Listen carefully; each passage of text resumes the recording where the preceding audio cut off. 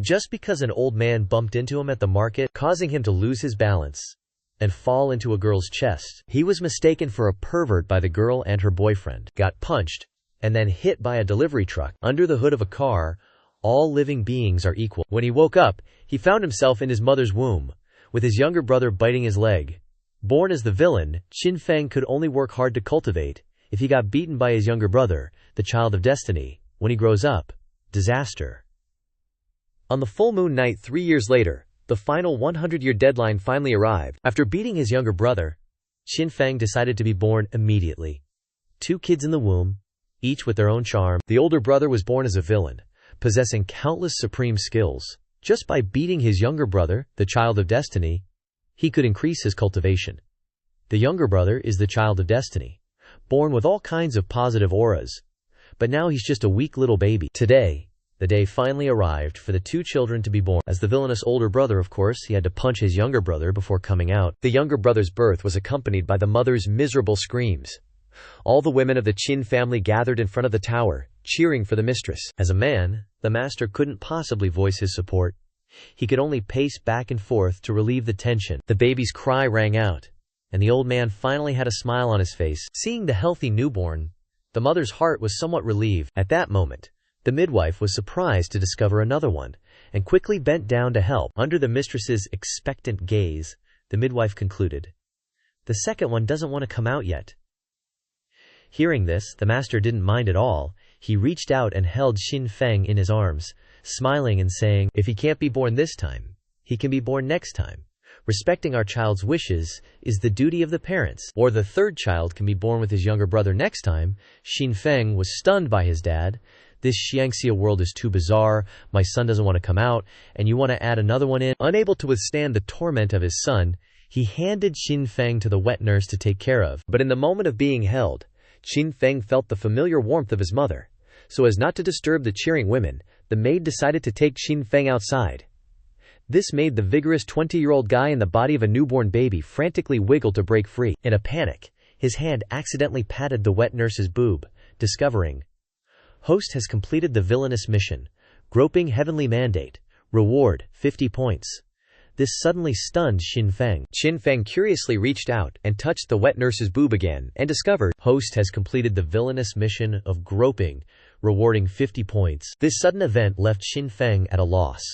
Not long after, sniffing the wet nurse's fragrance, the infant with an old soul revealed a wicked smile. For the past 3 years, he has lived very freely, either harassing the beautiful young wet nurses every day, or affectionately embracing the older sisters, who were not related to him by blood. Relying on his innocent appearance as a child, he did oppressive things without anyone suspecting. Sometimes he would be found out, but it was overlooked because he was still young.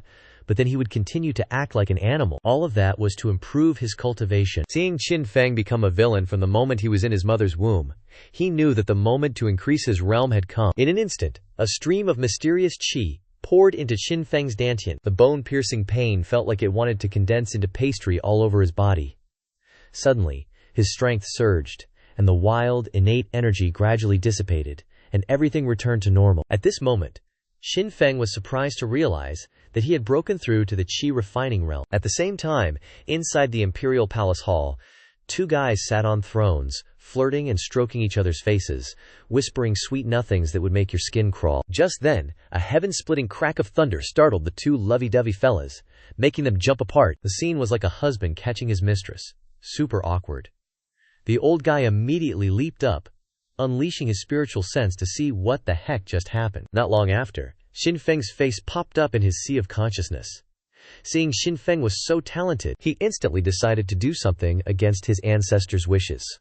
He had to destroy that kid. That day, he targeted the Qin family's sister's bathhouse. Watching the maidservants bathing, Xin Feng, who'd been single for 20 years, couldn't take it anymore. To appease his conscience, he swore he'd only complete the system's task, and wouldn't do anything evil otherwise. Just then, the system's voice chimed in. "Activate the task. Bathe together with the sisters.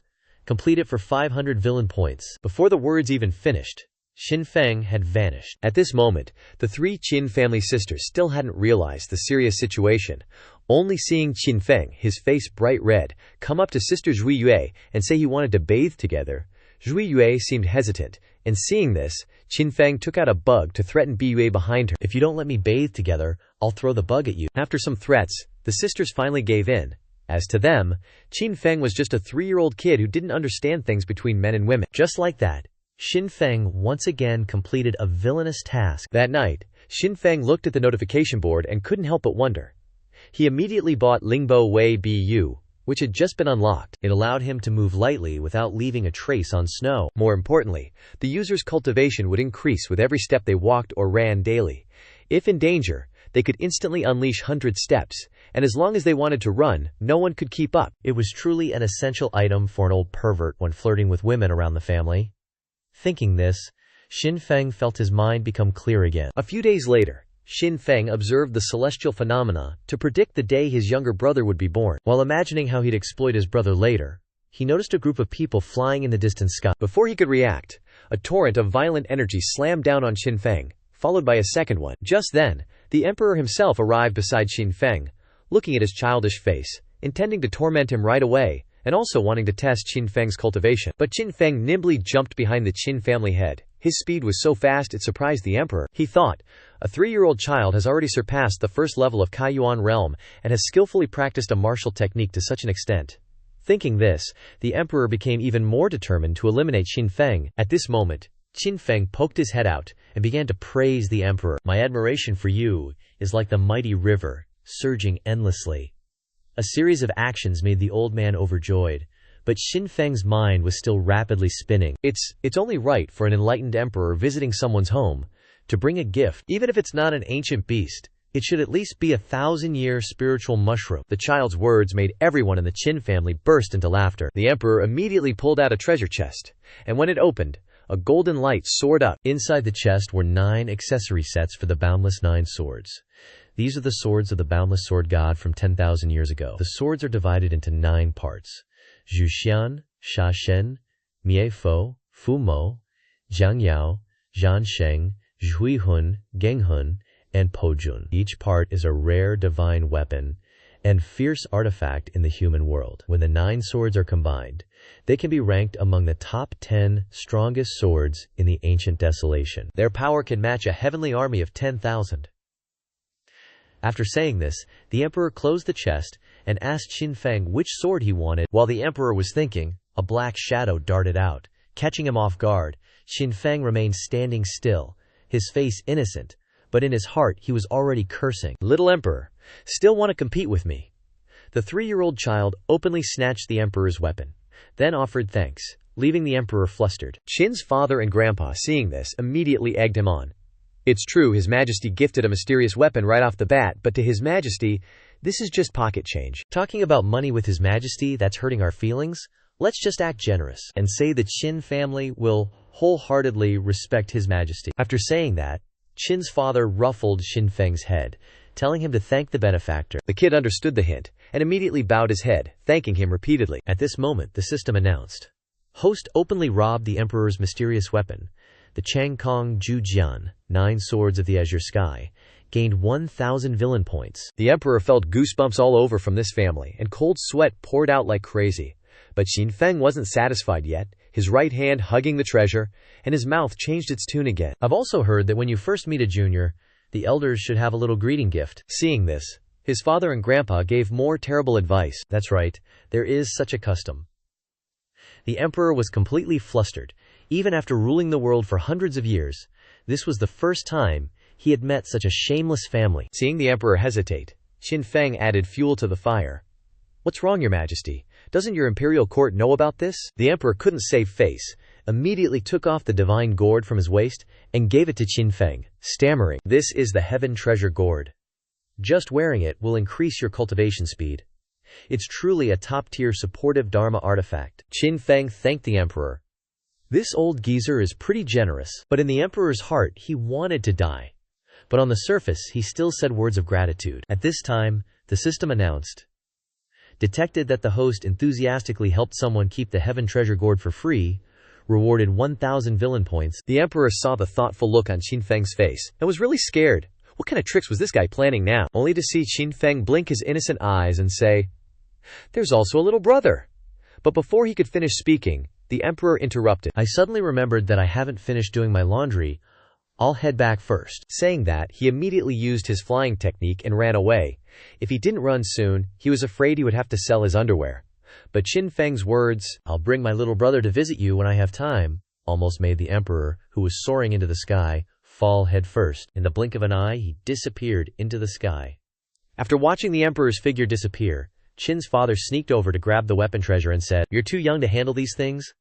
Let Dad keep it for now." Ignoring his son's cries and begging, he was determined to take it away immediately. Next, Grandpa Qin kicked Qin's father, flying dozens of meters away with one kick. Grandpa Qin smiled and stroked Qin Feng's head, returning the treasure gourd to the little boy. Qin Feng cried for a second, but as soon as he received the treasure gourd, his face changed. The crying, "Oh, never mind, I was pretending." Suddenly, a strange natural phenomenon appeared.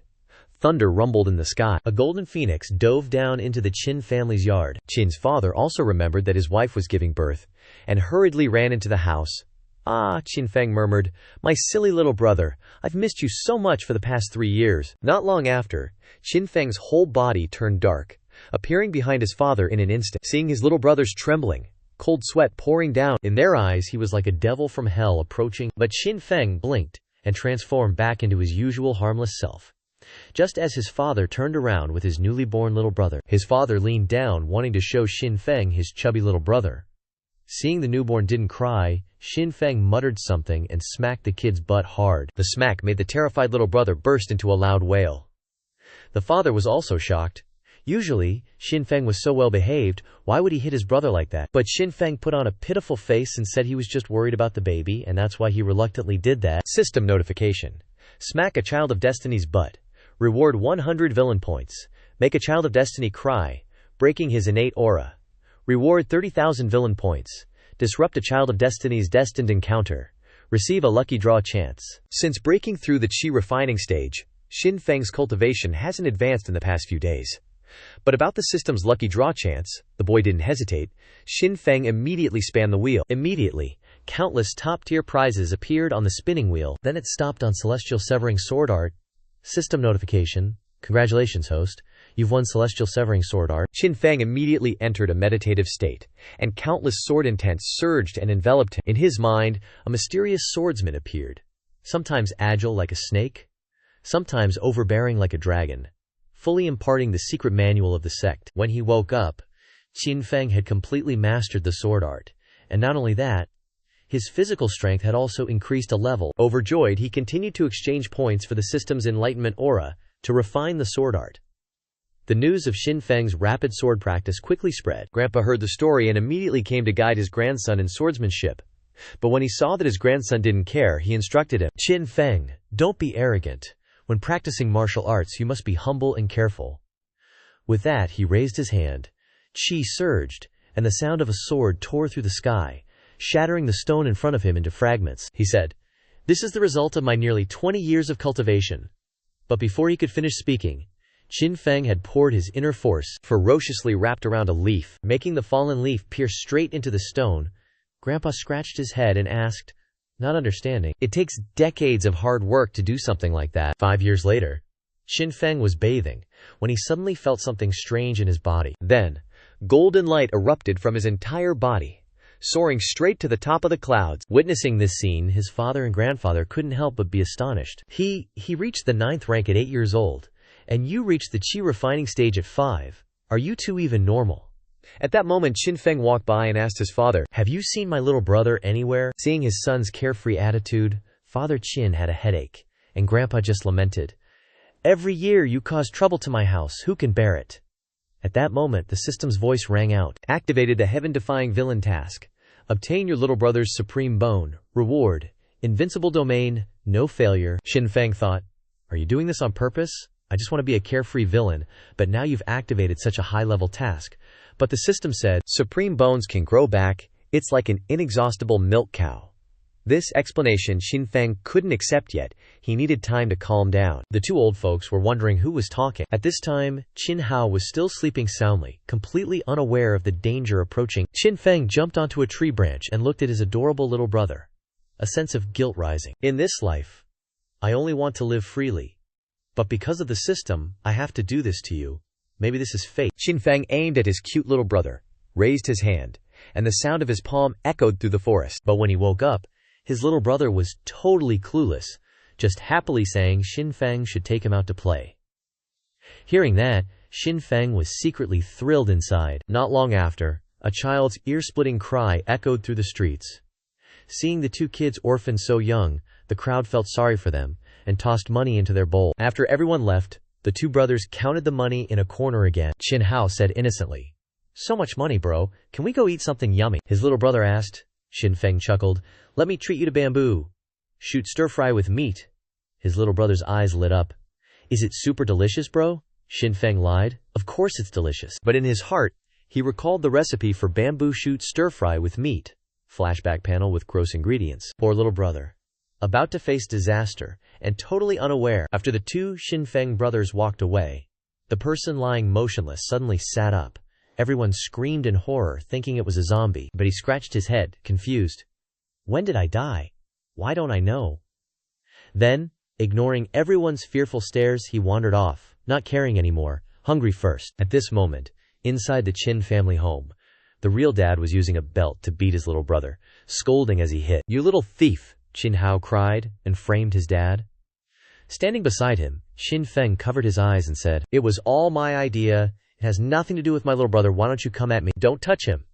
But the truth was, he had dumped everything on his little brother. At this moment, his little brother was crying loudly, looking up to see Xinfeng carefully wiping away his tears, inevitably loving his brother even more. But Xinfeng was thinking, "Dear little brother, a childhood without experiencing my bamboo shoot stir-fry with meat is incomplete." His poor little brother was being tricked the whole time. He still didn't know that he was being beaten black and blue for his big bro. Seeing his little brother could only lie prone with his butt in a mess, Xinfeng felt very uneasy. Future happiness completely depends on little brother's butt. What if the butt's gone? His poor little brother still kept expressing his affection for his brother. Xinfeng didn't beat around the bush, immediately comforted his little brother. But in Xinfeng's heart, he had already planned the next trap. He leaned close to his little brother's ear. "I have a way to help you get revenge for being beaten. But Dad is our dearest family. Don't worry, I won't betray you." Qin Hao nodded eagerly, promising. Xinfeng pretended to be serious. "If you want to know, I'll generously tell you. There's a small vault hidden underneath. If Mom knows about this, we're doomed." His little brother's eyes sparkled, constantly nodding in agreement. Afterwards, under the tree in the back garden, his little brother dug up 6 chests of gold, silver, and jewels.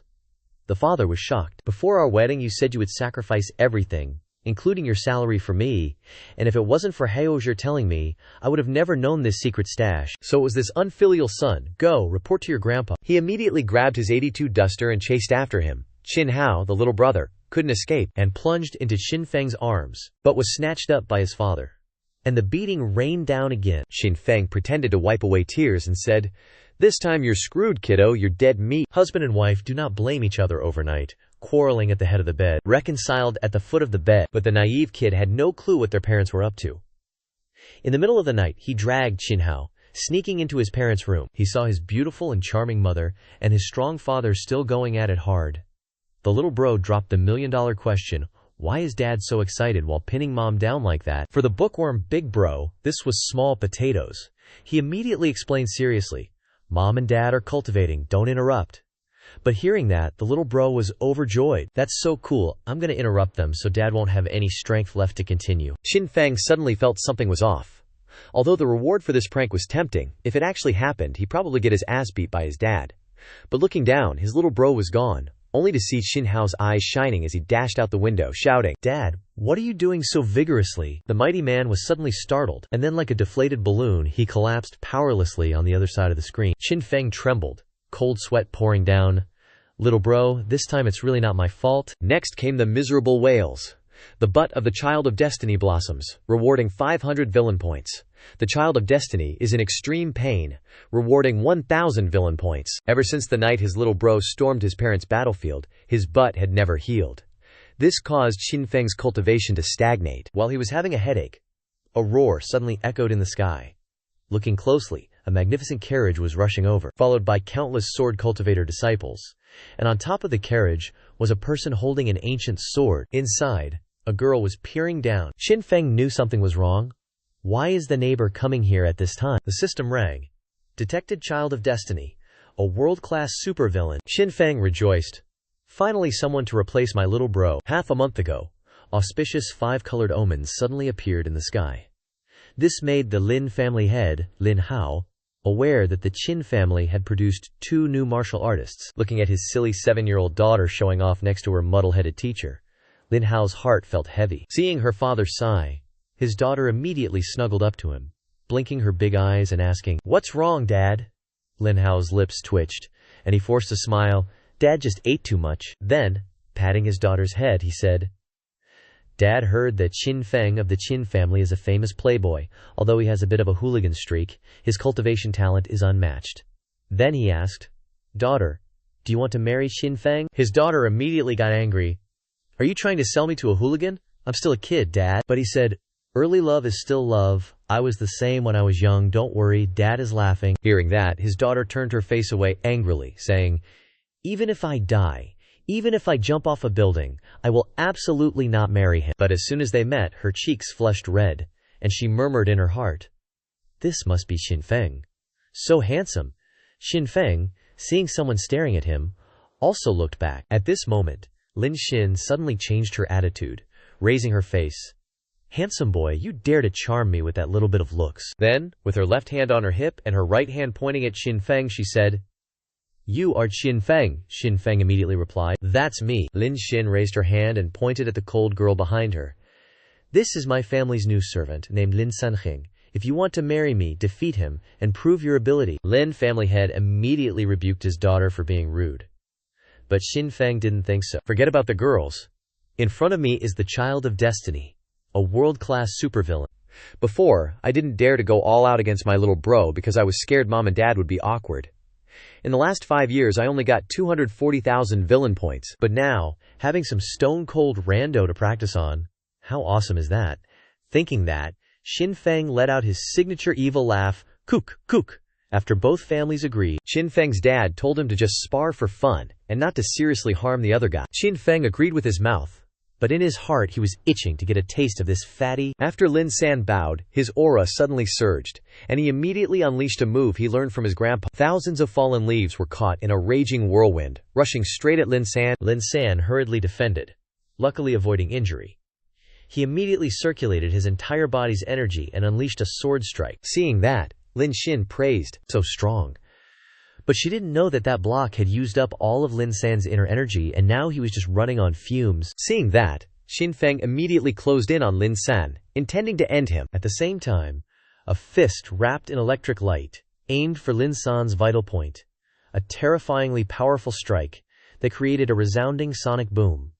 System notification. Detected host beating up the child of destiny. Reward, 200 villain points. When the smoke cleared, Lin San was still unharmed.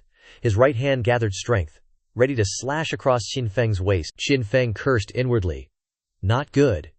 He immediately used his unique movement technique, narrowly avoiding the fatal slash. Seeing this, Lin Xin was even more convinced that Lin San would win, and she yelled loudly in encouragement. Qin Feng felt bitter inside. Is this the feeling of being suppressed by the protagonist? But right after that, the silent sky suddenly echoed with thunder. The guy standing amidst the wild energy just hesitated for a moment. Seeing that, the Lin family head was stunned. This is the ancient 9 swords soaring the skies.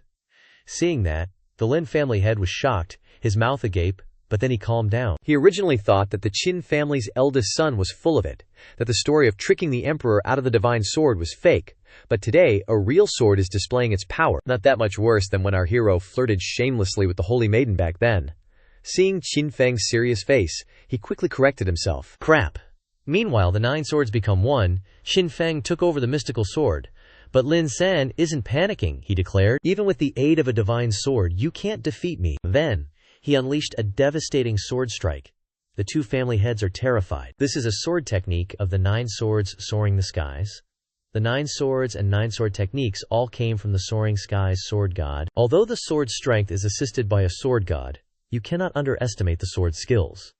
And right when the old man was about to jump out and help his son, Qin Feng held up his hand and stopped him. Don't interfere with me showing off.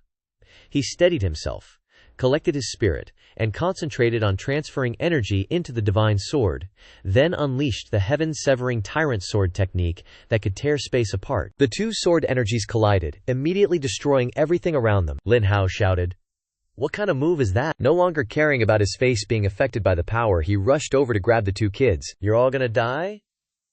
If Colin wasn't sure, he would have already flown out into the heavens. How could this be? No one has ever been able to block my sword. Who is he? Just as the sword was about to slice the bodyguard to pieces, the system voice rang out, "Child of Destiny's Tao heartbroken, reward, host, 100,000 villain points." Qin Feng heard this, and his heart thumped. Just one light poke, and I got 100,000. So, if I stabbed him in the heart, I'd probably get a few billion instantly. Thinking that, Qin Feng immediately closed in on the bodyguard and swung his sword down, injuring a favored son of destiny, reward 500 villain points. Frightening a favored son of destiny, reward 500 villain points. Killing a favored son of destiny, reward 500 villain points. Just as Qin Feng was about to kill the bodyguard, he was pulled away by a pair of hands. It was Qin Feng's dad, yelling, "Playtime is playtime, joking is joking." But no hurting the peace. Patriarch Lin also hurriedly shielded Lin San, thinking, Lin San is a once-in-a-century martial artist. Can't let this kid ruin him. Then he stepped forward and said to Qin Tian, "We should discuss the engagement between our two families." Qin Tian was secretly delighted. Qin Feng's performance this time is sure to be a success. After the two family heads left, Lin Xing gracefully approached Qin Feng, praising him non-stop. All the arrogant aura from before had vanished, replaced by the gentle, watery charm of a young woman. But Qin Feng was different. His murky eyes scrutinized Lin San intently. He ignored the girl's introduction, his eyes still glued to Lin San. Lin San got goosebumps. Suddenly, Qin Feng pointed at him and asked, "Lin Xin, is it okay for Lin San to visit often?" Lin Xin angrily cursed, "Qin Feng, you idiot. I treat you like my future husband, and you're eyeing my bodyguard." Then she turned away in resentment, leaving Qin Feng standing there dumbfounded. Girls are so hard to read. Completely oblivious to the girl's feelings, he's determined to invite the other guy to hang out tonight. Faced with the wood for brains guy's obliviousness, the girl angrily turned away, full of resentment. But when she got back to her room, she heard a bombshell. Her dad actually intends to marry her off to the Qin family's younger brother, Qin Hao. Keep in mind, Qin Hao is only 5 years old, but Lin Hao said, "My daughter refuses to marry the eldest son of the Qin family," and Lin Xin was stunned like a thunderbolt. Her face flushed as she rejected her father. "I'm 2 years older than that little brother. If the rumor spread, you'll be laughed at, Dad." But Lin Hao said generously, "Sister-brother love is super hot right now. Back then your dad almost married the younger sister of the Lin family too." To persuade her, Lin Xin's father shamelessly used familial affection to move her. A daughter marrying a younger husband will definitely be accused of marrying for money. As a result, the Qin family wasn't willing to marry their eldest son, Qin Feng, so they are marrying their younger brother, Qin Hao, to my daughter. Hearing that, Lin Hao burst into a rage. "Anyone who dares to badmouth my daughter, I'll wipe out their whole family." Lin Hao was completely furious at this point. He wouldn't allow anyone to hurt his daughter. Lin Xin shyly told her father to lower his voice a little, then said, "No matter what, I won't marry Qin Hao." Hearing that, he was startled and asked, "You like Qin Feng, don't you?" Lin Xin's face turned red, and she awkwardly denied it. "Who likes that idiot?" Lin Hao slapped his thigh. "Then marrying the younger brother of the Qin family is settled." Lin Xin was completely stunned, crying as she ran off.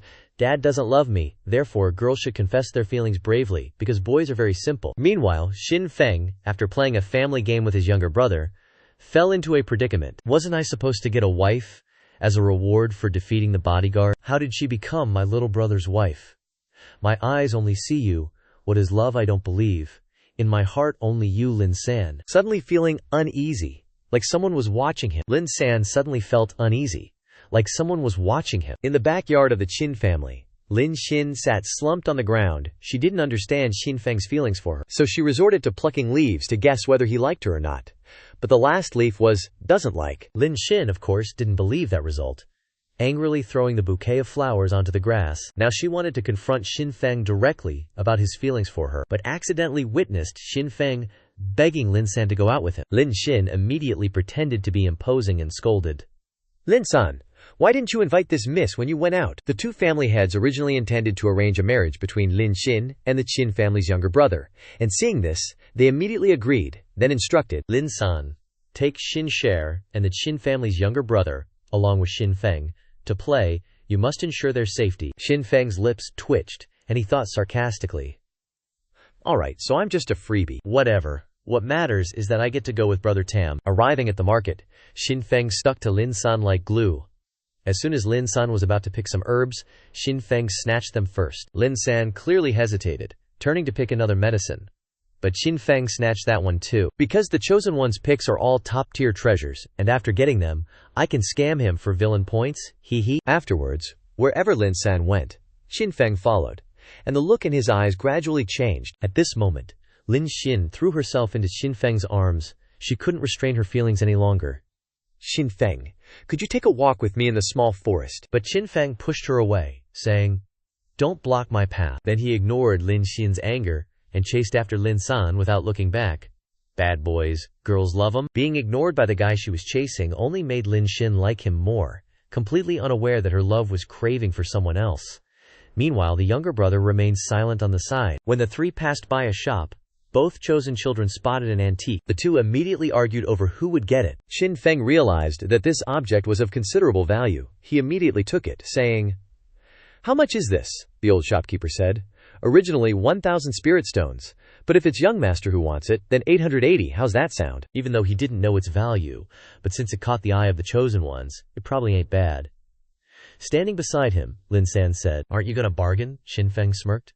"With 880 spirit stones, why bother bargain?" System notification detected that the host has broken the great fortune of the chosen child, rewarding a lucky draw opportunity. Xin Feng was surprised. It really is a treasure.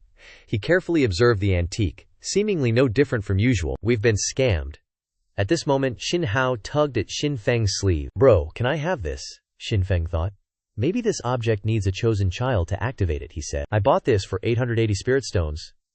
But seeing as it's you, little bro, I'll sell it back to you for 880 spirit stones." The simple-minded Xin Hao immediately took 1,000 spirit stones out of his pocket. "You don't need to give me back the 200 stones, thanks bro." But Xin Feng valued his reputation, saying, 880 is 880, and immediately returned 200 to his little brother. For this alone, Xin Hao's level of affection for his brother skyrocketed. Detected the host conning the chosen child, rewarding 500 villain points. At this moment, Xin Feng again spotted Lin San buying goods. He immediately approached him, smiling brightly. "Shopkeeper, I'll buy all your stock." Lin San panicked. "Could it be that the Qin family's eldest son is into me? But I'm a guy." But Xin Feng was just lamenting that he almost missed out on the chance to snatch. After packing up all the goods that Lin San had just chosen, Xin Feng followed him into another store. This time, Xin Feng's hand reached for a weapon, and the look in his eyes became even more turbid. Sure enough, Xin Feng snatched the item first again, then looked at Lin San, his eyes even more devilish. "You're not buying it anymore." Lin San hastily bowed his head in apology and hurriedly left. Even his underwear got snatched. Watching Lin San's receding figure, Xin Feng was super confused. These two masters and servants are really weird. Not long after, Lin Xin followed Xin Feng again. She knew Lin San wasn't feeling well. This was a good opportunity for the two of them to be alone. She invited Xin Feng to go to the market together, but was rejected. At this moment, a head popped out. Xin Feng said generously, "Right now, I only think about one person." That statement made Lin Xin believe that Xin Feng was a man who didn't care about women, a righteous man who wouldn't submit to power.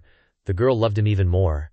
She put her hands on her hips and said, "The world would be incomplete without Xin Ji. I'll come again tomorrow." Looking at Xin Feng's increasingly tall figure, Lin Xin's feelings for him deepened even more. But what she didn't know was that those joking words had made Lin San behind the wall tremble. Before long, it was late at night. Lin San sat trembling, drenched in cold sweat. "My initial goal was to become an elite servant, but thinking about the wolfish actions during the day, how could the dream of becoming a pleasure seeker be so far away?" A few days later, the engagement ceremony between the Qin and Lin families was announced, marking the official alliance of the two families. The couple was Lin Xin and Xin Hao's younger brother. After a few days by Lin San's side, Xin Feng's feelings for him also deepened, but it was just treating him as a tool to find treasures. At this time, Lin San also noticed Xin Feng's gaze. He immediately turned away, but his cheeks flushed red, and his heart pounded wildly. At the same time, Lin Xin also noticed Xin Feng's gaze. Is he looking at me so he still loves me? Watching the Lin family's figures gradually move away, Xin Feng felt reluctant in his heart. But he had no choice. Returning home, the first thing he did was turn off the lights, open the lottery system to comfort himself. pouting and muttering the incantation, hoping he could run away from home with Lin San, and pressed the lottery button with one hand. The wheel spun wildly and stopped at the Great Might Heavenly Dragon God level. The Great Might Heavenly Dragon, combined with Dragon Mark, can use God-level Buddhist Dharma to strengthen one's defense, and also gain Phoenix eyes that can clearly see humans and demons. Suddenly Xin Feng found himself in the deepest part of his consciousness. This place was surrounded by radiant golden light, dragon marks roared, and suddenly a giant golden armor dragon rushed down in front of Xin Feng. The dragon opened its mouth to attack Xin Feng, but unexpectedly, it didn't harm him at all. Instead, it turned into a stream of golden energy that flowed into Xin Feng's heart. Xin Feng woke up with a start, practicing the imparted kung fu while unleashing the Great Might Heavenly Dragon. Immediately, a dazzling golden pillar of energy pierced straight into the clouds, and then shot straight up to the roof. This caused the newly repaired roof to have a big hole. To avoid being blamed, Xin Feng pretended to break through a cultivation point. He immediately took out the system and said, "I must upgrade." Then another burst of golden light rose, even stronger this time. Grandpa and Grandma immediately ran over. Grandpa shouted, "Great, another breakthrough!" But Dad just sighed. The house has to be repaired again. Next to him, Xin Feng was enjoying the joy of breaking through. Suddenly the system announced, "Master broke through the second heaven zone, 3 myriad villain points. Break through the third heaven zone, M myriad villain points. A total of 130,000. Hearing this, Xin Feng fainted in shock. "I'm done for. The villain points I've saved for years are all gone." Seeing this, Grandpa and Dad panicked and immediately stuffed precious medicinal leaves into Xin Feng's mouth, forcing him to swallow them. Two powerful families forming an alliance. Of course, no one could stop that. But this also caught the attention of the great Xia Emperor towards this alliance. The court split into two factions. One side wanted to eliminate the Qin and Lin families to stabilize the country. The other side believed they should unite to resist the increasingly powerful enemy, the Yin-Yu Empire. The more experts they had, the better to resist the invasion. The emperor cared a lot about this. To resist foreign invasions, the clans within the country needed to unite. But this also provided an opportunity for the Qin family's martial artists to rise to power. Internal strife and external threats? What a headache. When will the royal family produce such martial artists? Meanwhile, the Qin family's spies reported all the major events happening in the palace recently. They heard that the Yin Yue imperial family's threat to Great Xia was becoming increasingly clear. How could the Great Xia royal family be so blind? It's because, with the Qin family's potential, once they matured, the emperor's position would definitely be overshadowed. So, they wanted to quickly eliminate us. Xin Feng, hearing everything clearly outside the door, immediately thought of running away. But then he rejected that idea. Because he was a transmigrator, he initially didn't intend to invest too much emotion, because having feelings meant having weaknesses. But over the past 8 years, the Qin family had treated him very well. He had also developed feelings for them. Xin Feng thought of something. He immediately pushed the door open and entered. But his father immediately scolded him. His grandpa also blamed him. But seeing his grandpa's bright smile, Qin Tian sighed. His grandpa really spoiled him. Xin Feng then spoke his mind. "It's because the appearance of me and my little brother makes the royal family feel threatened. We just need to hide the two of us." But Grandpa understood clearly. The royal family is always ruthless and cruel. Unless the two of us die or are crippled, they won't let us go. That's the sentence Xin Feng was waiting for. He had already planned to dig out his little brother's supreme bone and turn him into a cripple. Hearing that, his father jumped up. Hao Four is only 5 years old. He can't endure that pain. But old man Qin just sighed. To achieve supreme status, having the divine bone alone isn't enough. You need great will and spirit. Perhaps it's fate. Although we can dig out Haoju's bone, later he can restore the clan, achieve supreme status. But what about you, Fengzhi? But then, Qin Feng's words stunned everyone. Qin Feng, out of jealousy for his little brother Qin Hao, personally dug out his brother's bone, taking the supreme bone for himself. After being discovered, he fled the Qin family, his whereabouts unknown. The Qin family's ancestor angrily ordered Qin Feng to be hunted down across the world. Qin Tian couldn't bear it anymore. How can the Qin family do such cruel things? If you want to fight, then fight, but don't surrender. Then he comforted Xin Feng. Don't mention this anymore, father won't let anyone touch you. But Xin Feng retorted. For the survival of the family, I am willing to take the blame. Finally, his grandpa asked one more time. Do you regret it? But Xin Feng remained determined. I believe everything I do. Later, my little brother will understand. But in his heart, he had long wanted to dig out his little brother's bone, leave the village, become a new person, and see the world outside. His grandpa immediately agreed to Qin Feng's request. Hearing that, his father couldn't believe his ears. When he reacted, he knelt down and begged the ancestor to withdraw the order. "That's my son. He's only 8 years old." Seeing his father kneeling and going crazy, Qin Feng quietly wiped away his tears. He stepped forward to help his dad up, promising that he would definitely return. Then he turned to look at his dad, his determined eyes begging his dad to continue protecting his mom and younger brother until his younger brother grew up. Without turning back despite his dad calling out, Qin Feng resolutely left. Watching Qin Feng's back, his dad knelt down on the ground, tears streaming down. "It's Dad who failed you kids, failed you." He barged into his younger brother's room in the middle of the night. Instead of being angry, his younger brother was overjoyed, opening his arms wide to hug him. But immediately afterward, he punched a hole through his heart. Then he dug out each vertebra from his spine. He couldn't believe it, still calling out to Qin Feng right before he died. But Qin Feng knew that this was the only way to protect his younger brother's life, to protect the lives of his parents and the people he loved. For the Qin family, Qin Feng was willing to bear the sins of eternity, even if the end result was being sliced into 100 pieces after digging out his younger brother's supreme bone. The system rewarded him as promised. Killed a heaven-chosen son on the verge of death. Reward 800,000 points. Obtain the supreme bone of the chosen one. Completed the legendary mission. Reward the invincible double pupils. Instantly, Qin Feng's eyes changed drastically, and the invincible double pupils appeared as promised. At this moment, his younger brother's trinket fell down. It was the thing that Qin Feng sold back to his younger brother during their outing. Unexpectedly, he still kept it with him until now. After receiving the invincible double pupils, Qin Feng also noticed the difference in the trinket. Just as his hand reached out to grab it, he stopped. Seeing that his younger brother only had his last breath, Qin Feng decided to leave the invincible double pupils for him. It's a path where no one can stop him. No need to borrow someone else's hand. Younger brother, take care. Don't know if we'll ever meet again, but this is farewell. At this time, the young man knelt in front of the door, not saying anything, just bowing and praying continuously. Inside the room, Qin Tian panicked, wanting to rush out but unable to open the door. Qin Feng, kneeling outside, praying towards his parents countless times. Each time, it sounded like a nail being hammered into their hearts. After a while, Qin Feng stood up, rain and tears streaming down his cheeks. Disciple Qin Feng, today is the last farewell to my parents. Thank you for your care over the past 8 years. Today, we may never meet again. I hope my parents take good care of my younger brother, especially yourselves. Please take care, listen to your filial son. The mother couldn't bear it any longer, rushing out screaming Qin Feng's name tragically. But it was too late. The person had left, and the water had turned cold, not turning back at all. Before, just calling out Qin Feng would immediately get a response, but now it was no more. The mother sobbed and then fainted. At this moment, the entire Qin family was eerily empty. Outside the gate, Qin Feng heard everything clearly but didn't turn back.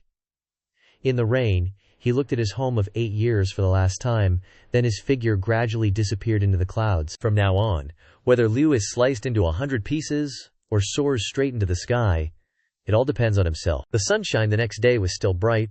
The Qin family's maids were still cheerfully calling Xiao Lao Da to wake up. If he doesn't wake up early, he'll be scolded. But Xiao Lao Da still didn't wake up. The maid panicked and ran out to ask for help. Soon the Qin family was full of people in the room.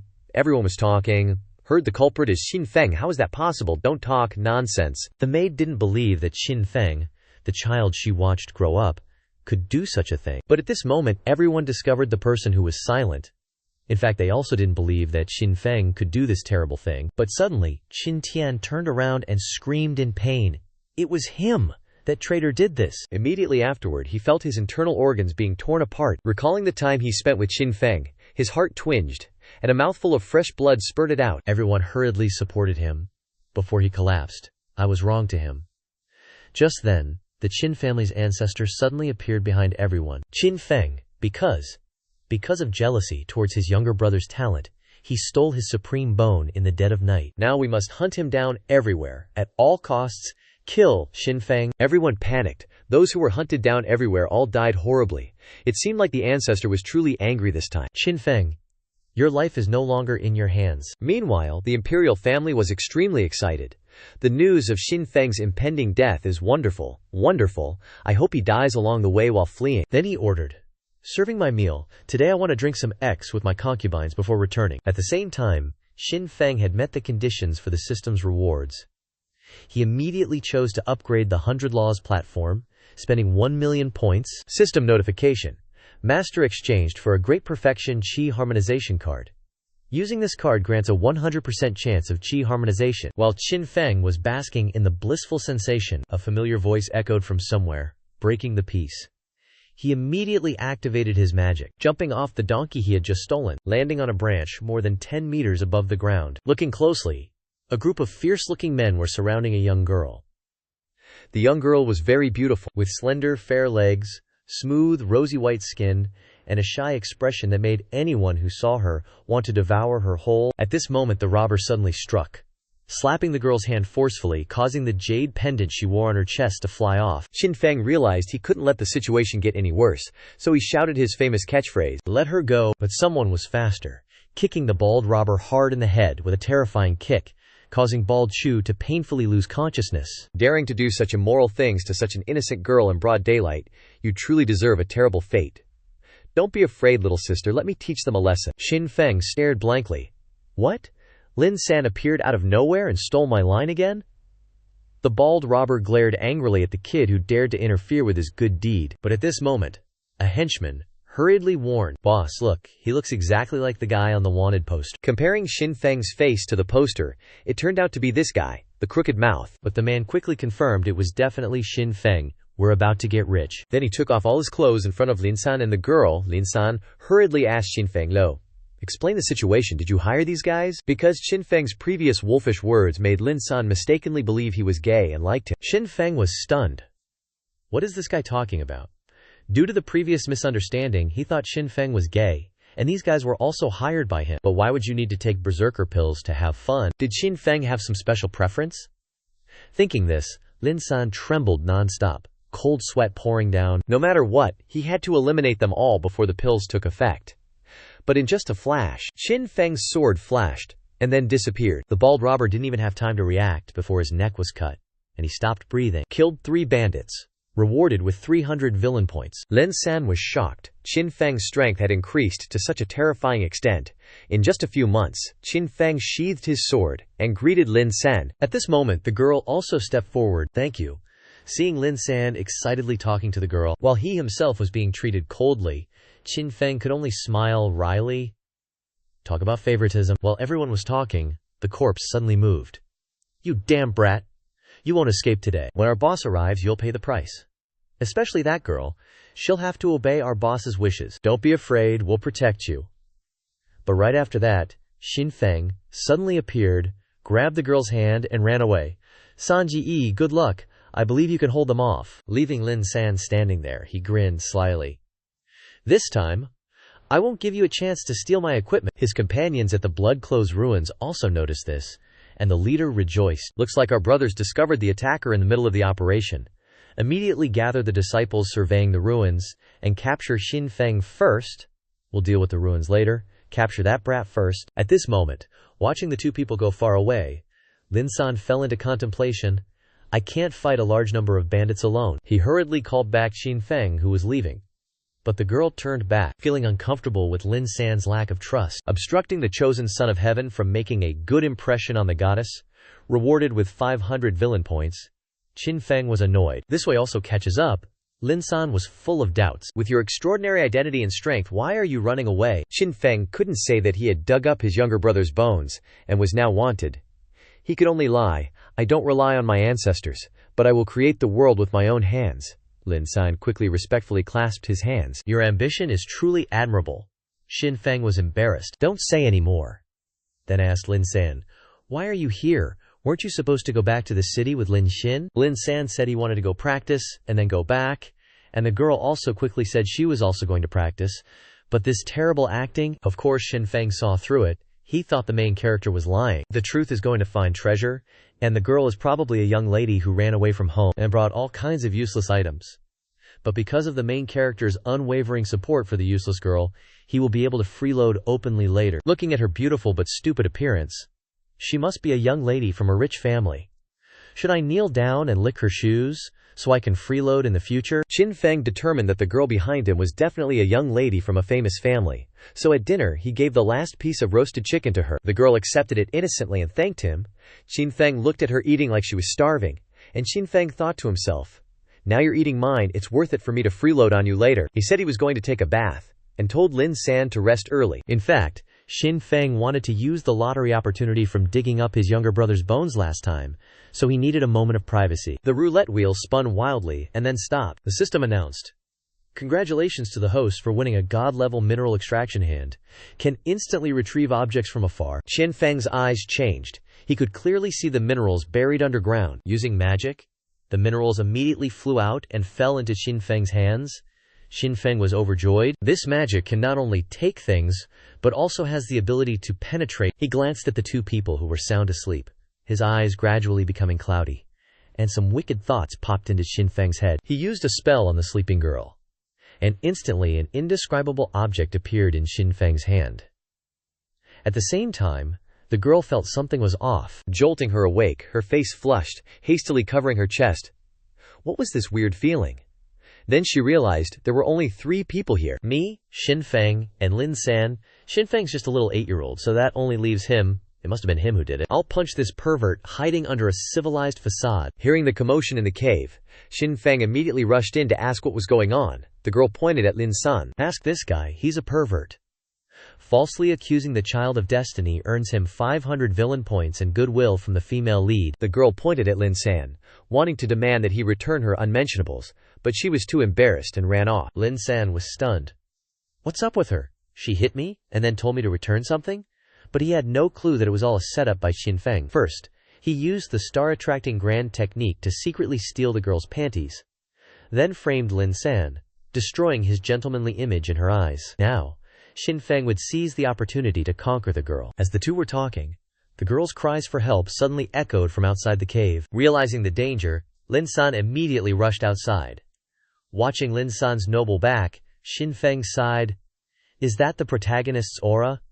Just got hated by the goddess, yet he has a chance to save the damsel? Well, screw it, I won't be a nice guy anymore. In the blink of an eye, Qin Feng had overtaken Lin San. He continued rushing towards the girl who was about to be torn apart by wild beasts. Then, Qin Feng scooped her up in a princess carry. Baby, don't be scared, I'm here. Qin Feng then used his movement technique to escape and fly up an ancient tree. At this moment, the girl was already trembling, her face flushed. Looking closely, Qin Feng was actually quite handsome. After ensuring her safety, Qin Feng asked about her well-being. Just then, the white tiger below the tree attacked again, and the girl almost fell. But luckily, Qin Feng managed to catch her slender waist, supporting her in his arms. But in just a split second, Qin Feng felt that something was off. He was groping all over the place. The girl's back was as soft as a steamed bun. My hand landed in the wrong place. He quickly retracted his hand, praying in his heart that she didn't notice. At this moment, Lin San ran over and said, This wild beast has extraordinary strength. We need to join forces to defeat it. But Qin Feng thought otherwise.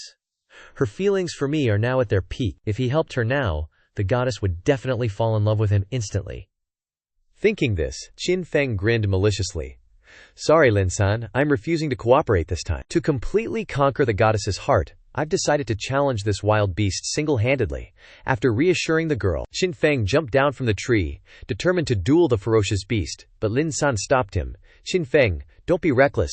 The monster is very ferocious. We can only defeat it if we join forces. But Qin Feng ignored him. He drew his sword and unleashed a mighty sword aura. It was the heaven-severing sword technique. But that powerful sword aura didn't cause any real damage to the monster. It only made it even angrier. The monster immediately attacked even more fiercely. Seeing that it was about to succeed, Lin San immediately stood in front of Qin Feng. Don't be afraid. Let senior brother take action. But Qin Feng ignored him.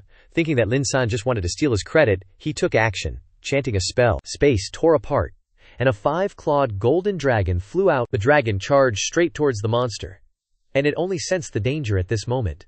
But it was too late. Heaven and earth shattered, and dismembered corpses flew out, only stopping when they crashed into a tree. Hindering the Child of Destiny's show-off earns you 500 villain points. Seeing the scene, Lin San was so shocked he couldn't speak. At this moment, The girl also ran to Xin Feng's side, praising him non-stop. But they didn't know that Xin Feng was very weak at the moment. That move had exhausted his body. While the three were talking, the insect bandit walked over, clapping his hands. That Chin kid is really something. Defeating the monster all by himself and killing so many of our disciples. You need to explain yourself today. Otherwise, it'll be hard to convince everyone. Who would have thought Xin Feng would just toss Lin San out? This is my cousin. If you want to catch me, you gotta get through him first. Then she grabbed the girl's hand and ran, yelling, "Second brother is so awesome. I'll go ahead first. You handle these trash." After Xin Feng ditched Lin San and ran away, the robber boss sent his disciples to chase after him, while he himself dealt with Lin San. Seeing the approaching man, Lin San realized he was no match. He swung his axe and charged straight at Lin San, but in a flash, a sword gleamed. Techniques erupted one after another, and the two sides fought fiercely. Meanwhile, Xin Feng was also in trouble. He had just taken down the last pursuer and grabbed the girl's hand to continue running. But she was still worried about Lin San. Xin Feng consoled. Lin San is the child of destiny. He has protagonist aura around him. He'll be fine. Before he finished speaking, the girl was struck by an arrow and fell to the ground. Xin Feng was furious. I've been protecting this girl for so long, and now she's hurt by this little imp. He immediately threw a punch at the thug's face, sending him flying into the clouds. Then he picked up the girl, anxiously examining her wound. But he was too exhausted. He had no strength left. The system detected that the host was weak and could use 1,000 villain points to restore stamina. Xin Feng clicked buy. So cheap. He bought it immediately. Restored 10% stamina. Continue to buy. The system prompted. Xin Feng was furious. I knew this damn system had some dirty tricks up its sleeve. Of course, continue to buy, spend another 9,000 points. The system's notification kept ringing for hours until dawn. At this moment, two hands groped the girl. The host is Xin Feng. The system reminded, my little sister is injured. What's the use of you groping her? Xin Feng turned the girl over to examine the wound, but found that it was healing at an alarming rate. Looking at his own hands, Xin Feng sighed. Something is strange. Xin Feng went to look for traces of Lin San alone. But what he saw were huge ancient trees that had been cut down by sword energy. Xin Feng realized that this was Lin San's unique move. As expected of the Chosen One, even such a fierce battle was handled so easily. While he was thinking, Xin Feng heard the sound of galloping horses from afar, relayed the message. The leader ordered his disciples. We heard that Lin San guy defeated the boss and went to heal. We have to get there first. We can't let him steal the opportunity. Realizing that something big was about to happen, Xin Feng jumped in front of the leader's horse. Wanna die, kid? But someone recognized him and shouted, It's Xin Feng, the young master of the Qin family. Seeing that he was famous, Xin Feng asked directly, Tell me, what's the name of the ruins you mentioned? But the robbers only wanted to capture Xin Feng alive for a reward, so they drew their knives, life and death in a flash. Sword light flashed. The group fell, their throats sealed by sword energy. Xin Feng turned around, his eyes cold. I intended to let you live a little longer, but you didn't know how to cherish it. He picked up the map that fell to the ground. It was indeed the address of the Snow Mountain ancient ruins they mentioned. Although it was unclear what Lin San was going there for, Xin Feng still put the map in his pocket. Back at the camp, he saw that the girl was still unconscious. Xin Feng decided to absorb his younger brother's supreme bone. He sat cross-legged, took out his brother's bone shard, then stabbed his chest hard with a knife, reaching into his chest cavity, groping around until he found the corresponding bone. Finally, he pulled out all of his own bone, then put in his brother's bone shard, hoping that it would take effect immediately. Afterward, Xin Feng felt as if his internal organs were about to explode. All the bones in his body were in a mess, and his body was like being kneaded into a pancake. Then he fainted on the ground, completely drained. After absorbing his brother's bone, Xin Feng passed out from the intense pain. Beside her, the commotion woke the girl up too. Opening her eyes, she was horrified to find a strange man's hand on her chest. She struggled to get free, and kicked the man in front of her hard. Looking closer, it was Xin Feng, and he was seriously injured. The girl was surprised to find her body stronger, and the wound on her shoulder completely healed. Looking at Xin Feng, she understood that he had saved her, and was seriously injured because of her. Seeing Xin Feng in pain, the girl made up her mind. I've received a favor from young Master Qin, now it's my turn to repay him. She embraced Xin Feng, using her body to help him recover his damaged meridians, sharing his pain like burning bones. After who knows how long, Xin Feng woke up, with the girl still by his side, taking care of him. At this moment she was shocked to find that Xin Feng's eyes had changed. His hand quickly grabbed a frantically flying bee. She was surprised. How is young Master Qin's hand so fast? But Xin Feng said, It's easy to catch when they fly this slow. He realized it must be because he had just absorbed the supreme bone, enhancing his physique. The system reminded him. The higher the level, the stronger the perception. After Xinyan healed Xin Feng's meridians, he realized his physique and perception were much stronger. Therefore, this guy begged the girl to slap him in the face. Xinyan wondered, could young Master Qin's brain be damaged due to the fierce battle just now? But seeing Xin Feng urging her to slap him and even slapping himself while grinning, she was scared and obediently raised her hand. But immediately after, her hand was tightly grasped by Xin Feng. She looked at him in horror as he caressed her hand. Seeing this, Xinyan panicked, convinced that young Master Qin's brain was definitely damaged. But Xin Feng just smiled and said, "Your hand is so soft, it's nice to hold." Then he even kissed her hand. This blatant flirting made Ziyan's heart flutter. She agreed to go with Xin Feng to the mysterious place. Not long after, the two arrived at the secret realm according to the map. Mission: successfully snatch the opportunity from the chosen one. Reward: gold coins. Folding the map, Xin Feng exclaimed, "He really is a chosen one, even finding such a hidden place." He immediately asked Ziyan to explore with him. The first night entering the mysterious place, the scenery felt somewhat familiar, but Xinyan was nervous. She just wanted to find young Master Lin. In the blink of an eye, Xin Feng took off his clothes and said, "This is a hot spring." Xin Feng had stripped down to his underwear. The reason he did this was because, in the Qin family's library, he had accidentally found an ancient book, which described in detail that in the center of the secret realm ruins was a sacred spring called the Mountain Boundary. The spring contains a lot of wood qi, and men and women bathing together will assist in cultivation. One day there is equal to a lifetime of hard cultivation outside. No wonder he rarely saw his parents in the Qin family. For 8 years, it turned out they were having fun here. Without hesitation, Xin Feng took off all his clothes and jumped into the spring. The wonderful feeling made him forget he wasn't alone. Seeing Xin Feng naked, Ziyan's brain froze. What is young Master Qin planning to do? Could it be that he wants to do that now? Is it too fast? But Xin Feng only saw the opportunity, rushed over, hugged her tightly, and lifted her up. Then both fell into the spring. Xinyan was flustered and accidentally swallowed a large mouthful of water. While struggling, she accidentally kicked Xin Feng in his sensitive spot. Xinyan broke free and scolded him, but Xin Feng said she was shouting too loudly and was afraid the robbers would hear them, which would be dangerous. Xinyan then understood that young Master Qin was doing this to protect her. She approached, wanting to heal the wound left by the kick to his sensitive spot. But Xin Feng's a good guy. He immediately backpedals. "If you really want to help, just strip down and take a bath with me." Hearing that, Xinyan's face twisted. As a young maiden, she couldn't imagine the person who saved her life asking her to strip naked and bathe with him. Seeing Xinyan's awkward expression, Xin Feng quickly explained, "Stripping down helps absorb the spiritual qi in the spring, and bathing together, man and woman, increases cultivation power." Hearing that, Xinyan was a bit disappointed, sighing, "Oh well, for the sake of cultivation I guess I have to." Successfully tricked an innocent young lady. Rewarded 300 villain points. Reading the notification, Xin Feng grimaced. "I'm not that kind of guy." But seeing Ziyan's seductive figure, he instantly changed his tune. "System, damn, your eyes are sharp." He closed his eyes and placed his palm facing hers. "Xinyan gauge, I'm starting now."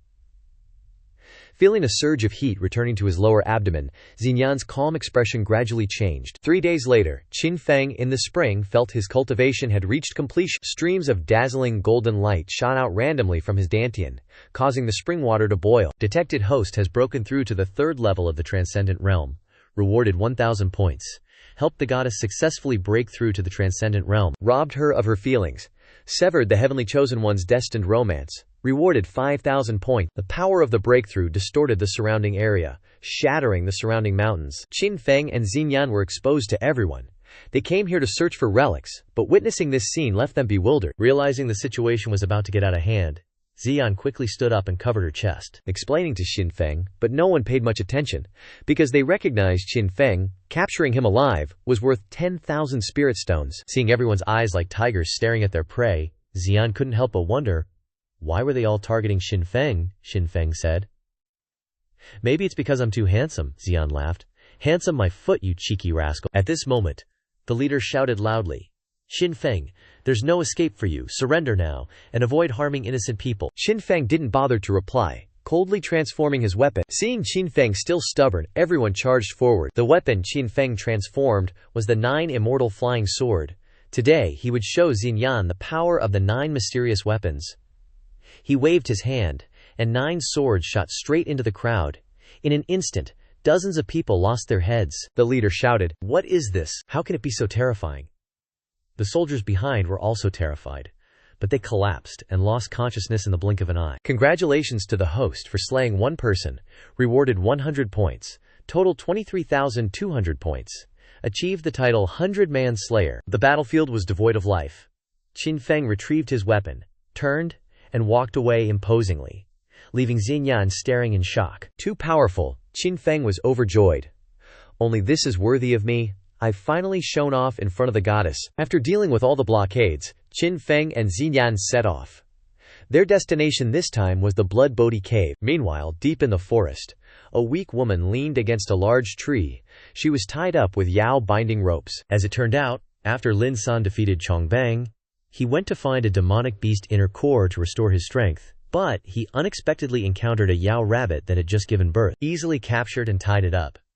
But Chong didn't know Qin Feng and Xinyan were secretly watching. Seeing them torturing the mother, Xinyan angrily clenched Qin Feng's arm. Unable to resist, Qin Feng squeezed her thigh, he said. "She squeezed my hand, I squeezed her thigh, now we're even," Xinyan helplessly cursed. "You petty little disciple." Then she noticed the scene. The rabbit Yao had been completely pierced through at some point, her rabbit ears clearly visible. Following Chongbang's orders, they withdrew their weapons and continued their assault. Xinyan immediately rushed out, shouting, "How can a large and powerful gang treat a mother so cruelly?" But the boss didn't give a damn, and recognized Qin Feng. He was overjoyed, and decided to capture Qin Feng as well. "Last time you escaped thanks to that warrior Lin San. You won't be so lucky this time." With that, he gathered his energy and charged forward. Seeing this, Xinyan tacitly pushed Qin Feng behind her, but Qin Feng coldly dodged to the side, pulling Xinyan along to escape, and even turned back to mock. "You're so slow, how dare you cause trouble on the streets?" Provoked, Chongbang gathered his energy and charged at the two of them again. Qin Feng seriously ordered, "You rescue the rabbit Yao, I'll stay and deal with him." Looking at the boss's body full of muscles like a withered tree with little energy, Qin Feng smiled faintly. "This is kinda interesting." He summoned the 9 immortal divine sword, and a 5-clawed golden dragon appeared behind him. Feeling looked down upon, Chong was so angry that the hair on the back of his neck stood up. He had to mobilize 100% of his power to take Qin Feng's head. But Qin Feng was much stronger than before. The invincible dragon god rushed in like a storm, crushing tigers and wolves, and directly chopped through the boss's heart. The shockwave carried endless power, clearing out the remaining lackeys completely. The battle eliminated 88 enemies, rewarding an initial 8,800 villain points. Qin Feng intended to leave some gang members alive, but they kept throwing themselves into his moves. While Qin Feng was sighing, Xinyan supported the rabbit Yao over. Trembling, she bowed to thank her savior. Then she recounted the original reason for entering the ruins to find fruit for her newborn, but unexpectedly encountered those guys. Because she had just given birth, she was very weak and was captured. She looked at Qin Feng with pitiful eyes, begging for some Bodhi fruits to feed her child. As a loving mother, she wasn't asking for much. "Just a few fruits, my lord." Qin Feng immediately agreed to this request. But the external environment changed. 1 fruit is 100,000 coins, and she also doesn't want her child to grow up with the idea of living off of others, right? But the rabbit Yao didn't have any money. Qin Feng wasn't discouraged. "No money, no problem. Do you have any valuables at home to trade?" But the rabbit Yao's home was just an earth cave, sitting on the ground all day, without even a bed. Qin Feng had no choice but to wave his hand and give her a handful of seeds. The rabbit Yao was extremely grateful to the benefactor for giving her seeds to eat. After Qin Feng gave the rabbit Yao the Bodhi fruit, she gratefully led the two of them back to the car to see her child. Seeing the adorable rabbit baby eating, Xinyan couldn't help but stroke it. At that time, the rabbit Yao handed the child to Xinyan. "You like it so much, right? Then raise it." Then she hugged her 2 remaining children and ran into the deep forest. Without looking back, Xinyan was shocked. "What is this? I've never seen anyone not giving money or gifts, but giving away their child." Next to her, Qin Feng discovered that the host received a god beast of the initial level and successfully bonded. Qin Feng was shocked. "This beast's potential is the same level as my younger brother." System prompt: primitive stage beast detected. Please use nurturing treasures. A single Bodhi fruit is only sufficient to sustain it for 1 day. Qin Feng grumbled. "Turns out, the little thing needs to eat right after being born? It's a total rice bucket, always wanting food wherever it goes. Seeing Xinfeng's serious expression, Ziyan assumed he didn't want to raise the bunny. She angrily tugged at Xinfeng's ear. "Why aren't you saying anything?" Xinfeng replied. "As long as you like it, we'll raise it. But even if you don't, I'll still raise it, because this is a primitive stage divine beast." Xinfeng's unintentional words felt incredibly warm to Ziyan. He's so kind, so reliable. Then Ziyan named the bunny Ia, but Xinfeng said, "It eats so much we should call it Rice Bucket." Seeing how cute the bunny was, Ziyan suggested names like Bao Bao or Tutu, but Xinfeng still preferred Rice Bucket. Finally, Ziyan relented, naming it Xiaobai, but insisting it officially be called Bai Bao, Little White. While they were arguing about the name, suddenly, a thunderous sound echoed from the distant mountain peak. A bunch of cultivators zoomed off towards the thunder, launching flying daggers. Found Lin San. But he discovered the Lin family's ruins and wants to eat everything. Today, we'll teach him a lesson. Hearing what they said, Xinfeng realized Lin San was in danger. He grabbed Xinyan's hand and ran towards the sound of thunder. When they arrived, they saw Lin San surrounded. As soon as Xinfeng and Xinyan showed up, Lin San immediately offered the treasure to everyone. This abnormal behavior made Xinfeng suspicious. According to the script, if the protagonist willingly gives up a treasure, there's definitely a conspiracy. He's using them as pathfinders. He quickly pulled Ziyan to hide in the nearby bushes. Just then, the leader saw Lin San handing over the treasure chest and sneered. Only able to break a few layers of enchantments, and he calls himself a sword god. What a lousy martial artist. He drew his sword and slashed straight at the treasure chest. When the blade touched the chest, the enchantment structure suddenly shifted, and a violent golden energy surged down the blade, piercing straight into the man's heart. A comrade, seeing this, immediately swung his sword to attack. "Brother Shimen, let me help you." Seeing this, the others also drew their weapons and charged towards the golden energy. But instantly, the structure began to drain everyone's energy and power, pulling them tightly into the center. Then, it shattered. The shockwave sent everyone flying. Hidden in the bushes, the two clearly witnessed the scene. I knew it. He wouldn't give up the treasure so easily. Now, over half of the enchantment structure was destroyed, but everyone was heavily injured and couldn't stand.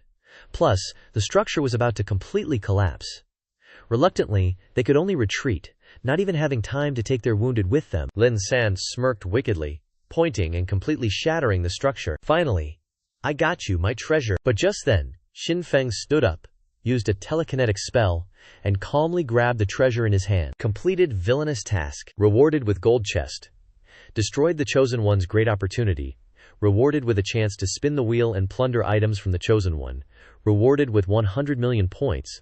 Just then, the Shimen family returned, and, seeing Lin San had obtained the treasure, they were enraged. They drew their swords and charged at Lin San, but Lin San remained calm, summoned a teleportation spell, and disappeared. A dark green energy surrounded Lin San. Immediately, Shimen slashed his sword, but just as the sword was about to hit, Lin San successfully teleported to another space. The teleportation distance is limited.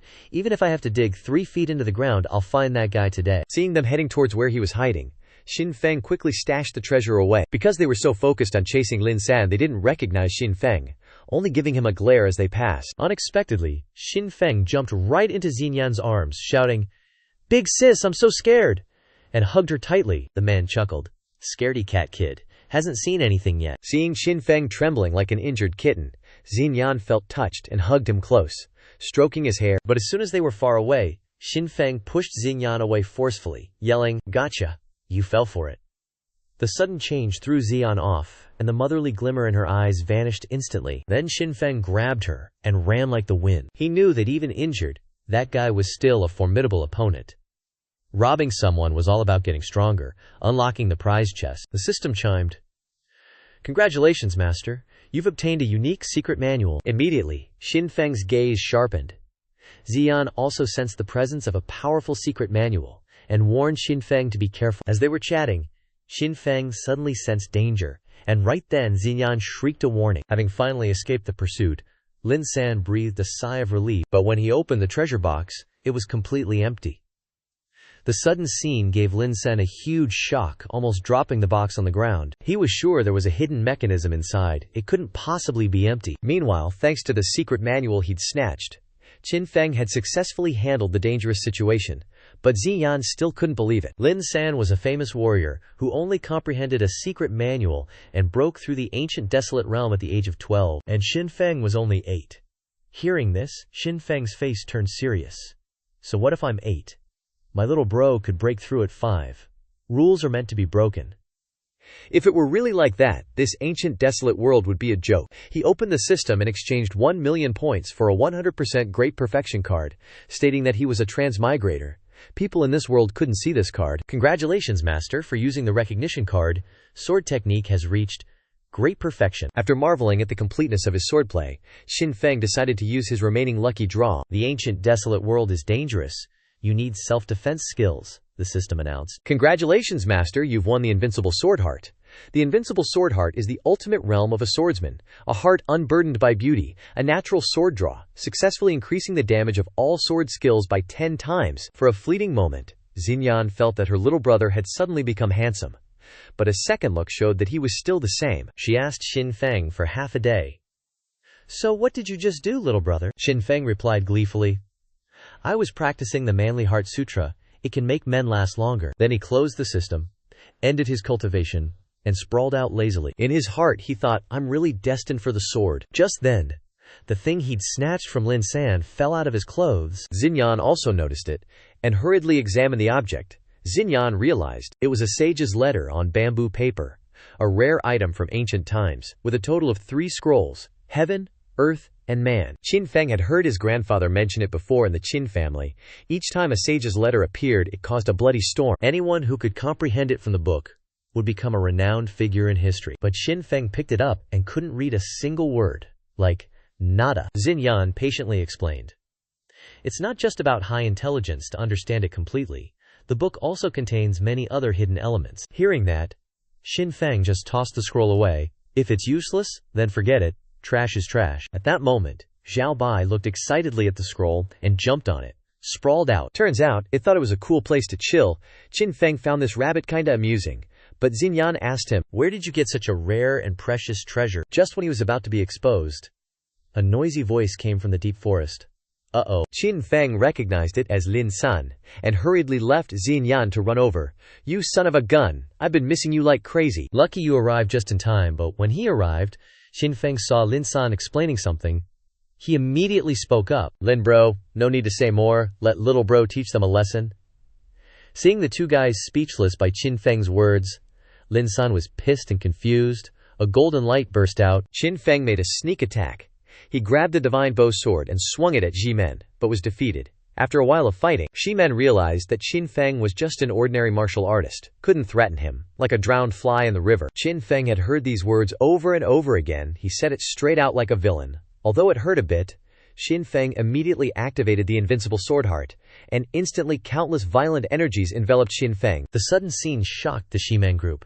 Even Lin San was surprised. Haven't seen you in a few days.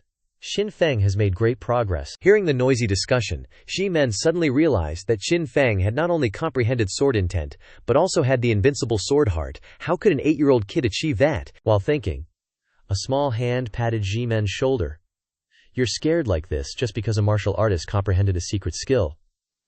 Then the little boy pushed Ximen aside, facing Qin Feng. You're the annoying brat who ran away from the Qin family for taking the supreme bone of the heavenly palace, right? Oh, I'm just looking for a way to defeat you, Qin Feng's murderous aura soared. Because you're still young, I'll thank you in advance. Then the Ximen soldier pulled out his sword, intending to suppress Qin Feng and beat him up, but suddenly felt his body burning hot and was picked up by his brother, yelling loudly for everyone to run. Looking at the two brothers running away in panic, the rest of the Ximen group felt very uncomfortable with the attitude of the two brothers. But Qin Feng praised. These two have foresight, unlike the idiots who are still standing still. Insulted again, the Ximen group's anger erupted. They decided to use all means to destroy Qin Feng. Qin Feng's eyes were cold. The murderous aura rose. He swung his sword and killed one person, rewarded with 100 points, continued to swing his sword and killed 8 people, rewarded with 800 points. Just now, the news that Qin Feng destroyed the Chongbang Uwai Ho had spread to the Qin family. His father Qin Tian jumped up after hearing this. Chongbang's strength is close to the third realm Qiling Martial. Qin Feng only managed to defeat him using the power of the Supreme Bone. Fearing that Qin Feng would get lost in power that wasn't his own, he was extremely worried. But his grandfather was very at ease. According to him, Qin Feng had the courage and would not be affected by the Supreme Bone. At this time, the intelligence continued to report.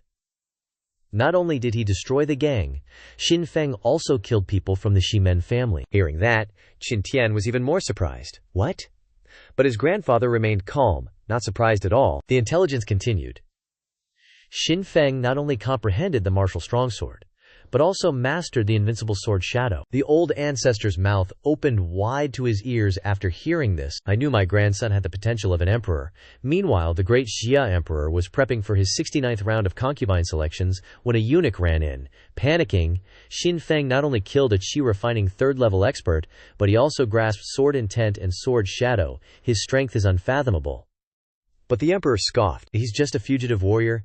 Those are the easiest to kill. Arriving at Spiritwater Mountain, Lin San saw Qin Feng splashing around with Xianyan in the stream and doubted himself.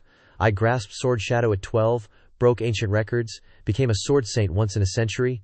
Now, an 8-year-old is surpassing me, even creating the god-slaying move, One Heaven 8 Swords. System notification, provoking the chosen one of heaven, causing him to doubt himself. Reward, 100,000 villain points. Qin Feng grinned. Just flirting with the male lead's goddess gets me points. Gotta crank it up a notch. He put on a pitiful face and chuckled. Asking Lin San about sword techniques, Lin San blew his top. You dare mock me? You've already grasped invincible sword intent. What can I even teach you? Unexpectedly, Qin Feng dove into Xianyan's arms, whimpering. Sis, Xianyan, I'm so scared of him. I really don't know sword techniques. I just swing. Like a simple K-sword. Swinging a sword. Isn't that One Heaven 8 Swords? Lin San almost lost his marbles out of rage. System notification. Host continues to provoke the chosen one of heaven. Reward, 100,000 points. Just then, Xianyan hugged Qin Feng tightly, scolding Lin San. Why are you getting angry at him? He's still a kid. Lin San completely short-circuited, not only provoked by Qin Feng but also hated by the goddess. System further rewards 100,000 points. 8-year-old Qin Feng ogled Xianyan's figure and snugged his head into her chest area. Seeing Qin Feng snatching his goddess, Lin San went ballistic and ran away. But Qin Feng didn't let him off the hook, continuously taunting him verbally, raking in another 100,000 points. Lin San felt even worse, turning around to flee. Seeing Lin San's figure about to disappear, Qin Feng panicked. He couldn't miss this chance to milk this cash cow dry. He charged forward and gave Lin San a bear hug. As the two were wrestling, an armored troop flew over. The leader was the emperor's #1 spear general, Cheng Kun, tasked with capturing Qin Feng. Instantly, all three were overwhelmed by the oppressive aura. Afraid to even move, Lin San knew Cheng Kun's strength far surpassed both of them. Plus, he had thousands of elite soldiers. The situation was grim. Hearing this, Qin Feng thought for a moment and came up with an idea. He started to tear up, looking at Cheng Kun. Uncle Cheng, who are you looking for? I am Cheng Kun, Royal Guard. Today, I come to arrest you. But, Qin Feng said, then killing me. Can uncle let the two of them off? Then he turned back and said to Xianyan and Lin San, I'm willing to sacrifice myself for sis Xianyan. Make your move. Cheng Kun swung his spear, yelling, Today I'll behead you, you little brat. Just then, Xianyan screamed, crushing the teleportation jade in her hand. Immediately, a golden lightning bolt struck, dividing the battlefield. Then space warped. A gigantic creature appeared. On its head was a red-clad young woman, with unmatched beauty. Meanwhile, Qin's family spy reported. The emperor sent Cheng Kun with thousands of elite troops to encircle and kill Qin Feng. This news made even the normally calm grandfather panic, ordering 13 grand protectors to prepare for rescue. At this point, Qin Feng realized he was in deep trouble. This free-spirited woman was easily in the top 5 strongest in the Yin Yue dynasty. Seeing this, Cheng Kun roared, Don't interfere in my business. But the woman just gave him a mesmerizing glance, her eyes full of allure, and said, This humble one is just a frail maiden. How dare I go against the general? Instantly, a beam of purple energy shot straight into Cheng Kun's heart, creating a hole 30 centimeters in diameter through his chest. Ouch. Satisfied, Yu Shen sucked the energy back and blew him a kiss, smooch. Before they could react, the guards, witnessing their master's gruesome death, collapsed to the ground. Seeing such ruthlessness, Qin Feng didn't dare to be careless either. But seeing Xianyan's panicked expression, he got dragged into their escape plan. Next, Yu Shen snapped her fingers, and energy enveloped the two of them. She gently asked, Ziyan, where do you think you're running off to? This made Ziyan blush, while Qin Feng just wanted to chill out and not get involved in personal drama. Seeing Ziyan's silence, Yu Shen closed her eyes and activated her inner power, instantly transporting the two to a deep, hidden world. Then she commanded, they must tell the whole truth. Realizing there was no escape, Ziyan blurted out directly, everything. This title intrigued Qin Feng. Suddenly, Yue Shen angrily lightly slapped Ziyan. You still know I'm everything. Silently running away from home, and even infiltrating the Daxia territory. What if something happened? How would I explain it to your parents? To divert attention, Xingyan pulled Qin Feng closer. This is Qin Feng, my trophy. He comprehended sword intent and sword heart at the age of 8, didn't you? Amazing! Hearing this, Yu Shen stopped her actions, curiously looking at Qin Feng. She heard that it took a woman 100 years of pregnancy to give birth to 2 warriors, Qin Feng and Qin Hao. Recently, there was news that Qin Feng was being hunted for digging out his younger brother's Jihe Zunbone. She thought he was dead, but he was reborn in a tragic situation and comprehended the invincible, transcendent sword heart. While she was pondering, Qin Feng suddenly ran over and asked, Do you believe in love at first sight, big sis? This kid already knows love? Yu Shen giggled. Qin Feng replied seriously, Yes, I like you already. When I grow up, I'll definitely marry you. Standing beside him, Ziyan trembled with anger. You little brat, I'm worried about you, and you're flirting with my everything. Yu Shen laughed. Little boy, your ambition isn't small. A man's ambition isn't in his height, but in his thick skin. What a little rascal, but I like it. Unable to hold back, Yu Shen burst into hearty laughter, shaking uncontrollably. Seeing her everything being hooked by Qin Feng, Ziyan's cheeks puffed up in anger, wanting to kick him. At this moment, the Qin family ancestor led 13 protector guards in robes, and Qin Feng's father sent a secret message. Don't be afraid, son. Dad will save you. Qin Feng rolled his eyes.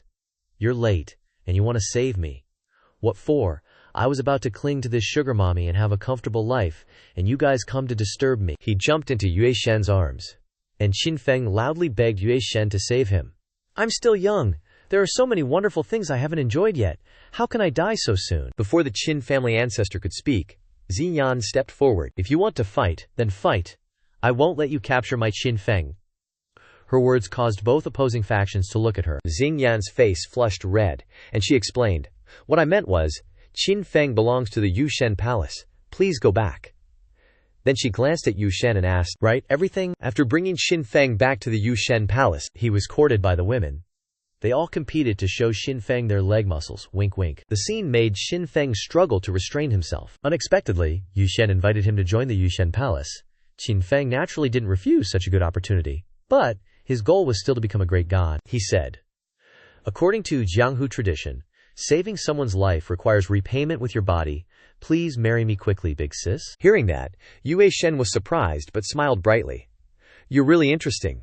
I officially appoint you as the divine son of the Yue Shen palace. Qin Feng said, I'll cultivate with the goddesses, living and eating with everyone. But Yu Shen replied, The divine son and divine daughters are always directly guided by me. You can't just fool around. Qin Feng insisted. Then can I cultivate and live with you, sis? Yue Shen smiled. Cultivating together is fine. She was extremely lenient towards Qin Feng. Seeing Yue Shen agree, Qin Feng, his face flushed, suggested sleeping together. Seeing her scheme succeed, Ziyan angrily pulled Qin Feng's ear. What are you eyeing all the time? Am I chopped liver? From now on you'll stay with me in the Divine Daughter Palace. Don't you dare peek anymore. Geez, I have so much work to do. Qin Feng thought. Raising a wife from a young age, how interesting. 7 years passed. The sound of the waterfall echoed from the cliff face. The group of goddesses curiously looked down at the waterfall, their eyes full of unsatisfied desire. The one standing there so properly was none other than Qin Feng. 7 years later, while engrossed in his activity, Xiao Bai suddenly appeared. Alright ladies, 5 minutes is up. 1 ticket costs 5 spirit stones. First come, first served. Hearing that, the girls swarmed forward. Xiao Bai revealed a greedy expression. Me first. I clearly got here first. Xiao Bai calmly pulled out a pair of underwear and 2 tickets. Regular tickets are 20 spirit stones. Temporary tickets are 60 spirit stones. Which one of the 2 tickets do you ladies want? Before he could finish speaking, the items in Xiao Bai's hands were snatched away. Huge profit this time. I really am a money-making bunny, Xiao Bai thought gleefully. the way to get stuff from Qin Feng. The two girls behind argued about the underwear, forcefully pushing Xiao Bai out, and he fell straight into the water. But as he floated up, a burst of sword ki suddenly tore through the waterfall, flying straight towards Qin Feng. The attacker was Xing Yan. 7 years later, she was now grown up, her eyes and smile full of charm. Just now, Qin Feng simply blocked an invisible sword strike. Following that, two beauties appeared on the cliff face, Yu Shen and Ziyan. Over the years, Qin Feng followed Yu Shen, cultivating spells exclusive to women. In his 7 years by Qin Feng's side, Yu Shen's allure only grew stronger, constantly making him want to conquer her. Seeing Yu Shen, Qin Feng immediately showed off his toned abs, trying to seduce her, but was immediately kicked into the water by Ziyan. Even though he looked ridiculous, in the girl's eyes, Qin Feng was extremely handsome and masculine. Damn, Qin Feng is too handsome. Worth losing my virginity for. Such a strong body. Realizing her thoughtless words, she immediately corrected herself. Together, it's okay. After kicking Qin Feng into the water, Xinyan said angrily, "You've been eyeing everyone since you were young. Am I such a stunning beauty that you don't even bother to look at me?" But Qin Feng didn't care, even flicking water onto Xinyan, the water droplets landing right on her chest, clearly revealing her full curves. Pretty big, can probably be smashed. Xinyan's face flushed red, and she jumped into a fight with Qin Feng. Yue Shen was used to Qin Feng's teasing, calmly saying, "In a few days is the once every 5-year deathmatch tournament of the Yin Yu Royal Court. Do you want to participate?" Her words piqued Qin Feng's interest, and he immediately stopped fooling around. But Xinyan didn't stop in time, and crashed straight into him. The deathmatch tournament is like the college entrance exam nowadays. Families will send warriors into the arena. Those who pass will be trained by the royal court, and those who fail will die and never leave the arena. Hearing the name, Xinyan shuddered worriedly. She didn't care about the exam, only feared that Qin Feng would be in danger. But Yue Shen said, "Those who pass often become future princes. Ziyan will be a Yu Shen, and Qin Feng will become an emperor protecting the people. Even so, what if something unexpected happened, and Qin Feng died?" Feeling his body tense up, Qin Feng hurriedly pulled himself away from the important task awaiting his decision. "It's been ages since I exploited a child of destiny. My villain points are running low. If I don't find a new victim, chosen one, I'll have to resort to stealing." Feeling a surge of excitement in his lower abdomen, Qin Feng couldn't hold back anymore. Lilsbro stood at attention immediately, feeling like it was equipped with an 8-time microscope, plus an assault rifle, making things a bit uncomfortable. At this moment, Xinyan also felt something hard and cold poking into her belly. She immediately unleashed her tiger-grabbing technique. Sensing danger, Qin Feng pushed Xinyan away forcefully, shouting, "There's a snake!" This action not only startled Xinyan, but also the 3 girls who were peeping, along with Xiao Bai underwater. Seeing everyone suddenly bursting out, Qin Feng quickly covered his chest. "Crap, they saw everything, they know I've been discovered." The 3 girls knelt down, begging Yu Shen for forgiveness, apologizing profusely. "We know we were wrong," Yu Shen said. "According to the Moon God Palace rules, peepers will be severely punished." Then she turned to Qin Feng, "Divine child, administer the punishment immediately." Qin Feng spanked the 3 girls' bottoms, followed by painful whimpers. Seeing their pitiful expressions, Qin Feng said, "You've understood your mistake. I'll spare you this time." Then he gestured for them to hurry up.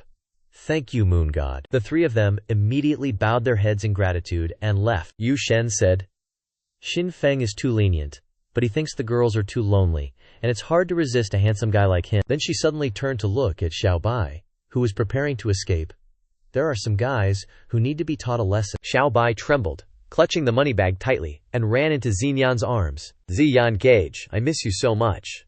But he was still caught by Qin Feng. He said to Yue Shen, "I'll excuse myself to prepare in advance." Then he pinched Xiao Bai's cheeks. Yue Shen announced, "In the next few days, Da Xiao will send an envoy.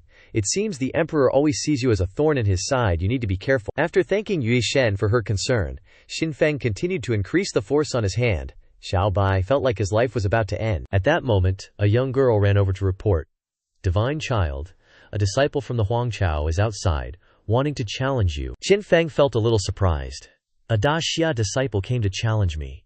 Seeing that Qin Feng didn't come out to face him, the disciple cursed him as a traitor, then gathered his cue into a ball and smashed it towards the Moon God Palace. The Moon God Palace girls bared their fangs and brandished their swords at him, but he still arrogantly disregarded everyone.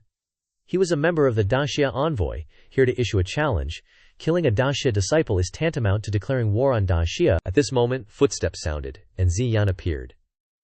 She intended to teach the disciple a lesson, but Xin Feng stopped her. Calm down, he's just a pawn in someone else's game. Ziyan understood. You mean someone is targeting you? Xin Feng closed his eyes in thought. Not targeting me, but targeting the Daxia aristocratic families and the Yin Yue royal court. For the past 7 years, Daxia has been selecting Daxia disciples and having the emperor directly teach them. On the surface, it's recruiting talent, but in reality, it's targeting the aristocratic families, weakening their power. The reason is that Daxia is strongly supporting the poor martial artists. This time, the envoys sent to Yinyu are all martial artists from aristocratic families. If something happens to them on Yinyu's soil, the families will declare war, and the Daxia royal family will benefit. With that, Xin Feng flew out of the Moon God Palace. Might as well try it out. Outside, a crowd had already gathered. Seeing Xin Feng appear, everyone cheered excitedly. Ever since he announced his perfect calamitous physique 7 years ago, everyone had wanted to see the #1 martial artist of the ancient era. But ever since becoming the Moon God Palace's divine child, Xin Feng had never fought anyone. Seeing that Xin Feng had finally appeared, the disciple exuded a fierce aura like a wild boar with sharp tusks, and hurled a large blade towards Xin Feng to take his head. Seeing the approaching flying dagger, Xin Feng effortlessly dodged the attack with ease. He patted the dust off himself and sneered, "Is that all you got? Just some spirit martial 4th stage nobody? You're getting dirt on my clothes?" The great Jia disciple angrily retorted, "I am a disciple of great Jia. Who do you think you are to look down on me?" But Xin Feng proudly proclaimed, "I am transcendent 9th stage." He was utterly stunned. He wanted to ask Xin Feng's cultivation level, and would surrender immediately if it was entry Dao. Unexpectedly, it was transcendent 9th stage. A useless weakling. What has he been doing in Moon Goddess Palace all these years? Xin Feng asked. "What kind of fight you want? One-on-one or a group brawl?" "Of course it's one-on-one, only an idiot would choose a group fight." Xin Feng nodded. Understood. Then, turning to the young ladies, he chose one-on-one. "Everyone, let's go get him." The Divine Son's command was law. The girls eagerly rushed forward, beating the disciple to the ground. More and more girls joined the fray. The battle became increasingly fierce. The great Xia disciple, being beaten on the ground by a group of girls, was still shouting, refusing to give up. Xin Feng looked at him like he was crazy. "Whether you give up or not, what does it have to do with me?" Then Xin Feng pulled a calculator out of his pants and started calculating damage to the 2-tiered main gate, 3-tiered doors, entire house's columns, and the mental damage to the Moon Goddess Palace's young ladies. A total compensation of 1 million top-grade spirit stones should be enough. The great Xia disciple shouted, 1 million top-grade spirit stones? Why don't you just rob me? These things are worth only 1 spirit stone. But Xin Feng replied honestly, "That's right, I just want to rob you." The great Xia disciple's words silenced the entire Moon Goddess Palace. Then the girls admired the Divine Son's shamelessness. The disciple still resisted. "Even if you sell me, I don't have that many spirit stones." But Xin Feng smiled sinisterly. "Who said I can't sell you?" Not long after, Xin Feng appeared on the main street, holding a drum and shouting, "Stop by and take a look. A strong, authentic, great Xia man. No need for 998 or 888. For just 98, you can take him home immediately." The disciple was furious. "Xin Feng, great Xia will not forgive you. My Chu family will not let you get away with this either." But Xin Feng said coldly, "You should worry about yourself first." Then he continued making deliveries. Everyone stared at the scene in astonishment. Their jaws dropped. At this moment, a foreigner stopped the car. "Divine Son, my big sister likes your slave. We want to buy it outright." Immediately, a curvy girl appeared before the crowd. Xin Feng, afraid that the disciple would be squashed, changed his tone. "More money is fine, no problem." The two quickly agreed, and the disciple struggled desperately, not wanting to be crushed to death. Seeing the pighead's displeased expression, Xin Feng sighed. "Don't make that face. I carefully selected this slightly chubby girl for you. Chubby is the best." Then he stuffed a pill into the disciple's mouth. According to Xin Feng, it was a super-duper Vi-Pro aphrodisiac. Everyone's view of Xin Feng completely changed. This isn't just the #1 fighter but the #1 pervert of ancient times, seriously. At this moment, the great Xia disciples looked as emotionless as baby-making machines. But Xin Feng still egged on the chubby girl to touch his stomach and give it a try. Because of Xin Feng's encouragement, the girl tremblingly reached out her hand and touched his stomach. Instantly, in his eyes, the girl was like a fairy descended from the heavens. He grabbed her hand, confessed his feelings passionately, and the girl was also moved by the sudden declaration. The two made a date to meet, to meet in bed to learn how to spell, wink wink. Watching the two happily walk away, Xin Feng smiled contentedly. But as soon as they were far away, he immediately broke out in a cold sweat. Right then, the sound of a bronze bell rang. The great Xia dynasty's Princess Nan Feng has arrived. Clear the way for the princess. Nan Feng is the most beloved youngest daughter of the great Xia emperor, and she's also the leader of the great Xia envoy delegation to Yinyue this time. So, those disciples were led by Princess Nan Feng. A cold voice rang out from inside the carriage. Xin Feng, how should you be punished for daring to humiliate my great Xia disciples like this? But Xin Feng scoffed. Great Xia disciples dared to humiliate a divine son of the Yushen Palace right here on my territory, and even broke into the Yushen Palace for no reason. And you dare to question me in Yinyue? Has Great Xia already conquered Yinyue? Nan Feng angrily retorted, Xin Feng, you're being outrageous. Capture him for me and behead him. Seeing the guards rushing forward, Xin Feng sneered. Causing trouble in someone else's home like this, huh? Truly a bunch of pigheads. Then Xin Feng released several money needles, the inside of which contained sophisticated poison. After blocking all the needles, the guards realized they couldn't move, and exclaimed, You're using poison, Xin Feng retorted. I am a righteous gentleman. How could I use poison? Seeing this, the guards breathed a sigh of relief. But immediately, Xin Feng replied, It's an aphrodisiac. Instantly, the guards were stunned, scenes of kissing already flashing in their minds. They fearfully knelt down, begging for help. A sigh came from inside the carriage, and then a man in uniform stepped out, bowing respectfully. Great hero Xin Feng, senior martial artist. Please forgive the princess on our behalf, because of the friendship between our two nations. Then turning to the guards, let me help you detoxify. Suddenly, the system announced, Congratulations, master, for discovering an epic-level chosen one. Xin Feng was overjoyed in his heart. Finally, after 7 years of waiting, he wanted to devour this guy whole right now. But on the surface, he remained calm. Alright, I'll help you guys. Then a no-holds-barred kick flew straight out, shattering the guy's nether regions, although he saved them from the effects of the aphrodisiac. This kick also destroyed their manhood. At this moment, a beauty with skin as white as snow, wearing luxurious uniforms, stepped out of the carriage. Seeing the guards in pain, Nan Feng angrily blamed Xin Feng for being cruel. But Xin Feng switched to trash-talking mode. I thought the princess was some kind of fairy, but she's just got dudes stashed in her car. Nan Feng had never been insulted like this before, and slapped Xin Feng directly in the face, but Xin Feng blocked it, grinned and said, Just a little touch, and you're reacting like this? Are you two having an affair or something? Thinking about this, Xin Feng was ecstatic inside. If that's the case, I'll get a lot of villain points from this chosen one. Just then, a sword blocked Xin Feng's neck. Release the princess. Her body is not to be touched by you guys. Xin Feng couldn't help but sigh. Just a little touch, and he's reacting so strongly. This is going to be easier than flipping a pancake. Xin Feng tightened his grip and brought his face closer to Nan Feng. Princess, want to have a one-on-one fight with me? The rules are simple. One-on-one, no help allowed. The princess hurriedly agreed. Princess Daijia thought that Xin Feng only knew how to rely on women and played dirty with tranquilizers. She was determined to teach Xin Feng a lesson in manners. The two bowed to each other, and then she drew her sword and rushed towards Xin Feng. Xin Feng was a bit surprised by the princess's speed. She's not like those other pampered royals. Should I fight seriously or not? While thinking, Xin Feng subconsciously reached out to block the attack. He stopped this fatal slash, even though he could kill the princess with just a slap. But compared to villain points, that's not as important. Nan Feng mocked. The #1 warrior of the ancient times is just like that. Xin Feng coldly took out a piece of cloth to wipe off the blood. But Nan Feng recognized that it was her underwear fabric, so he stole it at some point. The princess's face flushed red. This pervert is so rogue. But on the other side, Xin Feng was still showing off. Do you guys want to see the secrets under the princess's skirt?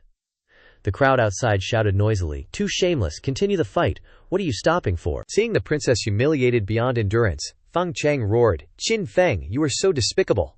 But the audience next to him cheered enthusiastically for Xin Feng. This is the fighting culture of Yinyu. All tricks are allowed, as long as they benefit the match. For humiliating the goddess in the heart of the chosen one, Xin Feng received an additional 10,000 villain points. Seeing this, the villain Xin Feng spoke provocatively to the princess. Why not fight anymore? If you can't win, then scram. In his heart he muttered, Wait for me to destroy you. Nan Feng shouted and rushed to attack Xin Feng, but Xin Feng dodged easily, wrapped his arms around her, tightening them so she couldn't resist. In front of Fang Cheng, Xin Feng hugged the princess's body tightly, in an extremely intimate pose. As a pure maiden, Nanfeng was shocked by the sudden contact with a strange man. Xinfeng held Nanfeng tightly in his arms. In her surprised eyes, he kissed her on the lips. Although it seemed reckless, Xinfeng did it on purpose, glancing at Feng Chang's reaction. Seeing his face turn black with anger, Xinfeng smiled as the villain points were added. Then he gently raised Nanfeng's chin, forcing her to open her mouth. Before Nanfeng could react, Xinfeng kissed her directly on the lips. Unlike last time, she felt a tongue rummaging in her mouth. Her mind went blank. Her face flushed red, wanting to push Xinfeng away, but he was too strong, and she couldn't resist. The crowd below the stage witnessed this shocking scene. Everyone was completely stunned.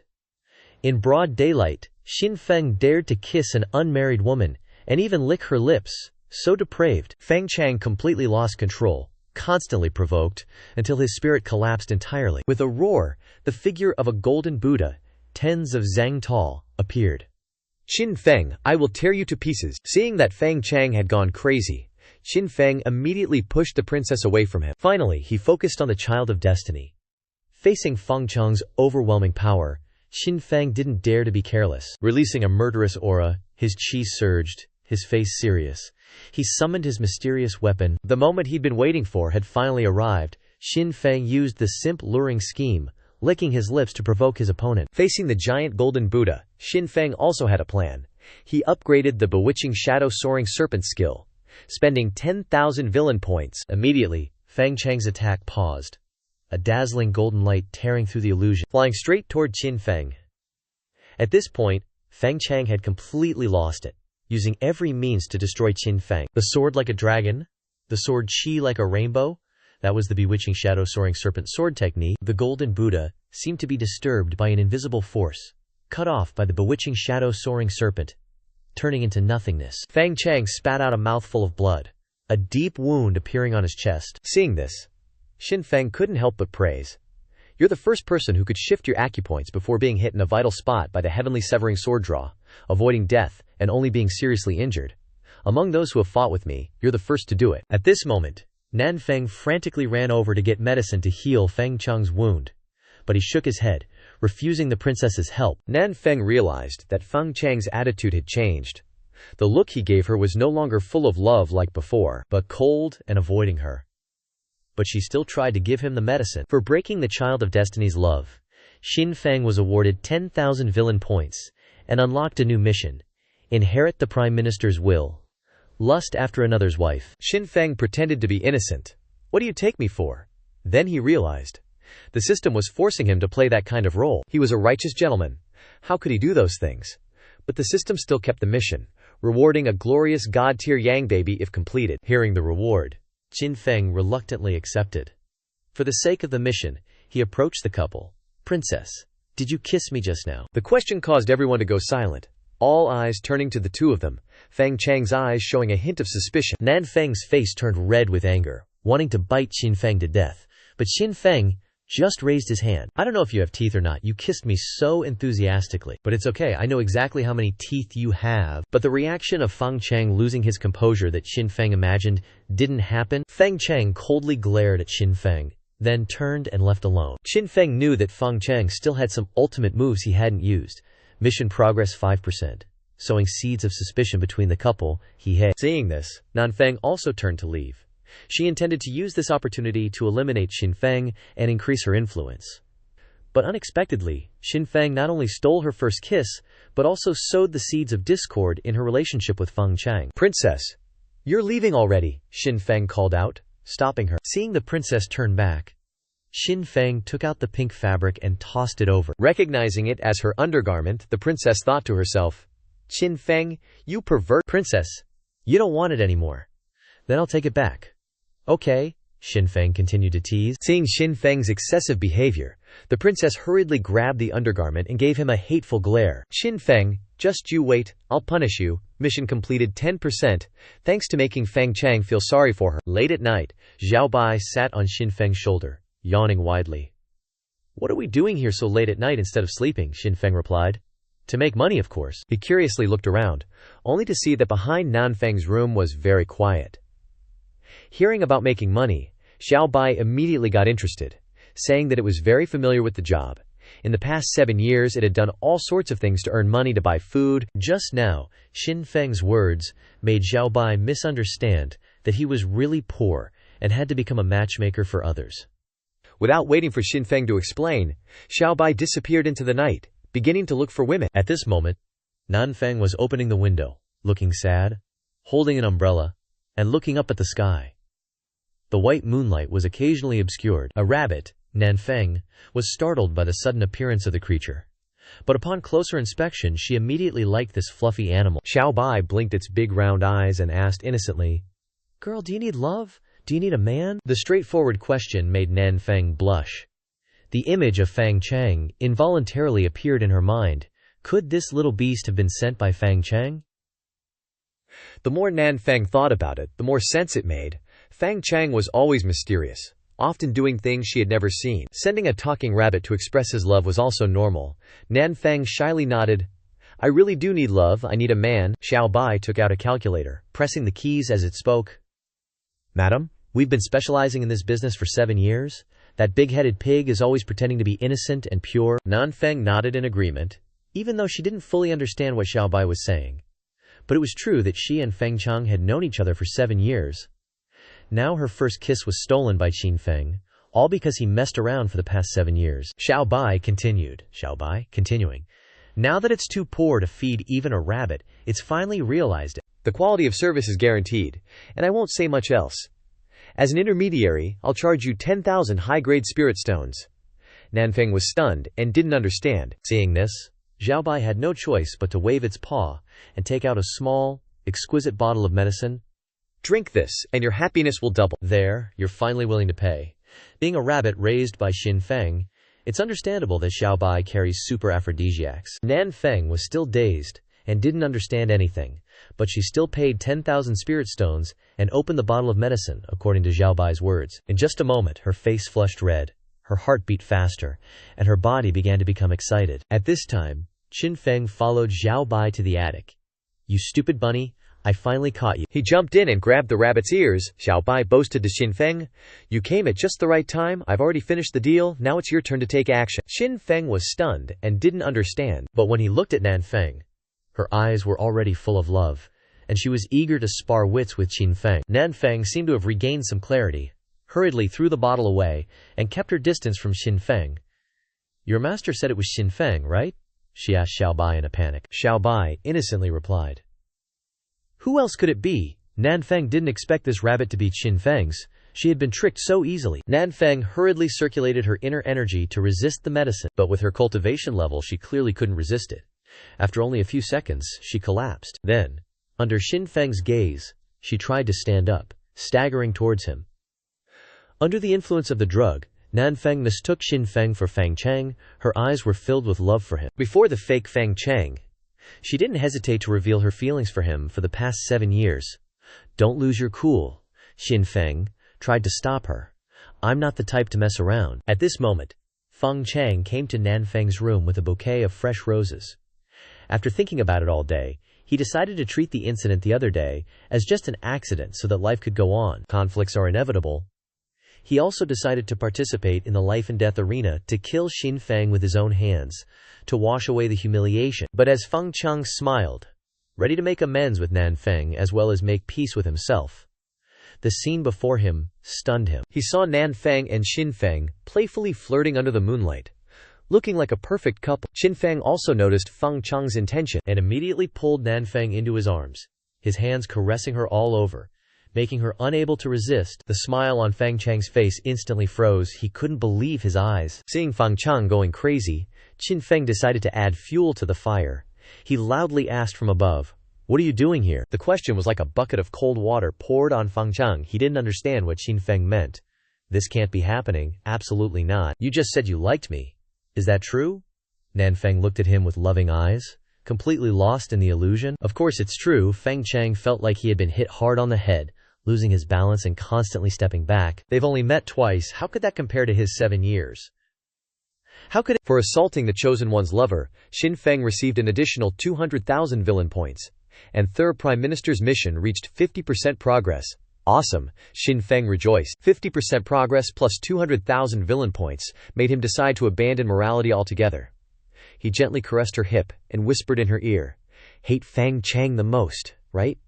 Under the influence of the drug, Nan Feng was very confused.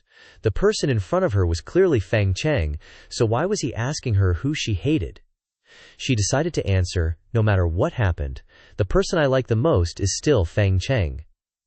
But before she could finish her sentence, Xin Feng covered her mouth. He held her tightly in his arms, not allowing her to continue speaking. Xin Feng's question, plus the name Fang Chang, that Nan Feng blurted out, made Fang Chang mistakenly believe that was the answer to who she hated the most. In the end, he was still confused.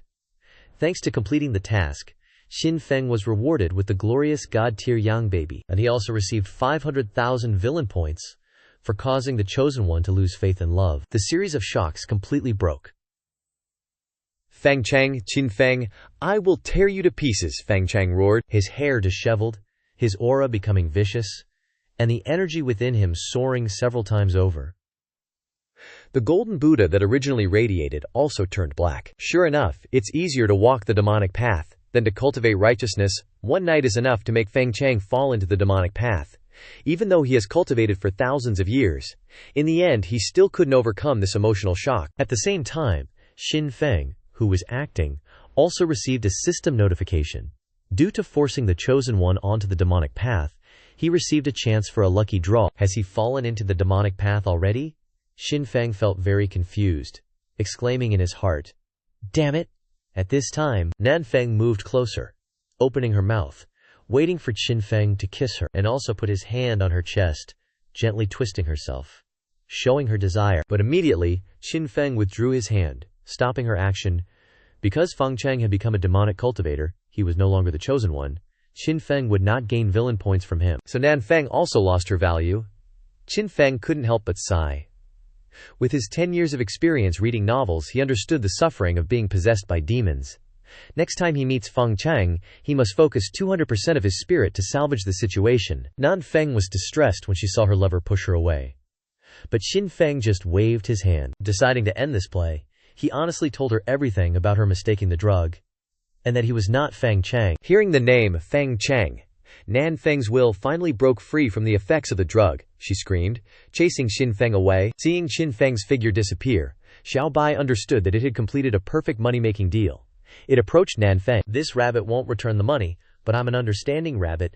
Business follows the rules. I can help you detoxify with this carrot." And then it vanished, with Xin Feng into the darkness. Nan Feng wrinkled his nose at the carrot, putting on a slightly confused face, trying to see if it detoxifies anything. Inside the Moon God Palace, Xingyan was angrily sitting by the sacred pool. She was lifting her heavy chest with one hand, while lifting her pink skirt, revealing her slender legs. "I have boobs. My butt is cute too. How dare Xin Feng kiss that princess and not me? What does she have that I don't?" It must be because she's more revealing. That's why she attracted Xin Feng. She vowed not to forgive Xin Feng when he returns. At this moment, Xin Feng worried. It's so late. Why isn't she asleep yet? Then his eyes suddenly stopped, discovering Xian's half-naked body. Her soft figure, her slender waist like a willow branch, her skin as white as snow. Her long, slender legs were very beautiful. Xingyan also realized that Xin Feng's hot eyes were staring at her. Secretly overjoyed, she began to stand up, posing for Xin Feng to admire. Xin Feng thought in his heart, Xingyan's figure is so perfect. If I hadn't been a conman in my past life, I definitely wouldn't have been able to hold back. But as soon as he finished speaking, Xin Feng pulled the clothes to cover Xingyan's chest. It's so windy you'll catch a cold. Xingyan thought Xin Feng was finally going to touch her, but unexpectedly he was just worried about her. She became even more angry and said, "It's none of your business. Where did you run off to at this hour?" Seeing Xingyan's angry face, Xin Feng didn't dare to tell the story of him tricking Nan Feng into taking medicine. Then, screw her, he had to take out a hot meat pie, lying that he went to buy late-night snacks for her. Looking at the delicious pie, Xian was suspicious, but still took a bite. After chewing carefully, she realized that the pie had no salt. While wondering, Xin Feng calmly exchanged 1,000 villain points for a bunch of purple roses. Villain points are as easy to get as water. For Xin Feng, he handed the bouquet to Xinyan, his eyes deep. Loving you doesn't need a lot of salt. While munching on the meat pie, Ziyan was stunned by Xin Feng's actions. Her face flushed red. Her brain couldn't handle the pressure and froze. She hurriedly took the flowers, her face shyly running away. According to Xinyan, Qin Feng's action was just useless flattery, but clearly Qin Feng didn't realize that. Looking at Xinyan's disappearing figure, Xiao Bai thought, maybe sooner or later Qin Feng will win her over. Qin Feng returned to his room. At this time the villain points had reached 147,000 points. He could exchange for a Great Perfection card, a glorious god-level Yang treasure from the mission, and a lucky draw due to Feng Chang falling into the demonic path. Qin Feng decided to exchange the Great Perfection card first, spending 1,000,000 villain points. Thanks to this card, Qin Feng's strength reached the level of Great Perfection. He felt the surging power in his body. A brilliant golden dragon appeared on Qin Feng's body, as vivid as if it were real, like a god. Xiao Bai's ears immediately perked up, his whole body trembling. He recognized that it was the dragon tattoo on Qin Feng's body. In the 7 years following Qin Feng, Xiao Bai had never seen him use it. He only felt strangely afraid. It's best to go to sleep. Next is opening the glorious god-level Yang treasure system. Open the glorious god-level Yang. Qin Feng ordered. Help me open the Yang treasure. Qin Feng received a sword intent upgrade card. Qin Feng was a little surprised, not understanding what it was. The system explained. Sword intent has different levels. Higher levels will cause greater damage, so second level sword intent is stronger than the first level. Qin Feng nodded. Understood. No need for long explanations. Use it now. After using it, Qin Feng's sword intent card increased to level. Suddenly, 8 large characters rang in his head. Control the vast wilderness. Sword sweeps like rivers. A figure appeared in his mind. Still that familiar Zihan Tian blade technique, but this time with the power to sweep across the heavens. Everyone who saw it was terrified. Their hair stood on end, and goosebumps lasted for ages. After the sword intent surrounding Qin Feng gradually subsided, he slowly regained consciousness. With the sword intent reaching the second level, Qin Feng's Zihan Tian blade technique became even stronger. At this moment, a fly, oblivious to its own mortality, buzzed over, only to see the fly instantly sliced into 5 pieces, exploding in a splatter of blood. Qin Feng sighed. This pure blade work doesn't seem half bad. He then decided to use the luck draw, brought about by Feng Chang's demonic possession. Bleep boop. Congratulations to the host for obtaining the Kang Tian Overlord body. The Kang Tian Overlord body is a god-tier combat physique, possessing an extremely strong body, known as the indestructible golden body. The more you fight, the stronger you become. The more you fight, the more formidable you are. Upon reaching the Great Completion realm, one can possess heaven-shattering combat power, reaching the realm of immortals. Qin Feng was overjoyed, continuously excited. In the 7 years of cultivating the entering moon divine art, the reason Qin Feng always kept a low profile was to consolidate his foundation, but also largely because the entire ancient universe knew his true strength could easily crush others. But encountering a child of destiny is dangerous without some treasures. Suddenly, thunder rumbled in Qin Feng's mind, and history seemed to rewind to an ancient battlefield. When Qin Feng regained his footing, he realized the entire region was shaking violently. Ahead, countless dark figures swarmed on the battlefield, creating a powerful force that changed the color of the sky and earth. Deafening shouts echoed, and hot blood splattered everywhere. The long, empty divine sword in Qin Feng's hand also rang out, as if eager for battle. At this moment, a heavily armored general, spear in hand, charged towards Qin Feng, stabbing straight at him, only to be instantly blocked, countered, and killed by Qin Feng, disappearing between heaven and earth. This is the power of the Kang Tian Overlord body. Qin Feng felt the blood within him boiling. He lightly stepped forward, plunging straight into the ancient battlefield. I've come here to fight my heart out. The next morning, in Qin Feng's room, Xiao Bai looked exhausted. While Qin Feng was still sleeping from the previous day, Xiao Bai was too anxious, and slapped Qin Feng hard twice in the face to wake him up. To fully awaken his master, Xiao Bai decided to use his ultimate move, revealing information that the Moon Goddess Palace girls were wearing short black dresses in preparation for the life and death arena. Upon hearing this, Qin Feng, who had been keeping his eyes closed, shouted excitedly, "Where are the black dresses? Let me see." But the stinging pain on his face made Qin Feng fully awake. He quickly looked in the mirror, but Xiao Bai had already hidden it. It lied, saying that Qin Feng was damaged by overtraining, and looking at the girls' black dresses would cure him. Qin Feng believed it, and began preparing to snoop on the girls, his tense mood somewhat relieved. Xiao Bai sighed in relief. That was a close one. At the same time, as the bell signaling the start of the life and death arena rang, large cities of the Yin Yu dynasty also featured film screens that could use magic to broadcast live from the arena everywhere. Before the arena's opening, A comprehensive strength ranking appeared, voted on by many martial Dao grandmasters. Xin Feng was currently ranked below 30,000. What, Xin Feng is only ranked 30,000? Everyone was shocked, they couldn't believe their eyes. Even though Xin Feng hasn't had any significant achievements in the past 7 years, with the title of the #1 martial artist of ancient times, how could he be ranked 30,000? Facing the doubts, on the film screens in the city, a beautiful girl appeared on the screen. Next to a silver-haired old man, it was Ma Guoguo, a famous martial Dao grandmaster of the Yin Yu dynasty. The girl's voice was sweet. Facing everyone's doubts, we invited the famous martial Dao grandmaster Ma Guoguo to analyze the reason why Xin Feng is ranked 30,000. After waving to introduce himself, Ma Guoguo began. After analysis by martial arts experts, the conclusion is that Xin Feng is talented but doesn't believe it, that's why he's ranked so low. The girl continued to ask with a doubtful look. Master Ma Guoguo, please explain in more detail, Ma Guoguo continued. Everyone knows that Xin Feng only needs to use one ability to drive countless experts crazy, but because too many abilities are gathered in one person, his strength is dispersed. It took him 7 years to reach supernatural 9th level. Which proves this. Ah, so that's it. The audience nodded in agreement. So that's why it took Xin Feng 7 years to surpass supernatural 9th level. Heard that after arriving at Yuxin Palace, all he does is fool around with the maids, too lazy to cultivate. The girl continued asking, so do you think Xin Feng can rise up like a warhorse to victory in the life and death arena? No way. Absolutely impossible. Ma Kongok Kwok shook his head decisively. With such a low cultivation level and a hodgepodge of skills without mastering any, how can Xin Feng, with his limited combat power, overcome so many experts? A guy like Xin Feng only knows how to rely on others. There's no way he can turn the tide. The persuasive analysis made everyone nod in agreement.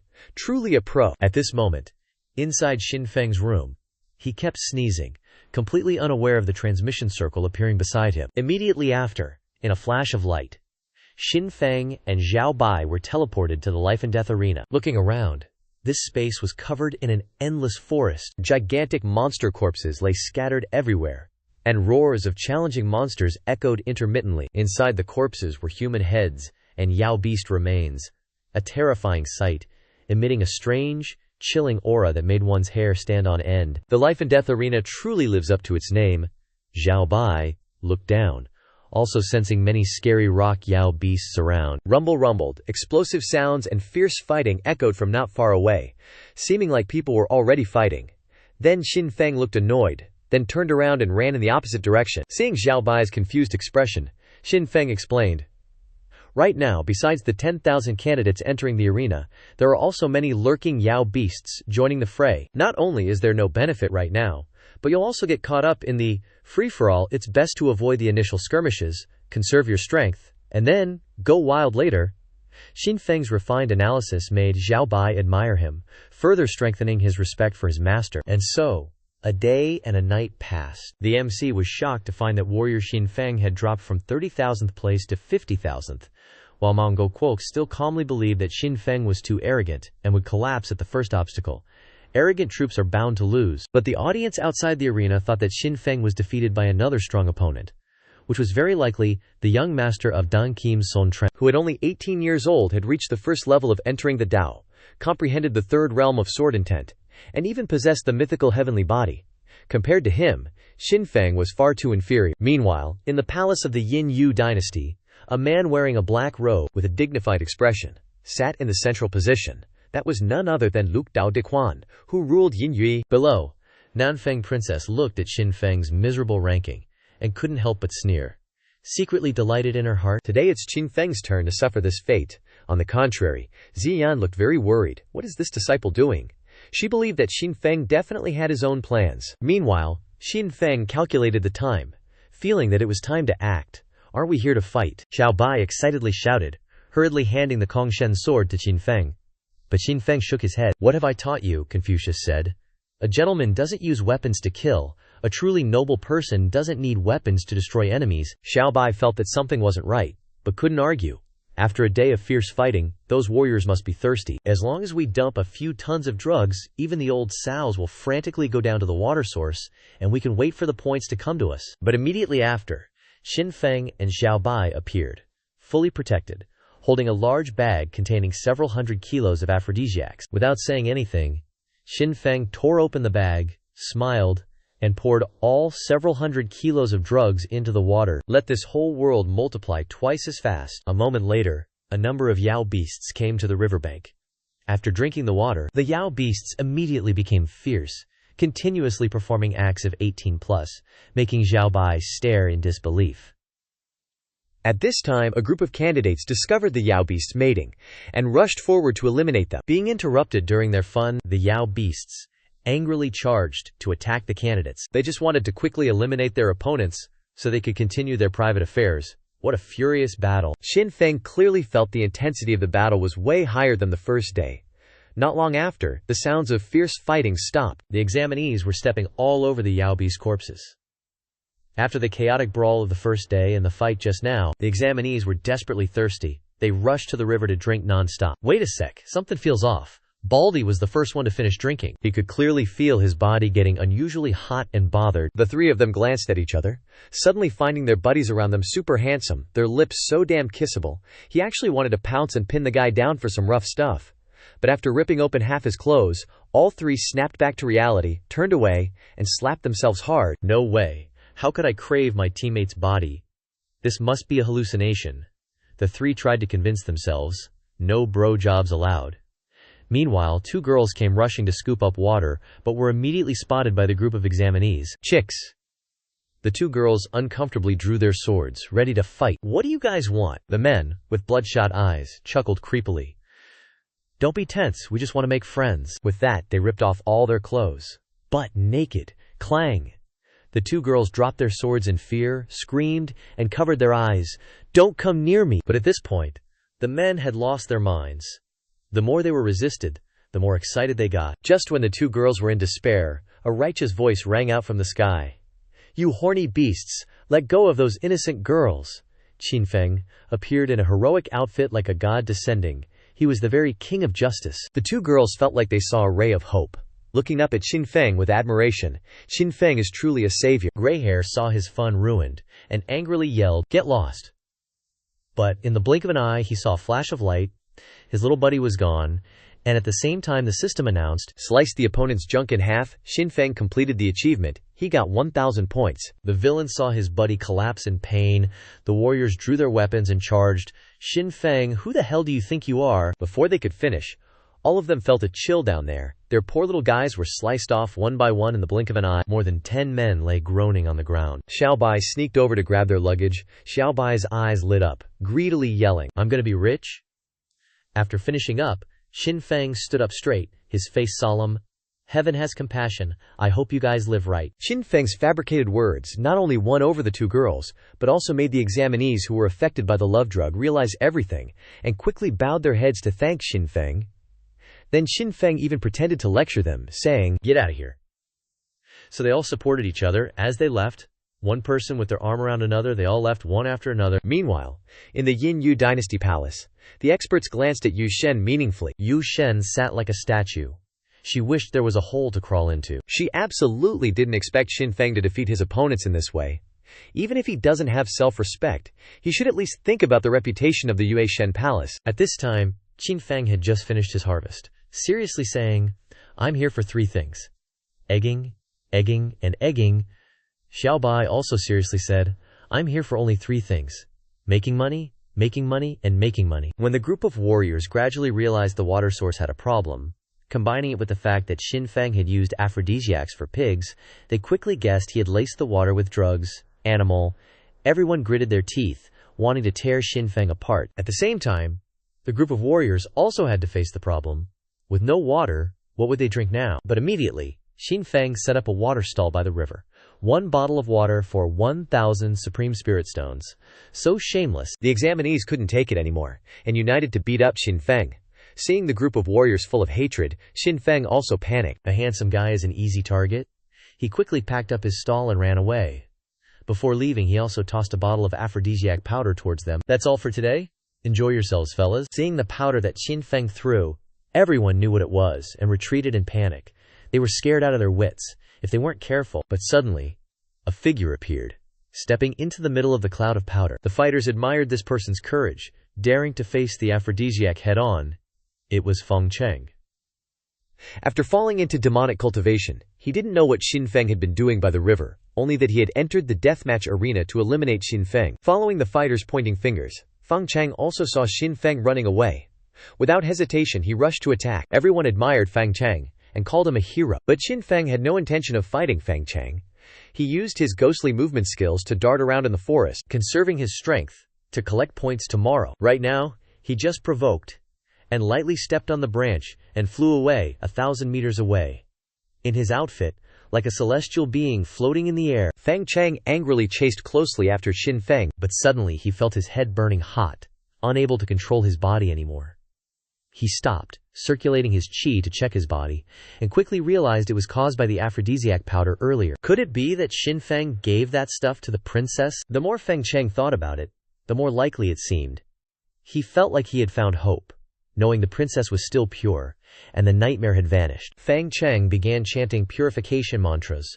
Form is emptiness. Emptiness is form. At the same time, a Buddha statue appeared behind Feng Chang, with half of its body golden like a Buddha, and the other half dark like a devil. One thought a Buddha, one thought a devil. The Six Paths Emperor was shocked. If Feng Chang just followed the demonic path, that would be fine, but now he's comprehending the essence of Buddha and devil. This is completely different from that scoundrel Xin Feng. Seeing Feng Chang slow down and stop chasing, Xin Feng wondered in his heart. At this time, the system sent a mission, requiring Xin Feng to disrupt the enlightenment process of the Chosen One's great Buddha devil hand, and completing it would reward him with a sword intent card. Xin Feng chuckled, and let out a weird, hee-hey. Since there's a reward, don't blame me for being ruthless. Xin Feng decided to throw courtesy out the window. Xin Feng turned back to where Feng Chang was comprehending Buddha and devil. Feng Chang panicked, not expecting Xin Feng to come back. What does he want to do? Princess Nanfeng jumped up. Feng Chang is at a crucial moment. If Xin Feng disturbs him, he'll be forced into the demonic path, leading to serious injuries. But she was quickly pulled back by the old man. Princess, don't worry, Feng Chang has the protection of the Buddhist faith. Even if Xin Feng had 3 heads and 6 arms, he wouldn't be able to penetrate the Buddhist relic's defense. Buddhist relics are sacred objects formed after the Buddha's nirvana, capable of resisting all poisons and evils. At this moment, Feng Chang had no other concerns, and his body released a radiant golden pearl, enveloping him in the dazzling light of Buddha. Just the light from the Buddhist relics, let alone the whole thing. The participants in the arena could not penetrate Feng Chang's line of defense, let alone Xin Feng alone. The system only responded to Xin Feng with one sentence. Host, try your best. Xin Feng understood that the system had given up.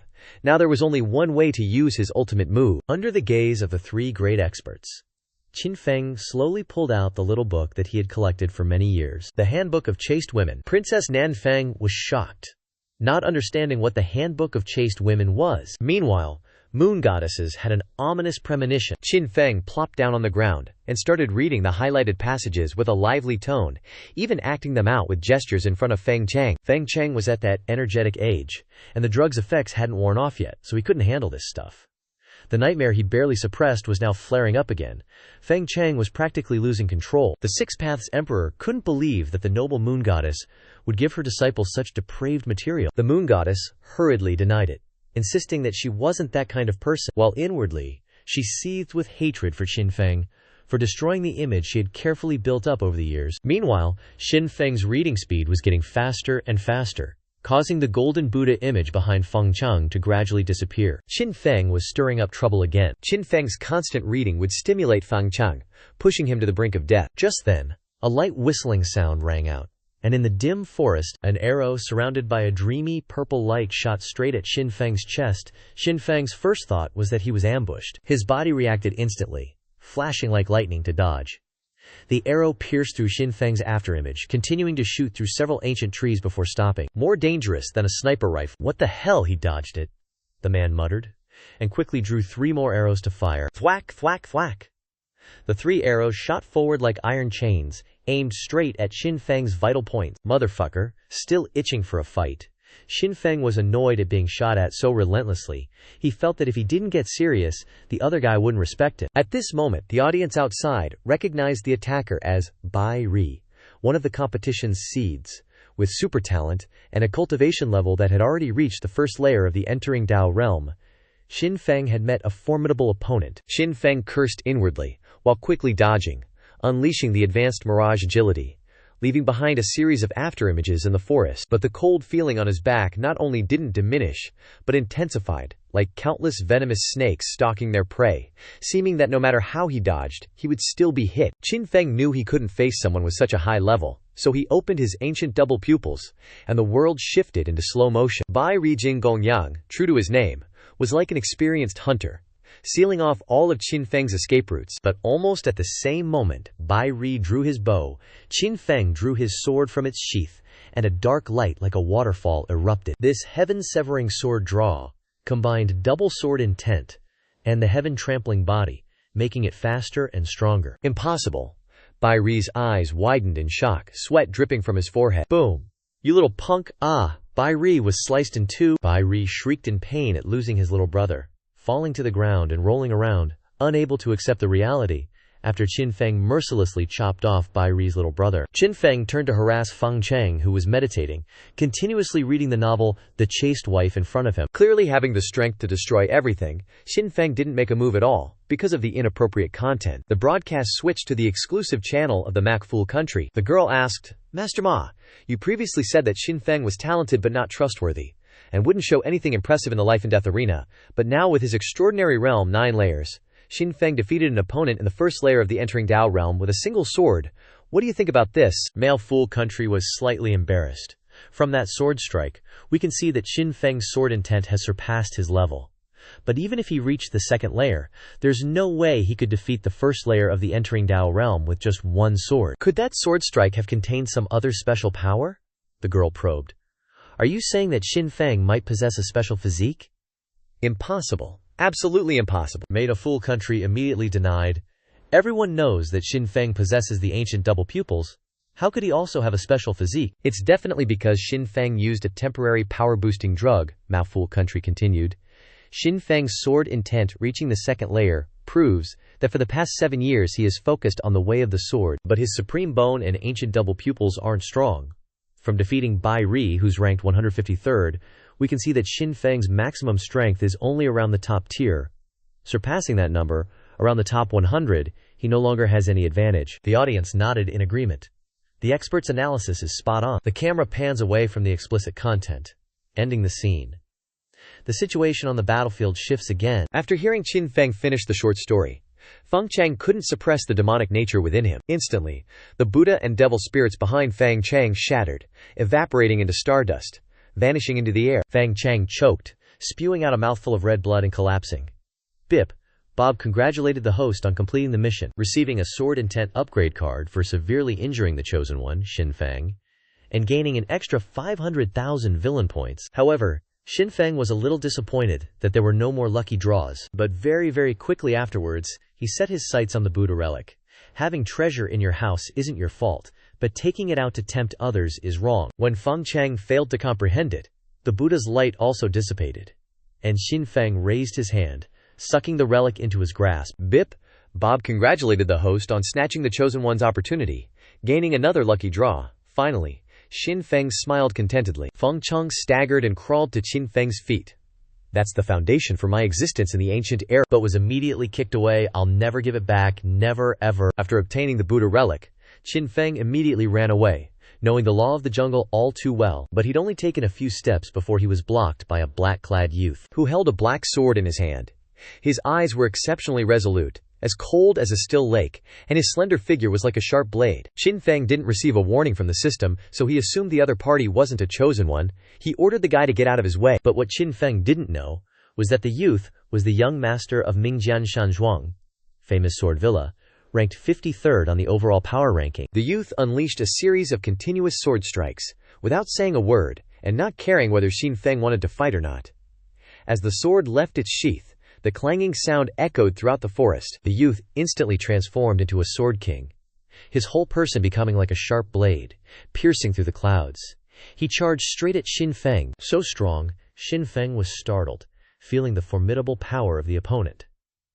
This opponent is at the 3rd level of Dao integration, with 3rd level sword intent, and is blessed with the heavenly sword physique. He's truly the strongest opponent Qin Feng has ever met. The youth swung his sword, creating a dazzling streak of light, rushing towards Qin Feng with incredible speed. But immediately after he missed, Xin Feng avoided the fatal blow, thanks to his enchanting shadow movement technique.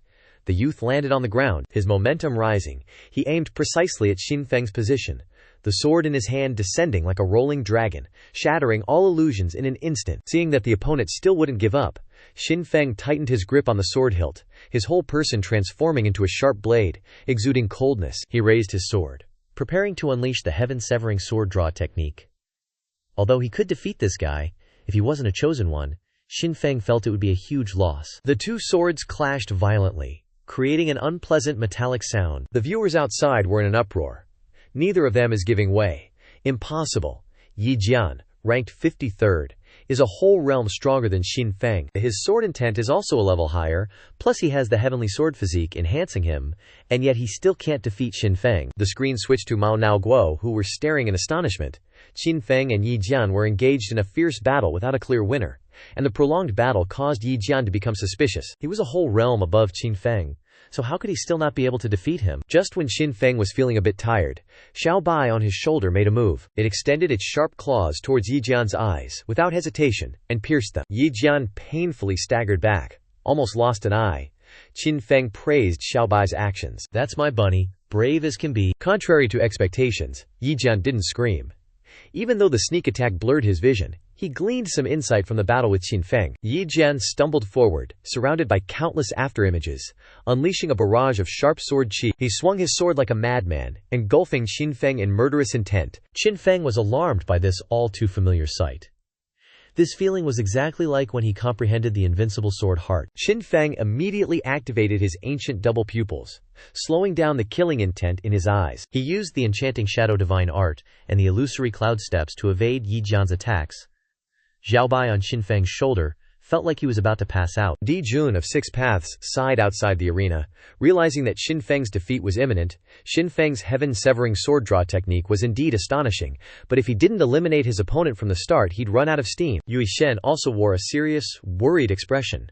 Facing an opponent who'd entered the Dao, Xin Feng was barely holding on. Xin Feng stomped his foot down, exuding a sharp aura. Yi Jian immediately became wary. Don't tell me you're about to use your supreme bone and ancient double pupils. You're not qualified," Xin Feng replied coldly. While reaching into his storage space, he rummaged around and pulled out dozens of bottles of aphrodisiacs. From afar, Bai Ri's painful screams could still be heard. Yi Jian immediately lost his composure, hurriedly covering his nose and mouth and taking several steps back. There should be a limit, even for kids. But Xin Feng wasn't a good person. He wouldn't be bound by morality. He unleashed the falling leaf's promise, smashing all the bottles of aphrodisiacs, which went flying. "My babies?" Just as Xin Feng was spreading the powder towards the teenager, Yi Jian's sword slashed out. Everything dissolved under the murderous intent. Even the powder was torn apart. Now is the time. Xin Feng quickly raised his sword, executing the heaven-severing sword draw technique, and at the same time, he called upon the system, using the Sword Dao Comprehension card. The all rivers run into the sea, perfectly integrated that he had just obtained. Xin Feng only caught a glimpse of a dazzling, magnificent light that tore through myriad clouds. Fool, using the same move against a swordsman. Yi Jian was very dissatisfied with Xin Feng's actions, feeling insulted. The sound of a sword being drawn echoed, sharp enough to pierce the heart. Wrong. This isn't the heaven-severing sword draw technique. The sound of intense metal clashing resounded throughout the forest. Two figures quickly rushed past each other, drawing their swords entering sheaths, a series of movements as smooth as if frozen in time. Xin Feng's sword was back in its sheath. Yi Jian stood motionless on the spot. Who was the victor? The audience outside the arena craned their necks, their eyes glued to the screen, waiting for the results. Xin Feng couldn't help but spit out a mouthful of fresh blood, with countless wounds appearing on his body. "Fang Cheng, did you see that? Xin Feng has been defeated." At this moment, Feng Cheng had just stood up, declaring that he would not tolerate Xin Feng ruining his reputation. But suddenly, Yi Jian collapsed to one knee, unable to control himself any longer, and spewing out a mouthful of blood. A large wound appeared on his body, and blood flowed like a stream. Di Jun of Six Paths was stunned, completely shocked by Xin Feng. This little rascal is amazing, just basic operation. Yui Shen, on the other hand, complacently looked very pleased with Xin Feng, but in her heart she had already decided to teach Xin Feng a lesson when they returned. How could he hide from her the fact that he had achieved the third level of sword comprehension? The other experts all looked at Yu Shen with envy. Who wouldn't want to have a disciple like this? Di Jun of Six Paths stared intently at Xin Feng, discovering that his wounds were healing at an unbelievable speed. Moreover, with the power of the heavenly sword physique, Xin Feng couldn't have just suffered minor injuries. This kid is really not simple. Yi Jian still managed to stand up, even though he was heavily injured. The invisible sword ki around him began to gather, forming a giant sword ki blade 20 meters high. It's the innate ability of the heavenly sword physique. Is Yi Jian still not giving up? Seriously, Xin Feng wasn't backing down either. His chest flashed with golden light. You could see traces of revolving runes. It was the Supreme Bone. Liu Dao Dijun was totally shocked. Supreme Bone versus Heavenly Sword Physique, I wonder who'll win. This is gonna be epic. The terrifying power surged, uprooting trees within hundreds of meters. When the energy storm subsided, Yi Jian was ragged, gasping for breath, kneeling on the ground, clearly exhausted, no longer able to fight, dude's totally spent. Meanwhile, Xin Feng was still energetic, fighting even harder. The reason being is that Xin Feng was enhanced by the overlord body of the heavens. Not only did he not feel tired in battle, but he also felt his body becoming stronger over time, eventually progressing to indestructible golden body. Talk about OP. At this moment, Xiao Bai's voice rang out from behind. Looks like I don't need to make a move. Alright, I'll just sit here and eat carrots then, Xiao Bai said, sitting on Xin Feng's shoulder and starting to munch on a carrot. Munch, munch, munch. After a period of chaotic fighting, right then, Xin Feng noticed someone sneaking away behind. Brother Yi, we have plenty of time. See you on the battlefield again. Xin Feng stepped heavily on the ground, rushing forward like a hunting leopard. Who do you think you are? You want to fight, you fight. You want to run, you run. The sharp sound of wind breaking startled Yi Jian, only to see Xin Feng appear in front of him in an instant, carrying a sharp gust of wind. Before Yi Jian could react, Xin Feng delivered a family jewel-crushing blow to him. Pop! It was the sound of a chicken crowing, eggs breaking. Ouch! Everyone around felt numb, feeling a chill down below. But Xin Feng had no intention of stopping. He looked around with a bright smile. Not dead yet. He's about to attack us. Run away quickly. Xin Feng quickly made a series of seals, and the Azure Sky Divine Sword split into 9 small swords, surrounding him. Made another seal. The 9 swords flew straight towards the 100 or so people around. PFT, PFFT, PFFT. Miserable screams rang out continuously. Xin Feng got 104,000 villain points for castrating 104 people. That's gotta sting, literally. Perhaps Xin Feng isn't the strongest, but he's definitely the most immoral guy right now. What a scumbag. Xin Feng's villain points have reached a terrifying 760,000 points. And he has another lucky draw, jackpot. Suddenly Xin Feng discovered a shocking scene. Fang Cheng was pressing Bai Ri down under his body. The chaotic situation left Xin Feng very confused. What the? Aren't those Fang Cheng and Bai Ri? How come Bai Ri is on the bottom? Xiao Bai reminded Xin Feng. Master already chopped off that guy's junk, how can he be on top? But seeing Xin Feng still boasting as if he helped them wholeheartedly cultivate, even taking on a bad name to destroy their chastity, Xiao Bai reminded again. It's getting dark. If you don't find a place to stay, tonight will be another fierce battle. Not long after, Xin Feng found a secluded cave. This is a resting place dedicated to the contestants. Inside there will be no live filming, and martial arts practice is prohibited. No hanky-panky either. After understanding, Xin Feng happily called out the system, and started the lucky draw. Time to roll. The lucky wheel appeared again, starting to spin slowly. Bip boop. Congratulations, Master, for receiving the God-level Great River Sword Manual. Xin Feng suddenly saw a surging river formed from countless streams of sword ki. Where it passed, the sword ki was soaring and majestic. Suddenly, countless sword kian rushed over and engulfed Xin Feng. Whoa! He woke up with a start. Great River Swordplay. That's seriously OP, Xin Feng sighed, overwhelmed by the power of the Great River Swordplay. Aside from the heaven-severing sword draw, Xin Feng didn't know any other sword techniques, which led to this situation. If he couldn't one-hit KO his opponent, he'd be in a pickle, and the Great River Swordplay showed up just in time to solve this problem. Xin Feng immediately blew 1 million villain points to merge it with the Sword Intent Pagoda. Whoosh whoosh! Sword chi surged like a roaring river, instantly engulfing Xin Feng. Xin Feng immediately entered a meditative state, surrounded by countless materialized sword chi. He quickly performed a mudra, causing the surrounding sword chi to rise up, creating a spectacular sight. After finishing, Xin Feng nodded in satisfaction, then called the system to continue the lucky draw. Bip Bob. Congratulations, Master, on winning the God-tier Indomitable Will. Indomitable Will, God Tier, the possessor will be immune to all soul attacks above and below the heavens. The brief introduction made Xin Feng quickly merge with it. In the ancient cultivation world, soul attacks are basically attacking the soul, the worst kind of move. It's said that powerful soul attackers can mark slaves on the soul, causing the victim to lose their freedom, becoming slaves. Now that he had the indomitable will, Xin Feng no longer feared those terrible attacks. After comprehending the Great River Swordplay and the indomitable will, Xin Feng's eyes turned to the Buddha relic, and the dragon tattoo on his body also began to act strangely. Xin Feng felt very curious, so he began to absorb the relic on the spot. Boom. When receiving the Buddha relic, a terrifying surge of energy almost crazily flooded into Xin Feng's body. Xin Feng's whole body trembled. He clearly felt the blood in his body boiling, like flames were burning his bones and flesh. Xin Feng, what's wrong with you? Xiao Bai also noticed the abnormality, anxiously looking at Xin Feng in pain. It took out the bamboo scroll with the sage's writing and placed it in Xin Feng's hand, hoping to help him resist the energy from the relic. At this time, a group of people had gathered outside the cave. Everyone was whispering to each other. Really want to deal with Xin Feng, that guy has no limits. Someone was quite worried. Meanwhile, the long-haired martial artist confidently said, currently, Xin Feng is ranked 51st, and his cultivation realm is the lowest. No one is easier to deal with than him. But what if he still has aphrodisiacs on him? Don't worry, friends are the greatest asset. If the lotus doesn't wither, we won't scatter. Immediately afterwards, the young man received a warm hug from his friend.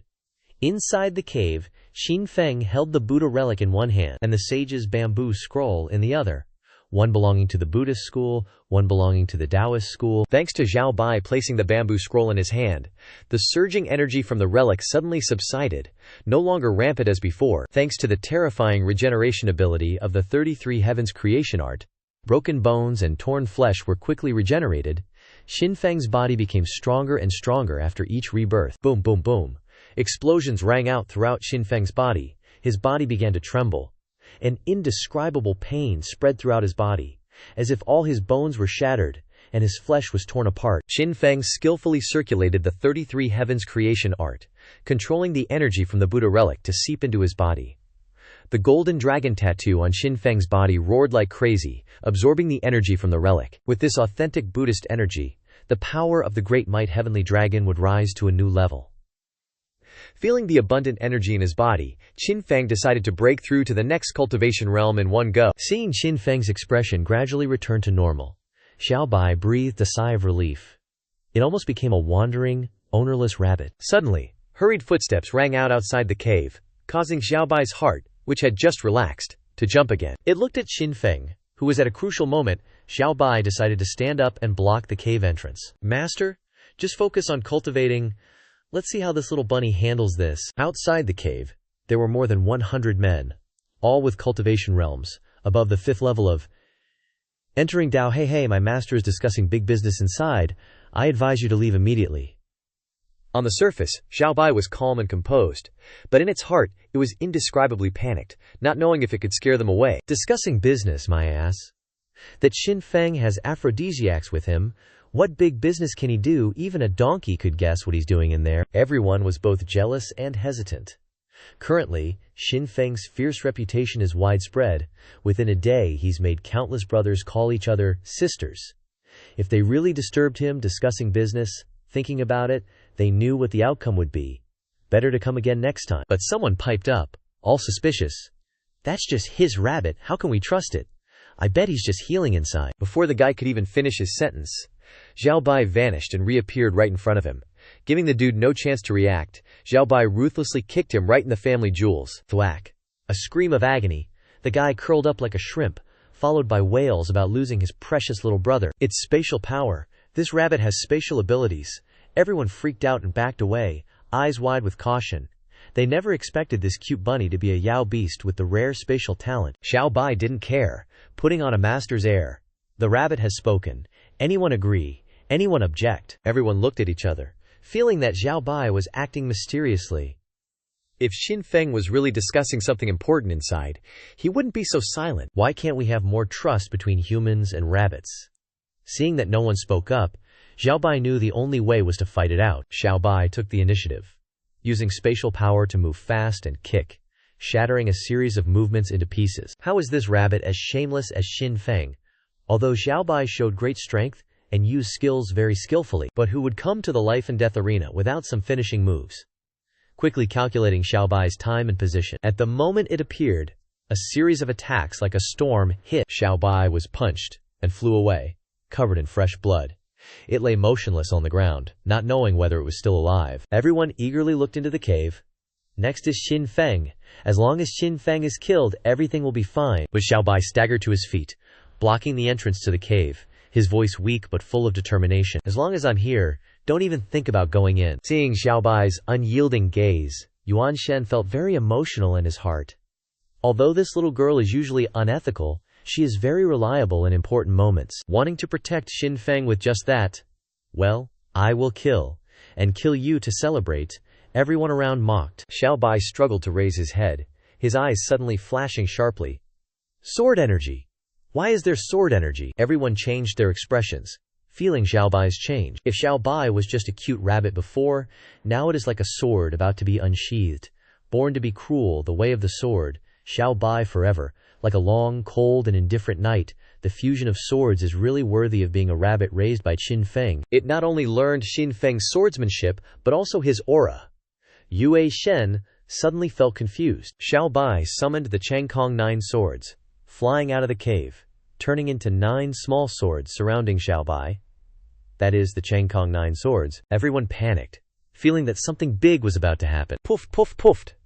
The sounds rang out continuously.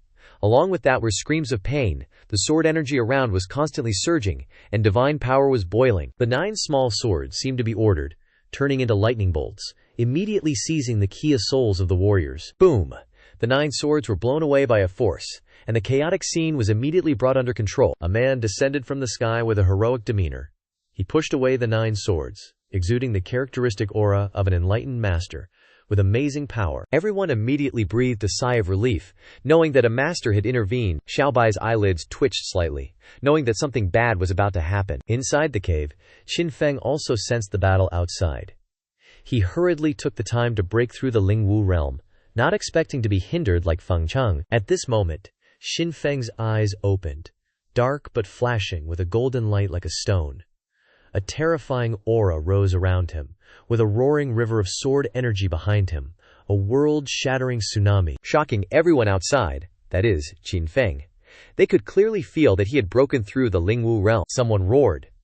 What are you waiting for? Charge and kill Xin Feng, or we'll all be dead when he comes out of seclusion. Hold on, brothers, Tianjun's commanding voice boomed. Spear in hand, he stepped forward in front of the crowd, unleashing his aura like an invincible warrior. Tianjun is so heroic. Everyone instantly perked up, like they'd been given a guiding star. Xiaobai was extremely worried, ready to fight with all his might. Thump. Without the slightest hesitation, Tianjun dropped to his knees in front of the cave entrance, kowtowing like crazy. Brother Xin Feng, this little brother Tianjun's admiration for you is like a never-ending, surging river. If you don't accept me today, I'll kneel here and die. Everyone was utterly silent, their jaws dropped to the floor. This guy didn't even wait to be asked before kneeling. Xiaobai's jaw dropped. He was stunned, thinking, holy crap, and here I thought I understood the spirit of the sword after following Xin Feng for so many years. Turns out, beyond the blue sky is another sky, and beyond the brothel is an even bigger brothel. There's always a master above a master. Just then, footsteps echoed out, and everyone felt a chill down their spines as Xin Feng's cold voice came from inside the cave. While I was gone, what kind of mess did you all make? Everyone was horrified to realize Xin Feng had emerged from seclusion. Meanwhile, disregarding the stares of everyone around him, Tianjun remained kneeling before the cave entrance. You fools! It wasn't that Tianjun was shameless in bowing to Xin Feng, but because he sensed an unprecedented terror from that tsunami of power. Xin Feng wasn't just a divine son of the Yin-Yu dynasty, but also the first young master of the Daijia dynasty. Deeply connected with 2 great dynasties, these guys couldn't beat him, and wanted to drag him in as a meat shield. Run! Someone screamed in terror, and then everyone started scattering in all directions, daring to hunt my rabbits and leave nothing behind. Instantly, 9 swords soared into the sky, transforming into 9 streams of sword quest, tearing through space, furiously plundering the valuables of the warriors. Tianjun felt a chill down his spine, sweat pouring down his forehead as the sound of whistling swords rang in his ears. He had tried to warn them about Xin Feng's terror, but he underestimated him nonetheless. In Qin Feng's hands, the 9 swords were completely different from how Xiaobai used them. Aside from those qi condensation warriors, absolutely no one could withstand his 9 swords. At that moment, an extremely cold voice rang out. A young woman in pure white, breathtakingly beautiful, stood on a flying sword hovering in mid-air. Annoyed by the brutal scene, she quickly made hand seals to control the speeding 9 swords. It's Fairy Yulan. Tianjun recognized her instantly, knowing a lot about the world. At the same time, the male onlooker's eyes lit up, thinking she truly was an unparalleled beauty. Yulan was famous throughout the Yin Yu dynasty, the daughter of Lan Mo, one of the 4 great beauties of ancient times alongside Yu Shen, and she possessed a mysterious bloodline. Just then, Qin Feng stood still, hearing the system notification in his head. Beep, boop. Detected an epic chosen daughter. Qin Feng's eyes lit up, and he felt a bit dizzy. Since the system notification, he'd encountered 3 chosen sons, with Xin Yan and Princess Nanfeng appearing beside them. He always thought they were the chosen daughters, but he didn't expect them to only be supporting characters. The real chosen daughter was someone else. Thinking this, Qin Feng hastily suppressed his nature and muttered, "Everyone, please don't misunderstand. I don't like other people's wives. I'm an upright gentleman." "Shameless," Yulan frowned. Was he looking down on her? She said coldly. "If I'm not mistaken, the only one who likes to use such despicable methods is Qin Feng, the #1 villain of ancient times." Qin Feng replied, "Miss Bai, you've mistaken me." Yulan slowly descended. "Killing people should have its limits. I don't understand why you would humiliate them like this." Qin Feng pointed to the group of warriors behind Yulan. "How about I just kill them all then?" The warriors were struck dumb with terror. Faced with death, they still didn't choose to surrender. Yulan didn't waver at Qin Feng's words, but in her heart she could clearly sense that the power hidden within him was definitely not something ordinary warriors could withstand. Looking at Yulan's sexy figure, Qin Feng couldn't help but let his mind wander. Even though she's strong, she's still a bit weaker compared to Feng Cheng. If I were to face her with Dragon Dive into the sea, Return to Origin Blaze, seeing Qin Feng's shifty eyes staring intensely at her, Yulan couldn't help but shudder. He really is, just like the rumors say, utterly filthy. Her beautiful face flushed slightly. She said coldly, "You really are just trash." Even though she was listed as one of the 4 great beauties of antiquity, and knew that her beauty captivated many men, Yulan still felt uncomfortable all over when stared at by the bandit Qin Feng. "You finally showed up." Seeing that Qin Feng was still safe and sound, Xiaobai finally breathed a sigh of relief. It collapsed onto the ground, exhausted. "Those guys are such jerks. I thought I wouldn't get another chance to personally sell your underwear." Xiaobai felt its eyelids getting heavier and heavier. Finally unable to resist falling asleep, Qin Feng gently picked up Xiaobai. Unlike the pet rabbits he used to keep, Xiaobai was now covered in blood, like a wild rabbit, but 10 times worse. At this moment, Tianjun rushed over anxiously. "Big bro, my name is Tianjun. From now on, I'm your man." Can't deny it, Tianjun really nailed the loyal servant archetype. Qin Feng assessed Tianjun, not finding him too annoying. Plus, Tianjun was at the first level of the entering Dao realm, so he definitely wouldn't be able to handle all the big and small matters himself in the future. At this time, the system announced, "Host has subdued a loyal servant. Receive the Immortal Slave Dharma Seal." The Immortal Slave Dharma Seal has no grade. It seals itself onto the head of a loyal servant and allows the person to share half of the host's combat strength. If they ever betray you, they'll be burned by the flames of hell. Is this for real? Sharing combat strength means acknowledging me as the big bro, helping to increase my strength. Even though it seems like I don't gain anything in the short term, since betraying me means death, I decided to give it a try. Qin Feng focused a mysterious blue rune on his fingertip. Before Tianjun could react, Qin Feng tapped it onto Tianjun's forehead. The blue rune appeared and disappeared on his forehead. In the sky, Yulan felt uneasy, worried. This is the strength of the #1 warrior of antiquity. Just sealing an imprint on the forehead can increase power 5-fold. Suddenly, the energy in Tianjun's body began to explode outwards. The ground beneath his feet cracked open, and his entire aura increased 4-5 times in the blink of an eye. Tianjun could clearly feel the powerful energy within him. It really did increase several times over. I really did follow the right person. He quickly bowed to thank Qin Feng. Qin Feng raised his head and stared at Yulan. "If I put the rune on the heaven-chosen maiden and make her my woman, what rewards would I get from her?" Yulan also noticed Qin Feng's hot gaze on her. Why is he staring at me like that? Even though my beauty captivates countless men, staring like that is so impolite. Qin Feng really is a bandit. At this time, the system announced, "With the host, causing the heaven-chosen maiden to feel more favorably towards you, +1, received 100 villain points. What the heck, isn't this girl supposed to be the arrogant type?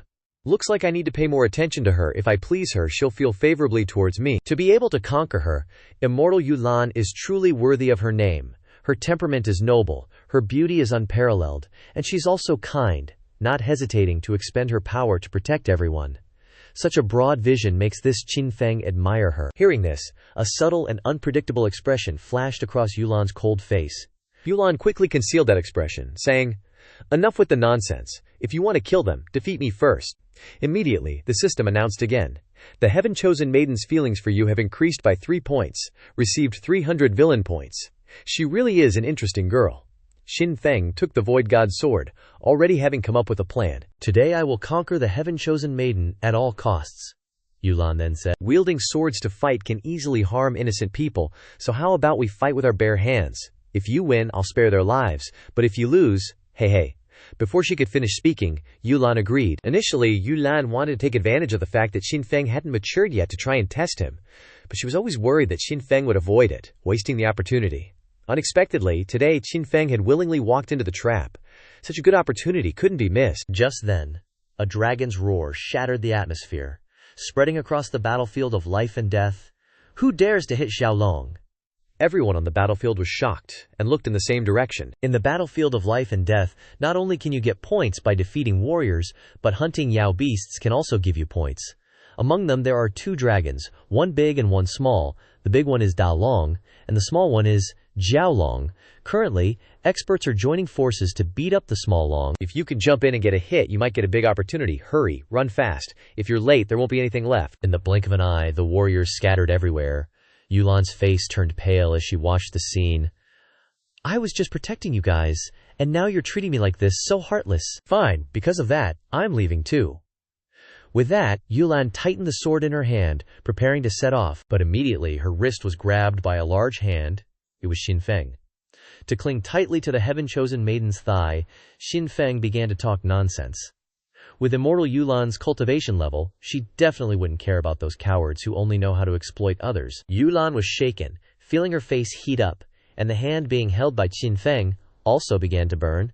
Of course, I'm not going to hit the little long with them. Right then, Zhao Bai, who was totally faking sleep, chimed in. It hurts. It hurts so bad, master. Just kill me gently. It's okay if I die. 'Cause in their eyes, I'm just a worthless animal. After Zhao Bai's dramatic performance, Yulan started feeling sympathetic. I'll save you. You're not worthless. Instantly, a weird green energy enveloped Zhao Bai, and in no time, it healed his wounds. Seeing this, Qin Feng and Zhao Bai kept up the psychological warfare. One human, one rabbit, one yelling, one moaning. Zhao Bai's seriously injured, might die any second, so why don't you just come with us, sis? Xiao Bai kept laying on the moral pressure too. After their one-man-in-a-rabbit show, Yulan agreed to travel with Qin Feng. She's officially boarded the bandit ship, lol. Seeing Qin Feng smile brightly and thank her, Yulan had a weird feeling, like something was off, but she couldn't put her finger on it. At this moment, inside the cave, Qin Feng and his gang were all huddled around a fire. Qin Feng said, "Take care of Zhao Bai for me, will ya?" Yulan hugged Zhao Bai gently. "No need to say more. Helping the weak is my duty. No need for thanks." Seeing that Zhao Bai was being taken care of, Qin Feng waved his hand and ordered, "Tianjun, look after these two," and then he went out to do his thing. In a flash, Qin Feng turned into a streak of light and sped off. Not long after, he appeared in front of that martial artist who hurt Xiao Bai. "Qin Feng, what do you want now?" The martial artist was shocked by Qin Feng's sudden appearance. Everyone else was super surprised. "You thought I'd just let you off the hook?" That was when everyone reacted. "What are you gonna do? Is this about that rabbit earlier?" One guy said, "Fine, we'll kill that Xiaolong and chop it into a million pieces for you to see." They were still grinning. Qin Feng couldn't hold back anymore. "Xiao Bai is my dearest family. Our bond is thicker than blood. I was gonna give you guys a chance for Yulan's sake, but you guys didn't know how to cherish it." With that, Qin Feng gripped the Qingkong Divine Sword tight and drew the dragon-slaying stance. In a split second, 9 streaks of swordlight shot through the crowd, furiously slicing up the meatballs. Panic screams echoed everywhere. By chopping off 121 special balls, Qin Feng got 121,000 villain points. He was satisfied as he sheathed his sword, and praised that he did not remember to take revenge on the spot. Meanwhile, in the Flood Dragon Pond, a group of examinees were working together to attack the 40 meters long Flood Dragon.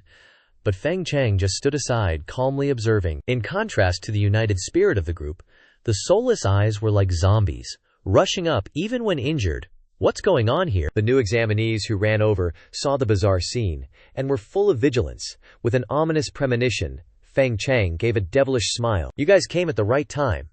Behind him, an extremely vicious statue of Buddha appeared, completely opposite of the attractive golden Buddha. Before, it looked extremely evil but also very strong. Suddenly, the Buddha statue made a strange sound, like a Buddhist mantra. Those with higher realms immediately recognized it, and hurriedly covered their ears and fled in fear. This is the worst spiritual trick in the cultivation world. If we are controlled by him, we will turn into thoughtless zombies like them. But they clearly underestimated Feng Chang's will after blackening, and soon they were all surrounded by mantras, and their eyes gradually became soulless.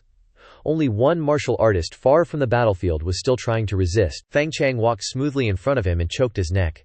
You're quite smart, kid, but that's all for you. Feng Chang opened his mouth and bit directly into his neck, sucking up his life force to heal his wounds. Not long after, he turned into a dry corpse. Feng Chang threw the corpse aside and continued to drain the next martial artist, a very bloody scene. As long as he killed the flood dragon and obtained the dragon pearl, his strength would skyrocket in a short period of time. Then he would enslave more people, making Xin Feng suffer. Princess Nan Feng was stunned, really unable to believe that Feng Chang had turned into this. Completely contrary to the image of a gentleman who was polite and intelligent in her imagination, Feng Chang is now completely a demon, who uses any means to achieve his goals. After a night of rest, Xin Feng and his gang arrived in front of a cliff hanging high, above which was a huge cave, and below which was a white beach of bones, including humans and Yao beasts. Tian Jun trembled. Big brother, what are we doing here? Are you going to kill the dragon? What do you think? Xin Feng twisted his neck for a warm-up and prepared something. It's really going to kill the dragon. Tian Jun felt dizzy, thinking his big brother must have gone crazy. Yulan felt the same way as Tian Jun. The great dragon, with the 5th level of Dao entry, was a rare Yao in the Yao race, many times stronger than human martial artists of the same level. No matter how terrifying Xin Feng's talent was, could he really kill a dragon with the 1st level of Dao entry? That seemed a bit delusional. Xin Feng also received a notification. The heavenly chosen daughter's affection for you has decreased by 1 point. Xin Feng's face turned pale. He didn't understand why her affection dropped suddenly. Could it be because she felt he was too busy with work and didn't care about her? Xin Feng quickly grabbed Yulan's hands and said, "Don't worry, sis Yulan. After I kill the twin dragons, I'll distribute the resources to you." Though outwardly still cold, Yulan was cursing Xin Feng countless times in her heart. He dares to touch my hand. How shameless. At the same time, the system kept notifying, the heavenly chosen daughter's affection continues to decrease by 1 point. What's going on? I show her care, and her affection drops. Heavenly chosen daughters are so hard to please. Xin Feng waved his hand and said, "Indeed, women only slow down my sword-drawing speed." After warming up, Xin Feng handed Zhao Bai to Tian Jun and rushed into the cave at lightning speed. Tian Jun worried at the foot of the mountain. Big brother, be careful, I don't want to see you get turned into a pancake by the dragon after just getting to know you. Looking at Xin Feng's resolute back, Yulan fell into deep thought. Last night, he didn't hesitate to put aside his grudges to save her pet rabbit. Today, he promised to share the treasures, even at the cost of his own life. These actions show that he's not as heartless as the rumors say. Have I been too suspicious of him? Should I be gentler with him? As soon as he entered the cave, Xin Feng received another notification. The heavenly chosen daughter's affection has increased by 5 points. Received 500 villain points. System, are you deliberately messing with me? At this moment, in the main hall of the Yinyu dynasty, even great masters like Lu Dao Dijun were horrified, feeling that Xin Feng was far too reckless to dare to go kill a dragon. Yue Shen could only shake her head. The reality is such. This is a true dragon race, with innate advantages much stronger than the human race. Not to mention that he has only just broken through to Lingwu 1st level. Even Dao entry 9th level cultivators may not dare to provoke the dragon race. Since ancient times, it's only been the dragon race proactively challenging the human race across levels. It's rare to see the opposite. Moreover, it's Dabio entry 1st level challenging Dabio entry 5th level. This has never happened. Or does he have an ace up his sleeve? Yue Shen innocently said. Don't look at me, I don't know anything. Now she really didn't know who Xin Feng was anymore. At this moment, explosions continued to echo from the location where the flood dragon was. Feng Chang's face revealed madness, as the flood dragon was constantly attacked by bombs, scales falling off in pieces, blood flowing like rain. But Feng Chang was still not satisfied, continuing to use secret techniques to control and enslave the many people who came to watch the battle. He was truly ruthless. Lu Dao Dijun had experienced countless storms of blood and fire, but the officials in the palace were filled with indignation, unforgiving towards demons and devils. Princess Nanfeng was stunned, unable to believe that Feng Chang had changed so much. The old man protecting the delegation slowly said, "Blackening is the release of suppressed desires within," meaning Feng Chang was originally only pretending to be refined. In essence, he is selfish and vicious. Impossible. Impossible. The princess repeatedly shook her head, refusing to believe that Feng Chang was such a person. As soon as Xin Feng rushed into the cave, he immediately activated his ancient heavy pupils. Thanks to the power of his eyes, he could clearly see a huge dragon head sleeping soundly. The dragon never thought that anyone would be brave enough to challenge it. The dragon's eyelids flickered open, seemingly sensing an intruder. "Found you." Xin Feng drew his sword. As the dragon's eyes widened, a dim light burst forth from the sword sheath. Danger. Before the dragon could react, a streak of red splattered. It only felt that its eyes couldn't see anything, and a sharp pain spread from its left eye throughout its body. So painful, a painful roar echoed throughout the region. With its left eye pierced, the dragon instantly went berserk. Rocks in the cave fell continuously, and terrifying cracks appeared everywhere. Not good, the cave is collapsing. Xin Feng hurriedly rushed out. Tianjun panicked. "Big brother." Seeing that Xin Feng was safe, he felt relieved, but immediately after, his heart leaped again. Rumble. The cave completely collapsed. A pitch-black dragon nearly 100 meters long soared out from the rubble. Upon closer inspection, the dragon's left eye had become a bloody socket. It roared angrily in the air, as if declaring that it would find that person and tear him to shreds. "Donghua is killing me." Xiao Bai quickly stretched his ears down, almost deafened by the roar. Xin Feng didn't give the dragon a chance to breathe. He jumped onto the dragon's head. Before it could even think about revenge, he ruthlessly used Heaven Illusion Light to attack. Boom! The dragon got blasted right in the face, a splash of red blooming in mid-air. This time it was real dragon fury. Who knew this guy was so shameless that he used that trick to blow its face at the start, and ruined its looks too. But before the dragon could retaliate, Xin Feng's eyes flashed with a purple light, and the surrounding sky suddenly darkened. Countless enormous eyes appeared. Pew, pew, pew. The eyes in the sky fired laser-like beams of light, bombarding the dragon. The dragon wailed in pain, its tough scales pierced by the Taiyin second Qi divine light. Blood spurted out like a fountain.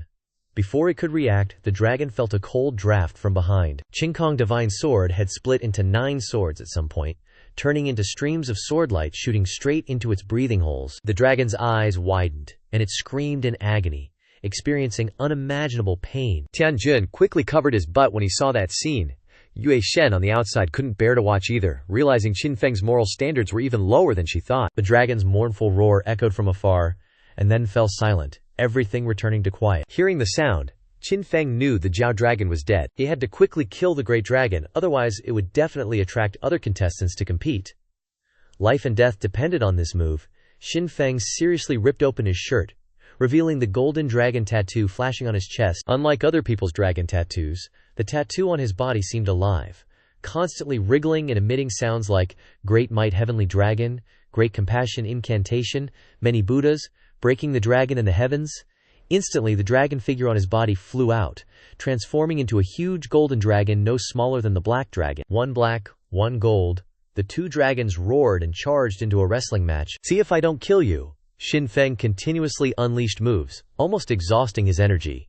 If he didn't finish this quickly, he'd be the one falling. He quickly controlled the 9 swords to stir up mud in the dragon's body. The dragon's eyes blurred, its face contorted in pain. Its body was being ravaged by Xin Feng to the point of reaching its limit, unable to control itself anymore. The dragon's huge body suddenly lost balance, falling from the sky. It made sounds like burps, as if complaining about Xin Feng's cruelty. While mobilizing its last strength, unleashing the tail of the divine dragon towards Xin Feng. What? Xin Feng's pupils shrank, and he pushed Yulan and Tianjun away with all his might. Bam! Xin Feng was hit by the tail of the divine dragon, his chest bones shattered. The organs inside his body were also damaged. He flew backwards dozens of meters, slamming hard into a cliff. Tianjun was the first to rush over. If Xin Feng hadn't pushed him away, he would be dead now.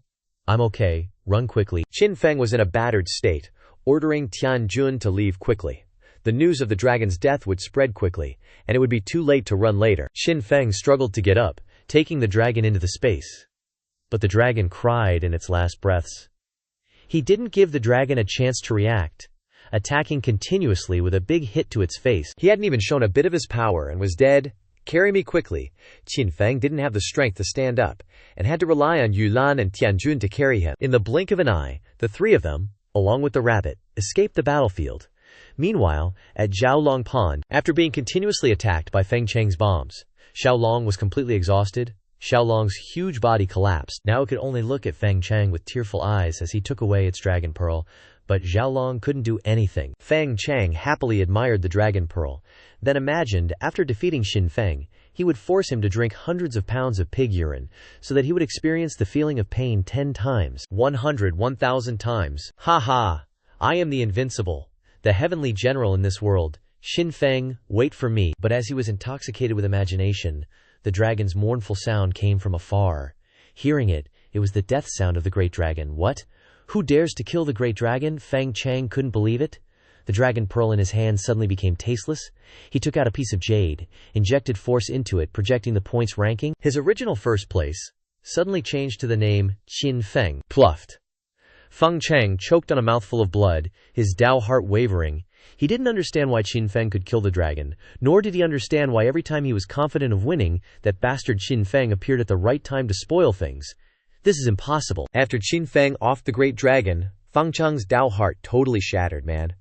Everything Feng Cheng used to have is now Qin Feng's. He's so not happy about it. Feng Cheng's convinced Xin Feng couldn't have killed that dragon without getting messed up. Xin Feng's got to be seriously injured right now. If he can find him, he can get revenge.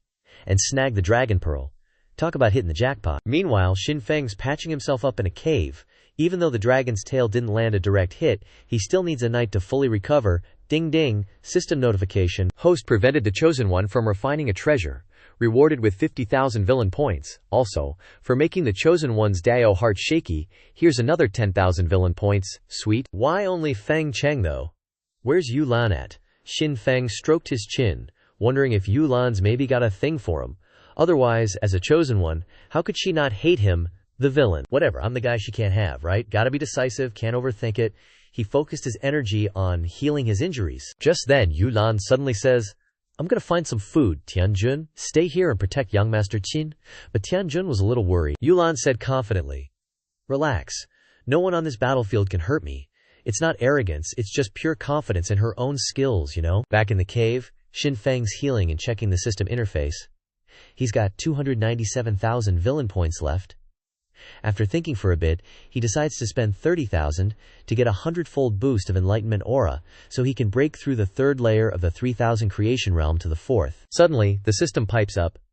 Host can exchange for 10,000-fold enlightenment aura, lasts for 12 hours, intellect increased by 10,000 times. Xin Feng's instantly hooked, and decides to get it ASAP. Boom! Qin Feng felt like a bolt of lightning struck his head. He felt like he was flying, becoming an immortal, a god. It was like the whole world was kneeling at his feet. What a magical feeling. Qin Feng immersed in this feeling.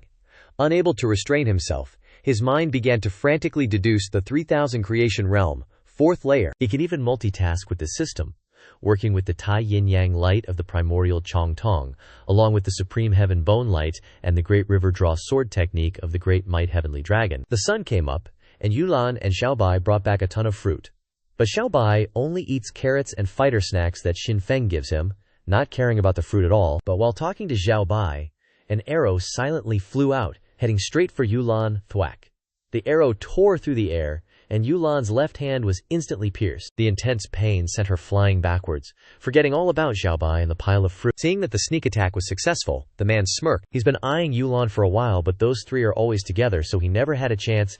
Yulan alone is the perfect opportunity, he can't miss it. But when he gets there, the scene isn't what he expected. Yulan's gone, and there's just fruit scattered everywhere. Damn it! Yulan never expected someone with her level would fall for a sneak attack from some punk kid. To make things worse, the arrow's got poison on it, and her vision's getting blurry.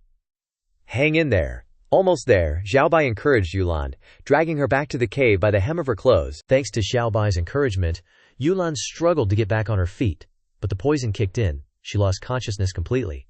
Right before she passed out, Yulan suddenly felt someone gently holding her, and Qin Feng's voice rang out, Just stepped outside and got shot. Chosen daughter, chosen one, and you get taken down this easily. Bleep bloop. Congratulations, host. You've triggered a choice mission. 1. Pull up your pants, confidently say some tough words. Reward. Second layer of the divine cudgel technique. 2. Kill the chosen daughter with one strike. Reward. Mysterious weapon, the dragon-slaying saber. 3. Help the chosen daughter detoxify. Reward. Physique of 100 poisons immunity. Xin Feng looked at the system with a raised eyebrow. Oh, I see. You're really trying to be a player, huh? But I'm a righteous guy. I can't pick the first two options. Even though he kinda wants to confidently give a stern talking to, he wants to kill the chosen daughter with one strike. But then, he thinks about his future mother-in-law, Lan Ma, one of the 4 beauties of the ancient era. He can save her daughter, can she be touched, and give him her daughter. Alright, for the sake of possibly calling her mom in the future, I'll save her. With that, Xin Feng took off all of Yulan's coat to detoxify Nan without taking off his clothes. While with women, you have to take all of their clothes off, that's the rule. Thanks to the medical knowledge he learned from the moon god, Xin Feng quickly detoxified Yulan. Gazing at Yulan's smooth, jade-like skin, he didn't want to stop. But to prove that he had saved her, Xin Feng carved the words, Xin Feng was here on Yulan's beautiful back, but then thought it might be better to change it to boss comes and goes safely. While Xin Feng was hesitating, the system suddenly announced, Congratulations, host. You have gained benefits from the chosen daughter, rewarded with 100,000 villain points. Also, for completing the 3-in-1 choice mission, the host has been rewarded with the physique of 100 poisons immunity. What? Just like that, he gets 100,000 points? Xin Feng couldn't believe it. This is way easier than fighting to the death outside. He quickly rolled up his sleeves, ready to get to work, but just as Xin Feng was about to continue his actions, Yulan groggily opened her eyes. She felt an itch on her back like something was crawling on it, and immediately reacted. Yulan was startled and sat up abruptly. Their eyes met, and the cloth covering her chest slipped down, revealing her bare breasts. You scoundrel! Yulan finally saw the scene clearly, hastily covered her chest, and shouted, Get out! Oh, wrong place to cover. Xin Feng also quickly reached out to help cover her. But immediately Yulan lunged forward and tightly covered Xin Feng's eyes. You lecher, don't look. The intelligence of a heaven's chosen maiden is truly questionable. Xin Feng was stunned by Yulan's actions. He closed his eyes to comfort Yulan while adjusting her clothes for her. Luckily, I'm an upright person, or you would have been devoured long ago. Xin Feng firmly grasped Yulan's hand and said seriously, Rest assured, I closed my eyes completely while helping you undress. How could an upright person like me dare to peek at you? Yulan fairy, I don't even know how many scars you have on your beautiful body. Then, he stretched and peeked at Yulan stealthily. I've helped you detoxify, I'm so tired. If only someone could massage my back and shoulders. Although Yulan was still embarrassed, everything proved that Xin Feng was indeed an upright person, and he had saved her life, so Yulan decided to repay him handsomely. She blushed and said, Just lie down, and I'll make you comfortable. So Xin Feng began to enjoy a heavenly life. May I ask, who in this ancient world can be treated like this by one of the 4 great beauties, Yulan? How's my technique, young master? Amazing! Xin Feng's face was filled with happiness. Oh, really? I can make you even more ecstatic. With that, Yulan wrapped her legs around Xin Feng's back and straddled him, ready to get down to business. Could it be that I've opened the secret box? Even though Xin Feng's target was the future father-in-law, tasting the daughter first didn't seem too bad, but immediately, Yulan grabbed Xin Feng's wrist and yanked it back forcefully. Crack! A miserable scream echoed through the cave. You despicable fellow! This is my revenge! You closed your eyes while undressing me? You must have been groping all over the place, right? And how do you know if I have scars or not? Xin Feng struggled. But Yulan pinned him down and continued to teach him a lesson. After a while, Xin Feng lay flat on the rock. Yulan clapped her hands in satisfaction and stood up. Don't play dead. I didn't use much force just now. At this moment, Xin Feng was on the verge of collapse. Today I fought a dragon and suffered severe injuries, and I just used my Ling Qi to detoxify you, and now you treat me like this, so pathetic I might not see the sun tomorrow. Yulan's heart softened immediately upon hearing this. She didn't expect Xin Feng to endure so much for her, and she quickly helped him up. Leaning on her shoulder, seeing Yulan's change in attitude, Xin Feng didn't care about his injuries, and rubbed his head against her chest. Yulan Gage, do you believe in love at first sight? Yulan's face flushed red, not expecting Xin Feng to still be unserious at this time. Tell me quickly, where are your injuries? Let me heal them. But Xin Feng pretended to be in great pain. I know my condition. Before I pass away, I only hope that Garage can fulfill my last wish. He held Yulan's hand tightly, his eyes filled with sorrow. I hope that garage will give me a kiss. Get out. Kiss what? Yulan didn't expect Xinfeng's wish to be like that. Seeing Yulan wavering, Xinfeng immediately launched a barrage of attacks. Actually, before I met Ji, she never believed in love at first sight. But she has overturned my previous views. From the first time I saw her, my heart fell into her arms. That heart full of love only beats for her from now on. Even if I have to die in her arms, I am willing. Yulan's face turned even redder, and her heart beat wildly like a deer, thinking about how Xinfeng was seriously injured to save her, and then because of her recklessness, Xinfeng was severely damaged. Yulan's heart was filled with guilt. Should she fulfill his last wish? Yulan's eyes fluttered, and she slowly approached Xinfeng. Xinfeng could also feel Yulan's fragrance. Different from Ziyan, Yulan carried more tenderness. He didn't expect his acting to actually deceive Yulan. But Xinfeng was not satisfied, and immediately activated his power, tightly hugging Yulan's small waist, and his lips rushed over. Smack! Yulan was caught off guard. Due to the benefits gained from the Heaven's Chosen Maiden, Xinfeng gained 100,000 villain points. Reacting, Yulan forcefully pushed Xinfeng away, finally realizing that she had been deceived. This is my first kiss. I didn't expect that I've maintained my purity for over 10 years, but today it was lost to Xinfeng. Just as Xinfeng was pushed away, he pulled at Yulan's covering clothes. Huh. Why is the color different from what I saw just now? The system announced again. Taking advantage of the Heaven's Chosen Maiden, you have been rewarded 100,000 villain points. Return what you stole, you thief. Yulan was furious. Having her first kiss stolen, and now her covering clothes stolen, she no longer cared about her image, and rushed forward to snatch it back, stomping on Xinfeng, causing him to fall backward, and Yulan also fell on top of him. Since you're lying on top of me like this, I won't be able to restrain myself. Xinfeng hugged Yulan's waist tightly again, his lips pressing closer. I know I'm very handsome, and my charm is great, but rest assured I won't resist, just come at me. Yulan was stunned by Xinfeng's series of actions. You hooligan, you really have no shame, let's see if I tear your mouth apart. Then she lunged and grappled with Xinfeng, completely unaware that behind her, a warrior appeared. Xin boss, I finally found you. The warrior was a head taller than Tianjun, his left hand tightly gripping Tianjun, who was in a sorry state. Receiving villain points, Xinfeng disgustedly pushed Yulan aside.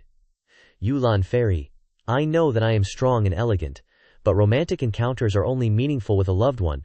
Don't force me to do such a thing.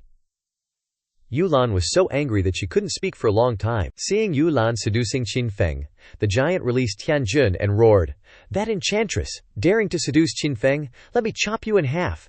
Damn it, this guy is too hot-tempered. Yulan had just escaped death, and her strength had not recovered. Xinfeng was really worried that Yulan would be chopped, and he quickly stopped him. Big brother, calm down. Let's talk things over clearly. Seeing Xinfeng, the warrior said excitedly, Xin boss, I am Wan Ma. From now on I will serve you wholeheartedly. If you tell me to go east, I will definitely not go west. Xinfeng was dumbfounded. Not understanding what was happening, Wan Ma immediately hugged Xinfeng's leg like a kidnapped child. Finally found home. At this moment, Wan Ma looked at Xinfeng with teary eyes, but Xinfeng was disgusted, turning his face away. Bro, with that Lingkui look of yours, it's best not to act cute. Xin Liaota. You won't take me in, Wan Ma cried even louder, thinking Xinfeng didn't want him. Okay, I'll take you. First, cover your face. Xinfeng immediately imprinted a Xian slave seal on Wan Ma. He agreed to take him as a disciple because he believed in the effectiveness of the Xian slave seal. Honestly, Wan Ma was just too annoying. Then Xinfeng just wished he would scram away from him quickly, his combat power would increase along with it. Wan Ma's heart was greatly shaken. He knew Xin Liaota was a well-known warrior in the wasteland, the future successor of the Xin family. But he didn't expect him to be able to increase someone else's combat power 5-fold with just a touch. At this moment the system announced, the Xian slave seal has reached its maximum limit. To unlock a higher limit, the host needs to upgrade his realm. So this has a limit. Xinfeng couldn't help but feel disappointed. He initially thought he could use this trick to gather an army of 1 million people to fight Feng Cheng, but now it seemed impossible. The only lucky thing was that both of them had pretty good realms. Looking at Wan Ma's excitement, Xinfeng suddenly felt familiar. He remembered his 8 years in the Qin family. Wan Ma, whose real name is Qin Wan, was a handsome young man when he was young. Now he's just grown up. He is the beloved son of the 13th commander of the Qin family. His position in the Qin family is second only to the head of the family. His appearance here must have been arranged by the Qin family's ancestor. I wonder if something happened to the Qin family that they sent him to ask for help, or is it just simply sending him to assist me? At this moment, Wanjima seemed to sense something, and immediately urged Qin Feng, Qin Laoda, "Run quickly, Feng Chang is catching up. Looks like nothing's going on with the Qin family." Qin Feng patted Wan Ma's shoulder, pushing him away. If he wants to come, let him come. If he wants to fight, let him fight. Qin Feng was so confident because, with the help of 10,000x wisdom light, he had comprehended the 4th level of the 3,000 creations, even the ancient Chongtong sword drawing technique, and Great River sword art as well. He felt he didn't need Fang Chang's dragon pearl at all. "Fang Chang, oh Fang Chang, you always appear at the most important moment to earn villain points. If Yulan didn't call him dad, he would make him call him dad." Thinking of this, Qin Feng couldn't help but let out a villain's signature laugh. "Ha ha ha bro, why are you laughing so strangely?" Tian Jun and Wan Ma looked at each other, not daring to say anything. The two could only stay in the cave to protect Yulan. Meanwhile, outside the cave, a large group of contestants tightly surrounded the cave, with no way to escape. But all had dull eyes like walking corpses. Above their heads was Fang Chang, with disheveled hair and a terrifying appearance, completely demonized. Seeing this, Qin Feng mocked, "Oh, so it's you. You got demonized from losing your wife, Fang Chang, warrior. It's so hot, yet you're acting cold. You afraid of catching a cold, or what?" Qin Feng, shut up. Feng Chang wanted to show off in front of Qin Feng, but unexpectedly, bringing up the matter of Princess Nan Feng, reopened his spiritual wound, making Feng Chang want to tear Qin Feng apart. He immediately poured out all his strength, carrying endless power, and kicked straight at Qin Feng. Too fast, Qin Feng was surprised, immediately forming hand seals with both hands, then activating the ancient Chongtong to analyze and block Feng Chang. Feng Chang's face was filled with shock. He himself had broken through the 7th level of Ling Wu, with added blackening power, and also absorbed the Dragon Pearl, so how could his power be on par with Qin Feng, who had just broken through the 1st level of Entry Dao? Qin Feng clearly felt that Feng Chang was stronger, not giving him a chance to react. He quickly grabbed Feng Chang's leg and threw him hard to the ground, like Hulk throwing Loki. Bang bang bang. After a miserable beating, Feng Chang lay motionless in the deep pit. Feng Chang was extremely surprised. His head was filled with question marks. How could Qin Feng be so strong after only comprehending the 1st level? Wasn't he just out killing a dragon yesterday? Why wasn't he injured after killing the dragon? I'm not willing. Feng Chang strained to push forward, breaking free from Qin Feng's control. He stomped his feet hard on the ground, flying backward 10 meters in the blink of an eye. Ordinary strength, not scary. Feng Chang thought Qin Feng was only stronger in terms of brute force, but wanting to defeat him with that little strength was too naive. Qin Feng didn't panic at all, his lips pressed tightly together, and suddenly 7 or 8 copies of him appeared around him, making it difficult to distinguish which was the real one. I wonder if you're satisfied with this trick. After witnessing Qin Feng's clones, Feng Chang didn't dare to underestimate this trick. He had to put in all his strength to be able to block it. Immediately, the spiritual power in Feng Chang's body erupted violently, turning into a giant purple aura. He stomped hard on the ground with all his might, bringing the momentum of a mountain collapsing and the earth splitting, rushing straight towards Qin Feng. Taking a head-on approach, seeing who was tougher, Qin Feng's eyes were like lightning, his overwhelming aura suffocating. A powerful aura covered his body, and his white hand drew out the Void God sword. Bang, bang! The Void God sword swung gracefully like a dragon, its cry echoing across the sky. The sword light collided violently with the aura, creating a storm that swept through the forest, the whistling wind making the hair on the back of the neck stand on end. Damn, is this a battle of the Entry Dao stage, or what? Tian Jun was trembling in Wan Ma's arms. Like, even they at the Entry Dao realm couldn't make such devastation. Awesome, awesome. This is what a final fight between 2 martial artists looks like. The audience outside cheered wildly, their blood pumping as they watched Qin Feng's sword draw technique blocked by Feng Chang. Even at the 7th level of the Entry Dao realm, Feng Chang couldn't hide his excitement anymore. Knowing Qin Feng only had that one sword draw technique, Feng Chang didn't hesitate, didn't stall, and charged straight at Qin Feng. Feng Chang was absolutely not giving Qin Feng a chance to use his ancient heavy pupils or other spells. He even ordered the controlled contestants to attack, Qin Feng not caring about morals. That wasn't just Qin Feng's privilege. The 2 guys, eyes full of seriousness, hair all messed up, desperately rushed to protect their master, their loud shouts echoing through the sky. The controlled contestants, not afraid of death, charged right in. Tian Jun and Wan Ma were lucky they arrived just in time. Qin Feng remained calm, turned around, his robes fluttering in the wind. His whole body was like a fine sword, unsheathed, incredibly sharp.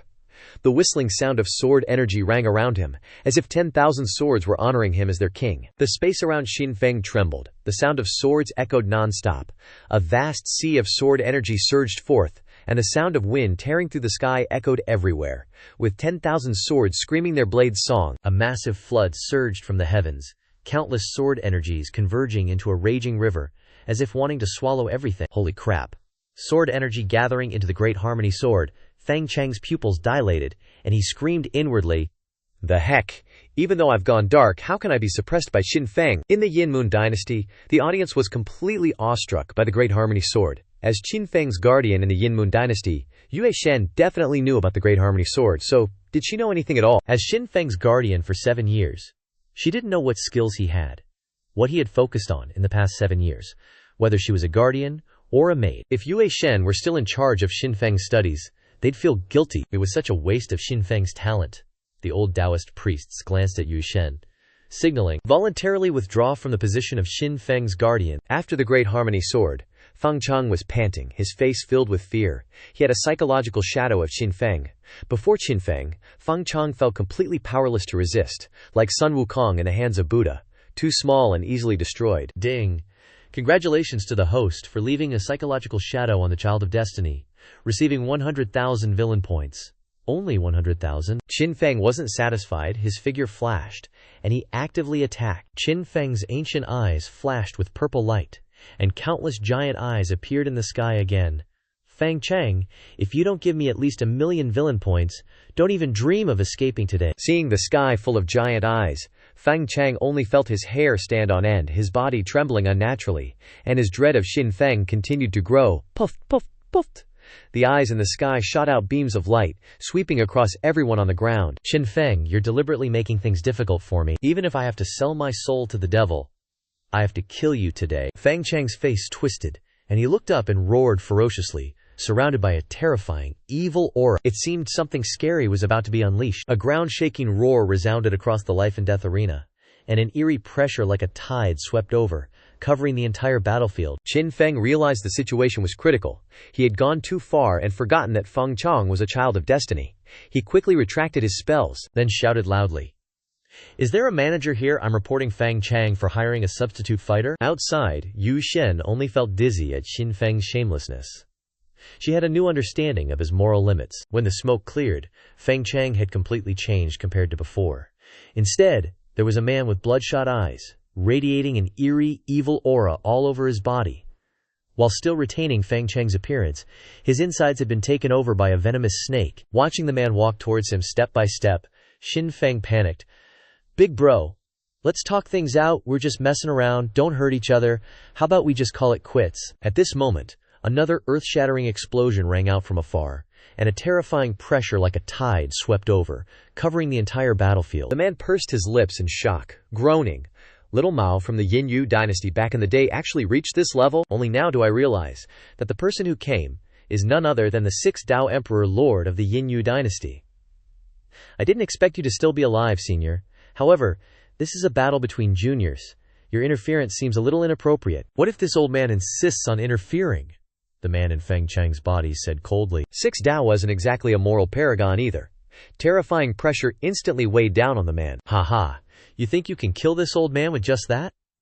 The man cackled, then transformed into a shadow, tearing through space and fleeing. Running away now, 6 Dao blazed with energy, also tearing through space to give chase. What 6 Dao called that dark mass Senior, and that dark mass called 6 Dao Little Mao. Thank goodness young master is all right. Rumble, rumble, rumble. The battlefield darkened as if the apocalypse had descended. First, a gentle tremor, then a violent shaking, before gradually returning to normal. At this moment, 6 Dao emerged from the spatial rift with a weary expression. Immediately afterward, 2 voices filled with rage echoed. "Damn you 6 Dao, you dare sever my 10,000-year Dao lineage? Just you wait, I'll get my revenge, Xin Fang, you damn bastard, I'll definitely be back." Xin Fang suddenly understood once again. This favored son of heaven has no morals. He suspects he went and learned some kind of stronger secret technique elsewhere. Whatever, just let him run. Xin Fang took out a small notebook and wrote in it, "Year, month, day. 6 Dao weakened my opponent, preventing me from cultivating better. Needs to compensate me 1 billion supreme grade spirit stones. After Fang Chang's failure, the examinees escaped their enslavement. Seeing corpses everywhere, they recalled being controlled by Fang Chang and doing crazy things. Lucky us, thank God. Everyone broke out in cold sweats. secretly thankful they were still alive. But what they didn't expect was that after escaping Fang Chang and Xin Feng, they fell into the hands of a rabbit. "Get in line, quickly," Xiao Bai commanded from above. "I am handsome and talented Rabbit the Eighth, a symbol of justice and wisdom, the most beautiful in the desolate antiquity. Xin Feng saved you all. Men, consciously hand over protection fees. Women must be prepared to dedicate themselves." A young man spoke up. "You guys are going too far." Bang! Heavenly Army stood behind Xiao Bai in a threatening pose.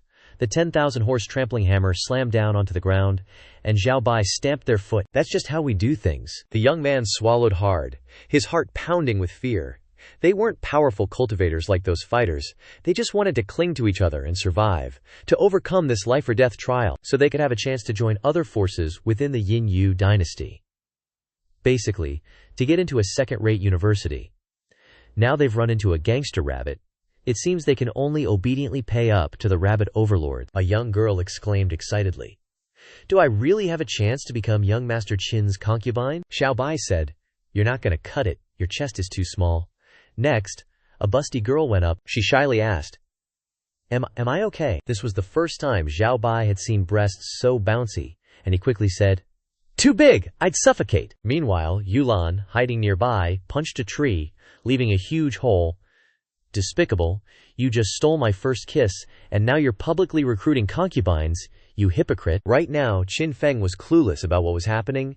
He was just calling out, "System, prepare for the lottery draw." The system kept warning him. The favored daughter of heaven's goodwill is decreasing by 1, 2, 3. Qin Feng was totally bewildered. What the heck is going on? But when Qin Feng stepped out of the cave, the scene before his eyes left him stunned. Xiao Bai was sitting on a high platform, surrounded by a group of beautiful young women. Xiao Bai said, "Young Master Qin, tonight my sisters and I will serve you." Xiao Bai turned his head and saw Qin Feng looking displeased. "Master, am I doing a good job?" Qin Feng wanted to kill Xiao Bai right then and there. No wonder Yulan's goodwill dropped so much. Thanks a bunch for doing all these good deeds. Even though Qin Feng was trembling with anger at Xiao Bai's actions, he couldn't do anything. He just wanted to distance himself from Xiao Bai. "ASAP, I don't know you. Don't call me that again." Watching Qin Feng leave, Xiao Bai was confused. Master is clearly a money grubber and a womanizer. Why the sudden change? Qin Feng coughed, deciding he had to salvage his reputation. So Qin Feng started talking nonsense in a serious tone. Qin Feng explained that being greedy for money was a noble quality of a gentleman, because as a gentleman, he had to be greedy for money. And being fond of beauty was human nature. Not being fond of beauty was going against humanity. In the end, he blamed everything on Xiao Bai. Successfully saving his image in the eyes of the young women, Qin Feng decided to take advantage of the situation and pulled a young woman into his arms. "It's fate that we embrace, and I will protect you safely through this trial. But my heart already belongs to someone else, so I can't make you any promises. After we get out of here, we'll forget we ever met." Sweet Talk successfully deceived the young woman, and she smiled. "Everyone says you're cold, young master. But only I know how generous your heart is. I have nothing to repay you with, so please accept a kiss from me." The young woman, her face flushed, leaned in, and kissed Qin Feng on the cheek. The system announced, "Logical and reasonable. Taking advantage of the young woman earns you 500 villain points."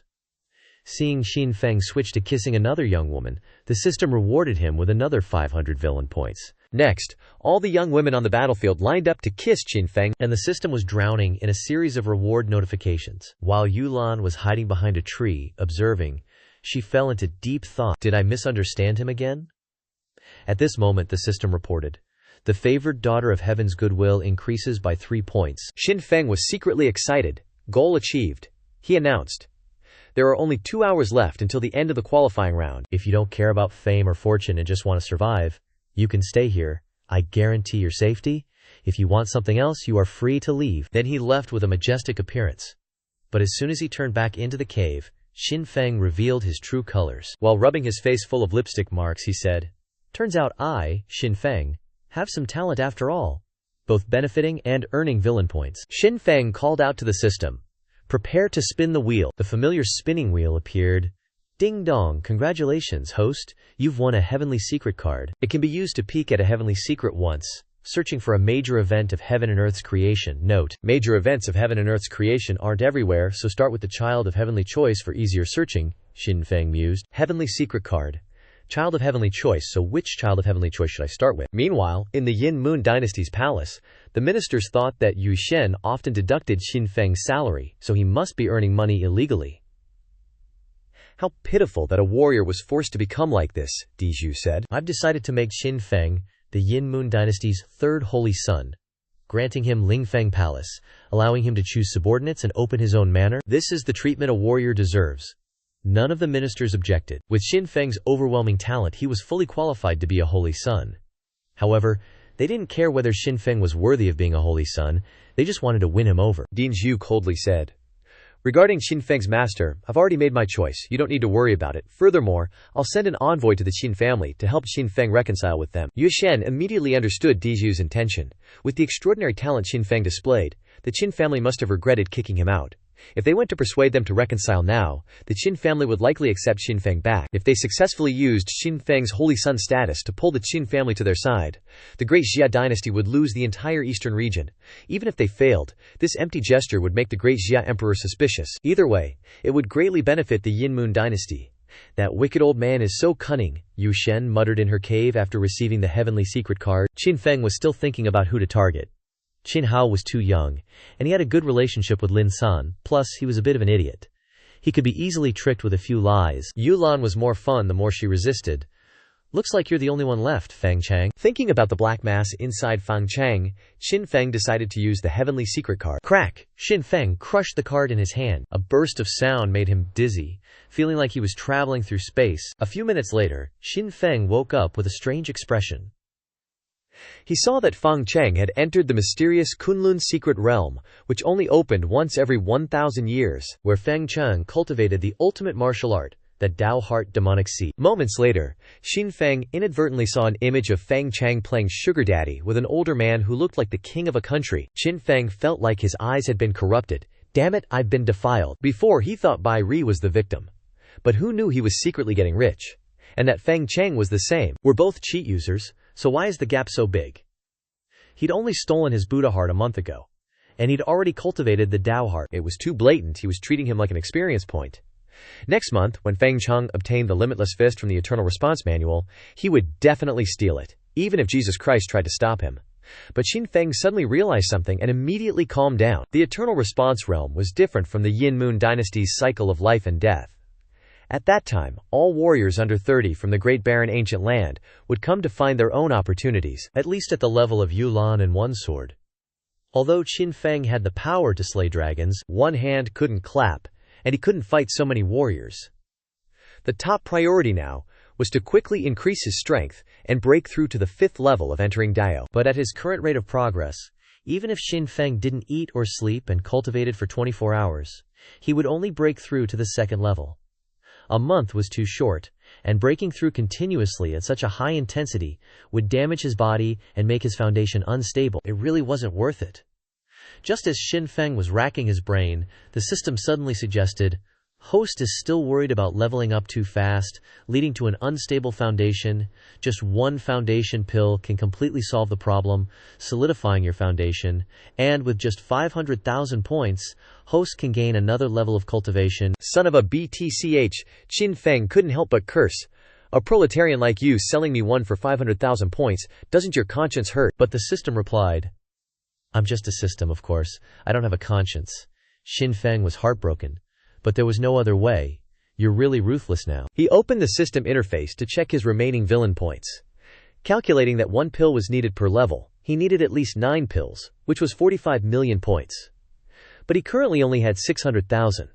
Enough to buy only 1 pill. Although he was furious, Xin Feng still decided to buy one to try it out. Not long after, a golden pill appeared in Xin Feng's hand, emitting a rich fragrance. This was none other than the Foundation Establishment Pill, costing a whopping 500,000 points per piece. Looks kinda ordinary, but let's give it a shot. Xin Feng closed his eyes and swallowed the pill whole. As soon as it went down, he felt a warmth in his stomach. Very comfortable. And at the same time, the abundant energy around him was rapidly drawn into Xin Feng's dantian. Totally worth 500,000 points. The effect is exactly like that extraordinary Foundation Establishment thing I was waiting for 7 years. Boom boom. The bells rang throughout the life and death battlefield, signaling the end of the grueling final life and death round. Xin Feng stretched, sighing.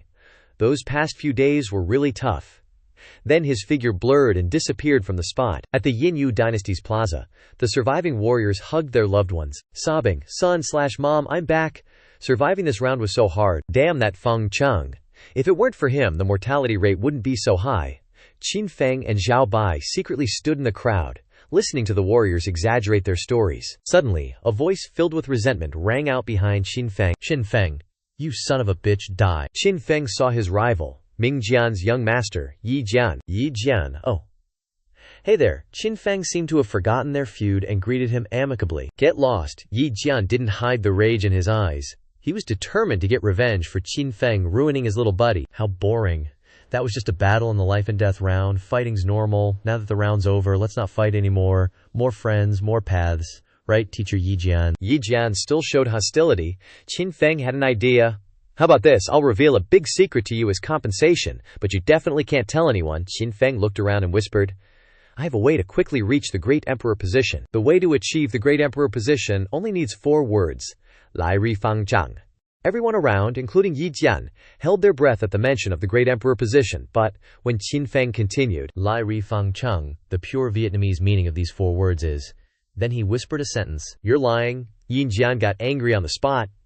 Everyone knows I don't have a yin-yo or yang thingy. I have no grudges against you. Why are you humiliating me like this? Hearing this scandal, everyone around turned towards Yi Jian. Oops, you spoke too loud. Now everyone knows you don't have it. Yi Jian's face turned green, then black with anger. But what could he do?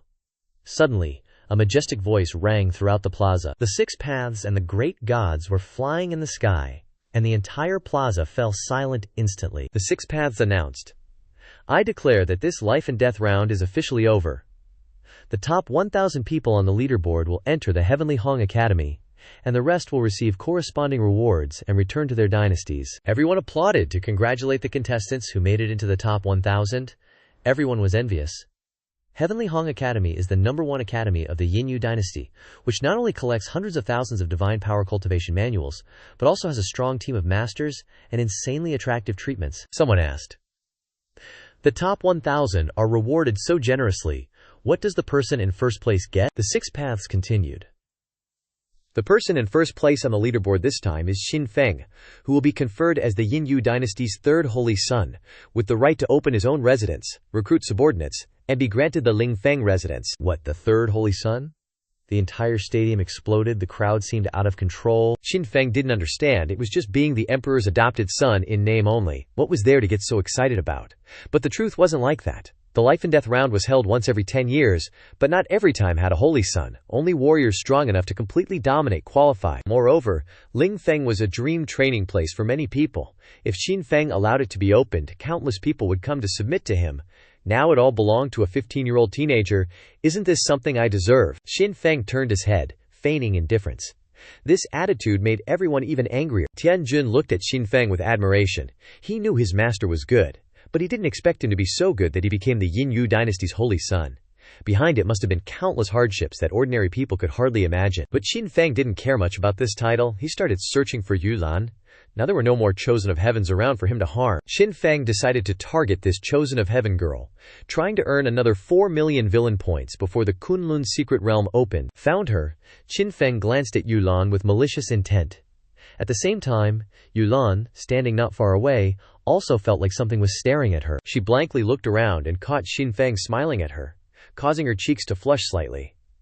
Remembering the scene in the cave, Yulan quickly looked away, pretending she hadn't seen anything. Excuse me, just passing through. Qin Feng, of course, wasn't going to miss this opportunity, immediately squeezing through the crowd to get to Yulan. Just as Qin Feng was about to have a heart-to-heart with Yulan, a commotion erupted. Turning around, it turned out that Princess Nanfeng and her entourage were being blocked by a group of people, all of whom were parents of the examinees who had been enslaved by Feng Cheng. They were demanding that Princess Nanfeng hand over the culprit, Feng Cheng. They could accept their children dying in the life-or-death competition, but they couldn't accept them being turned into living corpses by Feng Cheng and then destroyed without a trace. Princess Nanfeng replied very succinctly, This princess doesn't know where Fang Chang is. Even if I did, I wouldn't tell you. The fact that Fang Chang escaped from Liu Dao's grasp says something, right? Even if he's not perfect, he's still a rare warrior in this world. How could I hand over such a warrior? The crowd couldn't restrain themselves any longer, and surged forward with the intention of killing Princess Nanfeng. Tell us. Otherwise, Fang Chang will never show himself. How dare you be so disrespectful? The great Xia warriors were enraged by this contempt. As warriors of great Xia, they had never been looked down upon like this. They immediately jumped into the fray, fighting the group of people. Ooh, this is getting good. Xin Feng loved jumping into the middle of the chaos. He dragged Zhao Bai along to watch the fun. That makes sense. Princess Nanfeng isn't a heaven chosen herself. Without proper background, Feng Cheng can't defy the heavens. Ah! A miserable scream echoed across the square, as one person after another was knocked to the ground. As warriors of great Xia and descendants of powerful clans, their combat strength was naturally superior to ordinary parents. In the blink of an eye, the group of people had been taken down. But this action also enraged the others on the square. This is Yinyu dynasty's land. How dare they be so loud? Where are the elders? Is there no law anymore? No one knew who shouted, and the conflict immediately escalated, with the two sides engaging in a fierce battle. Are you crazy? Are you crazy? Princess Nanfeng was furious, her chest heaving. The rage in her heart was about to explode. Clearly the Yin-Yu side attacked first, and now they were blaming Great Xia. Did they really think the princess of Great Xia was so easy to bully? Everyone, stop! A loud shout silenced the chaotic situation. Everyone turned around to see a group of people in black robes approaching, emanating a powerful aura fluctuating at the heavenly venerate realm, not spirit marshal or entering Dabo. It was the celestial bull guards, specializing in protecting the security of the Yinyu dynasty's imperial city. At least the heavenly venerate realm was required to join. Although their position wasn't high, they represented the strength of the Liu Dao emperor. Seeing the celestial bull guards, everyone immediately made way. In the end, Princess Nanfeng had to turn around and leave to avoid getting into a difficult situation. In the Yinyu dynasty, no one dared to ignore the celestial bull guards. But Princess Nanfeng wasn't afraid at all. The celestial bull guards sneered coldly. The captain of the celestial bull guards raised his hand to stop Princess Nanfeng. You can't leave. Where are you going, Princess Nanfeng? This is the Yinyu dynasty, not your Great Xia dynasty. These warriors have assaulted our people and need to be investigated. What? Take us away with you? The Great Xia warriors couldn't help but laugh, thinking, this guy must have something wrong with his head. Your people disrespected the princess of Great Xia first, then gathered to surround her. You completely disregard the Great Xia delegation. No matter what, you can't shift the blame onto us. Arrest them all. The captain of the Celestial Bull Guards ordered. How dare you? The Great Xia warriors were furious. They didn't expect the Celestial Bull Guards to actually make a move. Although they were warriors of Great Xia, their cultivation was only at the 5th level of entering Dadio, and they were no match for the Celestial Bull Guards. In the blink of an eye, they were all restrained. Princess, save us. But the Celestial Bull Guards completely ignored them. Dragging them away, the crowd applauded and cheered. Too much. Too humiliating. Nanfeng was so angry that her chest heaved. She decided to go see Liu Dao and demand justice. But an elder stopped her. Princess, it's useless to go. If the Liu Dao emperor really wanted to intervene, he wouldn't have let them attack the delegation, nor would he have let the Celestial Bull Guards arrest the genius disciples. He wants to say that Liu Dao is directing everything from behind. Princess Nanfeng quickly calmed down, realizing everything. Princess, Feng Cheng's whereabouts are currently unknown. The delegation no longer has any reason to stay and is likely to be in danger. It's best to return to Great Xia immediately, the old man continued. But Princess Nanfeng looked very embarrassed. She felt that she couldn't return like this. She had a mission when she came to the Yinyu dynasty this time. Now, she hadn't completed any mission and had lost Fang Chang. When the arrested warriors returned, it would surely enrage the powerful clans. At that time, even if her father loved her, he would have to banish her to the cold palace to appease the people. The old elder felt a massive headache coming on. They were totally clueless about the Yinyu dynasty. Without any clout, how could they force Liu Dao to release their people? Princess Nanfeng rolled her eyes, spotting a familiar figure, Qin Feng, just crowned as the Yinyu dynasty's third holy son. Maybe he can change Liu Dao's mind? Absolutely not, princess. Seeking out that scoundrel Qin Feng is like walking straight into the tiger's den. The old elder hastily tried to dissuade her. But Princess Nanfeng had made up her mind. She would personally go find Qin Feng. Soon after, Princess Nanfeng stood before Qin Feng. You jerk, I know you're scary, but it's even scarier that I have to beg you for help. To find a reason to return to Dajia, she had to rely on Qin Feng's help, even though it was incredibly uncomfortable. Is this your attitude when you're asking someone for help? Qin Feng frowned with disdain. Actually, he was pretty surprised by Princess Nan Feng's appearance, but not too shocked. System notification. Side quest. Humiliate the white moonlight in the chosen one's heart. Receive 100,000 villain points. Qin Feng's eyes immediately lit up. With villain points, anything was negotiable, haha, helping her was doable, but she knew he never did anything for free, right? Seeing Qin Feng about to make demands, Princess Nan Feng cut him off. Just say what you want, I'll agree to anything. Qin Feng couldn't help but burst into a villainous laughter. Turns out this princess had some backbone. In that case, come to my place tonight and I'll tell you. Later that night, Princess Nan Feng, as promised, arrived at Qin Feng's house. Though worried, for the sake of her beloved, she mustered the courage to wear the short, revealing dress Qin Feng had given her. Even though the wind made her feel freezing cold, Princess Nan Feng felt an indescribable embarrassment, like a kitten being tickled, making her flush all over. Not bad at all. Qin Feng was very pleased with the outfit he chose. It was a special design based on his memories from before his rebirth. Both practical and conducive. System notification. Humiliate the white moonlight in the chosen one's heart. Receive 100,000 villain points. Seeing Qin Feng's lack of reaction, Princess Nan Feng reached out and touched her chest, looking anxious. Young Master Qin, you said that as long as I stay here for 15 days wearing this outfit, you'll rescue Feng Chang and everyone else, right? Of course, I always keep my promises. However, for these 15 days, you have to stay by my side, never leaving my sight. Go east, you can't go west. And properly fulfill your duties as a maid. If you annoy me, well, you know the consequences. Princess Nan Feng wanted to chop Qin Feng into pieces on the spot, but for the sake of Feng Zhang and the other warriors, she decided to swallow her anger. So how do you plan to convince the Lu Dao Emperor? That's a secret. As a maid, you ask too many questions. Just obediently warm my bed, Qin Feng thought to himself. He couldn't tell her that he knew they would be released unconditionally in 15 days thanks to the heavenly oracle card. He tapped his teacup. Nan Feng, why are you still standing there? Pour the tea. And remember to warm my bed. Oh, and here's a cloak. Let me put it on you to keep you cool. Hearing these words, Princess Nan Feng was both angry and ashamed. But since she was currently asking Qin Feng for help, she could only swallow her anger. Due to the continuous humiliation of the white moonlight, Qin Feng received an additional 10,000 villain points. Meanwhile, back in Daixia, in the Qin family, Qin Hao sat cross-legged, cultivating. Beside him was an old man, the very Ji Da Stone Valley, that Qin Feng had left for Qin Hao before. Bang! Suddenly, Qin Hao opened his eyes, letting out a loud shout. Instantly, a powerful aura erupted from his body, filling the entire room, blowing everything away. No way! After 7 years of hard work, Qin Hao has reached transcendent 7th layer, his physique comparable to ancient savage beasts. A full-force strike can definitely slay a spirit armament cultivator. Looking at Qin Hao, the old man couldn't help but smile in satisfaction, recalling his own boast.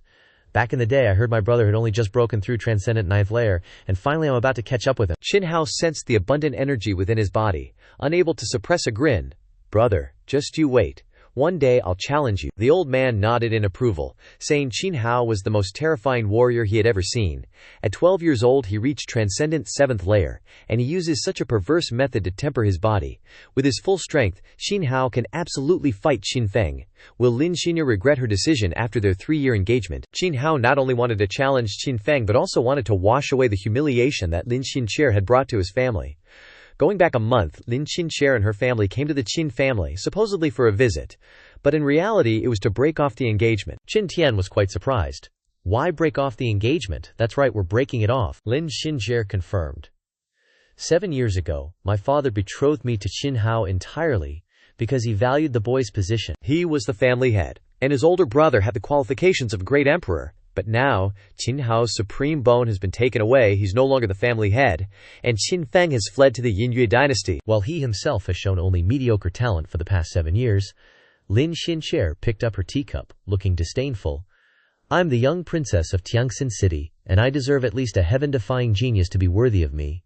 How can such a mediocre Qin Hao be worthy of marrying me? You dare insult us. Qin Tian was furious, nearly losing control. Since the Qin family had faced misfortune, He had considered breaking off the engagement with the Lin family, but to be so blatantly humiliated was simply too much. Realizing that the situation had changed, Lin Xinjier's family immediately surrounded and protected her, while Lin Xinjier continued to shout fearlessly, "You dare lay a hand on me? Just try me." Qin Tian slammed the table and stood up in anger, his emotions exploding. "How can my son Qin Hao endure your humiliation? Today I will teach you a lesson in place of Qin Hao." At that moment, a childish but resolute voice rang out. "Father, can I decide my own marriage?" Everyone looked toward the door, seeing a young man with a heroic demeanor, his sword-like eyebrows and bright eyes showing courage uncommon in ordinary people. "Why are you here?" Seeing Qin Hao, Qin Tian's eyes filled with heartache. His two sons had sacrificed too much for the family. His eldest son, Qin Feng, had forcibly removed his younger brother's supreme bone for the sake of the family, forced to run away, living in endless pursuit until his death. His second son, Qin Hao, had to endure having his tendons cut and bones taken at the age of 5, and for the past 7 years, he had to frantically cultivate, tempering his body and condensing his spirit veins, until he fainted. And now his own fiancée shows up at his doorstep to break off the engagement, adding insult to injury. As a father, Qin Tian's heart was breaking, but as the head of the family, he could only swallow his tears and silently endure. Talk about a double whammy. At this moment, Qin Hao glared at Lin Xinjier, his voice like ice. 30 years east of the river, 30 years west. Don't underestimate a poor young man. I may be crippled now, but I will rise again. Ooh, spicy. Lin Xinjier flinched, startled by the look in Qin Hao's eyes. She tried to act cool. "Then how about this? In 3 years we'll duel in the imperial city. If you lose, you'll publicly annul the engagement in front of everyone. Deal?" How ridiculous. Why make it so complicated to break off an engagement? Qin Hao scoffed. Looking at Lin Xinjier, who was now completely different from the innocent girl he remembered, he didn't hesitate for a second. He casually picked up a brush and wrote a letter of annulment, his calligraphy all fancy and whatnot. "This is a letter of annulment, bam." In a flash, Qin Hao shoved the letter with the 2 very clear words, "Engagement annulled," right in front of Lin Xinjier's face. You dare annul our engagement." Lin Xinjier completely lost it, her eyes bugging out like crazy. She couldn't believe Qin Hao actually dared to break up with her. What stung even more was that while writing the letter, Qin Hao showed no sadness, no regret, like she was just some dust he was flicking off his sleeve. Savage. "We'll meet again in 3 years. In the imperial city." Qin Hao stared her down, not afraid of any challenge. Then he tossed the letter aside and walked away, all imposing. "We'll settle the score, Lin Xinjier. I will definitely defeat everyone to prove myself and wash away the humiliation you brought to the Qin family." Suddenly, an alarm bell rang throughout the Qin residence. "What's going on?" Qin Hao, who was dozing off in his chair, shot up and ran to the door. He saw a group of martial artists with the banners of the Yin Yue dynasty rushing over and landing right in front of Qin Tian. "Greetings. We have a mission to congratulate you, clan head Qin." The man bowed very respectfully, then clapped his hands as a signal. Immediately, 2 large chests were brought forward and placed before Qin Tian. Before he could react, the man flung the chests open. A blinding golden light burst forth, causing everyone to gasp involuntarily. "What is this? I've never seen so much money in my life." Even Qin Hao's jaw dropped. Qin Tian quickly regained his composure, acting humble. "I don't have any connection with the Lu Dao Emperor. Why would he congratulate me?" The man became even more respectful.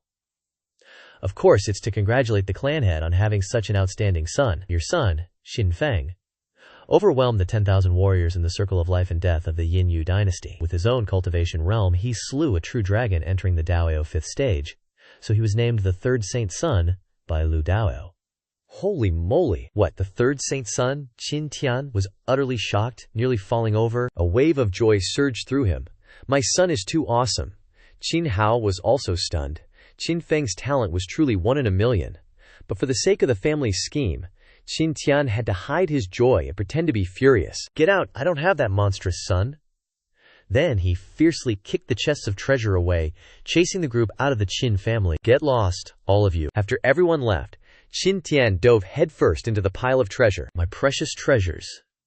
My precious treasures." Qin Hao couldn't help but remind him, "Father, please maintain your image a little, dude. Priorities?" After torturing Princess Nan Feng half the night, he finally exhausted her and fell asleep in front of the desk. While Qin Feng was still far from satisfied, he instantly broke through to the spiritual 2nd stage, then stroked his dantian. Qin Feng couldn't help but exclaim, Feng Chang, not only is your wife incredibly soft, but even your treasure is amazing." Ever since he fused with the Buddha relic, Xin Feng's Dantian had been constantly releasing pure energy. Part of it nourished the great primal heavenly dragon, while the rest was used for breakthroughs. Wonderful! Suddenly, Xin Feng jolted awake, nearly forgetting that there was still a dragon in his space. He went to the door, and the movement woke Princess Nan Feng. Seeing Xin Feng suddenly appear before her, she fearfully clenched her fists. "What do you want? I only sell my art, not my body, yikes!" Seeing Princess Nan Feng's reaction, Xin Feng was even more inclined to tease her. "Sell art, not body. Did I ever promise anything?" Xin Feng's words were like a bolt of lightning to Princess Nan Feng. From the start, she had feared this when she asked Xin Feng for help, but she never expected that he really intended to take her. Xin Feng decided to seize the opportunity. Slowly approaching Princess Nan Feng, she retreated until she bumped into the desk. Xin Feng said, "Your Highness, you asked me for help, so of course you have to pay a corresponding price. On such a quiet night, with only the two of us, isn't it possible to do that kind of thing? No, it can't be like this." Just as Princess Nan Feng was about to be forced, Xin Feng suddenly grabbed a teacup, drank it all in one go with a clatter, then he pushed her towards the door and waved his hand. "It's late. Go to sleep early. There are still many good shows waiting for you tomorrow." At this moment, the system notification sounded. Successfully frightened the white moonlight in the heart of the chosen one, received 1,000 villain points. While Xin Feng was thinking about how to deal with the dragon's corpse, a seductive voice rang out. "Little Qingzi already has his own emerald bamboo peak. Leaving your older sister alone in the moon god palace, huh?" It was moon god's sister and Ziyan. Uh-oh. Xin Feng instantly brushed away the gloom, happily running over. "Two beauties. What's wrong? I've said since I was little that I would repay your life-saving grace with my body, staying by your side for life. You silly." Yushen giggled. Xin Feng was still that little kid who first met her in the Yushen palace, constantly clamoring to marry her. 7 years had passed, and Xin Feng was still as devoted as he was at the beginning, proving that she really had the charm to attract such an innocent young man. Damn it. I'm so pissed. Xin Yan, standing beside her, was red with anger. All day long it's just, "Sister this, sister that. Ugh, you're so annoying." Yu Chen immediately turned serious. "Tomorrow morning, come with me to the Tianhong Academy to meet someone. The Lu Dao Emperor personally chose a teacher for you." "Meet who, elder sister?" Seeing Yu Shen's expression, Xin Feng worried if she was in trouble. Xinyan explained. "It's a teacher that the Lu Dao Emperor specially selected for you. He's the most learned person in the Yin Yu dynasty. Not only well-versed in music, chess, calligraphy, and painting, but also proficient in the 100 schools of martial arts. He's also deeply knowledgeable in alchemy, artifact forging, and talismans, and even has in-depth research on special constitutions." Xin Feng stroked his chin thoughtfully. "Could it be Dizhu?" "That's right, it's him," Xiangyan exclaimed. "How did you know?" Xin Feng said. "I'm widely learned and knowledgeable, so I know everyone, even big shots like that." Then he asked Yu Shen. "But Dishu was crippled, right? Why would the Lu Dao Emperor choose him to be my teacher?" "Naturally, it's because he sees your talent. The Emperor wants to see if you can inspire him to recover his spirit." Inspire him how? Xin Feng was totally clueless. He wondered how he was supposed to inspire such a talented person like Dizhu. "Do I have to dress up as a woman and seduce him?" At this thought, Xin Feng's hair stood on end. "No way, I'm a good person. I can't do something so filthy." The story goes that 100 years ago, Dishu was Xin Feng's teacher, and one of the 4 prodigies of the wasteland. Thanks to his gorgeous looks and super qualities, he quickly captured the hearts of the female students of the wasteland. Dishu was their Prince Charming. But Dishu didn't care about ordinary people. He was always looking for his other half. Finally, a kind, gentle girl appeared in Dishu's sight. The two fell in love and got married. But when she was 10 months pregnant, the wife's identity as a great demon was exposed.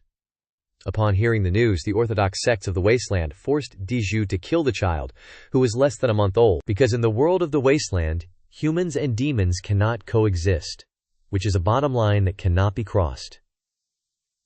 Even though Dishu pointed his sword at her, she still couldn't believe he would be willing to kill their child. "Aju, look at how cute our baby is, how soundly it sleeps." Seeing Dinju hesitate, the sects immediately urged, "Dinju, what are you hesitating for? Humans and demons cannot coexist. Don't be confused any longer. Kill the child quickly." The wife hugged her child and pleaded with them, "Back off."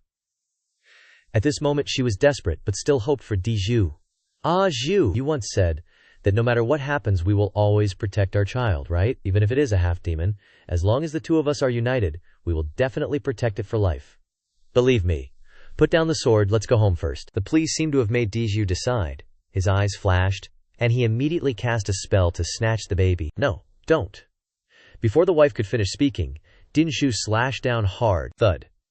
The sound of falling to the ground rang out. The child's crying gradually weakened until it stopped completely. The wife trembled and crawled to her child's side, stroking the child who was no longer breathing. She was dazed, not understanding why Dinshu was so cruel. He had sworn to protect her and their children for life. At this moment, the mother's mind completely collapsed. She hugged her child and cried bitterly. The painful cries echoed throughout the world, as if even the heavens were sighing for the fate of this woman. Meanwhile, after witnessing the scene, the masterminds from the Orthodox sects could not remain calm. The demon has been eliminated. If there is nothing else, then let's end the meeting. Then we will take our leave. Only then did the wife realize everything. Her husband's sweet talk was all a lie. Before the boundary between humans and demons, the husband she loved most chose to kill their child. Dinshu, from now on, you and I are enemies. She controlled the sword on the ground and stabbed it straight towards Dinshu. But when it was 1 millimeter away from his forehead, the blade stopped. Stab it. That's the debt you still owe me. Don't hesitate like when I killed my son just now. Her tears had dried up, leaving only infinite resentment. Although she was trembling with anger, she still loved Dinshu in her heart. She threw the sword to the ground, remembering, this is the last time I love you. From now on, you and I will never live under the same sky. We will never meet for eternity. After speaking, she turned into a wisp of green smoke, taking her child away. When he returned to the palace, Dinshu wandered the streets, his ears constantly ringing with the whispers of passers-by. I didn't expect a person who looks so kind to be so cruel as to kill his own child. He's worse than a beast. A rotten egg flew at Dinshu, who was in a daze. Die? Why don't you just die? Dinshu turned away, as emotionless as a walking corpse. What are you looking at, trash? Next, countless pieces of trash flew towards Dinshu. From then on, the warrior Dinshu locked himself in his room, getting drunk every day to forget the painful memories of the past. After finishing the story of Dinshu, Xinyan sighed. Senior Dinshu must be full of regret. Just because of the boundary between humans and Yao, he killed his own flesh and blood. Will people like Xin Feng, who like to cosplay cat demons, be exploited as tools of evil? Mentioning revenge, Xin Feng glanced at Princess Nanfeng with a scheming look. How about we have her cosplay a witch cat tomorrow? Seeing Xin Feng silent, Xinyan turned back in surprise. She discovered that he was staring intently at Princess Nanfeng with a silly grin. You wicked disciple. I had to beg to stay at Emerald Bamboo Peak, and you dare look at her in front of me. Don't you find me attractive? Xin Feng realized in a panic that he was too preoccupied with Nanfeng to remember Xinyan was still there. With no other choice, he raised his hand and lightly punched Xian's shoulder. Bop! Xin Feng rolled over and pinned Xinyan down, wrapping his arms around her waist, his body pressed against hers. Now you're the most attractive one, so from now on, I'll only look at you, okay? Xin Feng's sudden action made Xinyan blush, and she hurriedly covered her mouth with her hand. You little rascal! Where did you learn such sweet talk? I only intended to tease you, but now I'm the one being seduced. Seeing Xinyan flustered, Xin Feng chuckled. Xinyan, I'm so sleepy, let's talk about it tomorrow, okay? Then he held out his hands and whined, Xinyan, let's go to sleep. In Xinyan's eyes, Xin Feng seemed steadfast, no longer the little boy he once was. Without hesitation, Xinyan tightly grasped Xin Feng's hand. She nodded, feeling happiness welling up in her heart, warm and sweet. Not long after, they both fell asleep. Xin Feng lay down on the bed, snoring loudly, while Xinyan looked at him in his sleep, murmuring in her heart, Wicked disciple. You still value me more in the end. That's probably why you let me stay instead of that girl. Looking at Xin Feng, Xinyan smiled contentedly. I used to be able to protect you, but now you've grown up, become a real man. Meeting you is my good fortune. Seeing the man and woman alone in the same bed, Xiaobai wondered. The situation is a bit complicated. Having a beauty by his side and still sleeping soundly, unmoved, keeping himself as pure as jade, either he doesn't understand women, or his thingy doesn't work. Meanwhile, in the Azure Demon Palace, a seductive figure was taking off her clothes. Even through the screen, that outstanding figure was clearly visible. It was none other than Fairy Yulan, who had just returned to the palace after several days of knockout matches. Her body was soaked with sweat, so Yulan decided to take a refreshing bath.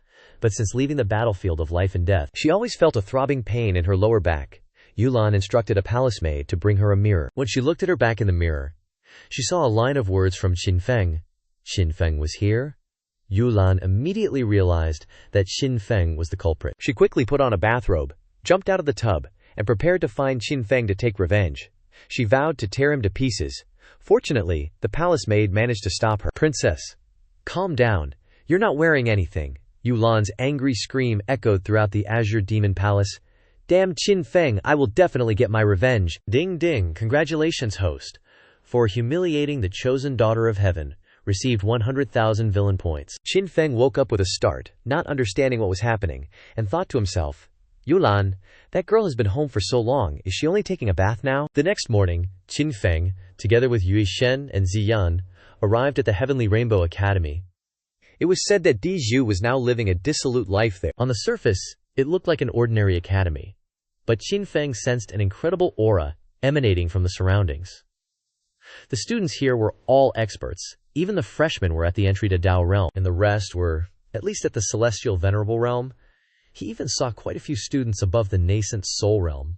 It truly lived up to its name as a place to nurture talents of the Yin Moon dynasty. Qin Feng clearly felt immense pressure with his spirit martial second-level cultivation. He felt alone in the sea of people. The students were also very surprised to see someone at the spirit martial realm come here. Since the founding of the Heavenly Rainbow Academy, there had never been a student at such a low level. But when they learned that it was Qin Feng, the third holy son, everyone wasn't too surprised. His performance in the survival round was quite impressive.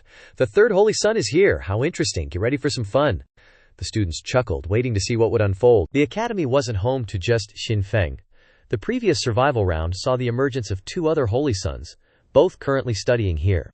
The two had fought to the death, and the students had divided into two factions, each supporting their own holy son. The appearance of the third holy son would surely make the situation even more chaotic. From the moment they became holy sons of the Yin Moon dynasty, all three knew that only one could reach the highest position. Just then, a cold, grinding voice rang out. "Qin Feng." Qin Feng's eyes lit up, and he cheered inwardly. "Damn it, I just broke through to the spirit martial second level."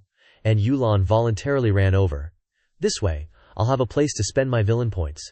Tonight I'll be able to break through to the spirit martial third level." Upon seeing Qin Feng, Yulan glared at him, unable to control the Honghuang power within her. All she could think about was what Qin Feng had done. A gust of wind as sharp as a razor blade swept through, whipping Qin Feng's clothes. The sword energy Yulan unleashed was also accompanied by an extreme chill that froze everything. So she really is a Xuanyin Bodhi. Qin Feng had heard that Yulan was a Xuanyin Bodhi, but he'd never witnessed its power. He didn't expect her to emit such a terrifying cold. Even heavenly venerates would have a hard time resisting. But instead of dodging, Qin Feng enthusiastically rushed forward. He discovered that the Xuanyin body's chill could actually stimulate his everlasting overlord body and make it stronger. Under the assault of the cold, his body continuously grew more powerful. The students completely lost their composure, like they'd seen a ghost in broad daylight. Others were avoiding the cold source, afraid of being frozen if they were too slow. But Qin Feng was voluntarily rushing towards it, and his body wasn't even freezing. "What is this monster?" Yue Shen was utterly astonished. She couldn't believe Qin Feng's true strength was even greater than it was during the trial of life and death. Boom! The two collided violently, and a terrifying chill spread out along with shards of ice. The surrounding temperature plummeted below zero instantly, and those who didn't escape in time were frozen into statues. Before Yulan could react, Qin Feng pressed his lips against her luscious red ones, sucking the terrifying cold into his body. Yulan's eyes widened, and she gasped in pain, not expecting Qin Feng to kiss her. "Ding ding, congratulations host, for seducing a heaven chosen. Rewarded with 100,000 villain points." Witnessing this scene, Xinyan was stunned into paralysis. "Damn it, he grew up by my side and has never kissed me, yet he dares to kiss those two." Furious, Xian grabbed Xiaobai and pinched its face hard. "Ow! How can you treat a little bunny like this?" Xiaobai's round face was twisted out of shape. It took out its notepad and wrote, "This year, this month, this rabbit suffered pain disproportionate to its age, requiring compensation of 2 carats. Shameless." Yulan angrily pushed Qin Feng away. Disgustedly wiping her lips, Qin Feng felt his body gradually turning icy. Seeing Yulan's face flushed with anger, Qin Feng continued to charge towards her. But after only 2 steps, he raised his hand to the sky and pulled out a blue undergarment embroidered with lotus flowers. Yulan was so angry she couldn't even speak, and hastily covered her chest. "Ding ding, congratulations host, for bullying a heaven chosen. Rewarded with 100,000 villain points." So satisfying, Qin Feng grinned. Just as Qin Feng had stripped Yulan's undergarment, a beggar-like man staggered over, holding a wine gourd. He took a swig and pointed around. Immediately, the ice that had frozen the students began to melt. But instead of being grateful, the students backed away like they were avoiding the plague. He stinks, get lost. Seeing the newcomer, Yu Shen's eyes narrowed. She had to end this farce. Qin Feng, aren't you going to stop? How much longer do you want to cause trouble? After Yu Shen's words, Yulan didn't dare continue. She could only angrily yell, Qin Feng, you scoundrel, I'm not done with you yet. But Qin Feng just wore a sly grin. Oh, is that so? Is that so? He nimbly ran behind Yu Shen. Sis, I'm back. While having fun, Qin Feng suddenly noticed the man in front of him. It was Ding Zhu, one of the 4 prodigies of the ancient era. From the man, Qin Feng sensed a terrifying aura. Yue Shen. Di Shu was drunk and only saw someone blocking his path, so he invited Yue Shen to drink with him. But Yue Shen ignored him and said in a calm tone, Brother Shu, the emperor asked me to bring wine to congratulate you. He also found a talented disciple. I wonder if you're interested. Disciple, Di Shu slurred. What weapon does he use? Qin Feng answered sincerely. Senior, this disciple uses hacks. Di Shu froze. Even though he was dead drunk, his mind was still quite clear. What the heck is hacks? But Ziyan glared at Qin Feng and politely said, Senior, don't listen to his nonsense. He has comprehended the 3rd stage of invincible sword shadow and created 2 god-tier sword techniques. Furthermore, he possesses the ancient heavy pupils and the power of a supreme bone. Just now in the trial of life and death, he defeated Dai Long. Hearing this, Di Zhu almost dropped his wine gourd, and a flicker of shock appeared on his previously lifeless face. He originally thought he just needed to pass on a few things and be done with it, but he never expected to encounter such a monster. Seeing Ding Shu's reaction, Yue Shen spoke up. The emperor said that if you accept him as a disciple, it will definitely be beneficial. Ding Shu self-deprecatingly laughed. I haven't even taught myself well. How can I be qualified to teach others? Then he continued to drink, drowning in his drunken stupor, living one day at a time. Yue Shen sighed with regret, not expecting the events of the past to have such a strong impact on Di Zhu. Even a warrior like Qin Feng was rejected by him. Wait, Senior Di Zhu, Qin Feng suddenly said seriously. Actually, I just want to learn about your life of failure. Both Yu Shen and Ziyan were stunned. Not understanding Qin Feng's point, Qin Feng began to lament. From the moment I was born, I comprehended half a volume of a god-tier cultivation technique, the 33 heavens creation art. Even with severe injuries, I recover quickly. I broke through to the chi refining realm at 3, and the transcendent realm at 8. I also comprehended sword intent and an invincible sword heart. And I'm only 15. Already loaded with treasures like the ancient double pupils and supreme bone. My life has been too smooth sailing, leaving me without any pressure at all. Do you understand this suffering, Senior? Hearing this, everyone wanted to bang their heads against the wall. Clearly, he was living the good life. Di Shu was also speechless, unsure how to react. Others would kill for such a perfect life, and he's complaining about it. Seriously. I humbly request Senior Di Zhu to help me achieve my goals. Qin Feng didn't care about the gazes of others. He decided to become Di Zhu's inside man first, then wait for the right moment to settle the score with those 2 holy sons. Hearing this, Yue Shen panicked and pulled Xinyan into her arms. Quick, hold me tight. We're about to be thrown away by Di Zhu. But unexpectedly, Qin Feng wasn't rejected. Di Zhu clearly didn't believe Qin Feng would be obedient. He simply waved his hand, grabbed his wine jug, and left. Then I'll come to pay my respects to you tomorrow, Senior, Qin Feng said, then turned to Yue Shen and gave her a thumbs up, looking confident. Everything happened so fast that Yu Shen gasped in disbelief. Letting Qin Feng show up was definitely the right decision. After successfully enticing Di Shu, Yue Shen knew her mission was complete. The rest depended on Qin Feng's efforts, she instructed. Remember to study hard, and don't slack off in the library, I know, sis, Qin Feng replied. In reality, Qin Feng's goal in entering the academy wasn't to study, but to take down the remaining 2 holy sons, so that all the young women in the school would be his. Let's go, Xinyan, let's head back. But Xinyan didn't want to leave. She wanted to study there too, to be with Qin Feng. Yue Shen seemed to sense Xinyan's mood, and sighed. Long-lasting relationships need some space. Have faith, and give him some room to breathe. Although reluctant, Ziyan understood the meaning in Yue Shen's words. Yes, big sister, let's go. After Yu Shen and Xinyan left, 2 figures sneaked closer. Before Qin Feng could speak, the man spoke first. Greetings, holy son. My name is Chen San, the 2nd son of the Chen family from the Yin Yu dynasty. I wish to serve you and become your slave. Then he pushed a girl forward. This is my younger sister, Chen Qijin. You can call her Qijin or Xinye. Greetings, holy son. The sudden appearance of these 2 excited Qin Feng. Why do you want to gift your sister to me? The man replied. If I can serve the holy son, Even offering my sister is a small price to pay. Absolutely not. I'm a righteous man, Qin Feng said firmly.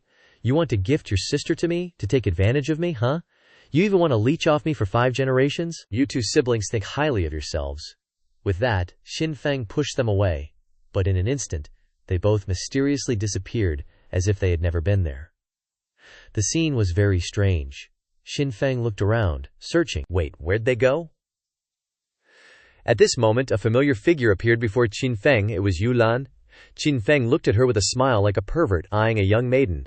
"Aya, we meet again, Miss Yulan." Qin Feng, being the slick guy that he is, grabbed Yulan, who was on her way to the restroom, and started dragging her away. "Get out of my way. First of all, I'm going to settle the score with you later." Already annoyed, Qin Feng then blocking her way. Yulan was even more angry but still had to endure it. "Not allowed. I still need 50,000 villain points." Qin Feng stopped her. She couldn't go anywhere. "What do you want?" Anyway, Yulan didn't understand why this guy kept bothering her. Qin Feng thought for a moment and said, "What I want will just make you mad." Hearing that, Yulan gritted her teeth in anger. She wanted to bite Qin Feng to death.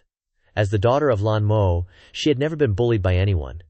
But now, she was constantly being provoked by Qin Feng. Remembering the time she was forcefully touched and had those words carved on her back, Yulan's anger became uncontrollable. She clenched her fist and punched towards Qin Feng, the strong wind energy emitting sound waves that startled Qin Feng. As expected of the chosen daughter of heaven, her strength is truly formidable. But immediately, Qin Feng used the 100 shots, 100 hits technique and reached out to grab Yulan. Qin Feng, holding Yulan's left hand and hugging her waist with his right. You like me, don't you?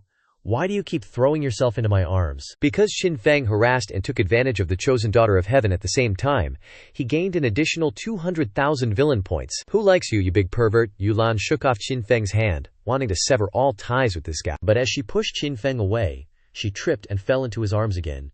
Yulan's face turned red, and she raised her fist and punched Qin Feng's shoulder repeatedly. "Let me go, you big lecher!" Seeing this scene, the blood in Qin Feng's body boiled, and the desire in his body almost escaped his control. "You keep playing hard to get, making things very difficult for me." In the half-month at Heavenly Rainbow Academy, Qin Feng either drank and slept, or harassed the female students and bullied Yulan. Not only that, but his cultivation realm continuously broke through 6 minor levels. But with Qin Feng's rapid breakthroughs and self-destructive foundation, Dishu just couldn't wrap his head around it. He didn't want to see a diamond in the rough like Qin Feng go to waste. He had to solidify his foundation. "Wake up, kid, you can't keep going like this." Dishu kicked at Qin Feng, but Qin Feng was out cold, didn't even twitch. At that moment, Qin Feng gave a satisfied smile, then yawned. What's up? What did I do?" "No wonder it's Senior Dishu's brew. The energy inside really helps purify my Azure Sky Overlord body." Seeing Qin Feng still being all nonchalant, Dishu snapped and snatched the wine jug from his hand. He seriously couldn't stand this kind of talent wastage. Qin Feng stood up groggily, eyes all sleepy. "Oh, if Senior feels bad, how about you help me with something?" Then he waved his hand, opening his storage space. And bam! A gigantic dragon corpse lay sprawled out in front of them. "I'm hoping Senior can help me deal with this dragon corpse." As the most talented guy in the Yinyu dynasty, dealing with a dragon corpse wasn't a problem for Dishu. But he said worriedly, "But your foundation?" Before he could finish, Qin Feng disappeared from the spot, along with all the precious drinks Dishu had collected over the years. Watching his disciple's retreating figure, Dishu felt helpless and got a headache. He didn't understand what Qin Feng had gone through to be destroying himself like this. But Qin Feng's behavior reminded him of himself back in the day, and he also became determined to help Qin Feng stabilize his foundation, not just for his disciple, but also out of a sense of guilt. Just then, Fairy Yulan was strolling along the high corridor of the school when she suddenly felt a chill in her chest, like something was missing.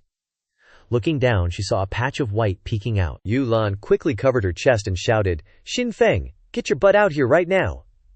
It had to be that jerk Qin Feng who stole her boob cover. "Yulan, your embroidery skills are getting worse and worse," Qin Feng said, leaning against the door. "Remember the first time I stole one? It had cute little dimpled shapes embroidered on it. Why's this one got strawberries?" Yulan gritted her teeth, wanting to bite Qin Feng to death. Lingerie was a personal item, embroidered by her own hand. But Yulan's speed couldn't keep up with Qin Feng's thieving speed. "Is it called stealing when someone who reads takes it?" Qin Feng said indignantly. "It's Mickey, requisitioning. I'm a learned person, don't slander me." Yulan looked at him with contempt and spat on the ground. You dare to call yourself learned? Alright, Qin Feng raised his hand in warning. If you keep this up, I won't hold back. Yulan didn't believe Qin Feng would do anything overboard. In the end, he just had bad intentions but couldn't do anything. But right after that, Qin Feng pushed Yulan hard against the wall. She panicked and covered her chest, her face worried. She didn't expect Qin Feng to be so bold. Feeling Qin Feng's hot breath and her own thumping heartbeat, Yulan had no choice but to close her eyes, enjoying the moment. Come on, don't hold back, 'cause I'm a weak flower. I like the wild style. What? Why wasn't he doing anything? Why aren't the villain points going up? The unexpected situation stunned Qin Feng. He glanced at the dreamy Yulan and just walked away. This isn't normal at all. Normally I'd get slapped already. Does she want to take me for herself today or something? Yulan's beauty was indeed captivating, but Qin Feng was determined not to let her achieve her goal. Late at night, Qin Feng opened the system and saw that he had 1,027,000 villain points left. With a ratio of 1 foundation pill to raise a realm and solidify it, Qin Feng could buy 2 pills directly to break through from the 7th level of Qi refining realm to the 9th level, and then steal a few more boob covers to accumulate another 500,000 points to directly break through to the initial Dao realm. Thinking that, Qin Feng nodded with satisfaction and swallowed all the pills like chicken eggs. The next morning, a pair of fair hands gently knocked on Qin Feng's door. It was Princess Nan Feng, in a sexy apron, bringing a tray of red grapes into Qin Feng's room. Handing the red grapes to Qin Feng, she hurriedly asked, "When does the 15-day limit expire?"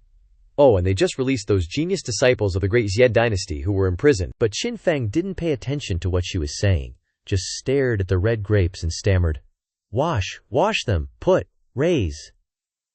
Hearing that, Princess Nan Feng slammed her hand on the table angrily. "Qin Feng, you're going too far. I'm a princess. The princess of the great Xie dynasty, duh. I know it's just washing grapes, but why are you so worked up about it?" Qin Feng was dumbfounded, not understanding why the princess was so angry. Ignoring Qin Feng's reaction, the princess continued, "I'm the princess most beloved by Father Emperor, sent to the Yin Yu dynasty to watch the life-or-death competition and broaden my horizons. I thought I'd be returning to the palace all happy.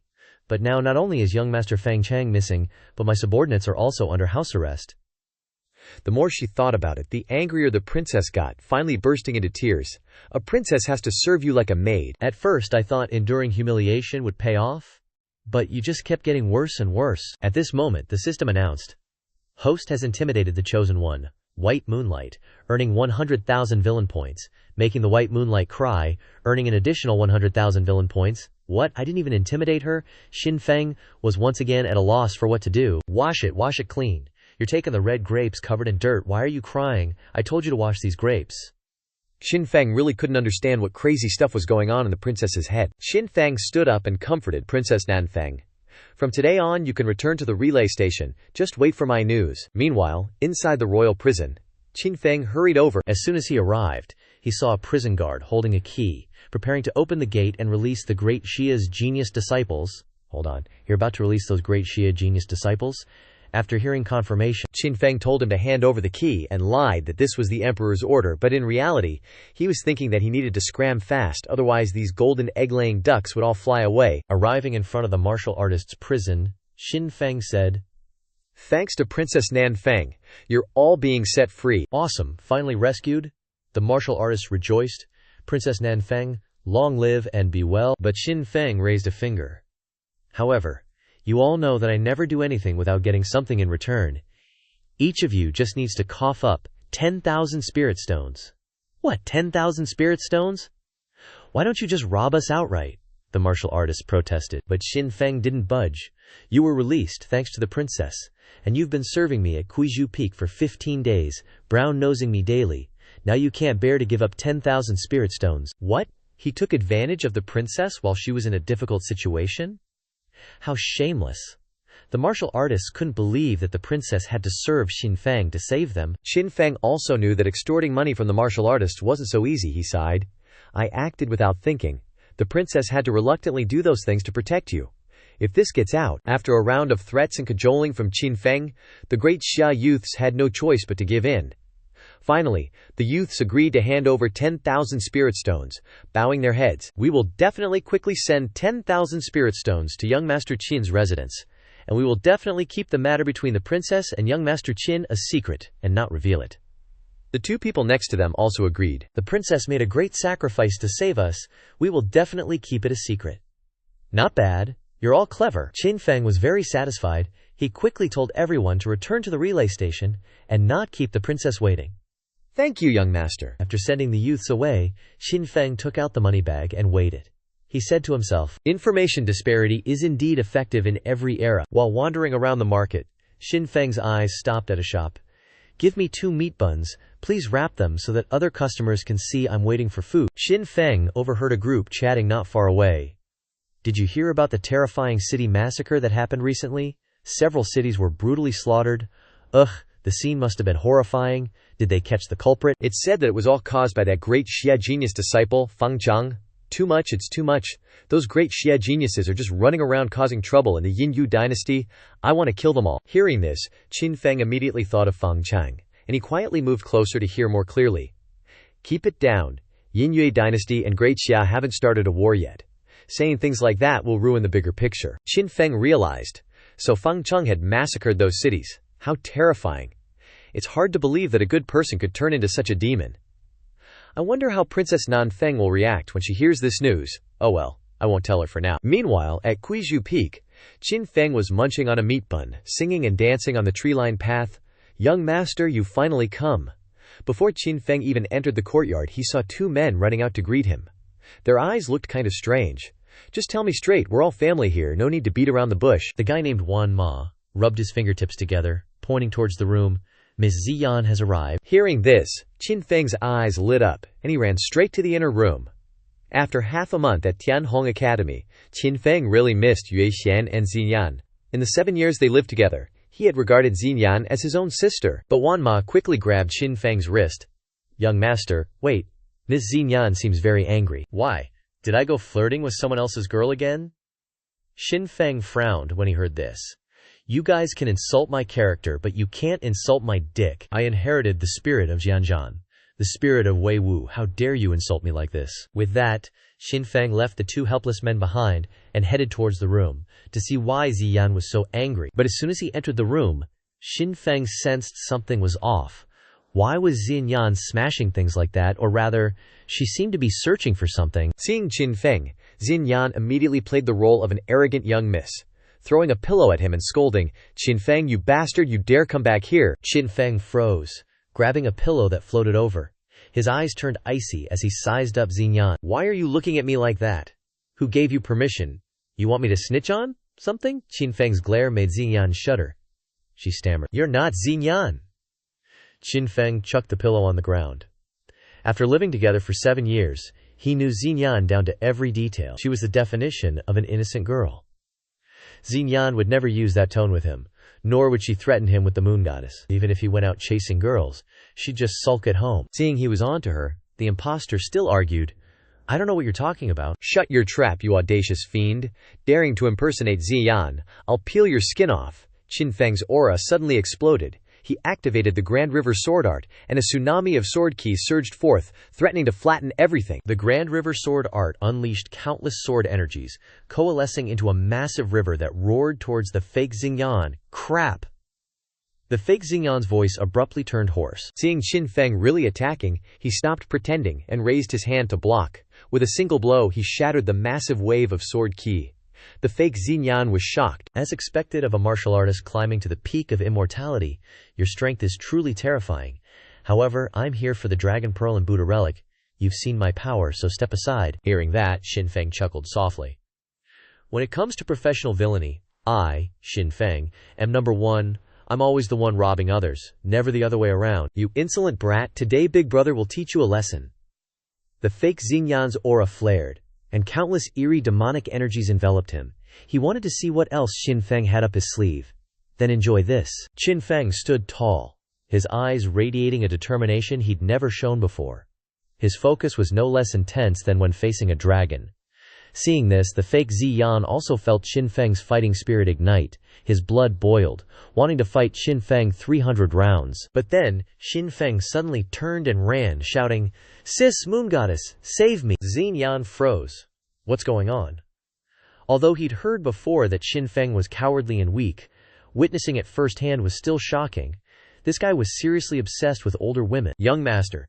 Seeing Xin Feng run out of the hut begging for his life, the two guys froze. Looks like the boss is being domestically abused. Let's follow him. We can't let the boss lose face. Immediately, the two also ran after Xin Feng, launching into a performance worthy of movie stars. Ah, save me. This is terrifying.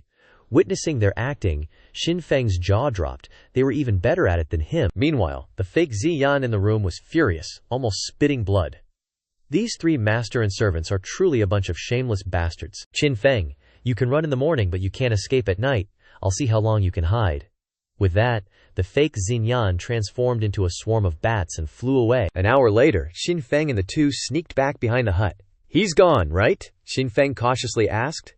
Tianjun looked around and, not seeing any sign of Xinyan, confirmed, he's definitely gone. Then, Xin Feng recounted the strangeness about Xian to the two.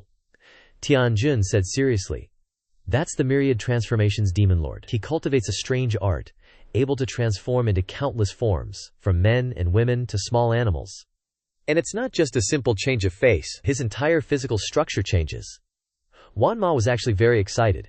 If we can capture him alive and bring him back, we could definitely do a lot of interesting things. As they were chatting happily, Xiao Bai suddenly passed by, singing, "White rabbit, so very white, ears standing tall. Cut the artery, cut the vein, and then lie still." Hearing the noise, Xin Feng immediately turned around, cautiously drawing his sword and pointing it at Xiao Bai's neck. "Tell the truth. You're the myriad transformations demon lord in disguise, aren't you? Don't resist, confess now.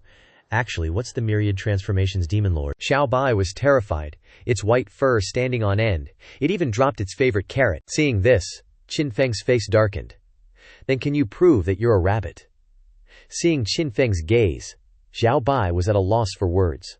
Wan Ma also revealed a fierce expression, threateningly staring at it. I am a rabbit."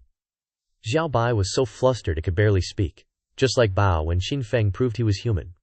Suddenly, Xiao Bai had an idea. It said, "High mountains yield a transformation. The ancient trees of Western Mountain for thousands of years." Xin Feng was startled, immediately responding. "The gate faces the Great Sea. 3 hectares of water flowing for 10,000 years. It really is Xiao Bai." Xin Feng was overjoyed. Sorry about that. That was the code Xin Feng learned from trashy romance novels since he was a kid. He often muttered it to remember. In the 7 years living with Xin Feng, Xiao Bai had also accidentally learned this code. Xin Feng awkwardly scratched his head, retracting the sword from Xiao Bai's neck. Xiao Bai, this was clearly his home rabbit. Xiao Bai wailed miserably, while pulling out his little book, writing, "This day, this rabbit was scared shitless by Xin Feng. Needs compensation of 10 spirit stones and carrots." Just then, a breeze swept through the bamboo forest, carrying a faint fragrance. "What is that?" Wan Ma and Tianjun looked at each other in surprise, not understanding why there was a strange fragrance. Before the two could investigate, they both suddenly felt dizzy, their legs went weak, and they fell to the ground. "I'm completely wiped out, not an ounce of strength left. Haha, you two have been poisoned by me." Bai Bian Majun turned around, cackling evilly. "Screaming is useless. Now, where do you think you're going?" A swarm of bats flew into the bamboo forest, forming a human figure draped in a black cloak, face hidden. Just by looking, you knew he was the villain type. Xin Feng eyed the two paralyzed dudes, then a light bulb went off in his head. "Wait a minute, I'm immune to all poisons, aren't I? Poison? Huh, carrots can detoxify, right?" Xiao Bai frantically munched on a carrot. How was this guy defeated so easily? Bai Bian Majun was stunned. His poison paralyzed the entire body. Even cultivators at the nascent soul stage couldn't avoid it. And yet, Xin Feng and the bunny were hopping around like nothing happened. Xin Feng, seemingly ignoring Bai Bian Majun, gleefully began groping the two helpless men. "Yep, definitely poisoned. Can't even scream." Bai Bian Majun couldn't help but curse under his breath, feeling like Xin Feng was totally looking down on him. Even if Xin Feng and the rabbit were unaffected by the poison, he was still determined to snatch the Dragon Jade and Buddha relic. But instead of charging in, he activated his villainous aura. "Xin Feng, your two buddies have been hit with the #1 poison under heaven. Screaming is useless," Bai Bian Majun said coldly. "If you don't want them crippled, hand over the Dragon Jade and Buddha relic obediently." "This is the #1 poison under heaven. Give me a few minutes, and they'll be hopping around," Xin Feng scoffed, pulling out a bottle labeled, "Even a sow would go wild." Tianjun and Wan Ma were terrified, wanting to scream and stop Xin Feng, but they were truly poisoned and couldn't make a sound. "Relax, I'll save you guys right away." Seeing the two men blinking frantically, Xin Feng got the message and uncorked the bottle. Instantly, Tianjun and Wanma's eyes widened in horror. They felt a fire burning inside them, but they still couldn't move, like a bullet loaded but the gun jammed, about to explode. Weird, why isn't it working? Xin Feng looked at the bottle in surprise. In theory, even a guy with erectile dysfunction should have a reaction. Why are Tianjun and Wanma completely unfazed?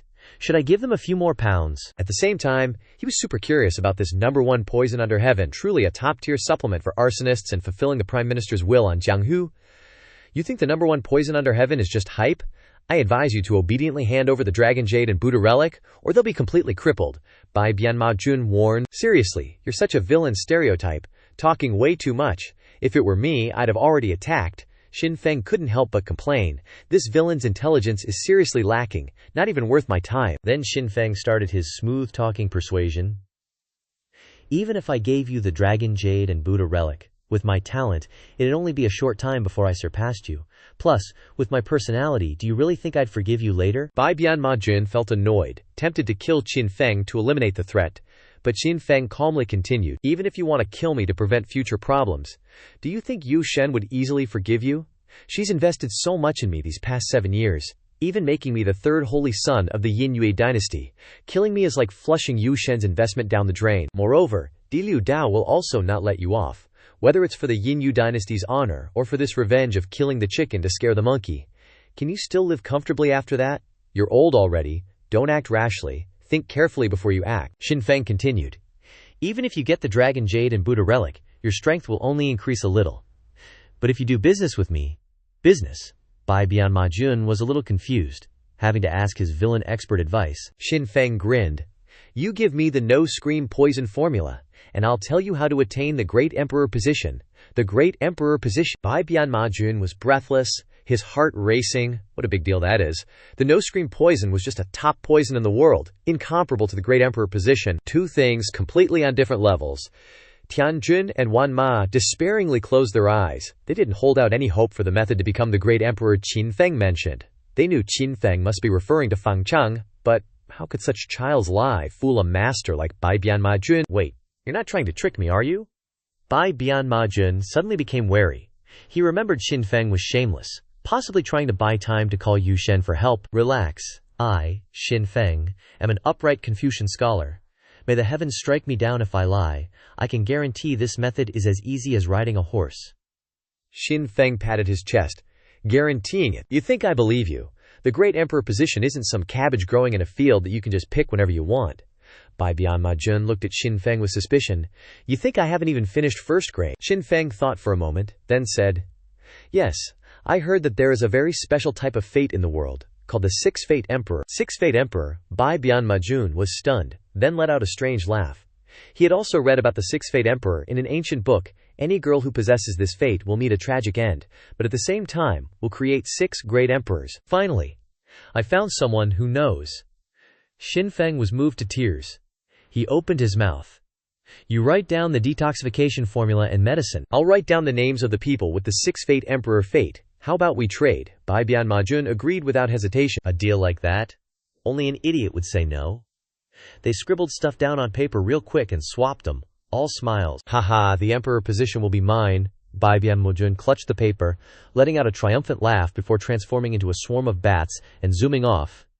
Didn't even double check, probably scared Xin Feng would change his mind. So yeah, I'm definitely not crazy enough to hang with these villains, Xin Feng muttered to himself. He quickly stopped his train of thought, and silently wished Bai Bianma Jun good luck. Absolutely not because he wanted Fang Chang to reward him with something, but only because he wanted Fang Chang to feel the warmth of human kindness, and escape the demonic path. Right then, after checking to make sure no one was around, Bai Bianma Jun excitedly unfolded the paper. Fang Chang? Who the heck is Fang Chang?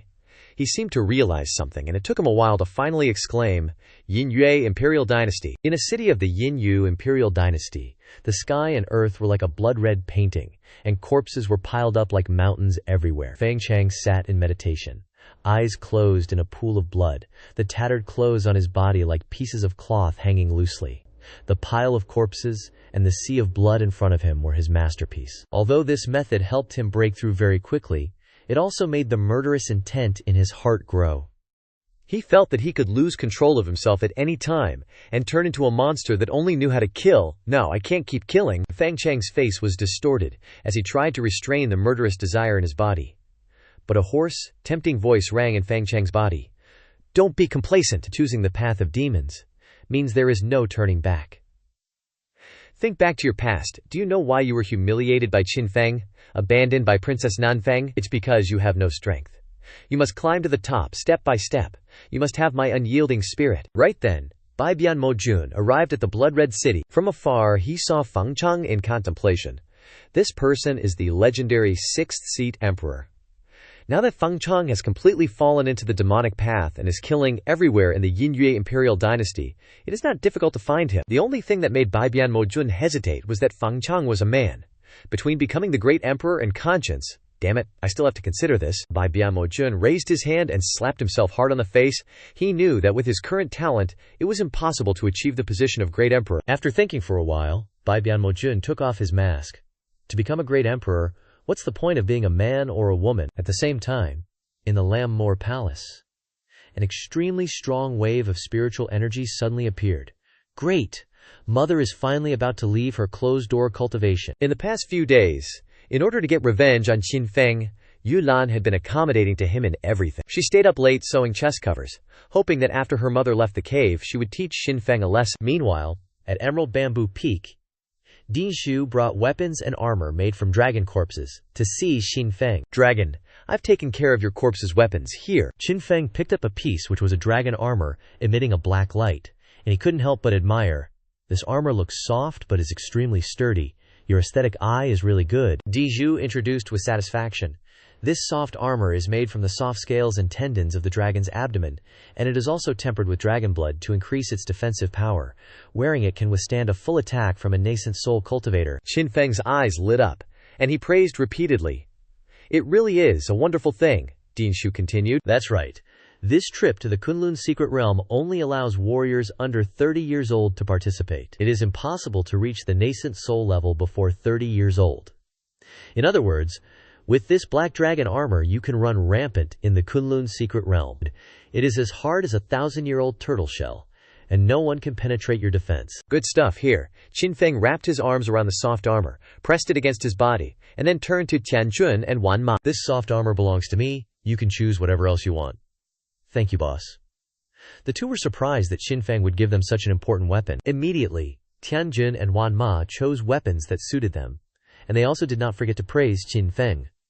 Our boss is really the best boss in the world. Nothing can compare. In the past, Cheng Xiang once lost the battle and became 1,000 soldiers, and the experience of blood and tears taught me that, without equipment, your subordinates will make you suffer extremely, Qin Feng said seriously. At this time, Qin Feng discovered a long bow in the corner. This bow can be left to Bai Ri, although we are not close and have only met a few times, but after all he was the first to come to me with the fate of the 6th-seat emperor. He must be recruited early. However, Qin Feng's number of immortal slaves has run out, and he needs to break through to the Dao Shadow realm to unlock 2 more places. The Kunlun secret realm is about to open, and Qin Feng must seize the time. Just as Qin Feng was thinking, Di Zhao spoke up. The task you asked me to do has been completed. I will take my leave. Then a piece of emerald green magic circle appeared, taking Dinshu away. Looking at the figure of his master, Qin Feng's heart was filled with gratitude and more love for this master. Next, Qin Feng put on the black dragon armor and reached out to signal Wan Ma. Use your strongest weapon to attack me and see if I really can't be hurt. Boss, this is difficult for me. Wan Ma felt very embarrassed. Although Dinshu said that the armor could withstand a full blow from a nascent soul cultivator, if there was a mistake, Qin Feng would have to recast it immediately. Just as the two were at a standstill, a pair of white feet appeared. Xiao Bai said in a panic, Master, Sister Yulan brought someone here. Wan Ma was totally confused.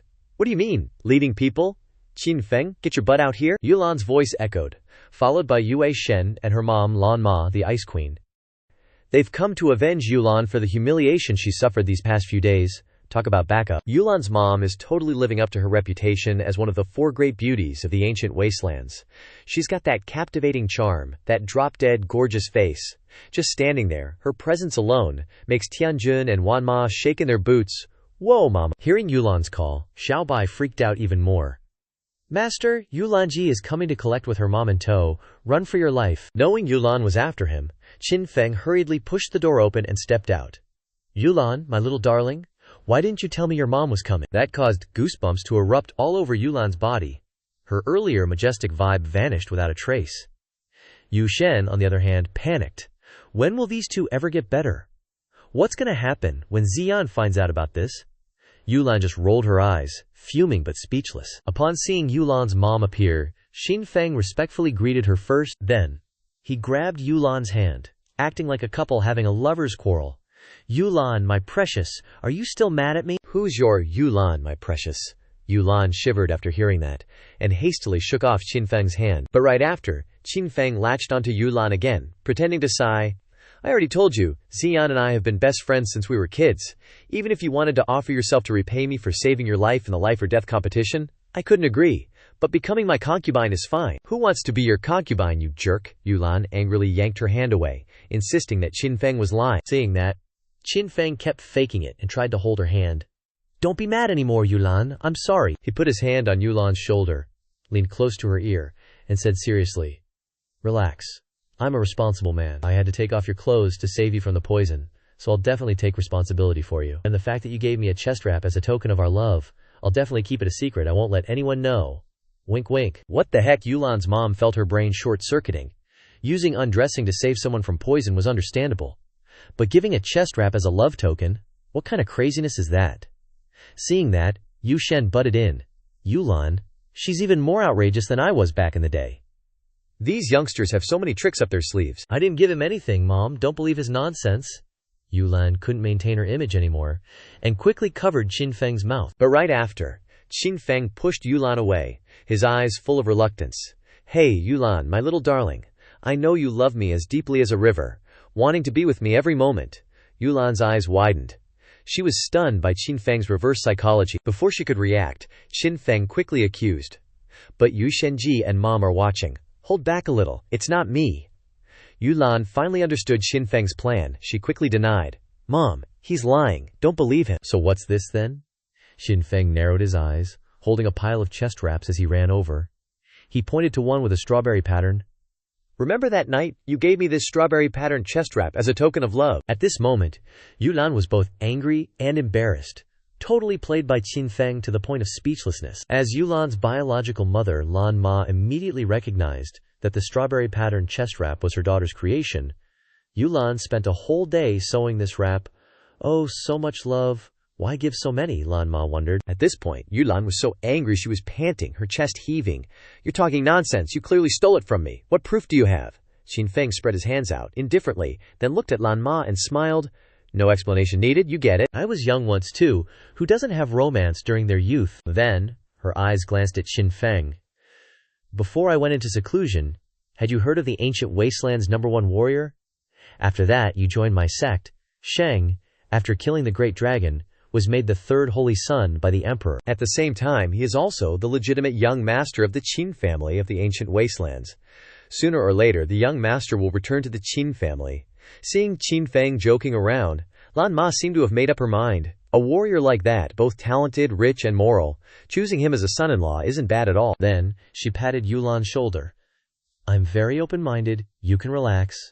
At this moment, the system notification sounded. Robbing the favored son of heaven's lover, receiving initial approval from his mother, and receiving 100,000 villain points. Qin Feng was shocked. So Yulan was originally someone's lover. He just accidentally stole him. Does that mean the child of destiny is about to appear? Yulan felt extremely annoyed, suspecting that she was an adopted child. How could her biological mother marry her precious daughter to a bastard like that?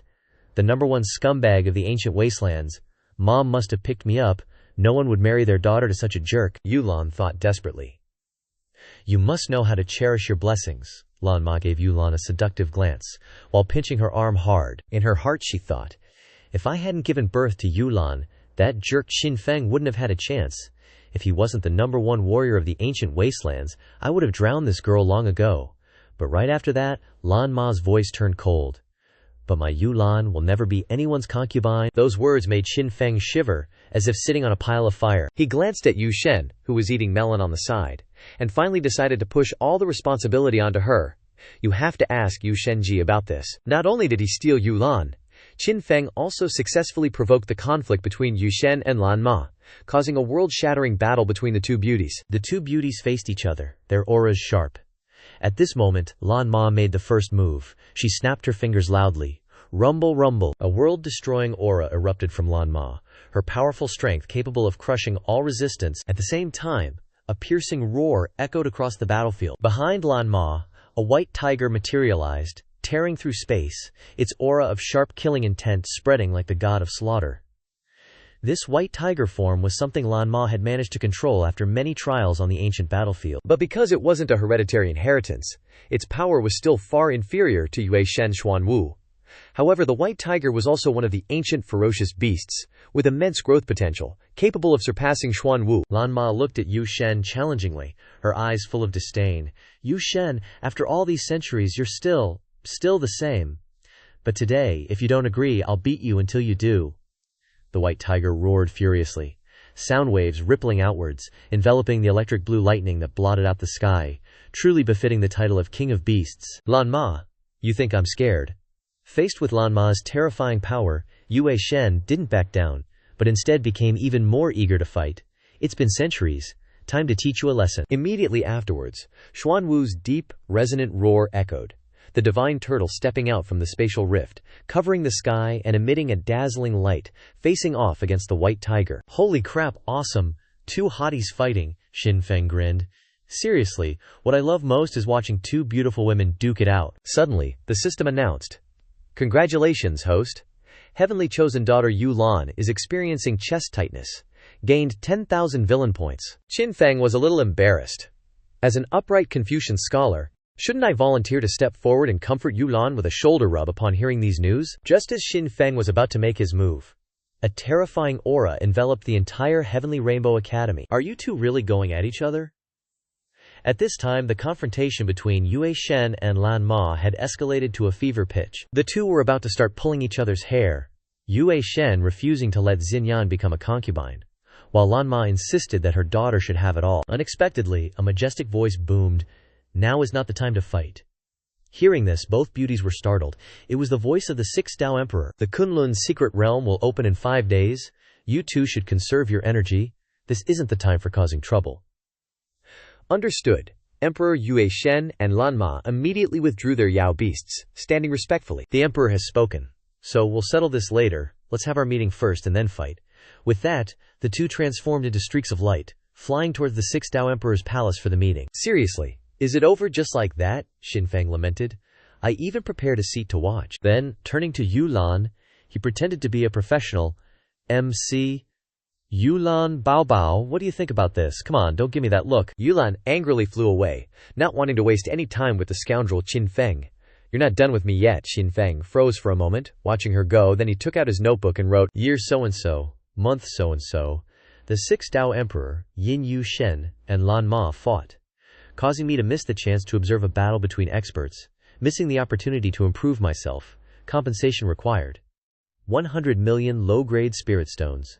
Xiao Bai also climbed onto Qin Feng's shoulder, mimicking him by taking out a notebook and writing, "Year so-and-so, month so-and-so, Qin Feng incited Yu Shen and Lan Ma to fight, causing me to lose sleep. Compensation required, 10 carats. Just then, a flock of bats flew into the forest, obscuring Xiao Bai on Qin Feng's shoulder, causing it to fall to the ground. But it was all within Qin Feng's calculations. He pointed at the figure transforming from the flock of bats, and said, "I'm guessing you found Fang Chang but failed, and now you've come to ask for my help, right?" 100 Transformations Demon Lord revealed himself, still in the form of a black robe covering his face. "How did you know?" He felt astonished, suspecting that Qin Feng was proficient in Ziyan's divination techniques. "Worthy of you, daring to face difficulties with such determination. I, Qin Feng, will definitely help you." Qin Feng hurriedly clasped his hands together. "Fang Chang brother, the fact that guy wants to harm you has nothing to do with me. At that time, due to the circumstances of snatching the 100 years, I revealed Wu Qing about your destiny as a Sixth Tao Emperor. I didn't expect 100 Transformations Demon Lord to be so obsessed with this destiny." Seeing Qin Feng's lenient appearance, 100 Transformations Demon Lord stepped forward and pressed, "Do you have a way to help me become Fang Chang again?" "Have a way? It's not like there isn't one. But what treasure will you use to exchange this time?" Xin Feng originally wanted to scare 100 Transformations Demon Lord into knowing the difficulty and retreating, but unexpectedly he actually wanted to overcome the difficulties to become a great emperor. "What do you want, 100 Transformations?" Demon Lord said decisively. "For the position of great emperor I can do anything, even men." "I want you," Xin Feng was interrupted before he could finish speaking. "I can't. You should change to someone else." Xin Feng's eyes widened. Feeling extremely tired in his heart, he spoke up. "I'm a man, what would I want you for?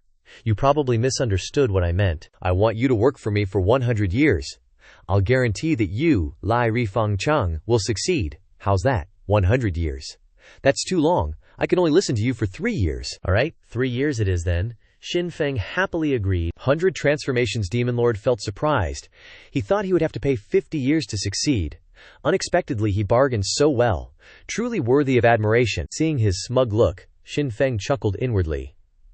This villain's IQ is just wow. From now on he's just my puppet. Once the immortal slave seal is set, what's the difference between 100 years and a day? Then, Xin Feng continued to lure him. "Come back here tomorrow at the same time and I'll lift the contract for you." Why tomorrow? Bai Bian Mojun was so eager to come back. Lai Ri immediately. Every day of delay meant one less day to beat Fang Chang, and the position of great emperor might be taken by someone else. But Xin Feng said calmly, "The method to undo the contract requires 3 elements: the right time, the right place, and human fire. Missing even one is no good." Actually, the reason was that Xin Feng was out of immortal slave talismans and needed to break through to the Tao image realm first. "Ah, so that's it," Bai Bian Mojun happily replied, effusively thanking Xin Feng. "Thank you, young Master Qin, for being so straightforward. This humble one will forever remember this kindness and never forget it." With that, he transformed into a bat and flew away. Watching Bai Bian Mojun's departing figure, Xin Feng sighed. He's so easy to fool. After returning to Emerald Bamboo Peak, Xin Feng immediately began his transformation process. Transforming into the great awesome heavenly dragon, he turned into a golden body, surrounded by countless streams of powerful spiritual qi surging into Xin Feng. Tianjun and Wanma played the role of protectors, guarding outside. Hearing the commotion inside the room, Tianjun worried. Is this kind of breakthrough going to be alright? Or is it like Dizhu Jiansheng worried? That our boss is just destroying himself and his future?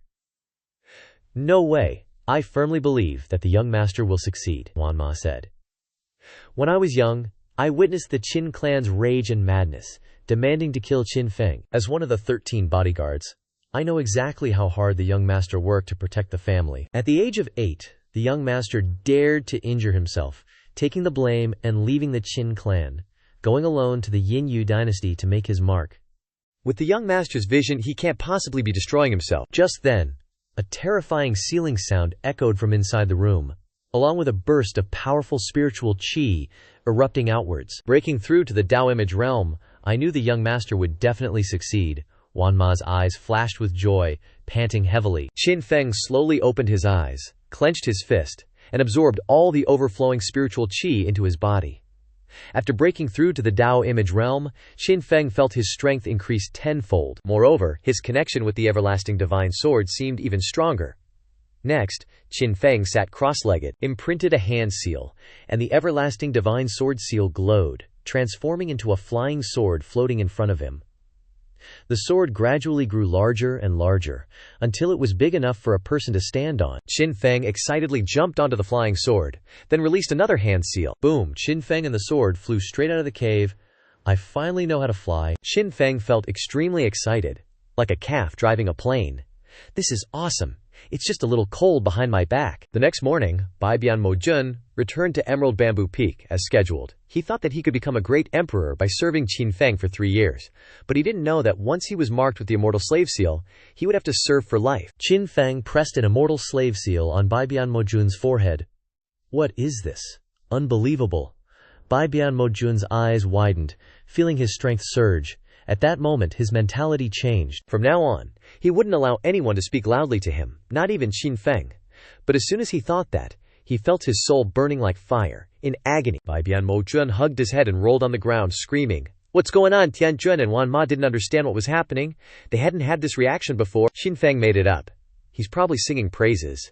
It hurts a little for everyone the first time, just take it slow and get used to it. You should go find Bai Ri to comfort me for a bit, and then come back right away. Currently, Xin Feng still had one usable immortal slave talisman, and he definitely had to use it on Bai Ri, the first person to come to him with the Sixth Destiny Emperor fate. Before he grows up, at the bustling market street of the great Xia dynasty, a group of pranksters surrounded a beggar, teasing him and dangling a chicken leg in front of him.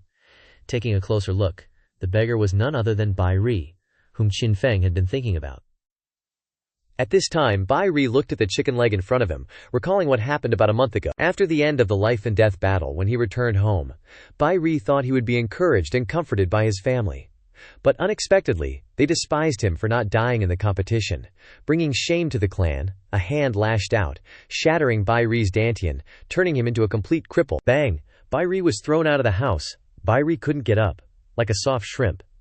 In the days that followed, Bai Ri lived like a beggar, curled up in a small alley like a dog, forced to abandon his morals to find food. But he was unwilling to live as a cripple. He would definitely take revenge on his family, repaying them tenfold for what they had done to him.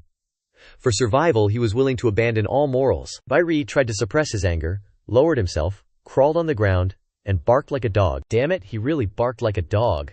Laughter echoed throughout the small alley. After he was done, Bai Ri tiredly looked up and asked, "Will you give me the chicken leg, okay?" "Eat it!" The children laughed hysterically and threw the chicken leg on the ground. Just as Bai Ri was about to pick it up, another one stepped on his right hand, stomping the chicken leg into the mud. Did he agree? I didn't. Then a kick straight to the chest sent Bai Ri rolling away several times before stopping. Watching Bai Ri sprawled out like a dead dog, the kids kicked the dirty chicken leg over to him. "Eat up, you good-for-nothing." "Didn't you want to eat so badly? Here, eat." Just as Bai Ri's spirit was about to break, reaching its limit, a familiar voice rang out from behind. "Is this really that funny?" Xin Feng showed up. With an angry, puzzled look, he walked straight to Bai Ri, crouching down to check his injuries. But when his hand touched him, Bai Ri flinched back in fear. "Don't worry, I don't mind getting dirty." Xin Feng nonchalantly helped Bai Ri up, his eyes full of regret. "Bai Ri, I'm so sorry for being late." Xin Feng pulled out a dragon horn bow from his spatial storage. The bow glittered with light, its string made of dragon tendon, able to focus invisible energy. What's more, it had 2 real arrows, the arrowheads made from sharp dragon claws, with immense armor-piercing power. Bai Ri's eyes lit up. Even as a cripple he could recognize the power of the bow. But then his eyes quickly dimmed when he realized he no longer had the ability to use it. Xin Feng saw the hesitation in Bai Ri's heart, and he said with a regretful tone, "This dragon bow is specially made for you by yours truly. But I didn't expect that, while I was focused on making it, you had to go through so much suffering." "Don't worry. No matter how difficult it is, I will definitely help you recover your dantian and return to your former self. I will not forgive anyone who has ever harmed you." Bai Ri looked at Xin Feng's loving eyes, and his heart cried out. Even though he didn't know what Xin Feng was plotting, his appearance was like a light shining into Bai Ri's dark world. You are Xin Feng, the third holy son." The commoner's attitude suddenly changed upon hearing the name Xin Feng. Maybe they didn't know who the third holy son of the Yin Yu dynasty was, but they definitely heard about Xin Feng's scandalous reputation. Xin Feng said indifferently, "You react like that when you see me. Means I'm pretty dangerous, huh?" Then, he drew his sword and beheaded each of the little bastards. "Die, you insects," Xin Feng thought to himself. "What's scary isn't that you have nothing, but that you still want to win at all costs."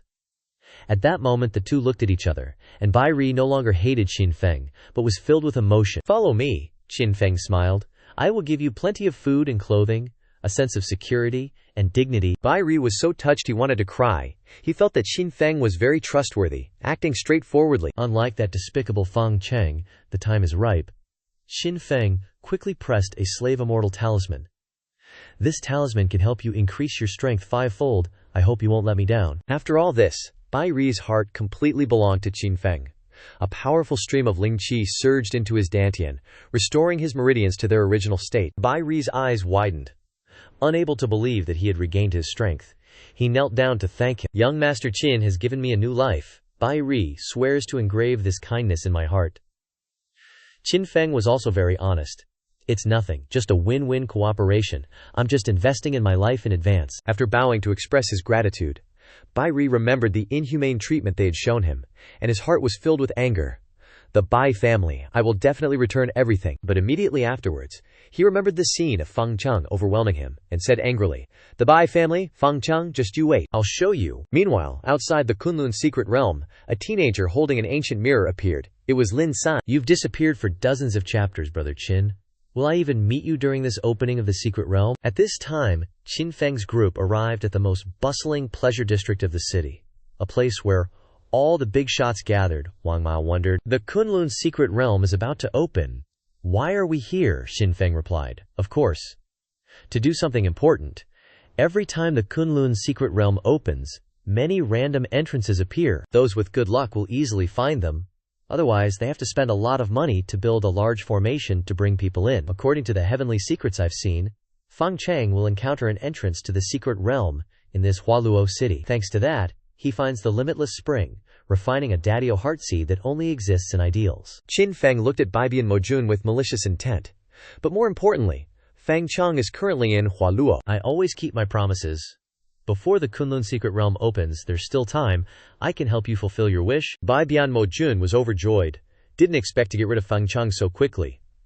"Of course, when have I, Qin Feng, ever broken a promise?" The scene shifts to Hua Yai, Dihong Courtyard, a quaint tea house. Before even reaching the door, a sweet girl's voice rang out, "Merchant, come on in and play. It's been so long, I miss you so much." As she spoke, the girl even pulled her clothes down lower, sending a flying kiss. Spring has sprung, stirring the young heart of Tianjun.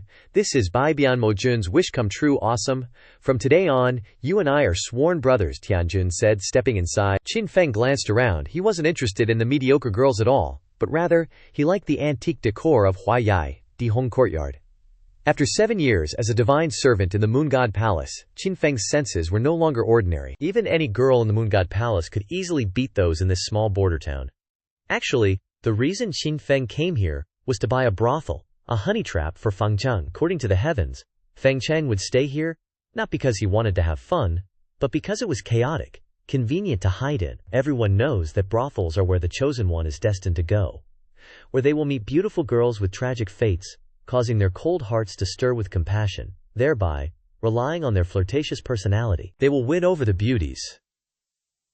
In other words, he was planning to target Feng Cheng's tastes, creating a romantic encounter. Seeing Tianjun already immersed in the arms of a girl, Wan Ma was utterly confused. He quickly covered his ears, trying to block out that annoying melodious voice, "Don't touch me."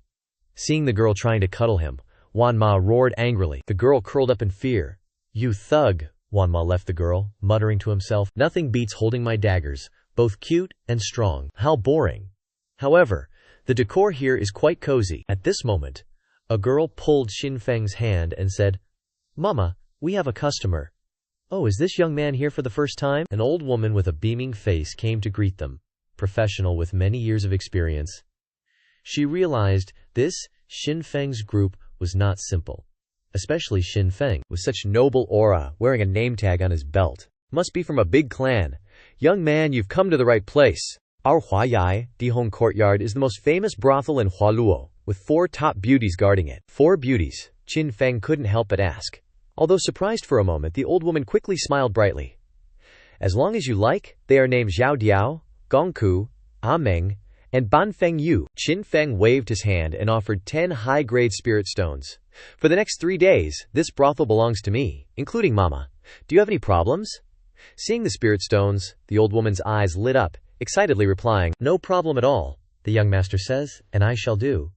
Whatever the young master does, we will accept. First thing, can we change the sign?" No problem. She took the 10 spirit stones. Even if she had to change her father's name, she would be willing. Immediately, she ordered the old sign to be taken down and replaced with the one Qin Feng wrote himself. A little later, the old woman's expression was extremely awkward. "This new name is a bit too much." The sign clearly read 4 words. Chi Buk Shi, ride and can't lose. That's exactly the effect I want. Qin Feng looked across the street. With such a unique name, Feng Cheng will definitely take another look at least once. Qin Feng smiled at the sign he wrote. With such a blatant name, Feng Cheng will surely glance. At the same time, Baibian Mojun also transformed into Princess Nanfeng, as requested by Qin Feng. Qin Feng believed that no matter how ruthless Feng Cheng had become, meeting his first love again would definitely stir something within him. So similar. He can really transform into anything. Zhao Bai stared at Bai Bianmojun with wide eyes, a bold idea popping into her head. To avoid Feng Chang from detecting any flaws, Xin Feng also spent money to buy a qi-concealing talisman from the system, completely isolating Bai Bianmojun's aura. Now all that's left is to wait for the protagonist to appear. Just follow the plan, it can't fail, Xin Feng said reassuringly, looking at Bai Bianmojun after transforming into Princess Nanfeng. Bai Bianmojun sat on the second floor of the brothel, covering his face with a veil. Below was a group of nobles being attracted. Not long after, a white-blue figure appeared on the street. It was Feng Chang, whom they were waiting for. Today, he only intended to come to this chaotic place, and then find an opportunity to escape the city tomorrow, returning to the Grand Statue Square. Who knew? Just as he arrived at Hua Street, he was suddenly drawn to the "absolutely cannot lose" billboard. Damn it, so chaotic. 100 Transformations Demon Lord was wide-eyed, seeing Xin Feng as an even bigger villain. He chased Feng Chang for a whole freaking month without any luck, while Xin Feng just chilled in one spot, and Feng Chang delivered himself right to the door. Stay calm, I'll protect you. Listen to Xin Feng's orders. Bai Bianmojun took a deep breath to chill out. Then, following Xin Feng's instructions, he ran downstairs, heading straight for Feng Chang. Crap, Ms. Dongfeng is escaping. Xin Feng made a scene in the crowd. According to plan, Dongfeng was the name Xin Feng gave Bai Bianmojun. The brothel instantly descended into chaos. Seeing Dongfeng running away, people immediately gave chase to protect her. Hearing the commotion, Feng Chang turned around to see a beautiful young woman, looking terrified, running right towards him. Even seeing only half her face through the thin veil, Feng Chang was shaken by a sense of familiarity like first love. "Esteemed sir, please save me." Bai Bianmojun grabbed Feng Chang's hand tightly, looking terrified, and kept running, seriously protecting her. Quickly separating Dongfeng from Feng Chang, "Save me." Bai Bianmojun remembered Xin Feng's instructions, showing a weak and pitiful but helpless look. Seeing the almost desperate look in Dongfeng's eyes, Feng Chang's frozen heart felt a spark of warmth. Should he reveal his identity to save this unfamiliar girl, or let things develop naturally? Feng Chang was conflicted. Just then, the old madam of the brothel came rushing out, angrily scolding Dongfeng. "You stupid thing! Are you trying to kill us all?" She didn't know the relationship between Dongfeng and Xin Feng. She only knew that Xin Feng had rented this entire brothel to sell Dongfeng. Now if she escaped, Xin Feng would blame them, demand back the spirit stones, and make enemies of the forces behind him. Seeing the distressed expression on Dongfeng's face, all the gentlemen felt their hearts ache and wanted to comfort her. At that moment, the old madam violently yanked down the veil covering Dongfeng's face, revealing a beautiful face that dazzled everyone. Holy crap! Seeing Dongfeng's perfect face, the gentleman went wild, determined to comfort her. But no one knew that Dongfeng was actually Bai Bianmojun. How could they be so alike? Feng Chang looked at Dongfeng in astonishment, recalling his memories with Princess Nanfeng. Feng Chang immediately thought, Princess Nanfeng is His Majesty's beloved princess. How could she have fallen into this pleasure district? He affirmed that Dongfeng was not Princess Nanfeng. "Gentlemen, today is the day of Dongfeng's coming out," the old madam quickly seized the opportunity to say. "Regardless of age or appearance, whoever pays the highest price gets her. Dongfeng hadn't met anyone yet." Hearing this, the gentleman excitedly shouted loudly. Feng Chang stared blankly at Dongfeng, again associating her with his first love, Princess Nanfeng. Her smile, her eyes were so strangely similar. "Is it Nanfeng?" The old madam dragged Dongfeng onto the stage, caressed her breasts and praised, "Her breasts are developing so well," then patted her back, telling her to spin around like a monkey on stage. Seeing Dongfeng being humiliated like this, Feng Chang couldn't take it anymore. Back then, he failed to protect Princess Nanfeng from that scumbag Xin Feng, so how could he just stand by and watch Dongfeng fall into the hands of a pack of wolves? At this time, the old madam continued.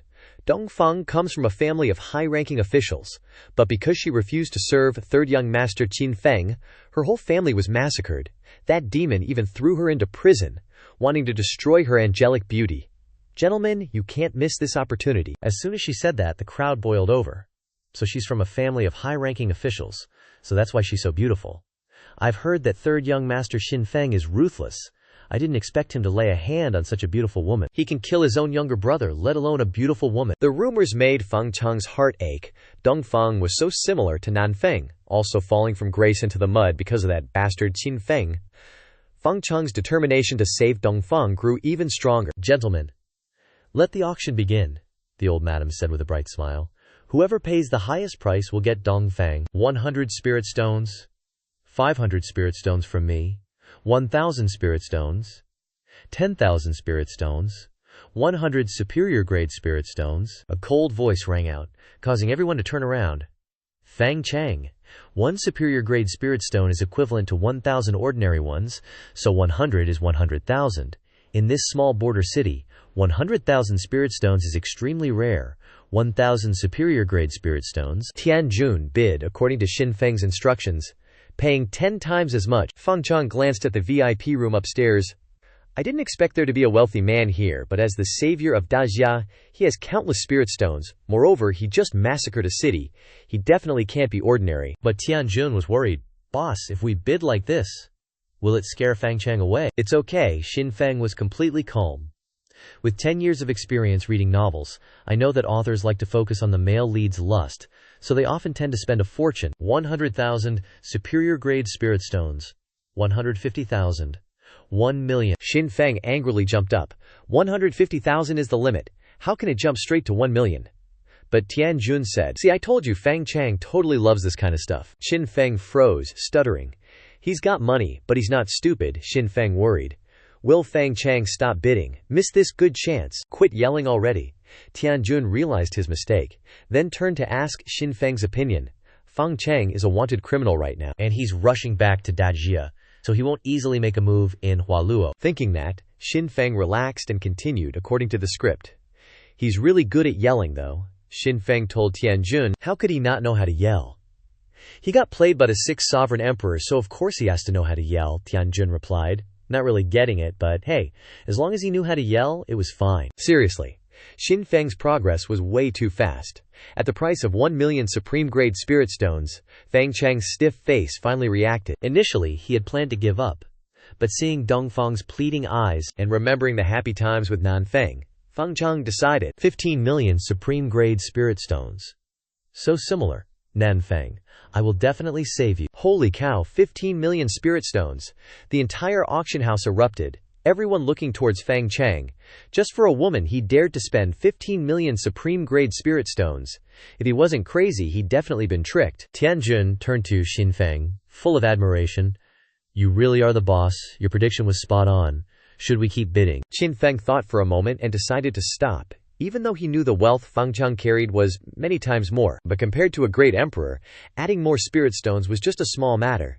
He could strip the wealth later, but Fang Chang's flower had to wither today. 15 million going once, going twice, going 3 times.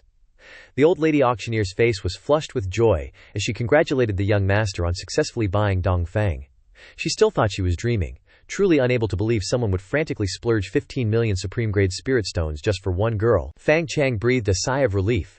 If the other party had kept increasing the price, he would have been forced to reveal his identity and forcibly take Dongfang away. Luckily, he had experienced this before, so he was more composed. These ordinary folks couldn't shake Fang Chang's elegant facade, especially not Dongfang. After seeing him win, her eyes brightened again, revealing an unprecedented look of surprise. The gaze she gave him was full of admiration and awe. Not long after, Fang Chang finished paying the spirit stones and entered Dongfang's room, under the envious stares of the men in the room. The dim candlelight created a romantic atmosphere, and Dongfang sat on the bed, happiness about to overflow. Young master, it's getting late, we should rest early. Miss Dongfang, this emperor is merely sympathetic to you. I have no ill intentions whatsoever. Fang Chang's face was still as stiff as a dead fish. Holy smokes, you've even taken off your clothes and you're saying this? At this moment, Dongfang smiled, but in her mind, she recalled Xin Feng's instructions on how to win over Fang Chang. To conquer Fang Chang, eye contact is very important. You must show a gentle look that softens his heart. Second, if he pretends to be a gentleman, flirt with him using nonsensical poetry. The situation is exactly as master said. I know. With a courtesan like me, young master's reputation will be affected. One jade hand drains 1,000 men. Half a red lip dries out 10,000 guests. Adorning a frail body, while pretending to hold a false heart. Miss Dongfeng, I didn't mean that. I saved you only because you resemble Princess Nanfeng. In my heart, Nanfeng is an untouchable saintess. Initially, I planned to wait for some time to pass before inviting you to leave, but now hearing you say that, I'm completely flustered. At this point, Dongfang had become Nanfeng in Fang Chang's eyes. Young master, don't say any more, this is just this servant girl's fate. Dongfang trembled as she took off her clothes in front of Fang Chang, then hugged him tightly. Young master, come on. A moment of spring night is worth 1,000 gold, Dongfang.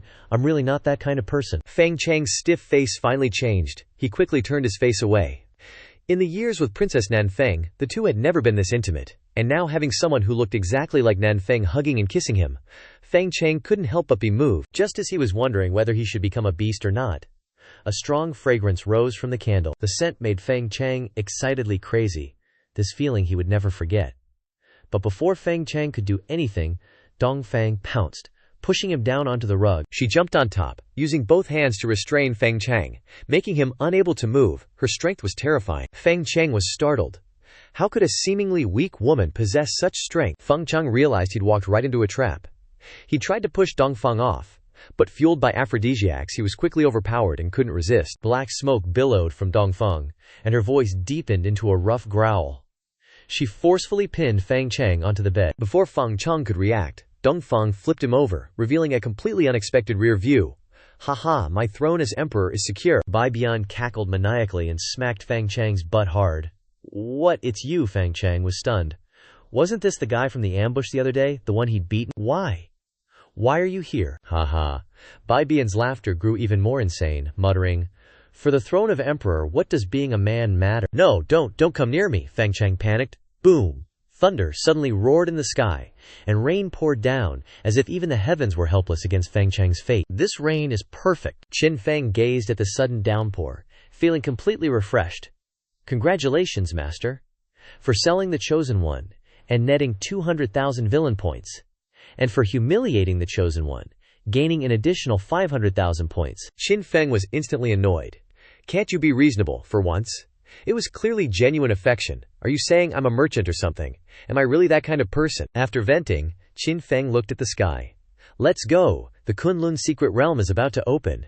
As for Bai Bian Majun, screw him. If he can't get into Kunlun, let him enjoy himself outside." Just then, a young man in black robes, with piercing eyes, galloped past Qin Feng on horseback. He carried a long sword on his back. "Lin San, what are you doing here?" Qin Feng was startled and turned to watch him go. Behind him, Lin San seemed to sense something and glanced back at Qin Feng. The two men suddenly locked eyes. Seeing Qin Feng's strange expression, Tianjun waved his hand worriedly in front of his face. Qin Feng stared intently at Lin San, his eyes burning with intensity. In his heart he was overwhelmed. "I've finally found you after all these years." But when he turned back, Lin San had disappeared into the dim light. Tianjun looked at Qin Feng, then at Lin San's retreating figure, realizing the relationship between the two was complex. And Qin Feng's gaze was even more dangerous than it had been 7 years ago. "Lin San," he thought, his face flushing under that burning gaze, feeling like he was completely naked, with nowhere to hide. "Should we have a little chat? Catch up on the last 7 years? Qin Feng couldn't restrain the urge to get closer to Lin San and pour his heart out to Lin San. But Lin San said, "Qin Qiang, if we keep fighting like this, we might miss the opening of the Kunlun secret realm. Why don't we postpone this battle for another day?" Boom! Thunder cracked, and both men unleashed their power almost simultaneously. Their hair transformed into twisting dragon-like forms in the rainstorm, and the sounds of fierce combat echoed everywhere. The two of them exchanged blows, moving from the streets to the rooftops and into the sky. In just a short time, they'd traded hundreds of blows, each one lethal. Truly an unparalleled swordsmanship. After 100 years, Qin Xiong's swordsmanship is even stronger. After politely complimenting each other, both sides stopped fighting at the same time. They both understood that continuing would mean missing the Kunlun opening. This fight would have to wait for another day. The future could wait.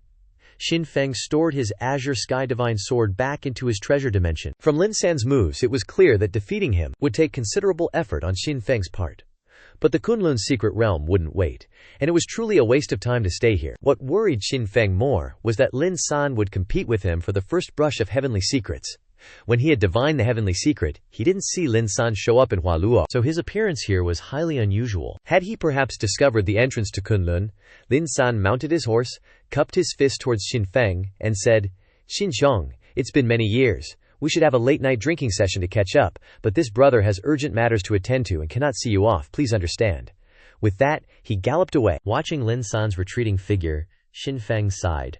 "Fighting like that, and the system doesn't even reward me. What a ripoff."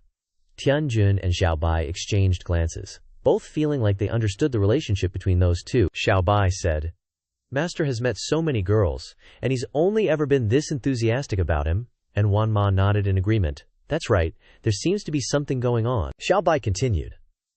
Last time Master and Zi Yangunyang slept in the same bed and what? Slept in the same bed? Tianjun was stunned, not believing his ears. That's right, they slept in the same bed and did nothing. Boom! The sky suddenly changed. The moment of the Kunlun opening had arrived. Xin Feng looked up at the sky, where a black hole was beginning to form, revealing a glimpse of a mysterious world inside. Without another word, Xin Feng grabbed Xiaobai and shot straight into the entrance. Tianjun and Wanma kept close, flying alongside Xin Feng. Kunlun offered many opportunities, but it was also extremely dangerous. One slip-up, and you could lose your life. Fang Chang lay on the bed, tears streaming from the corners of his eyes. He'd initially thought this was his opportunity, but who knew it would be someone else's chance instead? Combined with the sad story about Dong Feng that the old lady told, Fang Chang guessed that the person behind this was Xin Feng. What a pity he understood too late. Financially, he lost 15 million spirit stones, but mentally, he would have to spend his whole life healing that wound. That was the only way to change his destiny. Bai Bian demonic lord glanced at Fang Chang, wondering if he should do it one more time to make sure it worked. You, what do you want to do? Fang Chang was terrified, struggling fiercely, trying to get up. Of course, something even more intense. Bai Bian took out a bottle of potion. Struggle all you want, it's useless. He poured it directly into Feng Chang's mouth. Despite Feng Chang struggling with all his might, the potion slid right down into his stomach. Ha. Now even if you yell until your throat is hoarse, it's useless. Bai Bian stepped forward, laughing wildly. Fang Chang was utterly terrified. Don't come near me.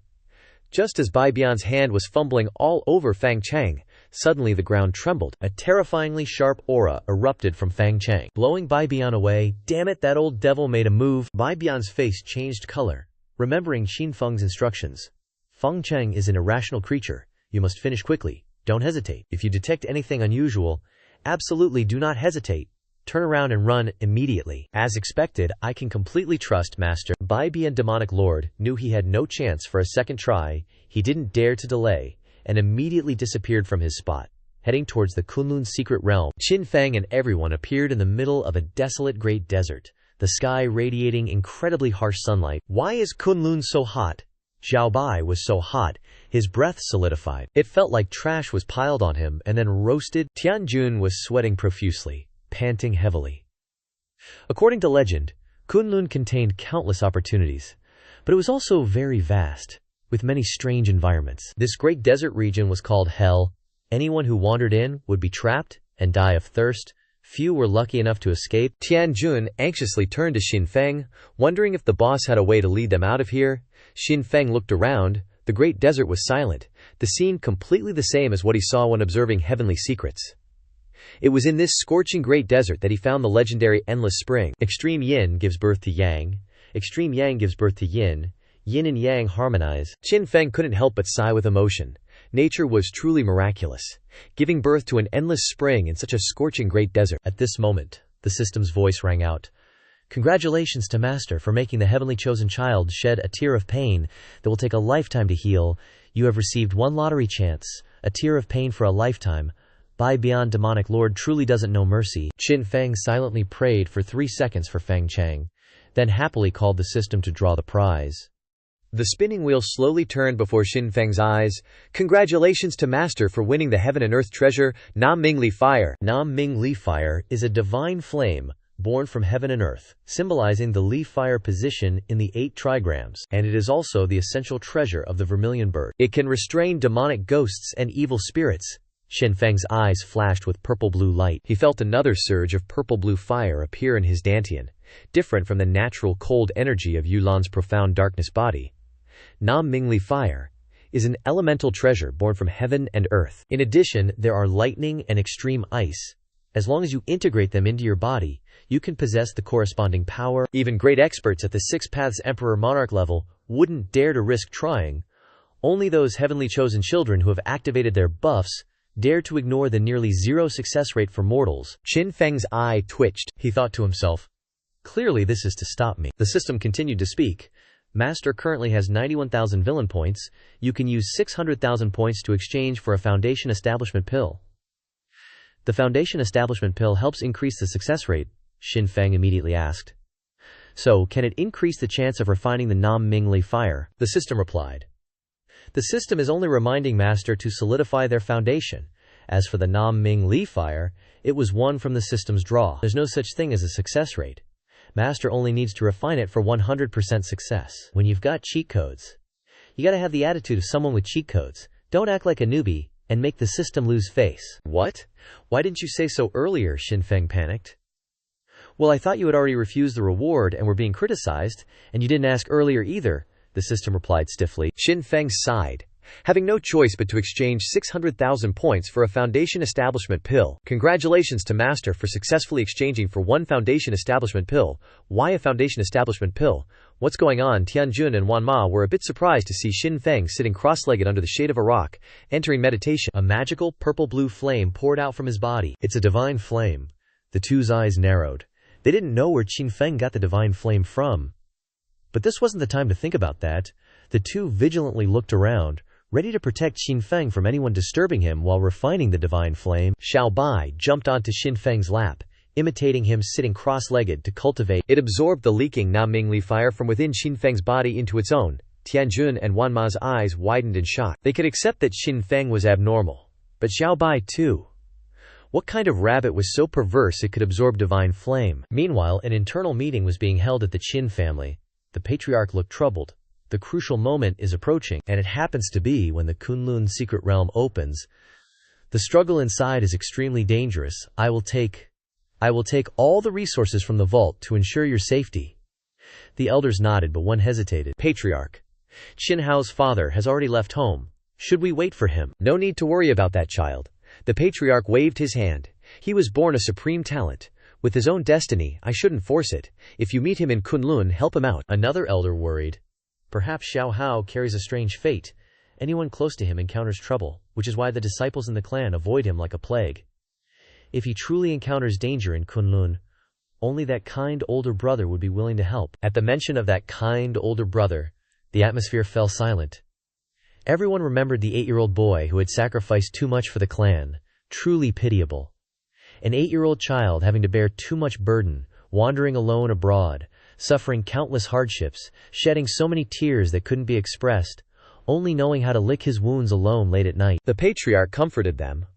We haven't been idle for the past 7 years either.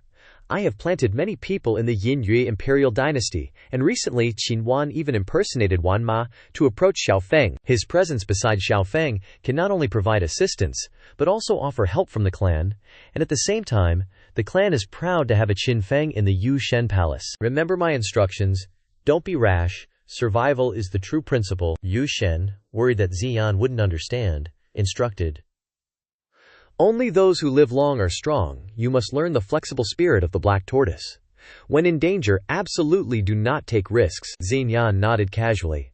Her heart only worried about Qin Feng, wondering where he had gone and if he would make it to Kunlun in time. At the Lanmo Palace, Lanmo also instructed her daughter Yu Lan, but she didn't tell her to be careful like Yu Shen. Instead, she kept staring intently at Yu Lan, telling her to find a chance to sleep with Qin Feng. What's the use of cultivating to a high level, daughter? As long as you get a good husband, you will achieve enlightenment. Did you hear clearly? You absolutely must sleep with Qin Feng. Mom, I'll decide my own romantic matters. Yulan blushed red. At this moment, in the Daxia Imperial Palace, Princess Nanfeng led the Daxia warriors, standing in a great formation illuminating heaven and earth. Nanfeng, this time, you must not disappoint your imperial father again. The majestic Daxia Emperor stood before the main hall. Initially he thought the envoy trip to Yin Yue could suppress Xin Feng and provoke conflict between Xin Feng and Yin Yue. Who knew in the end so many people were played by Xin Feng? Not only was Nan Feng publicly humiliated, even the top prodigy Feng Chang went missing. For this opening of Kunlun, the emperor sent Nan Feng so she would have a chance to redeem herself. Nan Feng quickly nodded and promised, Imperial father, don't worry, this time I will definitely use that guy Qin Feng's head to wash away the shame for Daxia. Qin Feng, just you wait for me. Before her words finished, the formation activated. Nan Feng and the prodigies were immediately teleported into Kunlun. Inside Kunlun, after finishing refining the Nam-Ming-Li fire, Qin Feng felt a burning heat inside him. The sun shining non-stop further caused his temperature to soar. At this moment, if any creature appeared, Xin Feng would definitely grab it to cool down immediately. Just as Xin Feng was pondering, a stream of teleportation light appeared before him. Bang! A black figure descended from the sky. Xin Feng looked closely, and oh my gosh, isn't this Fang Chang? Damn it, how is he here? To steal Fang Chang's opportunity, Xin Feng had Bai Bian Demonic Lord use a potion that would make even a sow go crazy, and yelling until your throat was hoarse would be useless. So why is his body so fine? At this moment, Fang Chang trembled as he stood up, feeling his vision was a bit blurry. When he recognized that it was Xin Feng, the one he wanted revenge on. Fang Chang sneered. Xin Feng, why is it you? If it weren't for the old devil inside me waking up just in time, I would have missed Kunlun and continued enduring my cruel mental torture. Today, either you die or I die. But just a second later, Fang Chang felt an earth-shattering pain from his nether regions. The pain was like a tsunami, crashing directly into his soul and brain. An Tianjun and Wan Ma didn't get why Fang Chang had stopped, but if anyone wanted to mess with their big bro, they'd have to get past their iron staffs first. A loser like you dares to harm our master. Those words hit Fang Chang like a dagger. He couldn't hold it in anymore. He was about to unleash his ultimate move to punish these three bastards when suddenly, from within Fang Chang's body, a colossal, 100-meter-tall Buddha appeared, accompanied by eerie Buddhist laughter. Hey hey, become my slaves, Fang Chang cackled maniacally, his face pale. But on the other side, the two goons were staring at Fang Chang like he'd lost it. What's he doing? Dude's totally lost his marbles. Paying Fang Chang no mind, Tianjun and Wan Ma charged forward, ready to beat the crap out of him. Fang Chang just stood there dumbfounded, blocking their blows and wondering, why, I clearly tapped into the demonic Buddhist realm, so why can't I control them? Seeing Fang Chang's moves, Xin Feng felt even more sympathy for the guy. He's even reached the level of entering the Dao. If he wasn't mistaken, the first time he met Feng Chang, his cultivation was only at the 5th stage of martial arts. He actually broke through to the Dao level within a month, yet his foundation isn't unstable at all. Xin Feng grumbled inwardly. Why do protagonists get to completely ignore foundation stability and break through whenever they want? Meanwhile, I have to spend 7 years or burn through hundreds of thousands of villain points just to stabilize mine. It's blatant discrimination against the villains. Fang Chang raised his hands, binding the two guys tightly as a wave of evil qi surged from within him, transforming into a vicious demon. Tianjun and Wan Ma were horrified. What is this? They realized the demon was draining their life force, and if they didn't stop it, they'd be sucked dry. Hey. This is annihilation demon art, capable of devouring everything. Feeling the surge of power within him, Fang Chang's smile turned cruel. This is the demonic art I learned from that old demon, able to devour all things to strengthen myself. I can definitely defeat Xin Feng. But suddenly, Fang Chang froze. Where's Xin Feng? Before he could react, Fang Chang suddenly felt a bone-chilling cold behind him, and cold sweat trickled down his back. It felt like Xin Feng was stalking him, hunting him. Fang Chang turned around in terror, only to see Xin Feng smiling behind him, the Chang Kong divine sword hovering in the air, radiating dazzling light. The sharp tip of the sword pointed directly at his battered rear end. Swoosh! The Chang Kong divine sword shot out, aiming straight for Fang Chang's butthole. You underestimate me, HMPH. At this moment, Xin Feng unleashed his full potential, releasing a wave of energy to protect his anus, ready to face Xin Feng's 5 fingers. Bang, bang, bang. The sound of sword strikes echoed, but all were blocked by the energy shield. Luckily, I managed to block it. Fang Chang breathed a sigh of relief.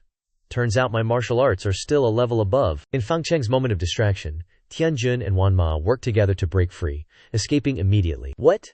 They escaped? Fang Chang really wanted to chase them down and kill them, but his anus was still threatened by the Chang Kong divine sword. Suddenly, Fang Chang froze, his eyes widened, his whole body trembled, and he nearly fainted. It turned out that Zhao Bai, taking advantage of Fang Chang's distraction, had sneaked under him and delivered a fatal kick with all his might. Boom! The last pillar of Fang Chang's manhood shattered. He immediately collapsed, the searing pain all over his body rendering him speechless. He could only lie there, clutching his crotch and wailing miserably. The energy within Fang Chang also stopped flowing, and the giant demon shattered. At this moment, the Chang Kong divine sword pierced through the shield, plunging straight into Fang Chang's anus. Fang Chang tried to stand up in terror, but it was too late. A sword pierced through his crimson flower. Fang Chang's face turned pale as he let out a scream. Ding! Dong! Congratulations, Master, for putting the favored son of heaven into sage mode, receiving 500,000 villain points. Ding dong! Congratulations to Master for stabbing the heavenly chosen child's withered flower. You've gained 500,000 villain points. Ding dong. Congratulations to Master for severely injuring the heavenly chosen child. You've gained 500,000 villain points. Ding dong. Congratulations to Master for causing severe psychological damage to the heavenly chosen child. You've gained 500,000 villain points. Tianjun and Wanma looked at the scene of Fang Cheng and felt tormented too. Too cruel, Fang Cheng was withered, now he's shattered. Fang Cheng lay motionless, his eyes soulless, a basket of tears falling from the corner of his eyes. Seeing the system only awarded 15 million points, Xin Feng was slightly dissatisfied. No lottery chance. After saying that, he picked up a rock and threw it at Fang Cheng. As a heavenly chosen child, Fang Cheng must not be underestimated. Boss, he's really not moving anymore. Tianjun and Wanma saw Fang Cheng roll his eyes white, completely motionless. Xin Feng smiled mysteriously at the two. Do you guys want to take advantage of this opportunity to turn the world upside down and become great emperors? The two hugged each other in fear, refusing this great opportunity. Still better to let others. Xin Feng put on a profound expression. You guys really don't need a psychological burden. We're doing this for his benefit too. To succeed, everyone needs benefactors, good masters, and stimulating villains. We are willing to sacrifice ourselves to help him sublimate. We will be the villains in his life, helping him grow stronger, step onto the path of success sooner. That is great merit, seems reasonable. Wanma nodded. Oh, I see. That is sacrificing for others. Tianjun was stunned, feeling like sweating. Why do I feel like Xin Feng's words sound so reasonable? I agree with Master too. Xiao Bai didn't know when it had climbed onto Xin Feng's shoulder. It took out a notebook to record, its eyes admiring. I must definitely remember and learn these teachings so you two can rest assured. Xin Feng continued coaxing.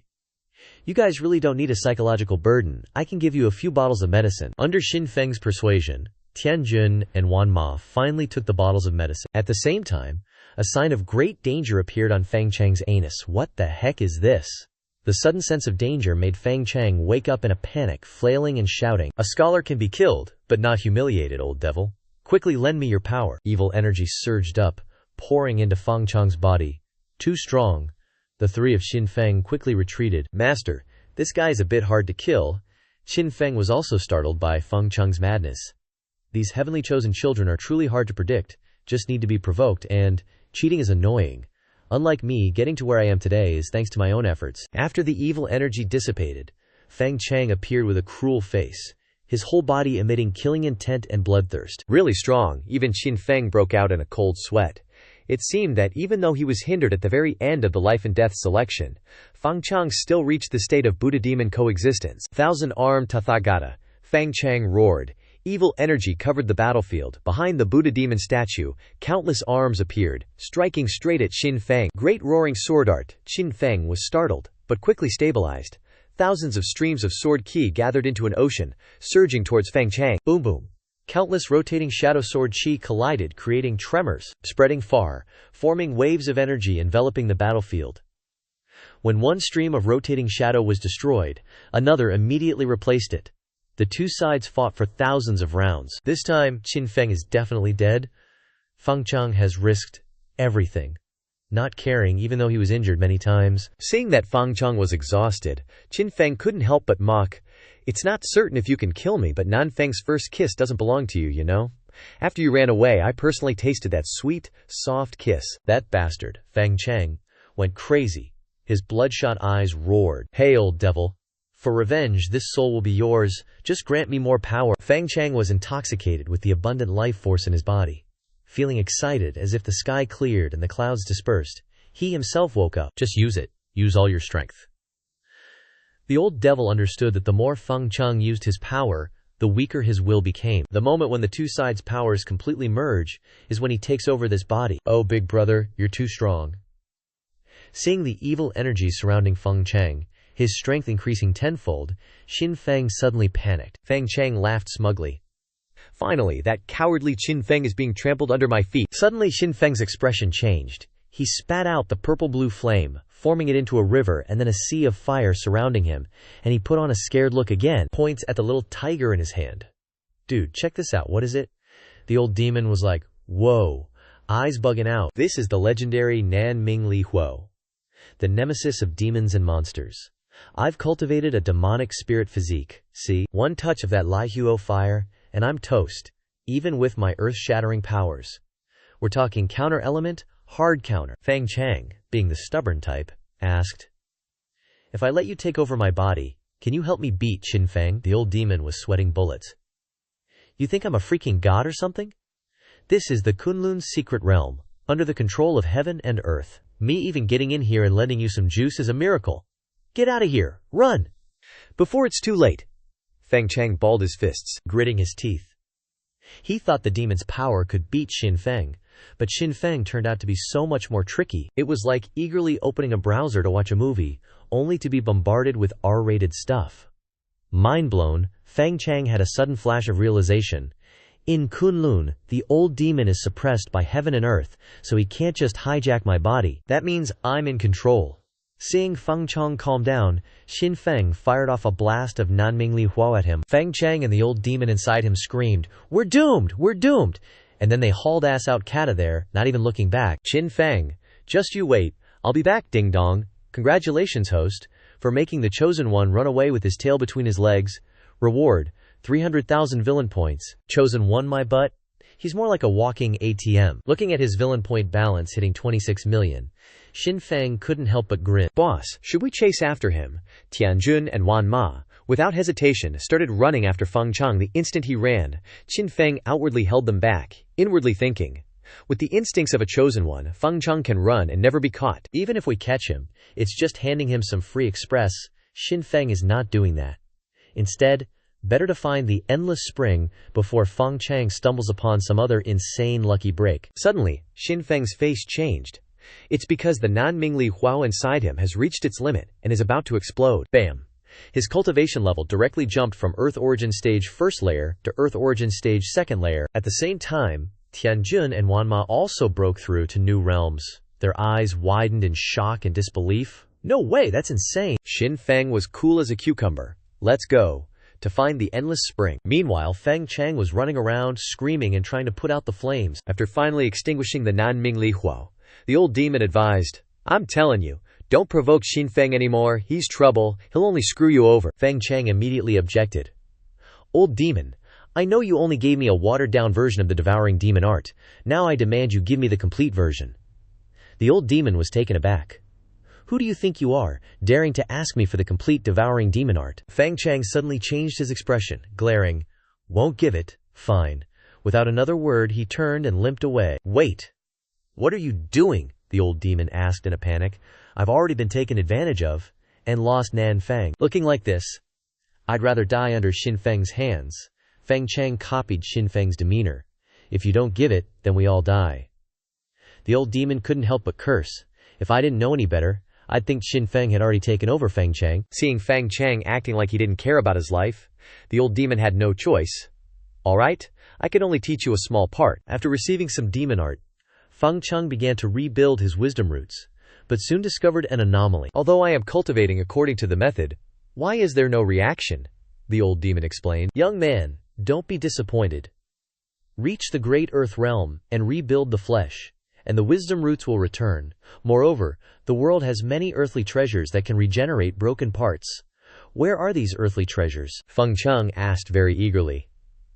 The old demon said in a deep voice, "Now that you have lost your wisdom roots, it is also an opportunity to cut off your worldly desires and concentrate on cultivation. The opportunity in Kunlun is the key." "You won't say? Fine, let's split up." Fang Chang jumped up, preparing to find Qin Fang and commit suicide. Wait, I'll tell you, okay?" The old demon quickly stopped him. The old demon was so angry that his hair stood on end, but there was nothing he could do to Fang Chang in Kunlun. Then, the old demon said slowly, "At the end of the frontier there is such a legend." At this time, 3 people and a rabbit were trudging under the scorching sun in the desert. "It's so hot," Xiaobai breathed out puffs of smoke, saying, "Wearing fur in the summer is the hottest." Qin Fang stopped and looked around warily. Not far away, a small patch of black grass appeared. Why is there grass in this barren place? Along the way, the 3 had not seen any signs of life. Even the hardiest grass and trees had disappeared, but now there was a patch of lush, black grass, which was truly abnormal. Without a word, Wan Ma rushed over and yanked out an entire clump of grass, roots and all. This was poison grass. The moment he touched it, Wan Ma felt a wave of ravenous toxic energy invade him. Even his Tao realm crick, couldn't hold it back. "Protect young master," Wanma managed to shout before collapsing. "That poison grass is terrifying." Tianjun panicked and hurriedly pulled Xinfeng back. "No need to worry." Xinfeng patted his shoulder, signaling him to step back. "My constitution is immune to all poisons, and my blood has detoxifying properties." Xinfeng bit his finger and dripped a few drops of blood onto Wanma's forehead. Instantly, the toxins on Wanma's face receded, and his breathing calmed down. Wanma sat up with a start, looking relieved to be alive. "Thank you, young master. But how could there be such terrifying poison grass here?" Xinfeng said. "For grass to grow in this forbidden land, it means there's a treasure here. But for the grass to be so poisonous, it can only mean there's a major treasure here." Xiaobai clapped its paws in excitement, looking at Xinfeng with admiration. Xinfeng, pleased with Xiaobai's flattery, took out a carrot from the system and gave it to the bunny. Tianjun and Wanma were itching to pat Xinfeng on the head and praise him, but they were interrupted. "The Immaculate Spring is ahead. We need to hurry," Xinfeng said. He followed the hillside down, heading into the dark patch of grass. Thump! With a punch, he broke through the earth, revealing the entrance to an underground cave. This is it! Xinfeng had found the right location based on his memories. From below, they could hear the soft sound of flowing water. Xinfeng waved his hand, and a beam of light illuminated the entire cave. Pure energy radiated from within, astounding Tianjun and Wanma. They both felt unprecedented progress in their cultivation, both physically and spiritually, and a new understanding of the heavenly Tao. They immediately jumped down into the cave. Just as he remembered, at the bottom of the cave was a crystal-clear spring, the immaculate spring he was looking for. After 3 minutes of freefall, the group landed at the bottom of the cave. They could clearly hear the sound of water dripping. A source of pure energy came from the spring. Tianjun and Wanma's eyes widened in shock as they took a deep breath. This was legendary. The Immaculate Spring created by heaven and earth. Legend has it that the Immaculate Spring helps one achieve a state of unity with heaven and man, allowing one to travel freely throughout the heavens and earth and feel nature. If you are lucky, it can cleanse the impurities of your Dao. "You guys cultivate here?" Xinfeng glanced at the small pond, unimpressed. According to what he saw with his heavenly fortune card, this Immaculate Spring was just a weaker version. Tianjun and Wanma were moved to tears. They really wanted to shout the slogan, "Thank you, brother. Because of you, we have warmth all year round." Xinfeng awkwardly led Xiaobai deeper into the cave.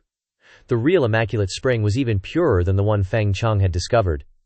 Deep in the cave, he could wash away any Dao impurities, even if it was a weaker version. The Immaculate Spring was a rare treasure.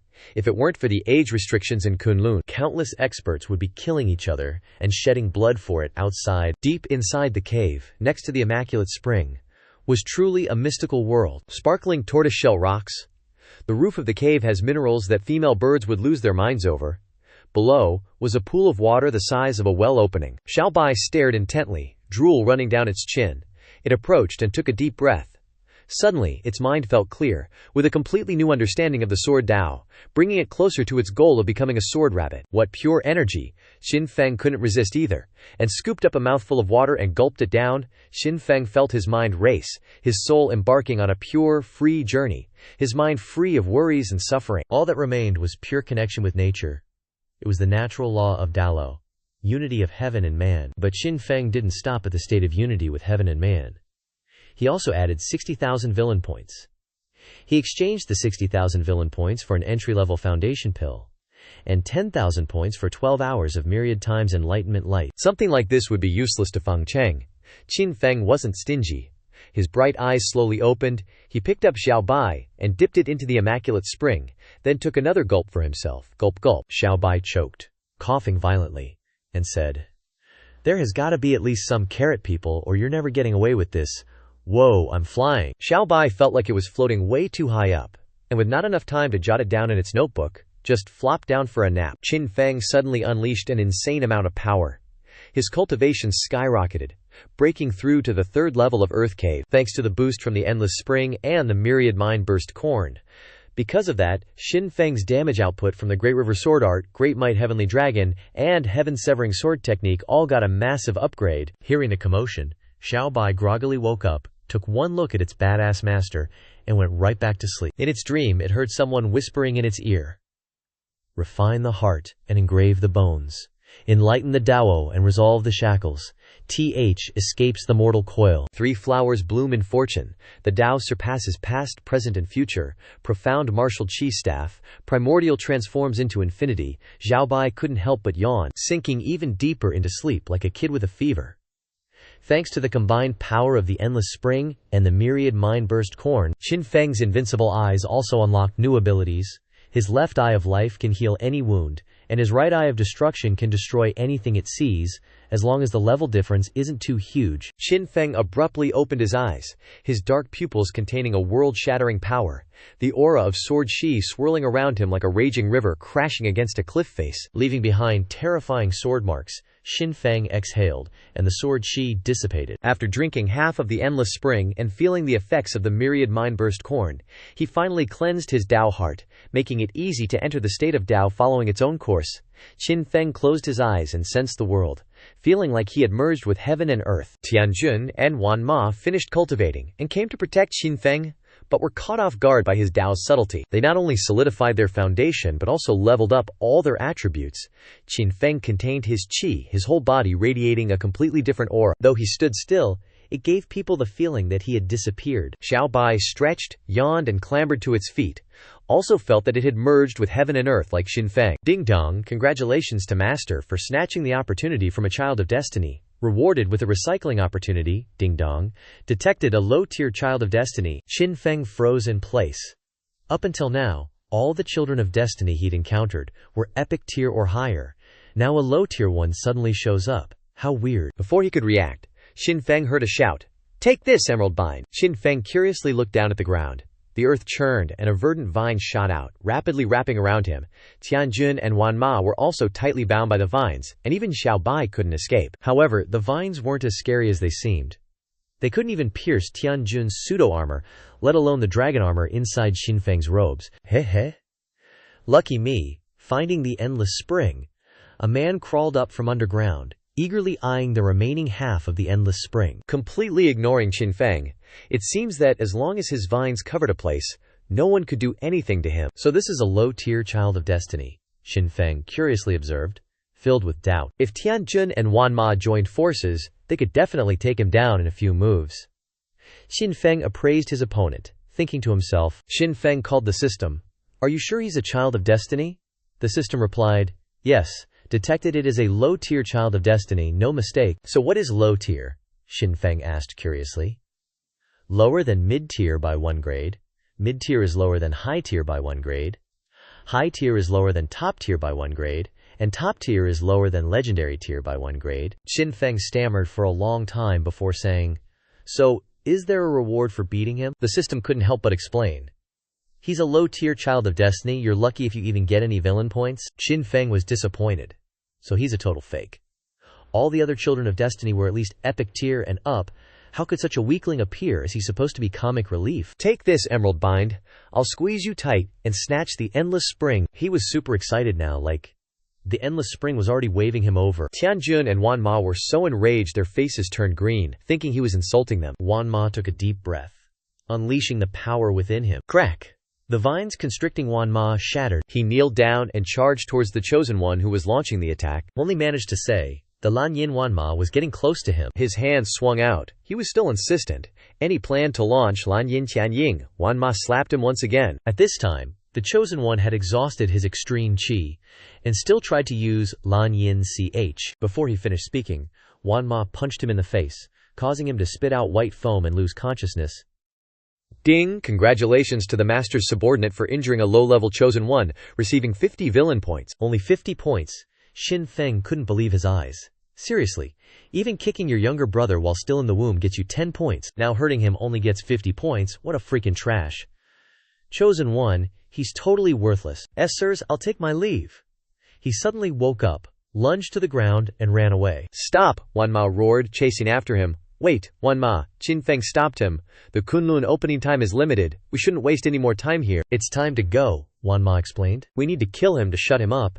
If he spreads the news that he is my opponent, my reputation will be affected." Qin Feng continued. "The Kunlun time is limited. We have wasted many days. It is time to go out." The two were startled, awakened by Qin Feng. That's right, everyone is trying to find opportunities within the limited time of Kunlun. How can they waste time on that Lan Yin play? He's not even worthy. At the same time, the two looked at Xin Feng eagerly, waiting for him to lead them to find great treasures, since he led them to Hualuo City. Kunlun, obviously, Xin Feng already knew the endless spring here. He must know more secrets. Sympathy my ass. Xin Feng mumbled in his mouth. He didn't know what was going to happen next. Xin Feng didn't know any places where heavenly treasures were hidden. Then the only way is to rob Tianjun and Wan Ma. His eyes couldn't hide his excitement. Even though there were only 3 people and a rabbit, their combat power shouldn't be underestimated. With Xin Feng's crazy resourcefulness, definitely no one in Kunlun is their opponent. But Xin Feng replied seriously. You need to broaden your horizons. Use your brains. Don't just solve everything with violence. Kunlun is vast. With so many martial artists, even if you rob randomly, you won't get much. Besides, can you even rob them? Having treasures is just a waste of time. Right, Xiaobai nodded in agreement. We're vultures, not robbers. Tianjun asked sincerely. So what should we do now? Xin Feng thought for a moment and said, You two should quickly spread the word that Lin San of the Tianxin city, Fang Chang, a disciple of the Shengtian sect of the great Xia dynasty, Yu Lan of the Zilan Devil Palace, and that guy named Dang or something, have already obtained heavenly treasures in Kunlun, the Endless Spring, Nanming Li Huo. Just make up stuff to incite the entire Kunlun to find them. Tianjun and Wan Ma looked blankly, not understanding Xin Feng's intentions, but after working together for a while, they knew that Xin Feng always did unexpected things. Without asking any more questions, the two began to spread the news, according to Xin Feng's instructions. It will be much easier to find those teenagers who are looking for treasures, tracking their movements. Just find that group and you'll have heavenly treasures right away, at least at the heavenly emperor level. Xin Feng continued to hide in the shadows, happily playing the fisherman who benefits. He summoned the system, preparing to use reward points for a draw. The familiar spinning appeared, starting to spin quickly. Ding dong, congratulations to the host for winning the prize. Divine Sword, Zhaoshin Xincheng Divine Sword Formation Certificate. Zhaoshin Xincheng Divine Sword Formation Divine Level allows to increase the power of the sword formation based on the number of swords that the user can control. Each sword added will increase the power by 1%. In theory, the power can be infinitely increased. It can control up to 10,000 swords at most. Why is it always about swords? I'm starting to think I'm really destined for swords, Xin Feng mused, feeling a strange connection. In an instant, a massive amount of information flooded Xin Feng's brain. He saw thousands of swords transforming into glittering starlight, then tens of thousands, millions, countless stars converging into a colossal sword. The Zihao Tian sword unleashed caused the heavens and earth to darken, the sun and moon to be extinguished. Poof. The land cracked open, as if the end of the world had arrived. A terrifying sword formation. Xin Feng's heart skipped a beat, awestruck by the power of the Zhao Tian Xin Cheng Divine Sword Formation. Perhaps individually, it wasn't as strong as the heaven-severing sword technique or the river-trampling sword art, but its potential for infinite stacking made it terrifying. Not long after, Tianjun and Wan Ma left the scorching Great Desert. Following Xin Feng's instructions, they began spreading rumors. Hey, did you hear? Lin San of Tianxin City found a celestial spirit ore. That's nothing. Yu Lan of the Azure Demon Palace discovered Phoenix Essence. Your news is outdated. I just heard that Fang Cheng of the Great Jia's Heaven Ascension sect found an endless spring. An endless spring? Awesome. If used correctly, it can cleanse your Dao heart. I also heard there's this guy named Tang. Not super strong, but his skills are formidable. It would be great to capture him and put him to work. As the rumors spread, everyone became uneasy. They risked their lives entering Kunlun for a great opportunity, only to be chased by fierce beasts for days without finding anything. And now, they hear that others have found heaven-sent opportunities. How could they stand it? Instead of wandering aimlessly, it's better to snatch someone else's opportunity. In an instant, the entire Kunlun became chaotic. Everyone searching for Fang Chang, Yu Lan, and Lin San, Tianjun and Wan Ma were currently hiding behind a large rock. They nodded in agreement. Seeing everyone's reaction, our boss is really too clever, just a few lies, and he's fooled all the martial artists in Kunlun. He's found people for us. Wan Ma thought proudly to himself. Of course, young Master Qin, the future heir of the Qin family. How could he be lacking? Meanwhile, on the other side of Kunlun, Xin Feng had recovered from the Zhao Tian Xin Cheng Divine Sword Formation. The terrifying power had really messed him up. Then, Xin Feng poured the water of the endless spring into a bottle and summoned the everlasting divine sword. He quickly pressed down a contract seal. The sword split into 9 smaller branches, shooting out of his hand. A terrifying clang echoed throughout the caves. The 9 swords no longer attacked mindlessly in one direction, but flew swiftly, gracefully, like shooting stars. Their trajectories were unpredictable, continuously launching waves of sword attacks. Explosive sounds reverberated throughout the cave. Wherever the 9 swords went, mountains crumbled, and the earth cracked. The endless spring, born from heaven and earth, vanished into thin air. Even if Feng Chang had found it thanks to his protagonist buff, he wouldn't be able to use the endless spring to cleanse his Dabayo heart anymore. Sucks to be him. In another ancient place within Kunlun, the fragrant color sea, Qin Feng arrived after separating from Tianjun and Wanma. Because he was bored, the fragrant color sea wasn't a vast sea, but a field of deep red flowers. Legend has it that mournful cries often emanate from this place. Anyone who enters to find treasures disappears. It's unclear what kind of monsters are inside. Because of this, the fragrant color sea is the least frequented place in Kunlun. But if there's a place containing heaven and earth treasures, 999% of people would point to the fragrant color sea. However, the danger is too great, so no one dares to enter. Indeed, Xin Feng stood in the middle of the red flower field, but didn't see any signs of anyone. Do we really have to go in there? Zhao Bai trembled, hiding in Xin Feng's arms. Its ears had already picked up the gloomy weeping sounds. Since there's nothing to do, let's take a look. Xin Feng, confident because of the newly acquired martial arts secret manual, didn't take these dangerous places seriously. Suddenly, Xin Feng felt a cold draft and became alert. Before he could react, a beautiful girl suddenly appeared and tackled him to the ground. Her appearance couldn't be called a stunning beauty, but she was still a rare beauty. When Xin Feng opened his eyes, he was surprised to find 3 beautiful girls staring intently at him. "Who are you?" The 3 girls giggled and began to introduce themselves. "I'm Zhen Zhen," the girl in red said. The girl in yellow pouted. "I'm Lian. The girl in white swayed a bit. "And I'm AI," she said with a bright smile as her ample assets swayed back and forth. Qin Feng coldly pushed them away. "Please, have some self-respect. How dare you try to seduce me without a marriage certificate? Are you even serious? Don't you know I'm Xin Feng, the most handsome man under heaven? Such impudence." The 3 girls' expressions hardened, and a terrifying aura enveloped the entire flower field. Moments ago, it was sunny, but now the sky was gloomy, and red petals danced in the air as if the apocalypse had arrived. Qin Feng felt like he was in a small boat in a raging storm, about to be capsized at any moment. "Die!" the 3 girls shouted, unleashing waves of soul attacks that surged like landslides, completely submerging Xin Feng. Thump! But Xin Feng just rubbed his head like nothing happened. Is that it? The 3 girls were stunned, their eyes wide with horror. Their soul attacks could instantly kill even a master at the Earth Core realm, 3rd stage, so how could Xin Feng be unharmed? What was going on? Rumble, rumble. The ground shook, and a series of pale-faced zombies crawled out from the depths of the earth. Heavens!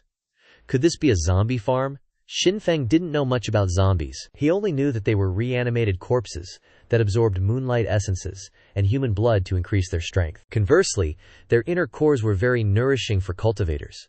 If this really was a zombie farm, then they were. The 3 girls quickly ordered the zombie horde to attack Xin Feng. Even if he was immune to soul attacks, he couldn't withstand the physical assault of 7 zombies. Xin Feng merely flicked his finger. From Qin Feng's fingertip, a purple-blue flame shot out called Nanming Li Huo, Southern Light Separation Fire. The zombie horde frantically scattered in panic, and the 3 girls were also startled and horrified, constantly retreating, even though they were ghost cultivators with tens of thousands of years of experience, and could crush Xin Feng with a single finger together with their zombies. Everything in existence has something that counters it, and their natural enemy was Nanming Li Huo. Touching it meant dissolving into wisp of dispersing soul smoke. Even though Qin Feng's cultivation realm was far below theirs, he still smiled, offering to sacrifice his body to attract the 3 girls. Oh, such a strong body. The 3 girls' eyes lit up. They secretly cried out that they couldn't take it. The extremely potent yang energy from the supreme celestial body, plus the latent power from the supreme bone and those invincible eyes made them unable to resist. You must understand, ever since Kunlun closed tens of thousands of years ago, they hadn't seen anyone. So how could they withstand Xin Feng's provocation? They only wanted to rush over and suck him dry right away, but they were afraid of the Nanming fire and didn't dare approach. Qin Feng showed off his body and said, "Such a beautiful figure is right in front of you. Why don't you come and enjoy it? Maybe you can restrain yourselves on the first day, but are you sure you won't be tempted after 10 or 15 days? How long can you endure this? The three girls were drooling as they looked at Xin Feng's alluring beauty, truly unable to resist the temptation, but because they were afraid of the Nanming fire, they could only grit their teeth, endure it, and flee. Why are you running away? This isn't scientific at all. Xin Feng touched his face. Theoretically, being handsome is justice, and I'm the most just person in this desolate area. But instead of begging these demons, totally mesmerized by yours truly, huh? Why else would they bolt faster than rabbits? Weird, right? Xiao Bai nodded, chiming in. They're usually not that fast. Here's your robe, master. Xiao Bai held out Xin Feng's robe. Lost in thought, Xin Feng absent-mindedly took it and slipped it on. Aha, I get it now. They're the kind of ghosts who aren't into pretty boys. Xin Feng finally figured out why they weren't all over him. But when he looked up, the three chicks were already making a run for it. Xin Feng urgently shouted. If we don't chase them, they'll get away, Xiao Bai reminded him from Xin Feng's shoulder. Xin Feng immediately summoned the system, exchanging 100,000 villain points for the Allure Shadow Fleeting Step, Volume 5. 4 words flashed in his mind. Shrinking the earth to inches, Xin Feng took a step. It looked slow, but in a blink he was 100 meters away. He quickly caught up to the three girls, who were now sporting expressions of pure panic, feeling like the biggest failures ever. Usually people freak out and run from ghosts, not the other way around. In the center of the flower field was a massive crystal coffin. Inside was what seemed to be a girl in a red wedding dress, surrounded by an incredibly menacing aura. The three girls knelt before the coffin, reporting the situation. Suddenly, an earth-shattering aura erupted from the coffin, causing all the ghosts and zombies in Scented Sea of Grief to tremble in fear and prostrate themselves on the ground. Xin Feng hadn't caught up yet, because he suddenly sensed a massive source of pure energy beneath the ground. The surrounding flower field was also blooming more vigorously than ever before. Must be a major treasure down there.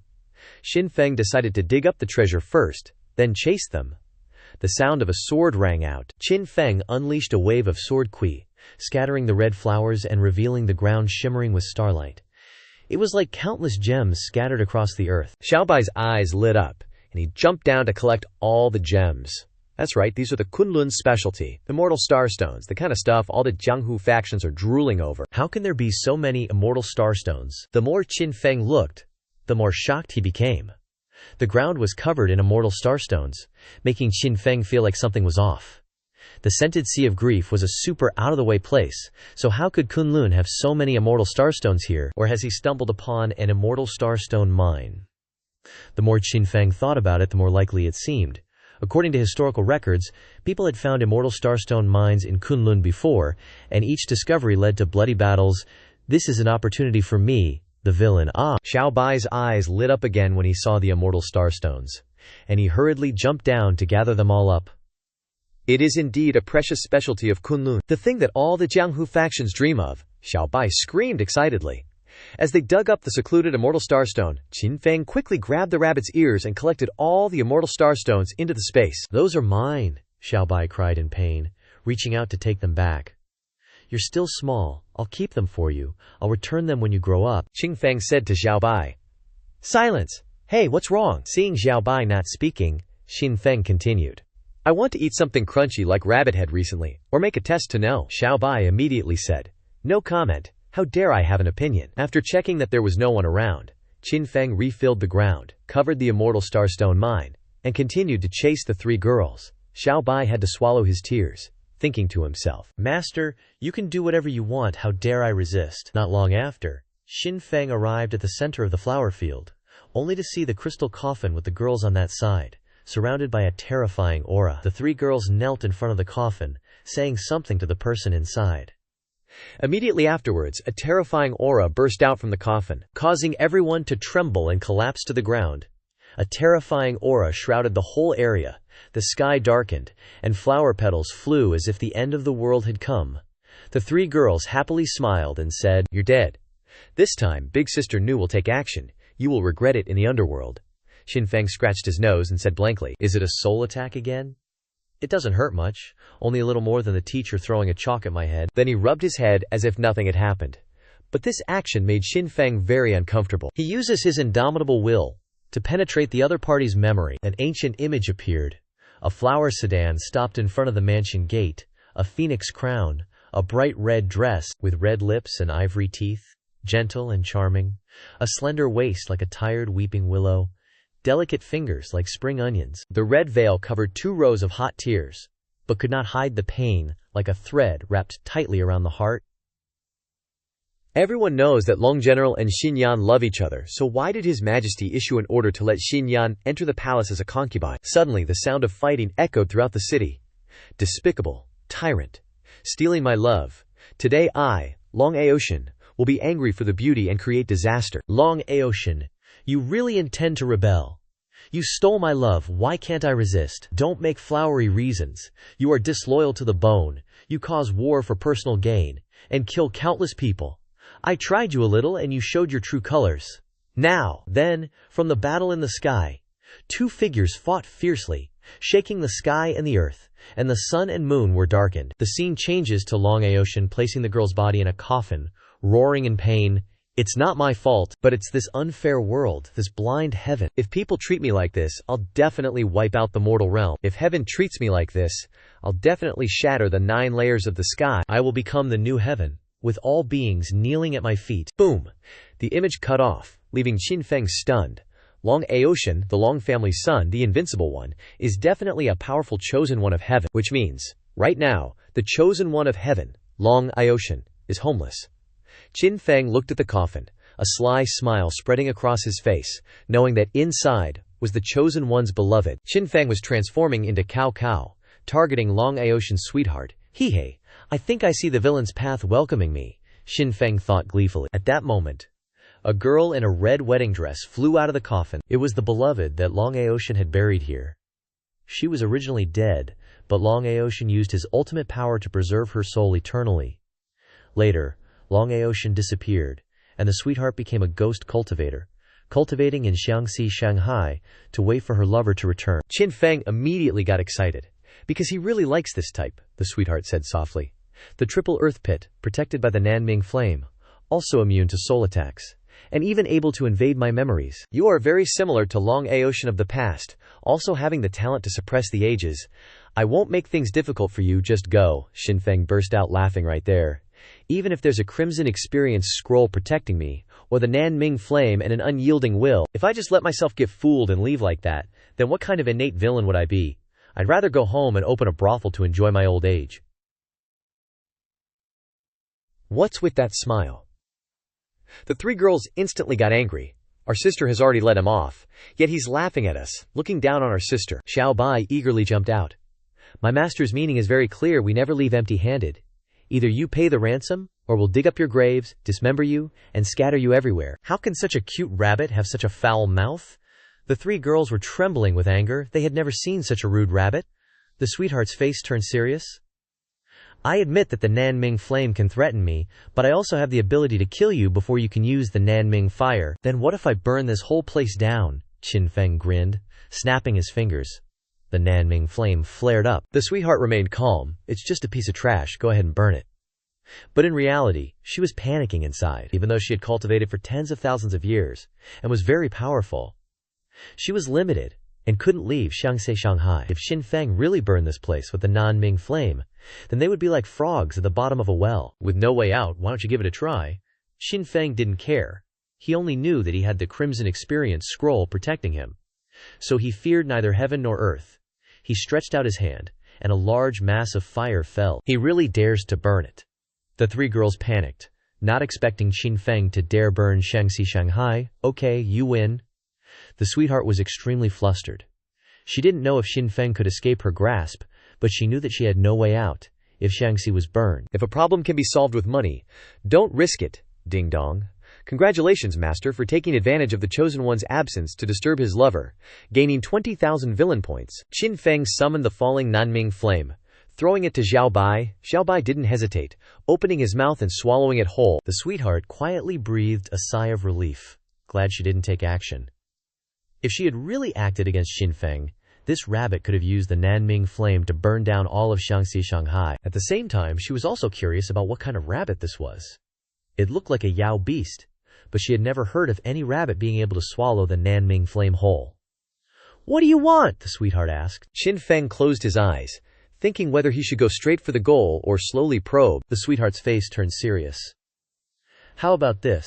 If you leave Shaanxi Shanghai, I will give you 100 million immortal crystals. What? 100 million immortal crystals? Qin Feng was stunned, thinking he had misheard. Sister, those are immortal crystals. How can you give them away so easily? Xiao Bai was astonished. The sweetheart just waved her hand, and a mountain of immortal crystals appeared. Holy crap, she's really rich.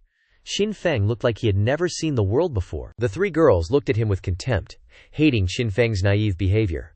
Perhaps to outsiders, immortal crystals were precious, but to them, having lived for so long in Kunlun, immortal crystals were cheap. Qin Feng stared intently at the mountain of immortal crystals, then said seriously, "Sister, I don't want to work hard anymore. Can you give me a chance? Please, most beautiful sister in the world, give me a chance." Xiao Bai ran in front of the sweetheart, begging to stay. How can a human and a rabbit be so shameless?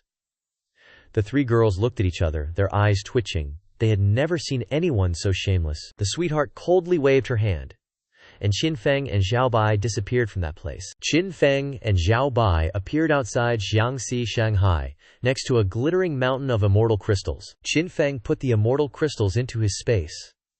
At this moment, Xiao Bai's ears suddenly perked up, as if he heard the sound of fighting in the distance. "Lin San, you can't escape. Surrender.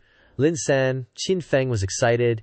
He finally met someone he loved. "Dude, me and Xiao Bai zoomed into the forest, and what do you know, there's a bunch of people chasing Lin San." What shocked Qin Feng was that the ones chasing Lin San were none other than the Lin family's young miss, Lin Jinjie, the same girl with the 3-year engagement with my second bro. No time to think. Qin Feng summoned Chang Kong.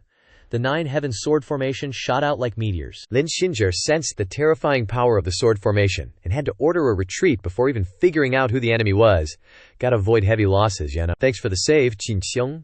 Lin San recognized the Chang Kong 9 swords and figured Qin Feng was the one who saved him. Qin Feng and Xiao Bai stepped out, wondering out loud, "I'm just curious, how did the city lord of Chengtianjin's capable servant end up getting chased by the young miss?" "It's a long story." Lin San sighed dramatically. "Then make it short and sweet," I said. "It started 7 years ago, when I brought back a jade box from some ruins." "You remember that, right?" Qin Feng asked. "Of course, I always believe in Lin Jiang's character." Qin Feng's eyes were full of trust. In his heart he was all, "That was my doing. If you say there's nothing in it, I'll believe you." Hearing this, Lin San trembled, looking up at Qin Feng. Even he didn't believe that, but Qin Feng believed in him unconditionally, not pretending, but actually trusting. It felt amazing to be trusted. Ding. "Congratulations, master, for deceiving the feelings of a chosen one. Received 50,000 villain points." Qin Feng was disgusted in his heart. Hey, he's telling the truth. How is that deceiving? The system. If you don't know how to talk, don't say anything. After a bit of heart-to-heart, Lin San sighed, composed himself, and continued. "Thank you, Xinxiong, for believing in me. But after the rumors spread, the city lord asked me what was in the box. No matter how I explained, he and the young miss both thought I was lying to them. From then on, our relationship soured. To avoid being in an awkward position, I decided to leave and cultivate. I thought when I came back I could improve the relationship, but who knew someone would spread rumors that I found a fairy crystal mine. The matter was too serious. The young miss heard the news and immediately ordered me to hand it over, but I really don't know where that fairy crystal mine is." Lin San smiled bitterly again. "That's why the young miss even drew her sword to attack me." "I totally believe you." Qin Feng was as sincere as ever, thinking in his heart, "This was also caused by me. I'm sure you're innocent." "Qin Xiong." Lin San was too moved to speak, wanting to immediately burn some joss paper to swear an oath with Qin Feng, sleep in the same bed, and wear the same underwear. From now on he had a bosom buddy. Ding! Congratulations, master, for encouraging the chosen one with words, helping him understand the cruel world, becoming a benefactor in his life, received 50,000 villain points. Qin Feng nodded in satisfaction, telling the system, "If you know how to talk, just say good things." Qin Feng hurriedly asked. "Lin Qiang, you must have found a lot of treasures this time in Kunlun, right?" "Nothing at all," Ling San replied helplessly. Qin Feng's eyes sharpened. He didn't believe. "Because the protagonists who play dumb are all hidden masters. Even if they find valuable treasures, they secretly keep them for themselves. If you just believe their lies, you're just waiting to be deceived." "I really didn't find any treasures at all." Lin San wanted to cry, not understanding how the ship of friendship could capsize like this. The last 2 times when he said that PH didn't find any treasures, Qin Feng believed him, but now that he said there wasn't any, he didn't believe him. Not only that, but Qin Feng was sticking to him like glue. Even if he really didn't find anything, he would still follow him to get those treasures. That look was too familiar. Lin San shivered when Xin Feng stared at him, just like 7 years ago at the Qin family, always scrutinizing the expression on his face. As long as he had a strange reaction to a single blade of grass, Xin Feng would immediately pull up the entire blade of grass. Even when he went to the bathroom in the bushes, Xin Feng wouldn't let him go. "Lin Xiang, what are you doing? Going to the bathroom?" "Oh, it's nothing." Then Lin Xiang just continued, but Xin Feng still stared at him with hot eyes that made Lin San shudder. Could it be that I guessed right 7 years ago? Xin Xiang likes guys? Finally, Lin San couldn't stand Xin Feng's burning gaze anymore, asking, "Why doesn't Xin Xiang find his own opportunities?" "You're telling me to find my own opportunities?" Xin Feng asked. "Lin Xiang's only weakness is that he keeps everything separate. Isn't your opportunity my opportunity? Isn't my opportunity still my opportunity? Why are you dividing things so clearly?" Suddenly, a deafening roar rang out, stirring the surrounding air violently. Xin Feng and Lin San wondered in shock. What kind of monster has such great power just from roaring? Turning back, they saw trees collapsing as 3 colossal monsters charged forward. There was also a girl dressed in ancient white robes, around 20 years old, with an oval face, sharply arched eyebrows, and elegant attire. Her face, lightly powdered, shimmered under the starlight, combined with her pale, injured complexion, evoking pity in those who saw her. Most captivating was her staggering gait. Each unsteady step filled gentlemen with heartache, fearing they might miss their chance. Xin Feng's face turned serious as he recognized the 3 monsters, each over 10 meters tall, bear-like in form, with blood-red eyes and bodies covered in tough armor. Their strength was comparable to a 5th-stage heavenly venerate realm cultivator, and their arms were as thick as barrels, as hard as steel. Wait a sec, that's Daimu, elder sister. The girl in white recognized Xin Feng and immediately rejoiced. Not because she had frequently taken things from Xin Feng since childhood, but because of one big word: appearance. Just from seeing her staggering, one could tell she was no pushover back in the day. That's why, from a young age, Xin Feng had called her Da Mook, elder sister. At this moment, Lin San transformed into a blur, rushing forward with his sword drawn, deliberately showing off in front of the beauty. Xin Feng's eyes suddenly turned cold. "Good one, bro." Sword unsheathed, and next, the sound of a sword being drawn echoed throughout the forest. A beam of swordlight flashed, carrying a bone-chilling coldness, like a startled swan, like a coiling dragon. The swordlight swept across the heavenly 8 swords, and before they could react, Xin Feng had flashed past them like lightning. The next moment, Xin Feng's figure appeared behind the 3 great earth demonic bears. The 3 monsters stopped in their tracks. The Chengkong divine sword was also gradually seeping into their bodies. When the sword blade had fully penetrated, the 3 great earth demonic bears collapsed, letting out a groan before dying, fatal wounds appearing on their bodies, and fresh blood gushed out, staining the ground red. Xin Feng had successfully exploited them again. Lin San was completely shocked by Xin Feng. Watching him easily annihilate the 3 great earth demonic bears, Xin Mu Shu swallowed, genuinely astonished by Xin Feng's swordsmanship. She had heard he was strong, but she hadn't expected him to be this strong, actually killing 3 5th-stage heavenly venerates with a single sword strike at the mere Earth Cave 3rd stage. Lin San stood frozen, sweat dripping down his forehead.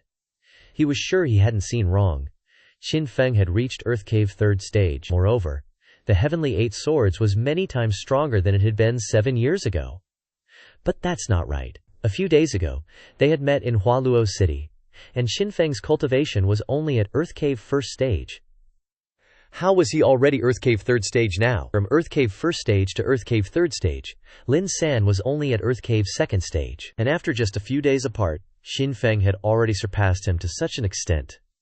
This time, Lin San's invincible confidence began to waver him. He had cultivated swordsmanship for 7 years, and as a result, the distance between him and Xin Feng was getting further and further. Was he still worthy of the invincible sword heart? Worthy of being the successor of the Chengkong divine sword? Worthy of the title of sword saint of the next century? Ding dong, congratulations to the host for preventing the chosen one's show-off behavior, receiving 500 villain points. Ding dong, congratulations to the host for shaking the chosen one's invincible confidence, receiving 100,000 villain points. Knew you wouldn't disappoint me, Xin Feng said joyfully. Lin bro, what do you think of that sword move just now? Lin San pursed his lips, cursing inwardly. Impossible! Absolutely impossible! The two of them only exchanged swords briefly. They hadn't even drawn their swords, so how could he have comprehended 4th stage sword intent? But currently, Xin Feng's sword intent had indeed reached 4th stage.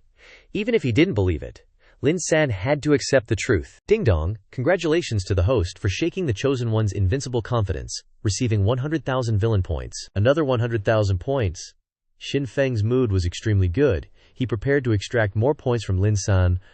Lin bro, I'm not lying to you. Since comprehending 3rd stage sword intent a month ago, I haven't been able to break through the level. Thanks to you, I easily reached 4th stage. Lin San's forehead was covered in bulging blue veins, screaming in his heart, "What a load of bull!" He cultivated for 7 years to raise his sword intent from level 1 up, and Xin Feng went from 3 to 4 in just 1 month. Ding dong, congratulations to the host for shaking the Chosen One's invincible confidence, receiving 100,000 villain points. Xin Mushui said anxiously, Xin Feng, can we talk later? I have something very important to say. Lin bro, don't go. After exchanging swords I even comprehended a great sword formation. Xin Feng completely ignored Xin Mushui, clinging to Lin San to extract points. Xin Mushui jumped up and down in anger beside him.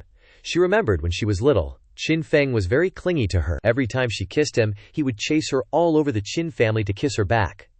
Now, she was looking for him to ask for help, but he ignored her, focusing only on Lin San. The Qin family disciples were trapped in the canyon, with ferocious monsters in front and Princess Nanfeng behind. After hearing this, Xin Feng complained incessantly. "Why didn't you say so earlier?" Xin Mushui stood stunned, feeling very distant. When she was little, Xin Feng was very humble, dignified, and known as a filial son in the county. After not seeing him for several years, he had changed into such a corrupted person. Was it due to the influence of the Yin Yue imperial dynasty, or was it his true nature when he left the Qin family? No, judging by his actions. Even if it was his true nature, it should be a cruel nature, not as corrupted as this. He must have been corrupted by the Yushen teachings of the Yin Yu imperial dynasty. It was said that the Yushen was a mess. Since it's Qin bro's matter, I must go first. Lin San hurriedly sought an excuse to escape, fearing that staying longer would cause him to lose all invincible confidence. Lin bro, we're brothers from different mothers and fathers, so isn't your matter my matter? Xin Feng, with his thick skin, clung to him, grabbing Lin San's hand and refusing to let go. Having met a Chosen One who hadn't been exploited enough, how could he let him go so easily? Moreover, after returning, they could fight together again. If he didn't save the Chosen One, how could he show the demeanor of a great villain? Xin Mushui looked at the two people holding hands tightly, feeling like something was not quite right. In the canyon, Princess Nanfeng beamed. I didn't expect heaven to help her get revenge. This time, she would annihilate the Qin family disciples and behead Xin Feng to avenge the humiliation of being enslaved years ago. Princess Nanfeng smiled triumphantly outside the canyon, not believing that the Qin family could turn the tables. In fact, her deliberately letting Xin Mushui escape was to seek reinforcements. If reinforcements from the Yin Yue imperial dynasty arrived, she would use the excuse of colluding with foreign powers to destroy the entire Qin family. And if the reinforcements are from another country, she'll just take the chance to wipe out both sides. Gotta avoid any future alliance that might threaten the royal power, you know. Anyway, these prodigy disciples are just low-level grunts. She wouldn't even blink if they all died. Just recruit a new batch when she needs them. Easy peasy. Xin Mushui noticed Xin Feng was still going solo, and asked, all worried, Xin Feng, with your current status as, the top dog in the world, the only divine child of the Moon God Palace, the third holy son of the Dark Moon Dynasty, you're seriously going to Kunlun alone? Hearing that, Xin Feng looked kinda embarrassed and declared, all heroic-like, alone, no way. I'm bringing a whole army with me. At this, Xin Mushu's eyes lit up, only to see Xin Feng toss her a cloud-piercing arrow, the kind that shrinks distances. Xin Mushu didn't hesitate, and fired the cloud-piercing arrow. A loud boom echoed in the sky, revealing the character Lu. Meanwhile, those two army guys were following Xin Feng's instructions, spreading false rumors about Lin San finding a rare treasure. That's the signal. As soon as they saw the cloud-piercing arrow, the two of them immediately booked it towards Xin Feng, shouting that the Qin family reinforcements had arrived. Hearing the commotion, Princess Nan Feng turned around and saw the guy who'd been keeping her up at night. Xin Feng. Her mood instantly soured. You dare to come rescue them with just 3 people? Princess Nan Feng snarled, grinding her teeth. She wanted to bite Xin Feng to death. At the same time, she was worried. What was Xin Feng really up to? Did he have some hidden agenda for coming back to save the Qin family? Who says there's only 3 of us? Xin Mushui scoffed. My brother brought a whole army into Kunlun. I just fired the signal arrow. The reinforcements are on their way. The tables have turned. You're the one in danger now, Princess Nanfeng, An army. Thump. Two tall figures in armor fell from the sky, kicking up a cloud of dust. Princess Nanfeng snorted. Maybe others didn't know who Qin Feng's army was, but she'd been to the Dark Moon Dynasty. It was obviously just his two junior brothers who'd barely started training, and Qin Mushui dared to call them reinforcements. Qin Mushu stared blankly at the two guys behind her, getting a bad feeling. I am the army, I am the horse. The dazzling appearance of the two made the Qin family disciples want to scream. Who would have thought that the heavenly army and 10,000 horses Qin Feng talked about was just two people? This is the heavenly army and 10,000 horses you were talking about. Qin Mushu's eyes twitched. I'm never trusting a man again, Princess Nanfeng sneered. HMPH, you're surrounded now. If you don't want anything to happen to those prodigy disciples, you should surrender. Princess Nanfeng's eyes were icy. Who would have thought heaven was helping her? With the small number of Qin Feng's people, there was no way they could defeat hundreds of prodigy disciples. This time, she would personally chop off Qin Feng's head and erase her dark past. Qin Feng chuckled. Princess Nanfeng, you're as confident as ever. But between that confidence, I still prefer when you are full of alluring fluency. Kill him, Princess Nanfeng yelled, her face turning red, trying to cover up her shameful past. Following the princess's order, the prodigies immediately attacked the Qin family disciples. The Qin family disciples also didn't want to sit still and wait for death anymore. Knowing that they were tricked by Qin Feng the scammer, there was no longer a chance to find reinforcements. Only a desperate fight to the death could create a way out. And blood immediately stained the battlefield red. They withdrew the grand formation and rushed forward to slash and kill the prodigies. At this moment, Zhao Bai took advantage of space movement, appeared next to the target, and swung his sword at lightning speed. Only heard pat a sound. Blood splattered. Ding dong, congratulations to the master.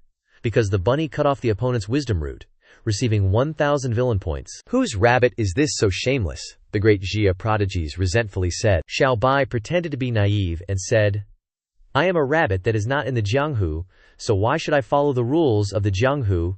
Master taught me this sentence. Hit someone, and hit the target first. The win rate is more than half. The great Jia prodigies looked at Qin Feng and gnashed their teeth, wanting to catch him and kick his balls off.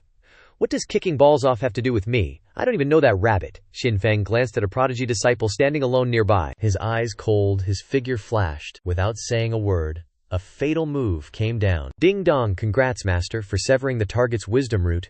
You've earned 1,000 villain points. These chosen ones are freaking furious. They've never seen anyone so shameless. Suddenly, a sword's shing grabs everyone's attention. Lin San's been forced to draw his blade, and a bone-chilling swordlight is spreading. Nanfeng Princess's face changes. Didn't expect Qin Feng to get such a strong ally. Guess I underestimated these chosen sons of heaven. Qin Feng's face is also doing a number. He remembered something he read about righteous aura, a special kind of buff that works kind of like his Dao heart. Lin San can't help but glance back at Qin Feng, looking like he wants to show off. You cleaved 3 Grand Earth Demon Bears, 5th level Celestial, PF. I cleaved 4 Demon Scale, 5th level Celestial. I'm stronger than you. Qin Feng is loving Lin San's cocky attitude. He literally came here for me to mess with his mind. And again, the sound of a sword being drawn echoes across the land. But unlike Lin San's righteous aura, the atmosphere around him surges wildly, a Dao energy. Qin Feng also quickly draws the Azure Sky Divine Sword. His mind melting with nature, he feels like he's become one with nature, and everything else in the world is just ants. The Divine Sword splits into 9, floating like 9 stars in the sky. Countless sword lights pour down from the heavens, surging forth. In an instant, the heavens and earth fall silent again. The melodious sword sound also stops. Qin Feng sheathes his sword. A split second later, more than 10 demon scales snap in half at the same time, blood spewing out like fountains. At this moment, a piece of a demon scale's body lands on Princess Nanfeng. Tears well up in her eyes. She bites her lip and tries to push the monster's body away with all her might, but it's useless. What are you all standing around for? Get this thing off of me, Princess Nanfeng roars in anger. The chosen ones were embarrassed and don't know what to do. Hearing that, the chosen ones hurry to rescue Princess Nanfeng. How is that possible? Sweat beaded on Princess Nanfeng's face. Wasn't he only at Spirit Origin Realm a month ago? How is he already at Earth Tribulation 3rd level? Moreover, when did he break through his sword intent to such a height, and even comprehended Dao heart and the Dao of nature? Lin San feels like he's forgotten how to breathe, his heart still racing. He thought that after comprehending righteous Qi, he would be able to overwhelm Qin Feng. Who would have thought that he would also comprehend Dao heart and the Dao of nature?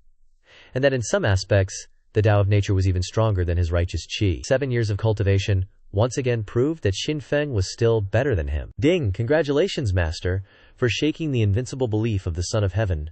Received 100,000 villain points. Hearing that, Xin Feng couldn't be happier.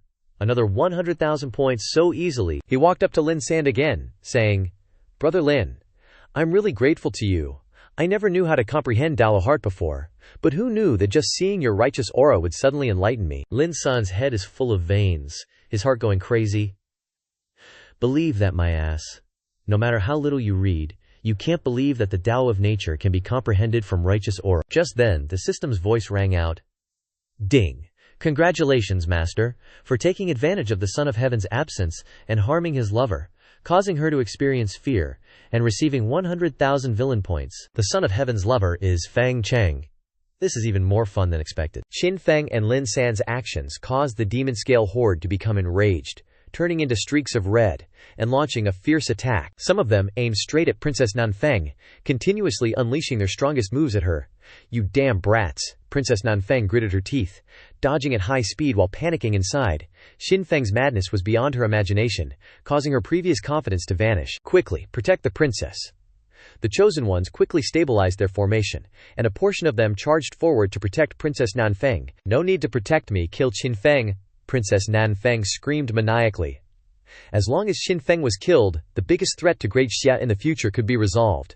If Xin Feng was allowed to escape today, he would definitely be a major disaster for Great Xia. The chosen ones hesitated, not understanding why the princess was so agitated. Even if Xin Feng's classic swordsmanship was terrifying, he was only at Earth Tribulation 3rd level, while they had thousands of people. No matter how strong Xin Feng was, he couldn't possibly withstand them. "If you can't kill Xin Feng, then all of you will have to be buried with me." Hearing that, the chosen ones' faces turned serious. "We only joined Great Xia. We're not the princess's dogs to be ordered around at will." But unfortunately, the other party was a princess, so they could only obey. Immediately, the chosen ones shook off their opponents and charged straight towards Xin Feng, launching a fierce attack. But just as Xin Feng was preparing to draw his sword to sever the wisdom roots and resolve the troubles of the chosen ones, Xin Mushui suddenly rushed forward and pushed him to the ground, thus dodging the opponent's attack. In her eyes, with Earth Tribulation 3rd level realm, after that classic sword move, Xin Feng must have exhausted his spiritual power. What she did was completely save his life. "Sis, you saved me." Feeling the softness on his body, Xin Feng couldn't help but feel moved. "Big Mu sis, you completely don't know the power of dunking a basketball." At this moment, Xin Mushu said seriously, "Get everyone out of here now. Any delay will be fatal. The Qin family disciples can sacrifice themselves here, but you can't go down. I just hope you'll repent and return to the Qin family later." "Tianjun, Wanma," the two shouted. The young prodigies were closing in. Tianjun and Wanma charged forward, using their bodies as shields in a brutal assault aimed at Xin Feng. "Run!" Xin Mushu yanked Xin Feng's arm, trying to drag him away. Her thinking was simple. If the younger generation was going to be wiped out, they had to protect the most capable one. But Xin Feng had no intention of leaving. No matter how hard she pulled, he wouldn't budge. "Why aren't you running?" she screamed. "Why should I run?" Xin Feng countered. "Didn't Yan Hui once tell Confucius, of the 3,000 rivers, a single cupful is enough to satisfy?" Hearing this, Xin Mushue's jaw dropped. "Xin Feng, you're a Confucian disciple. Why are you quoting Taoist wisdom, and what does that have to do with this situation? Ugh, you're exhausting me." Just then, Xiao Bai appeared on Xin Feng's shoulder, panting. "He means those 3,000 disciples are weak as water. Master just needs to pop the lid off the jar and gulp them down. And popping the lid is easy peasy." Xin Mushui was dubious, not believing Xin Feng had that kind of power at all. Seeing her skepticism, Xiao Bai just grinned. "Master's about to start. Just watch and see how easy popping the lid off a jar can be." At that moment, the melodious sound of swords rang throughout the cave. Everyone's swords trembled, like servants kowtowing to their king. The swords were growing increasingly excited. "What's going on?" Everyone seemed to sense something.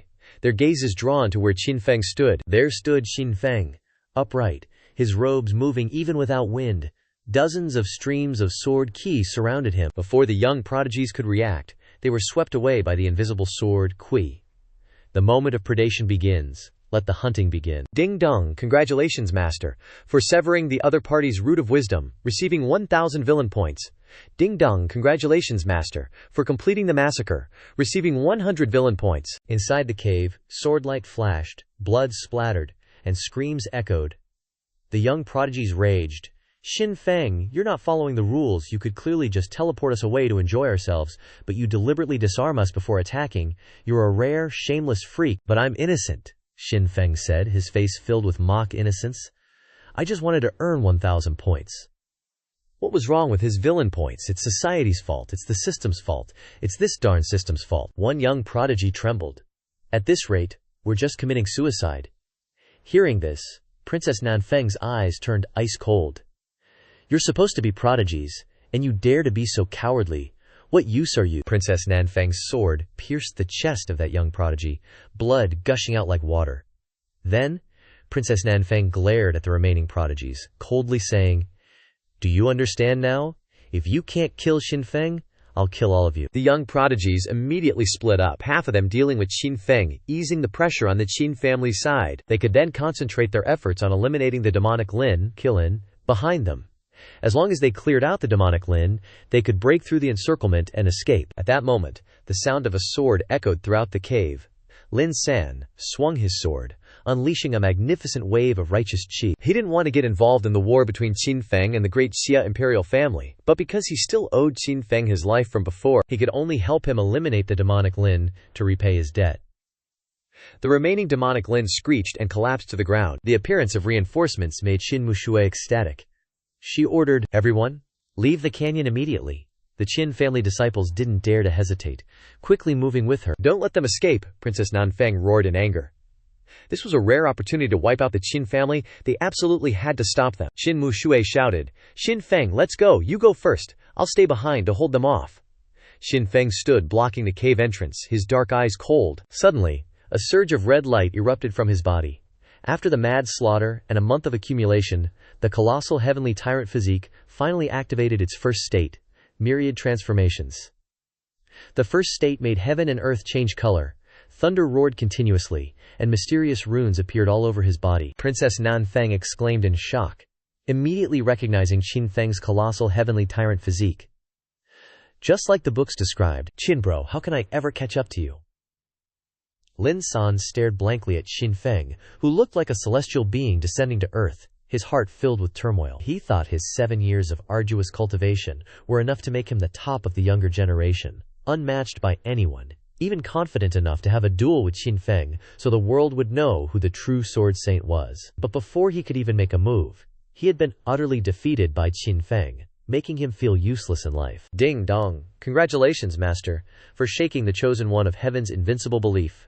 Receiving 100,000 villain points, another 100,000, Xin Feng was overjoyed. Then I'll give little San San another surprise gift. Xin Feng unleashed a series of sword ki, forming a surging river of swords. With the unlocking of the first state, even more sword ki was released. The river of swords that had been a mere ripple before was now like a raging yellow river, carrying a torrent of sword quill towards the canyon, causing a terrifying flood. The formation.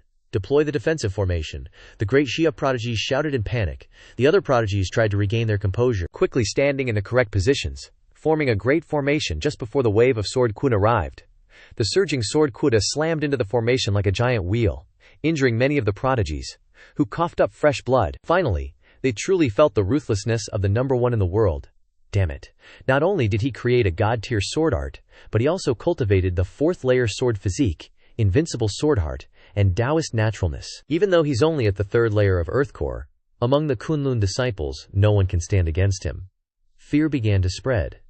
If the opponent were a normal person, they might not be so panicked.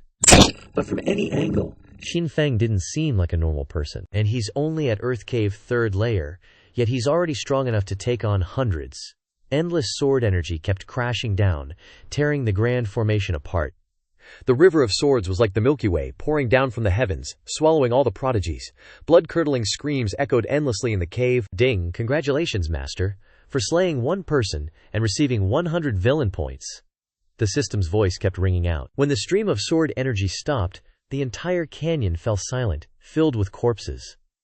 Only Princess Nanfeng was lucky enough to survive thanks to her defensive Dharma artifact, but she had lost all her former majesty, her hair disheveled, her face a pathetic sight. How could this be? Princess Nanfeng looked at Xin Feng, imposing like a celestial being, her eyes gradually losing their light. She didn't expect Xin Feng to be this insane. From the spiritual martial realm, he had cultivated all the way to Earth Cave 3rd layer in a month, but still maintained his freakish combat power. It could be said that he alone annihilated all the heavenly chosen, forcing Great Jia to end the Kunlun struggle early. Xiaobai's eyes lit up with greed as he ran towards the corpses, shamelessly searching for treasures. Only 100 points each. That's a huge loss, Xin Feng sighed, releasing himself from the giant heaven overlord body state, then gleefully turned back to find Lin San, preparing to harvest villain points from him. But Lin San had already sneaked away after helping the Qin family disciples escape to safety. Did he really abandon me and run off alone? It's all because of this woman. Qin Feng was furious, watching Princess Nan Feng's fleeing figure. It's because of this woman that I lost Lin San. Wanting to chase after her immediately, Xiao Bai glanced at the scattered corpses, then at Qin Feng moving further away, finally deciding to speed up his looting. Master is priceless, but material possessions are more valuable than spirit. If I must choose between my wife and my mother, I cannot abandon either. Wait for me. Are you really not chasing after her? Wan Ma hesitated slightly. No need. Did you forget the scene of Princess Nan Feng appearing at Scarlet Bamboo Peak a month ago? Clearly she has feelings for Big Brother. This time's war is definitely to force Big Brother to become her consort. Wan Ma nodded. That's right, no wonder every time Princess Nan Feng looks at Big Brother she carries 7 parts resentment, 3 parts shyness, so this is deep affection. Too bad. With the identities of the Great Jia Princess and the Holy Son of the Yin Moon Dynasty, the two of them can't be together. Well said. The princess wages war to pursue love. But failing, she flirts with him to no avail. She gets angry, she chases him. As he runs, he wants to escape, but his wings are broken. He chases her. As she runs, he gets angry. Tragic Heavenly Monarch chimed in. Therefore, as disciples who understand Big Brother's body language, we naturally have to give him more private space. Because knowing too much isn't good for us or Big Brother. What a profound sentiment. A lifetime is ruined by seeing the young master, and a lifetime is also wasted without seeing the young master. Qin Feng, I'll make you pay. Feng Cheng still wore a deathly expression, searching for Qin Feng everywhere, especially the terrifying aura emanating from his body that made the old demon inside have to advise. Forget it, let's go back. You dare to teach me what to do, Feng Cheng, relying on the old demon inside being unable to do anything to him, completely disregarded it. You little bastard! The old demon almost died of anger, vowing to let Feng Cheng know why the ocean is salty when it gets out. At this moment, the Qin family disciples flew overhead. Sister Qin Muxue, is Qin Feng all right on his own? Should we go back and help him? Don't worry, Qin Feng will be fine. We are all injured. Staying will only hold him back. Hearing this, the corner of Feng Cheng's mouth curved into a cruel smile. Qin Feng, I've finally found you. Not long after, Feng Cheng heard 2 voices coming from ahead. One was Qin Feng's chuckling voice, and the other was Princess Nan Feng's angry voice. Princess Nan Feng, you wouldn't want our little secret to be known by Feng Cheng, would you? You shameless. Feng Cheng was extremely confused. What secret did Princess Nan Feng and Qin Feng have? Feng Cheng couldn't help but push aside the bushes to look, and in that instant, Feng Cheng only felt his head throb, as if it had been hit by a hammer. He only saw Princess Nan Feng kneeling in front of Qin Feng, her back facing him. Feng Cheng couldn't believe that Princess Nan Feng was helping Qin Feng tie his shoelaces. He'd only been gone for a month, and she had betrayed their 7 years of affection for Qin Feng. Feng Cheng angrily spat out blood. The last pure land in his heart had been defiled.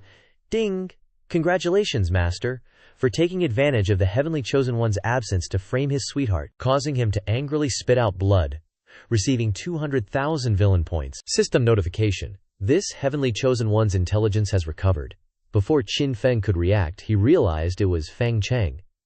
Especially the phrase, intelligence has recovered, made him overjoyed. He saw it with his own eyes, and still managed to hold back from acting. Truly admirable. Qin Feng glanced around but didn't see Feng Cheng's figure. At this moment, Xiao Bai, having finished looting happily, looked for Qin Feng and discovered a familiar figure lying in the bushes. As a capable assistant, Xiao Bai quietly approached Feng Cheng from behind. Hee, after bathing in the limitless spring, I've made a great leap forward. Perfect timing to test out the chrysanthemum sword on you. If you want to be a useful sidekick, you gotta learn to stay hidden and still as a mountain, aim, and wait for the right moment. Xiao Bai stayed cool, waiting for Feng Cheng to lose his balance and be unable to dodge, before pouncing. All of a sudden, sharp sword chi swirled around Xiao Bai, and a dazzling blade materialized in his paw, stabbing straight into Feng Cheng's butt. Ding dong! Congratulations to the host's spirit beast. for landing a sword strike on the withering flower of the Child of Destiny, gaining 500,000 villain points. Fang Chang's body shot out of the bushes like an arrow, his face twisted in agony. A blood-curdling scream echoed everywhere. Fang Chang, Nanfeng Princess, gasped in shock, not expecting Fang Chang to appear, especially not in this situation. It made her want to find a hole and jump in. Fang Chang wanted to find a cave to hide in.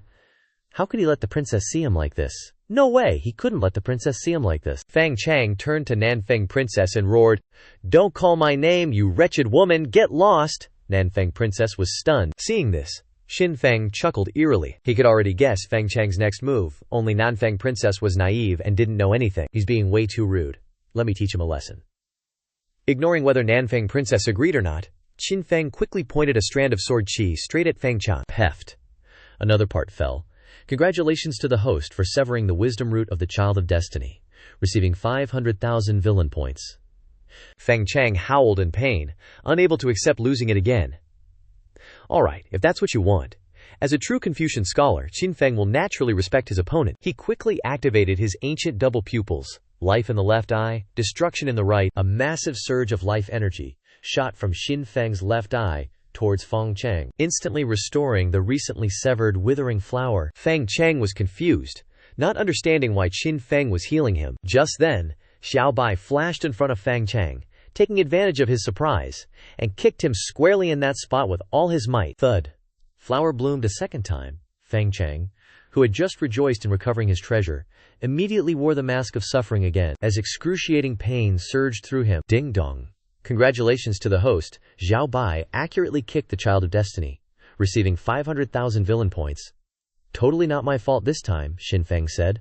I already healed Fang Chang, so if you want to find someone, go find Xiao Bai, and he's got to compensate it. Ancient double pupils aren't for using like this. Fang Chang completely lost it. Devouring demon art. Devouring all things.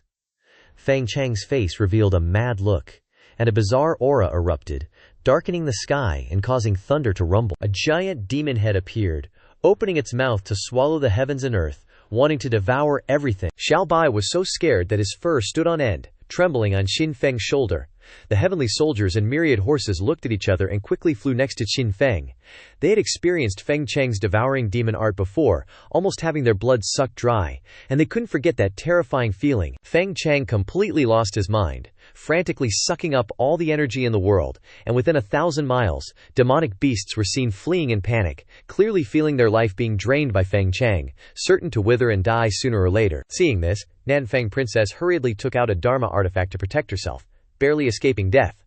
Seeing Feng Chang operating the devouring demon art to the point of overload, Nanfeng Princess hurriedly shouted, Feng Chang, are you crazy? Using the demon art like this will backfire? As long as I can kill Xin Feng, I'm willing to go to hell. Feng Chang roared with bloodshot eyes. Xin Feng, I will suck your blood dry. He had completely lost his mind because of this shameless Xin Feng. Today, Xin Feng must die no matter what. Even death can't save him. So he calls this the devouring demon art that devours everything. Xin Feng smiled, looking at the giant demon head in the sky, then took out several bottles from his space. Crazy pig lady. Feng Chang's expression immediately changed, panic in his heart. It was no wonder he reacted like this, because he had drunk Crazy Pig Lady twice already, and just hearing the name was enough to haunt Feng Chang. But Xin Feng didn't care, letting the demon head suck up all the drug. Even the pig lady is going crazy. Damn it, Feng Chang couldn't help but curse, inwardly cursing Xin Feng for being shameless and brazen. He could clearly use nameless fire to control him, but he deliberately used aphrodisiacs to harm him. He wasn't just killing people, he was also destroying their manhood. Feng Chang quickly destroyed the demon head in the sky, letting the drug scatter with the energy storm. Nanfeng Princess, who was standing closest to Feng Chang, was unjustly affected, and the terrifying explosion from the demon head completely destroyed her protective Dharma artifact. Xin Feng chuckled. Why so eager? Not intact enough for you. Don't curse a person's face. Don't criticize their flaws. Feng Chang, provoked by the phrase not intact enough, contorted his face in fury, staring daggers at Xin Feng, his eyes bloodshot and veins bulging. Old demon, lend me your power? Feng Chang endured the pain in his body and soul, his face demonic as he glared at Xin Feng. From within him surged an extremely terrifying aura, causing the very heavens and earth to change color. The chilling aura seemed capable of dragging people down to the 18 levels of hell. The ruckus between Xin Feng and Fang Chang was too loud, attracting the attention of other martial artists searching for treasures nearby. Such a huge commotion. Who's fighting so fiercely? It's definitely not a personal grudge. They must have found some kind of treasure. That makes sense. Let's go take a look. But before they could approach the fight, they encountered the chosen one of heaven, Tang Chuan. Because Feng Cheng destroyed the demon head, the stimulant medicines scattered wildly in the wind, and Tang Chuan inhaled a bit on the way. At this moment, he felt like a fire was burning inside him. Some petty person is trying to frame me. This upright individual, Tang Chuan, panted heavily, turning his head to see a group of people approaching. Blue-silver entanglement. Before anyone could react, they were tightly bound by green vines. Then they saw Tang Chuan, eyes glazed over, panting as he approached. That look in his eyes wasn't like a happy dog running to its owner, but like a sow in heat at just the right moment. The others also inhaled Xin Feng's medicine, floating into the air. In the blink of an eye, everyone's eyes lit up with fervor. Wait, doesn't something feel off? They looked at each other, suddenly seeing their friends and thinking, looking so handsome, so alluring, it must be an illusion. Everyone was startled, quickly turning their faces away. At this moment, Tang Chuan released the blue-silver entanglement, letting them down. Brothers, or rather, shall we have some fun together? The men, eyes bloodshot, chuckled. Sounds great. Then the group switched to a team play mode. Just in time for summer, they welcomed a strange spring season. Qin Feng seized the opportunity, attacking with all his might, sending Feng Chang crashing to the ground, blood spurting out. The old demon coaxed Feng Chang, kid, just give it up, there's no point in fighting like this. Don't forget, Qin Feng has the Nanming Li fire, you can't kill him. I'm not reconciled. Feng Chang's demonic face gritted his teeth, truly unwilling to give up like this. He could tolerate all of Qin Feng's flattery. He could bear Qin Feng snatching away his Bai Yue Guang, but he absolutely could not bear Nanfeng Princess giving Qin Feng a blowjob right in front of him. The old demon naturally understood Feng Chang's feelings. Have you ever thought, if you die here today, wouldn't that be fulfilling that dog couple's wishes? Instead of that, why not work hard to cultivate, then come back for revenge? That's right, dying today means nothing, and would only help that dog couple get what they want. I can't die, Feng Chang immediately woke up, rolling down the slope. Seeing this, the old demon panicked and shouted, There's a cliff ahead, Feng Chang, Xin Feng, just you wait, I'll definitely be back. Feng Chang's face was full of unwillingness, and had to choose a tactical retreat, while vowing to kill Xin Feng if they met again. He didn't need to roll like a rainbow, though. Xin Feng immediately felt annoyed. Tianjun Wanma turned back to look at Xin Feng, asking, Should we pursue him? No need, even injured. The chosen one of heaven isn't easy to kill. What if we accidentally help him level up? The Qin family disciples have already left. Xin Mushui asked me to pass on her thanks. You guys and them just left like that. Qin Feng couldn't help but feel annoyed, feeling that the Qin family was too ungrateful. He worked so hard to help them escape danger, and Xin Mushui didn't even offer him a summer boba tea. Qin Feng checked his system. He didn't score any gacha pulls from Feng Chang, but he'd racked up almost 4 million villain points. Sweet? Tianjun chimed in. Big bro, been a bit busy fighting, but wanted to let you know, intel says that Yulan from the Azure Demon Palace has apparently found some Dao fruit. Wan Ma was all admiration. Thanks to Big Bro's genius move of having us spread the word. Otherwise we wouldn't know that the Azure Demon Palace are getting rich quietly. Xin Feng's eyes lit up. I only heard Grandpa mention Daddio fruit when I was a kid. They say it's a heaven and earth treasure. Whoever gets it will dominate the world. He couldn't hide his envy. No wonder she's the chosen one. Eventually, Yulan got found out, and the Dao fruit was exposed. Congrats, host, for making the chosen one angry. Reward, 10,000 villain points. Cha-ching. Qin Feng, along with Tianjun and Wan Ma, headed towards the Dao fruit. Before they even got there, the system was already pinging. A group of warriors was gathered beneath the immortal tree, arguing about who had the rights to the Dao fruit. 7 fruits grew on the tree, each glowing with a different light. Sure enough, the Azure Demon Palace had struck gold. The Dao fruit is obviously the property of the Wang family. The Wang family is what? The Dao fruit belongs to the Su family? The Wang and Su families aren't even half a toenail compared to our Liu family. Are you deliberately leaving out our Ye family? Watching everyone argue, Yulan felt bummed out. Originally, all 7 Dao fruits belonged to the Azure Demon Palace. Now she has to fight to get them back. With Azure Demon Palace's current strength, she can only get 2 at most. From 7 to 2, it was a painful decrease, and made her hate that shameless bastard even more. Just then, Xin Feng and the gang arrived. But before Qin Feng could even get close, the warriors unsheathed their swords. Yulan said coldly, "Qin Feng, you want to snatch the Dao fruit too?" "I don't give a damn about some Davio fruit. The only reason I came here is because I heard you were in danger. So I came here to protect you." "You think I believe that?"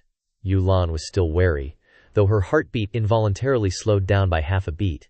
In that cave, they had a very close relationship, and he even took the initiative to kiss her. How would she know in her heart whether the Dao fruit or her was more important? Everyone was getting excited over the drama. "What are you talking about? Who took the initiative to kiss you?" Yulan was clearly flustered, a hint of joy on her face. Why isn't there any tongue twister this time? "Ooh!" Everyone exchanged glances, surprised that Yulan was such a princess. She looked serious, but she was so wild inside. Yulan was about to explode in anger, turning her head away to ignore that cheap jerk, but Qin Feng quickly grabbed her hand and pulled her into his arms. "I know you're angry, but let's be each other's angels. Give me a chance to make it up to you. I know you told me to scram because you didn't want to lose face. It's not that I give you less love, it's that you don't know what you need." The Azure Demon Palace girls had never seen such a rogue before. All they knew was that the atmosphere was heating up, so they had to shout, "Get together! Get together!" Yulan felt Qin Feng so close, her eyes are like spring winds. Her small heart was beating faster in an unfaithful way. Why do I have feelings for this cheapskate? "Congrats, host, for making the chosen one's heart beat faster. Reward, 100,000 villain points." "So, it's real." Qin Feng was a little stunned. He didn't expect to conquer her so easily. Should he accept her love? Qin Feng wondered, should I let her call me daddy? Or should I be her daddy? Or should I be dad during the day and something else at night? After all, her mother is very attractive too. At that moment, Ziyan from the Divine Palace arrived.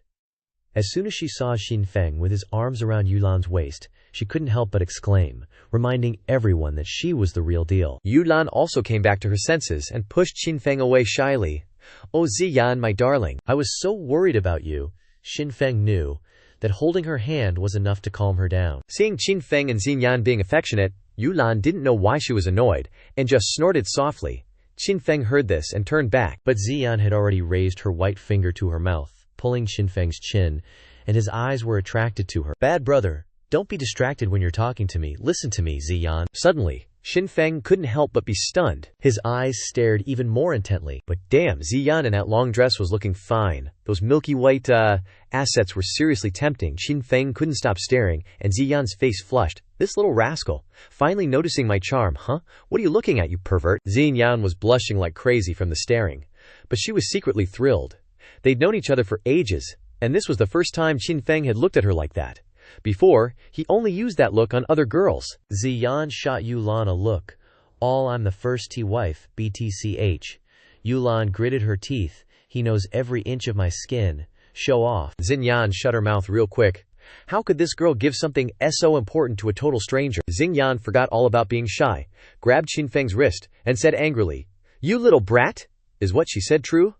Qin Feng didn't even glance at her. He was staring straight ahead, like something had completely captivated him. In the crowd, with just one look, Qin Feng had found Lin San, and just like that, Yulan and Dizhu, those two hotties, were replaced by Lin San in his eyes. Qin Feng rushed over and grabbed Lin San like he was going to run away again.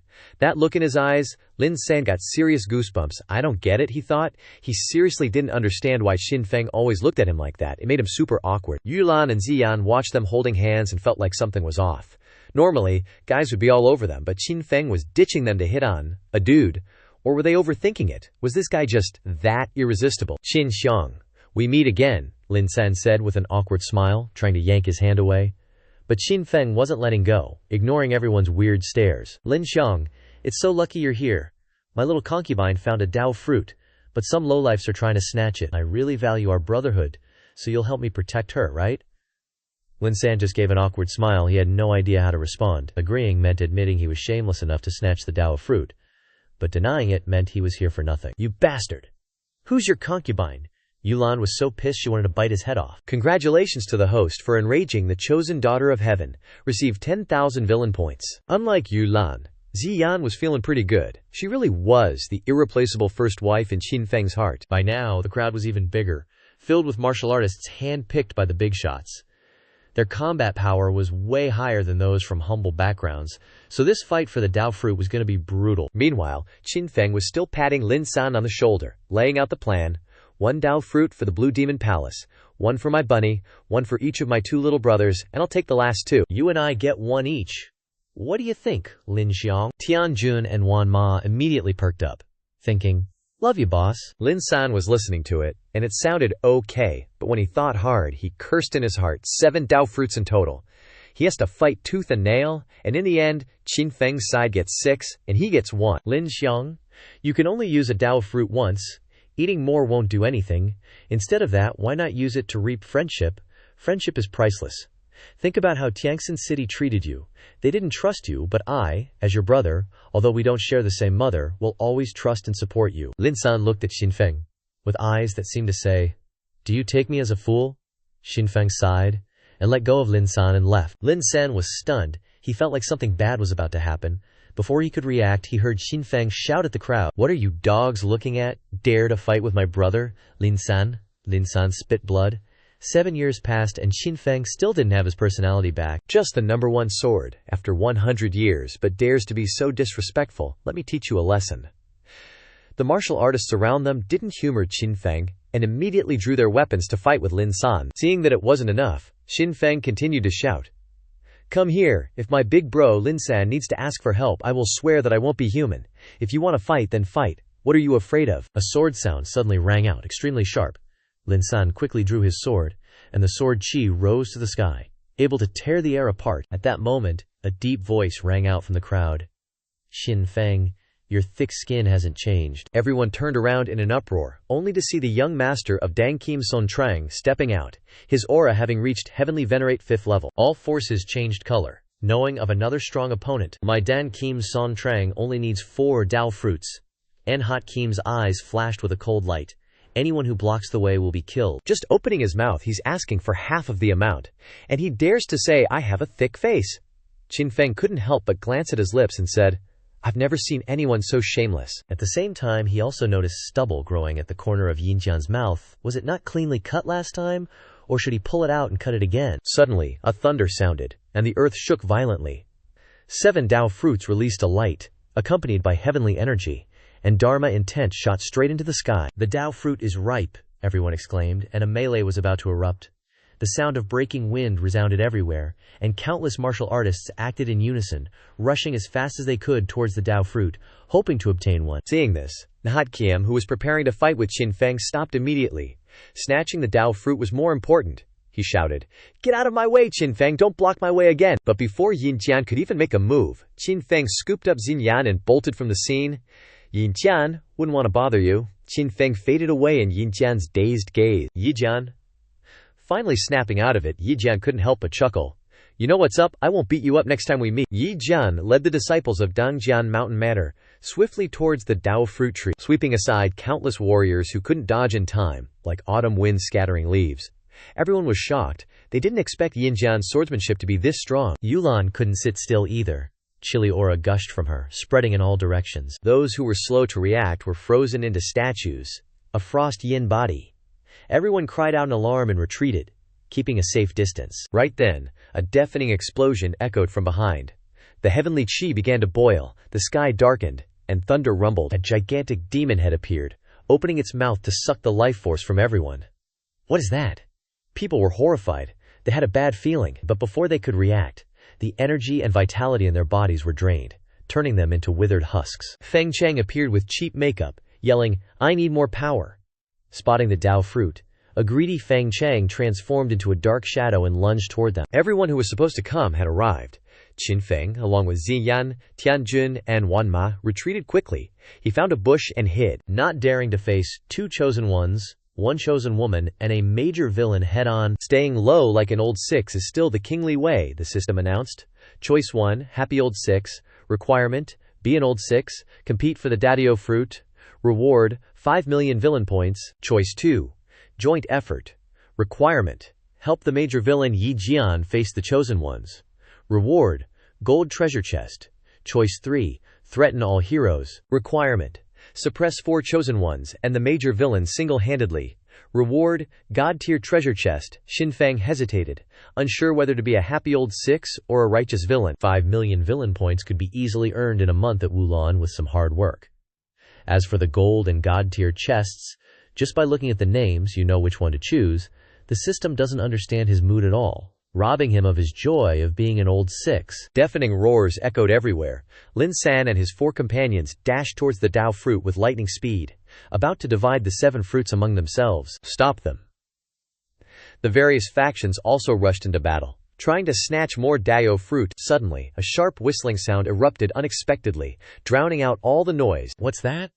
Everyone turned back in alarm, only to see a golden beam soaring into the sky, the sword light tearing through the void. Then, the golden light descended with extreme speed, striking directly at Lin San and his 4 companions who were approaching the Dao fruit.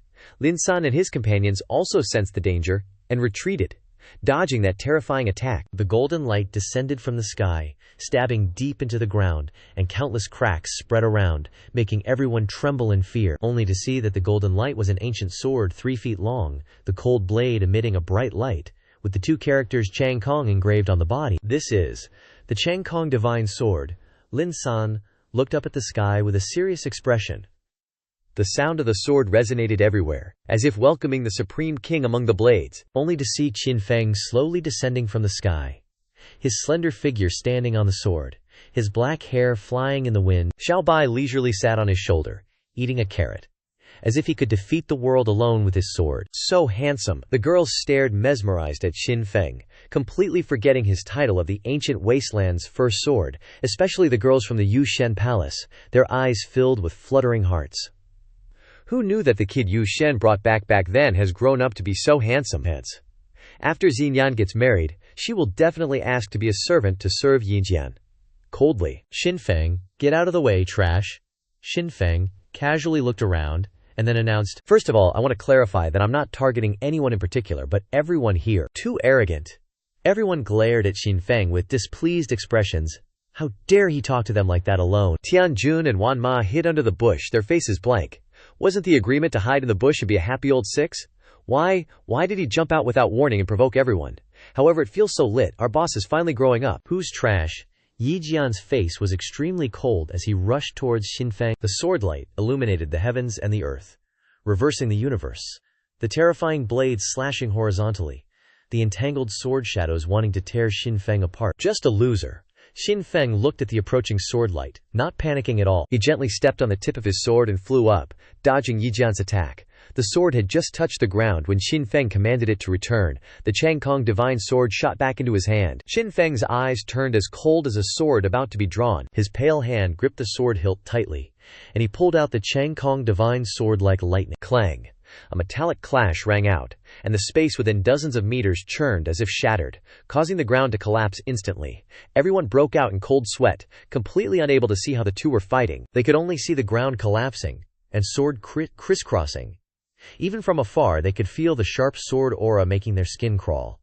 They were not in the same world as these monsters. Yi Jian couldn't believe it, lowering his eyes to look at the deep wound on his chest. A month ago, he met Qin Feng in the life-or-death elimination round. Impossible. Qin Feng felt extremely ironic. He felt like he'd been compared to someone on performance-enhancing drugs getting all excited. Whatever, he already won at the 9th level of the Transcendent Realm, so of course he could beat Yi Jian. Now that he's in the 3rd level of the Dao Realm, if he couldn't easily defeat him, he'd rather off himself with a piece of tofu. Congratulations, host, for defeating the major antagonist. Completed 25% of the mission. At this moment, the energy within Qin Feng reached its limit, erupting with terrifying killing intent. His cultivation realm successfully broke through to the 4th level of the Dao realm. Everyone's expression changed. They didn't expect Qin Feng to become even stronger. The aura exploding from him was terrifying. Even top-tier warriors weren't a match for a fraction of it. This was completely the opposite of the rumors that constantly breaking through had led to a weak foundation. Qin Feng didn't find cultivation difficult at all. He called out to the system, "Exchange for a Dao Foundation pill. Congratulations, host, for spending 600,000 villain points." Dao Foundation pill successfully exchanged. At this time, the disciples of Famous Sword Villa finally reacted, hurriedly running over to support Yinjian. "Young master, are you alright?" Seeing Yi Jian severely injured, the disciples of Famous Sword Villa immediately took out medicine to treat him. Qin Feng frowned, looking annoyed. "You guys are useless. Who in the righteous path cultivates by eating pills?" Then, he swallowed the Dao Foundation pill in one gulp. The unstable aura from his recent breakthrough quickly stabilized, and he continued to accumulate energy for his next breakthrough in the Dao realm. Everyone was stunned, really wanting to slap him. Qin Feng was indeed strong but also truly shameless. Lin San took a deep breath and stepped forward, saying, "Qin Xiang, is your earlier offer still valid? If you can't use it, can you give me a chance?" Qin Feng's eyes flashed with unprecedented seriousness. His entire being was like a peerless sword that had just been unsheathed. Lin San couldn't help but swallow his saliva, realizing that Qin Feng, when serious, was truly terrifying. He also reminded himself that Qin Feng, when being casual, was already dangerous. But when he got serious, he was even scarier. Once he got serious, you'd be facing the most evil monster in history, he heard Qin Feng say. "Sade want all. Feng Chang is an arch-enemy. Meeting him only intensifies the hatred. Go die, stop showing off." Without another word, he charged straight towards Qin Feng, his terrifying aura erupting and transforming into a ghoul, opening its mouth to attack. Even if Qin Feng is the #1 warrior of the desolate antiquity, he can't fight so many of us. That's right, he's just one person. Even if we just hit him lightly, we can kill him. They encouraged themselves. Seeing Feng Chang taking the lead with such momentum, everyone swarmed forward. Qin Feng instantly became sharp. "You bunch of trash, I only need one move. Invincible Sword Heart, Great Earthlight Shadow, Tao Law Spirit Buddha, Chu Ruse, 7 Dragon Balls, Celestial Overlord Body First Form." All of his abilities activated, and all of his power was unleashed. His combat strength soared, and countless sword qui gathered into a massive river of swords, sweeping towards the tens of thousands of warriors along with violet-blue flames. "You bastard! This is what you call one move." Everyone panicked. Chu Ru wanted to slap Qin Feng. The leaders continuously shouted, quickly set up defensive formations. Dealing with him with only one individual cannot withstand for long. Only by combining strength to form a formation can we withstand. Everyone hurriedly made hand seals, setting up defensive formations. Han Yuan's sword. Lin San bit his finger and blocked with his sword, devouring demon art. Feng Chang violently released his aura, transforming into a giant ball that enveloped him. The sword ki crashed down like a devastating tsunami, shattering the defensive formations. But unlike when he shattered the formations of the geniuses, this time, the gathered forces were all experts. No matter how fierce the sword ki was, it couldn't break through their formations. Awesome! Big Bro has finally matured. Tian Junwan Ma hugged each other, happily celebrating their Big Bro's enlightenment as Lao Liu. Although they were happy, the reputation wasn't great. Everywhere they went, people avoided them, afraid of being stabbed in the back by him from a nearby bush. Qin Hao, who was hiding, widened his eyes in shock. How is this possible? Qin Hao's little heart was shaken beyond words.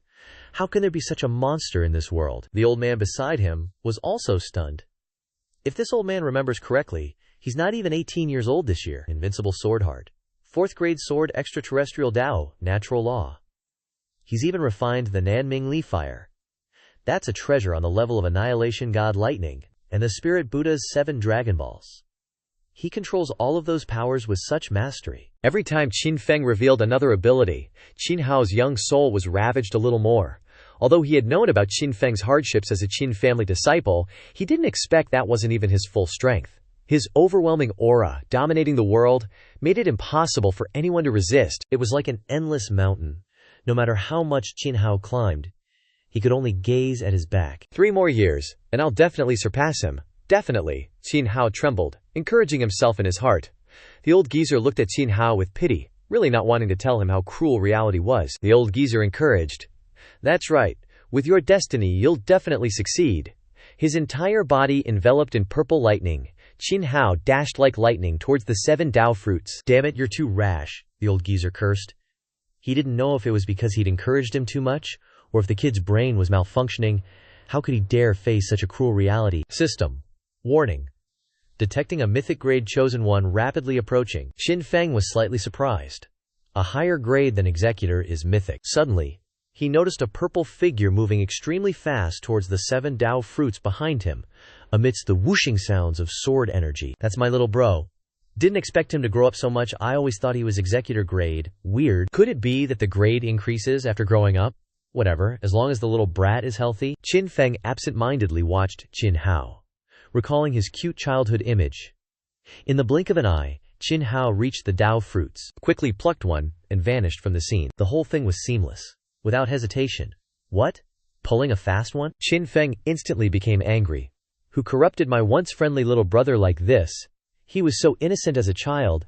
How did he turn into a shameless old six, taking advantage of my fight to steal the Dao fruit CP? This risky Dalio fruit snatch had boosted his confidence a lot, really wanting to shout, "That dumb big brother! I will definitely defeat you with my own hands!" The old geezer had a vague expression, feeling like he'd let a lot of water into this story. Even though Qin Feng was unleashing the Great River Sword formation with monstrous power, he definitely had the ability to stop Qin Hao, yet he didn't make a move. Was it because of lingering feelings about the old throne-snatching incident, or was there another reason behind it? Qin Feng watched his little brother's disappearing figure, starting to murmur to the system.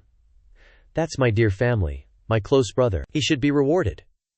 But the system only displayed continuous missions, giving no rewards at all. Forget it, let's see who can hold out longer. Qin Feng retracted his gaze, seeing Qin Hao succeed. The various factions who had been desperate suddenly had their greed reignited. Someone actually beat Qin Feng. That means he's not invincible. People started sending others to try and circle around to the Dao fruits. Qin Feng glanced over, the corners of his lips curling into a cold smile. He shook his head. "Playing with me? You're not strong enough." Qin Feng activated his heavenly eye, his eyes emitting a creepy purple light, and he said, "I was just holding back a little bit just now." The sky darkened, and a series of giant eyes appeared, shooting laser-like beams across the ground. "Damn it! The heavenly eye! Retreat!" Those trying to circle around shouted in panic, cursing Qin Feng as a hypocrite in their hearts. Why didn't he use his heavenly eye to blast the little brat when he was acting like an old six stealing the Dabio fruit and just let him take one? But when they acted like old sixes, he used the heavenly eye to blast them non-stop? It's all acting like old sixes, so why the discrimination? Are you even human anymore? People stared in disbelief. "You bastard!"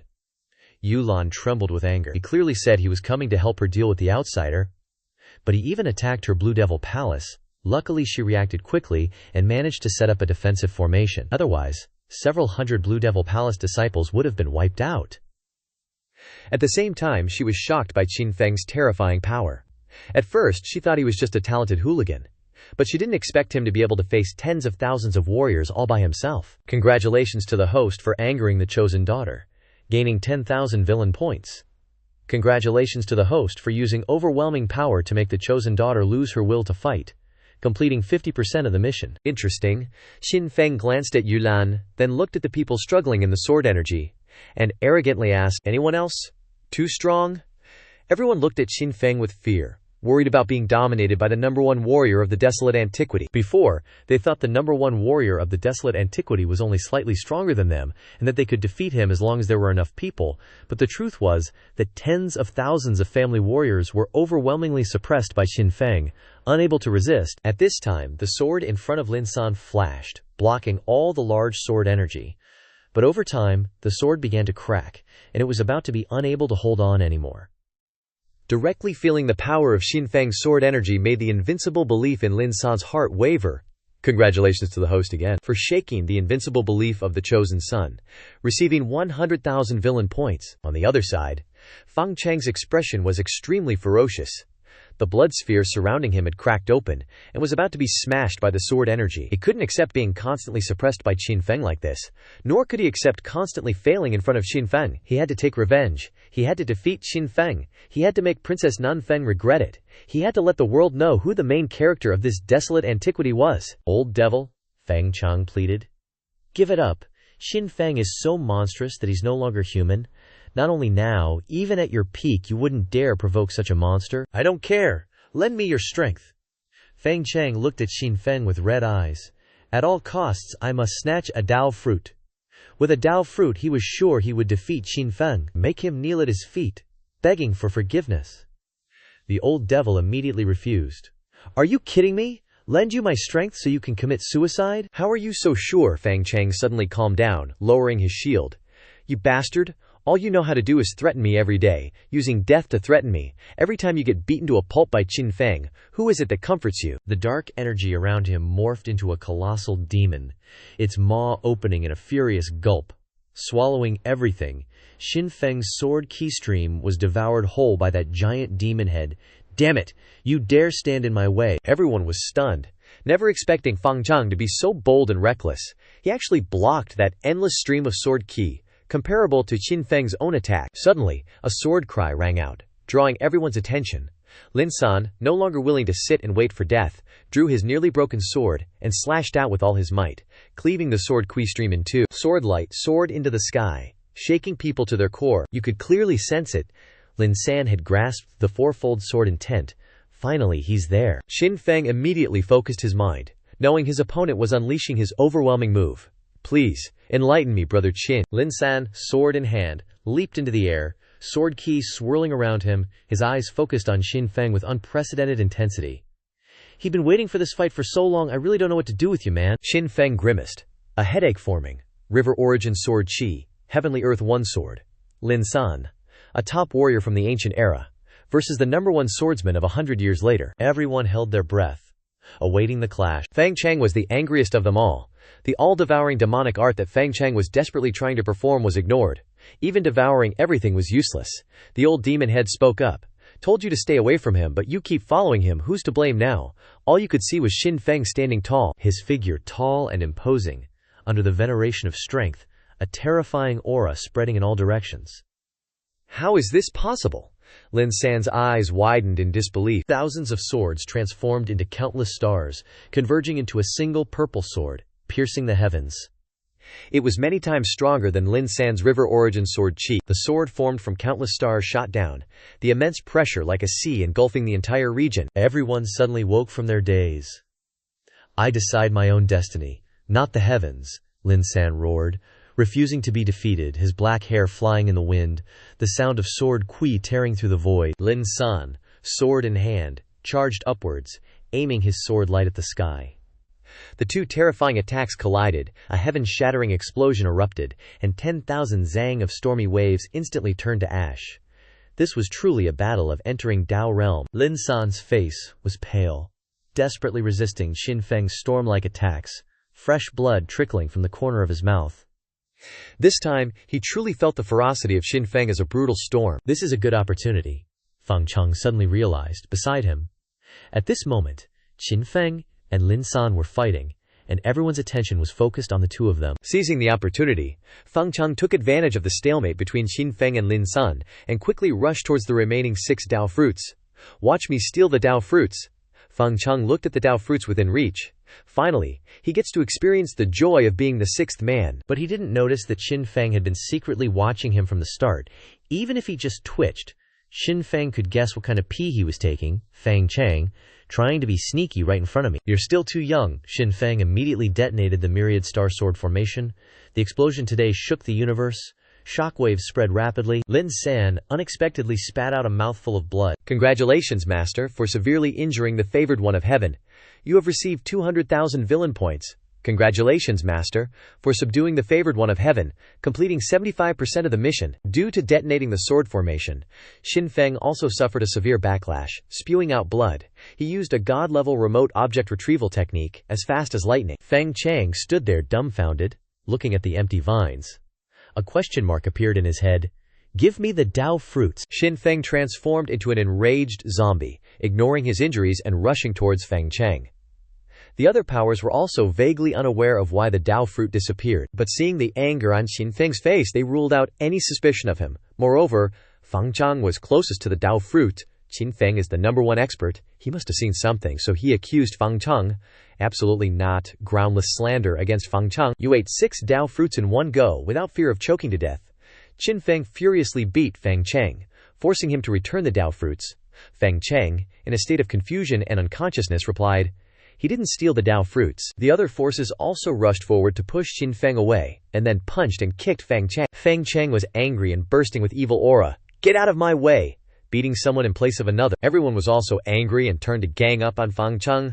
They couldn't beat the monster Xin Feng, but they could beat Fang Chang with bare hands. What's more, the Dao fruit, even the great experts outside wanted it. They had to catch Fang Chang no matter what. Spit it out. Congratulations to Master for trapping the chosen son of heaven, putting him in a life and death situation.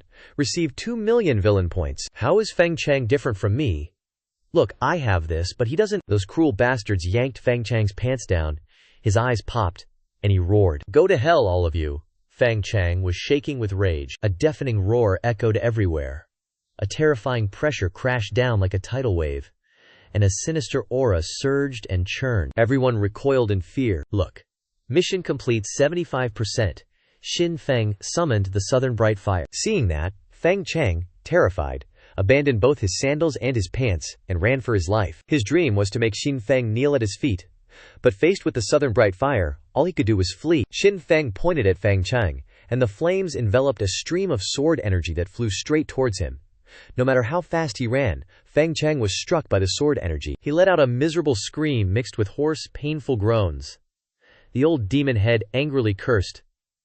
"You idiot! I told you not to provoke Xin Feng, but you just wouldn't listen, and now you're dragging me down with you. Stop your groaning already." "What do we do now?" Feng Chang, terrified, finally understood why the old demon head was so afraid of the southern bright fire.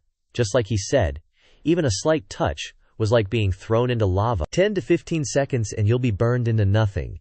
The old demon head regretted, thinking, "What did I do in my past life to choose a disciple like this?" But there was nothing he could do but save himself. He erupted with terrifying energy capable of destroying heaven and earth, extinguishing the southern bright fire. But in return, he had to sacrifice another 1,000 years of cultivation. "Luckily, I'm still alive." The old demon head felt as if he had been reborn. "It's so good to be alive," the old demon head's weak voice sounded. "This old man has wasted too much cultivation for this. I don't know when I will recover." "Listen to this, old man. Don't go provoke Xin Feng again. He is definitely a being who suppresses the ages. You can't defeat him, Xin Feng. Just you wait." Feng Zhang said he would never let this go, and then ran away naked. "Congratulations, host, for seriously injuring the Child of Destiny. You have received 300,000 villain points. Congratulations, host, for defeating the Child of Destiny, completing the mission 100%, and receiving a god-level Yang treasure." Xin Feng glanced at the system, only to see that he had accumulated 5,497 villain points. "Congratulations, host, for seizing 6 Dao fruits. You have received 1 chance to spin the lucky draw." Xin Feng was stunned.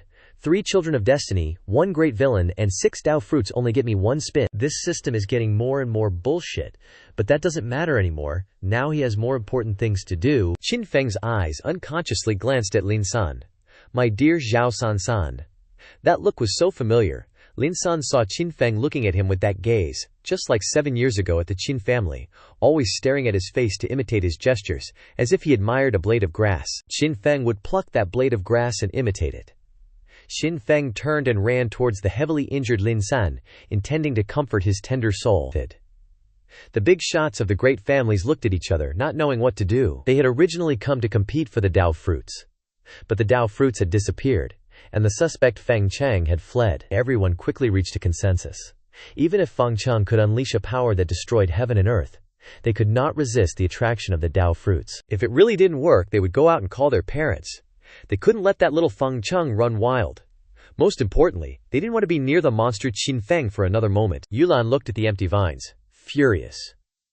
The 7 Dao fruits originally belonged to the Blue Demon Palace, but in the end there wasn't a single one, all thanks to that shameless old sixth, making up that she would definitely dig him up and bite him to death. At this time, Xinyan blankly watched Xin Feng enthusiastically running to treat the injuries and give medicine to Lin San. "Lin bro, how was my sword formation? In theory, my sword formation can be infinitely stacked." "I haven't even unleashed 1,000th of its power yet." Xin Feng helped Lin San up, his mouth still chattering non-stop. 1,000th. Lin San looked very calm on the surface, but in his heart he was screaming like a hamster. Everyone practices swordsmanship. Why is he so much stronger at a younger age? Congratulations, host, for causing the Child of Destiny to waver in his belief in invincibility. You have received 100,000 villain points. Xingyan tilted her head, very puzzled. Just now, the two of them were fighting back and forth for the Dao fruits, not giving up on life or death, one side wanting to crush the other, and the other wanting to surpass heaven, but in the blink of an eye they were chatting happily, making her remember the sentence she once said, "Men aren't necessarily happy when they're with women, men are only truly happy when they're with men." Xian mumbled in confusion. What does that mean? Just as Xin Feng was preparing to continue to win over Lin San, a group of people approached them. The leader was Lin Xinye. "Cheng Tianxin, finally, I've finally found you." The tone she used with Lin San was completely different from before the battle. Before that, she didn't dare use such a tone with Lin San, because from the battle just now she saw that his identity as the successor of the Moon God Palace was not fake at all. But now, after fighting with Xin Feng, Lin San was seriously injured, and they naturally no longer valued him. The group marched straight towards Xin Feng. Xinyan couldn't help but feel annoyed, and muttered, "Another one." This stinky disciple is always running around and having relationships with all kinds of people. Although her mouth said she wouldn't glance at her little brother for 3 days, Xin Yan's body was very honest, hurriedly hugging Qin Feng's arm, declaring to Lin Xingye that she was the main wife. Qin Feng also stood in front of Lin San, saying, "I won't let anyone steal my Zhao San. They'll have to step over my dead body first." Lin San trembled, slowly looked up at Qin Feng. The corners of his eyes gradually moved. This is true brotherhood, sharing difficulties together. Lin Xingye coldly looked at Lin San, angrily asked, "Lin San, I can give you one last chance. If you say it, then I will forgive everything before. You are still a person of my Tianxin city, eldest miss." I really don't know that there is a fairy crystal mine," Lin San replied awkwardly. Lin Xingye said, "Then from now on, I announce your expulsion from Tianxin city. From now on, you are no longer a person of Tianxin city." On the side, Xin Yan breathed a sigh of relief. So he's not my little brother Zhao San, as long as he doesn't steal my little brother. She doesn't care what he does.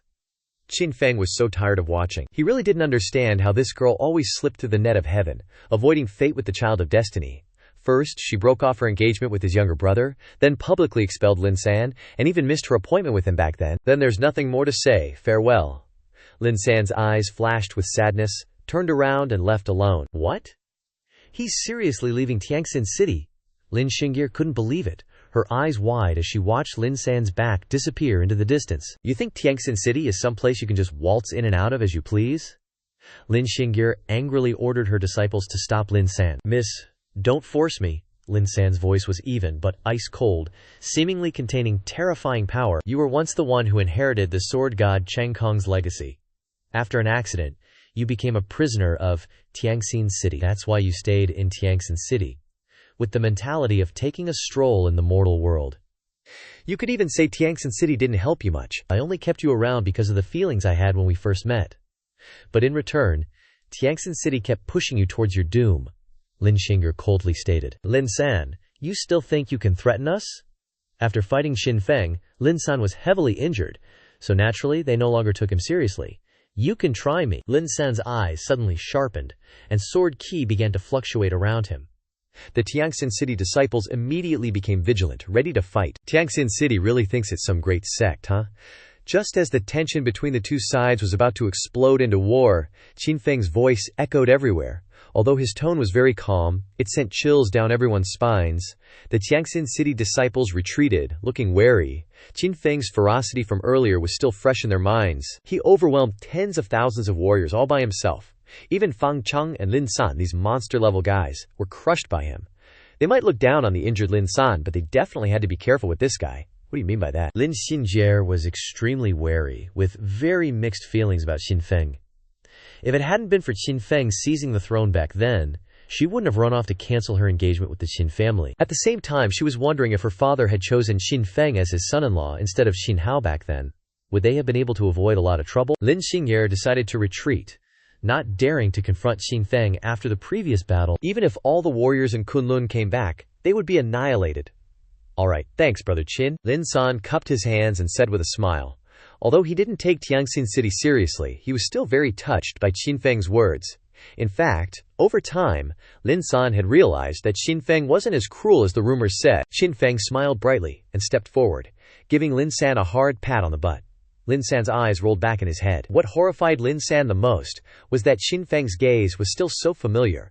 Combined with Qin Feng's differential treatment between him and his younger brother, he didn't dare to think too deeply. Such an action could be explained as a display of brotherly affection, but it could also be explained as implying an ambiguous relationship. "Brother Qin, I have something I need to do." Lin San was startled, hurriedly cupped his hands in farewell, and immediately left, afraid to stay by Qin Feng's side for even a second longer. Being around Qin Feng meant he'd get help for sure, but that guy's mouth really made Lin San not dare to get too close. Qin Feng's eyes were sad, but he didn't try to hold him back. So he had no choice but to temporarily let Lin San go. But he believed they would meet again soon. All worries gone, time for fun. "System, I want to spin the lucky draw." The familiar lucky draw wheel appeared, and the pointer began to spin slowly. "Congratulations, Master, for winning the Super God level sword skill. One sword opens the heaven gate." It's about swords. Again, Qin Feng felt numb. He didn't know why he had such an affinity with swords. But this was a technique even stronger than the god-level heaven-slaying sword-drawing technique. No way. I definitely have to achieve great perfection, Xin Feng immediately called out to the system. Exchange for a super god-level great perfection card. Congratulations, Master, for using the super god-level great perfection card. One sword opens, the heaven gate has reached the great perfection realm. The earth cracked, the heavens collapsed, and the universe was burned to ashes. A sword opened the azure sky, seemingly unparalleled. Super god-level great perfection requires 2 million points. If Lin San was still here, he could definitely heal you. A warrior, a villain. I believe fate will bring us together again soon. Xin Feng regretfully retracted his gaze and opened the god-level treasure chest. Congratulations, Master, for obtaining the map of mountains and rivers, a treasure belonging to the immortal level. The Shan He Shiji Tumui is a simple and unadorned immortal level treasure born from heaven and earth. Inside, it's a self-contained world, capable of containing mountains, rivers, lakes, ponds, the moon, and stars. A silk painting appeared in Xin Feng's hand. When opened, a burst of spiritual qi radiated out, even stronger than the item that the Six Paths Emperor Lord gave him. Inside, he could see several towering mountains with golden light flowing, and winding streams. Let's experiment. Zhao Bai stuck a paw inside and was immediately sucked in. Where is this? I'm being submerged. Zhao Bai looked around warily. Inside the map, Zhao Bai didn't understand why he had suddenly appeared here. Before he could react, Xin Feng, following the instructions in his mind, reached into the Shanhei Shiji Tu and pulled Zhao Bai out. Zhao Bai understood how to move back and forth between the two worlds, his eyes shining brightly, as if a door to a new world had been opened. He happily ran back and forth between the two places. I'm going in again, I'm coming out again, I'm going in again, I'm coming out again. Zhao Bai ran in and out with boundless joy, and even happily ran all over the mountains and forests. Luckily, the space was empty, so he didn't catch any animals to beat up. What's this? Xinyan and Yulan craned their necks, curious about Xin Feng's mountains and rivers state map. Xin Feng wasn't about to explain to them right now.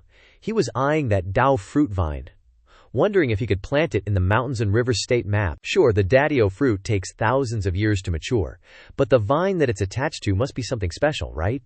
Even if it just becomes a fancy houseplant, it'd still be awesome. Let's give it a shot. What's there to lose? Xin Feng quickly pressed his hand down, and the earth rumbled violently. Nasty cracks spread out everywhere. The Dao fruit vine, within a 100-meter radius, was lifted by an invisible force. Yulan's eye twitched, thinking, this guy's loaded. Everyone else is just trying to find the fruit in Kunlun, and he's yanking out the entire root system, leaving nothing for anyone else. Just then, a Lanmo Palace disciple approached Yulan and whispered, "Young Palace Master, everyone's busy chasing after Fang Cheng, who snatched a Dao fruit, but Xin Feng's just chilling here, digging up vines. Something's not right."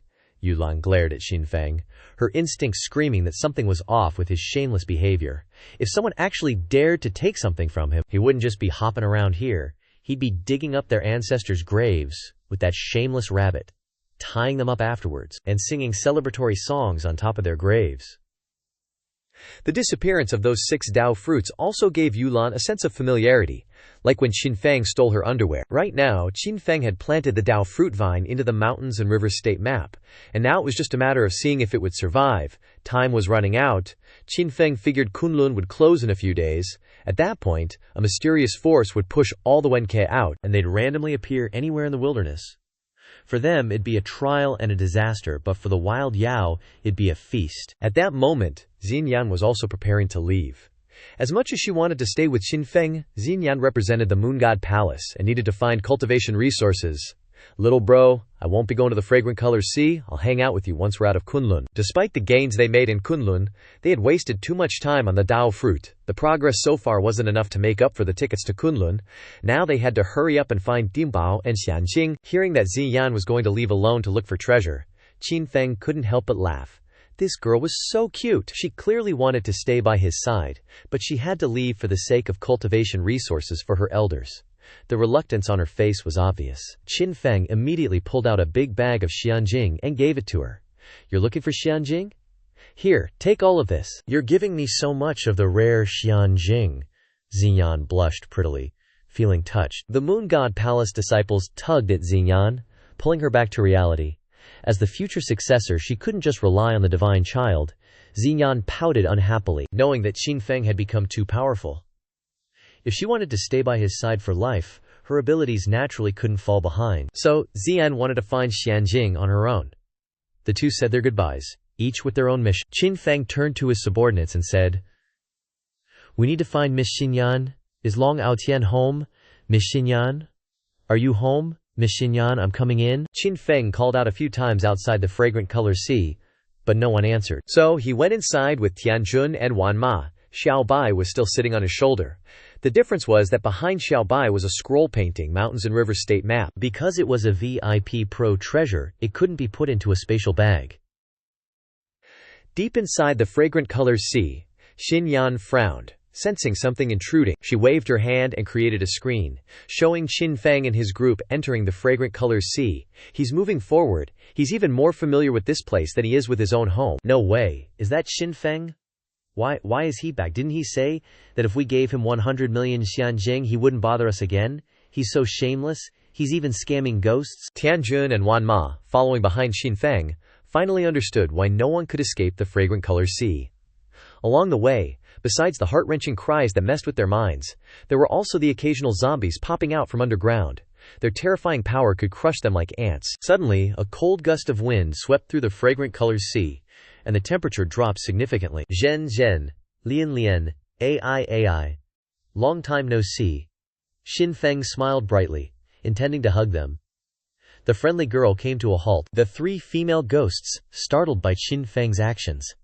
While they liked his easygoing nature, they didn't forget that Qin Feng was a dangerous guy.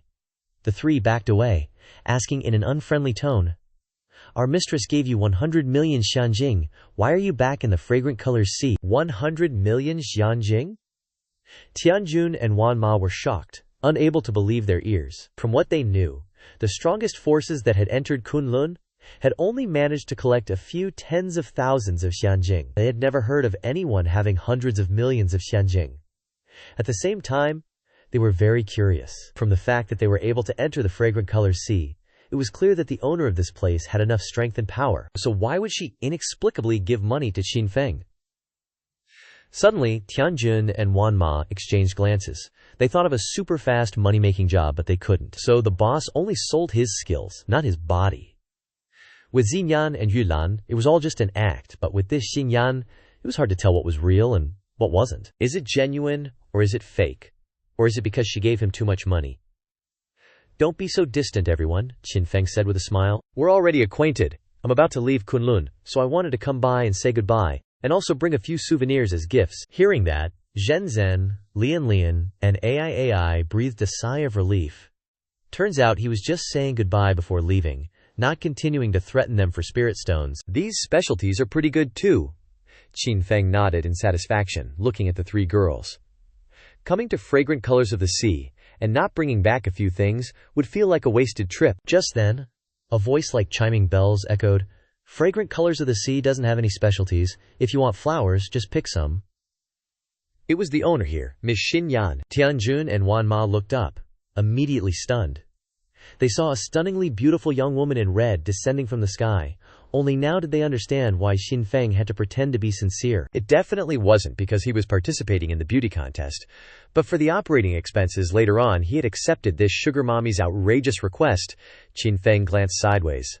Picking flowers? Huh, sounds good. The three girls naturally understood what Qin Feng meant by picking flowers.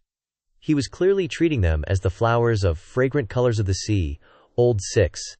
Qin Feng has transformed into Cao Ogling Long Aocean, the chosen one's girls again. So shameless.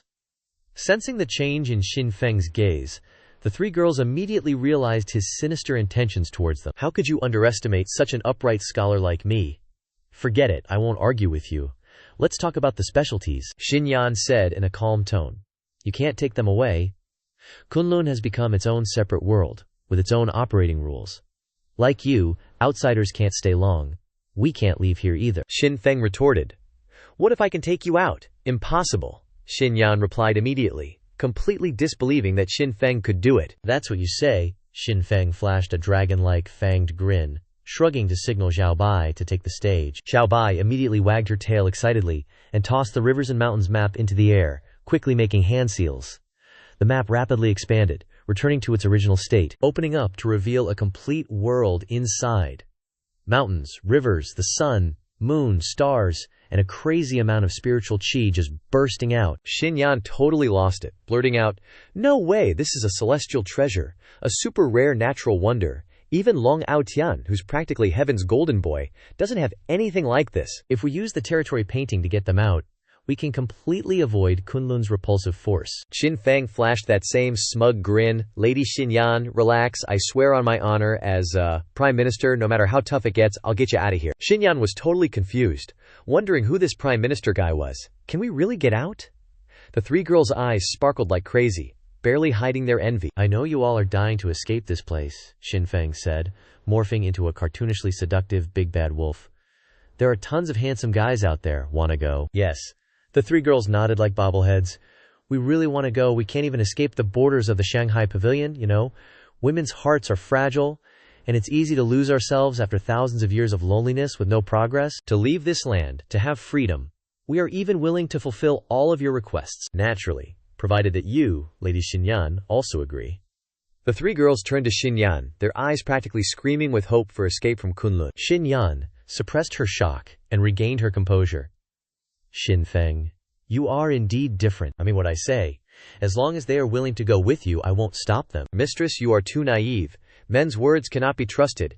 Zhen Zhen, Lian Lian, and AI quickly advised, "Xinyan, Yan should go together with all of you, but I must stay and wait for him to return." Xinyan's eyes were full of regret, but her decision was very firm. Even if she has been together for tens of thousands of years and regarded each other as sisters, she has no reason to force them to continue waiting with her. "If Little Miss isn't going, neither are we." The three girls were super resolute. As much as they craved freedom, they were even more worried about leaving Xinyan behind. "Ugh, are you kidding me?" Xin Feng got straight to the point. "Just because of some Long Ao Tian, are you going to refuse me? I, Lao Liu, don't allow anyone to reject me. Long Ao Tian never dares to go against my will.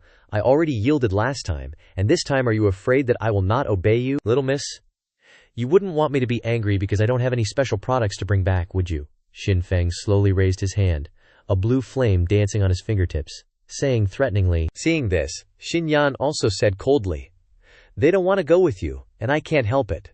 State your price. How many immortal crystals can leave the fragrant sea? As expected of a wealthy woman, you can pour out billions of immortal crystals." Xiao Bai also imitated, and clapped his hands, the purple-silver flames dancing on his claws, saying, "Don't say we didn't give you a chance. Fill the rabbit with my territory painting." Xinyan spat out a mouthful of blood.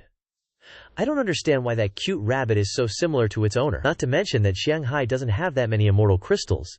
Even if all the immortal crystals in Kunlun were taken away, it would not be able to fill Xin Feng's territory painting." "Xin Feng, don't go too far."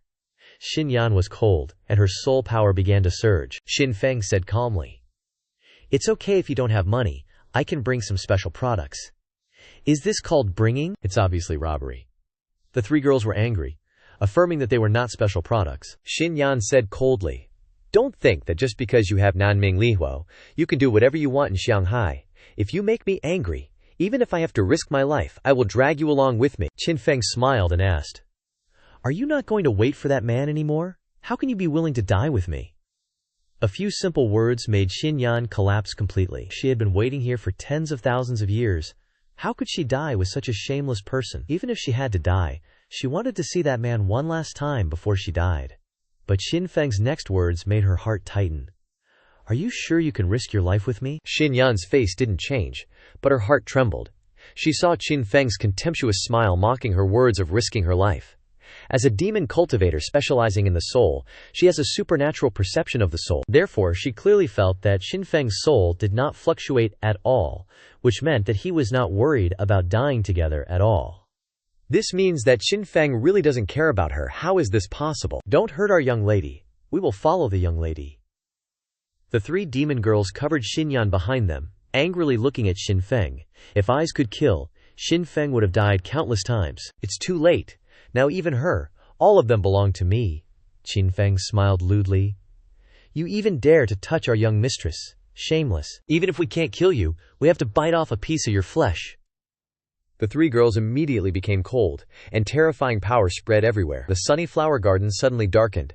Red petals flew haphazardly in the air, the ground began to shake, and roars sounded. Tens of thousands of pale zombies climbed up from the ground and rushed towards Xin Feng. In addition, More than 1,000 other zombies also appeared to support them, and the cold air caused the world to suddenly cool down. It seemed that with just one order from Xinyan, even if they had to sacrifice everything, they would rush to tear Qin Feng apart. Tian Junwan Ma's heart was pounding, and they quickly stood in front of Qin Feng like two bodyguards. Qin Feng was still calm and confident, and he also knew how to stimulate Xinyan's single-woman psychology. "Little miss, you don't want everyone to sacrifice themselves for you, do you?" Xinyan was so angry that she wanted to bite this shameless guy to death. She had not yet met the man in golden armor who came to marry her, so how could she be willing to be threatened by Qin Feng like this? But as Qin Feng thought, with her motherly personality, how could she ignore everyone fighting for her? Compromises only have no end, and countless times, she began to waver again. Then Qin Feng looked up high and smiled to himself. "Brother Ao Tian, your wife has me helping you raise her. Don't worry, I will go with you." Xinyan seemed to have used her last strength, and still chose to compromise with Qin Feng. "Young lady, even if Qin Feng can ignore the soul attack and Nanming Lin Yuo, it doesn't mean we have no fighting power. Why do you demean yourself like this?" The three demon girls felt very puzzled.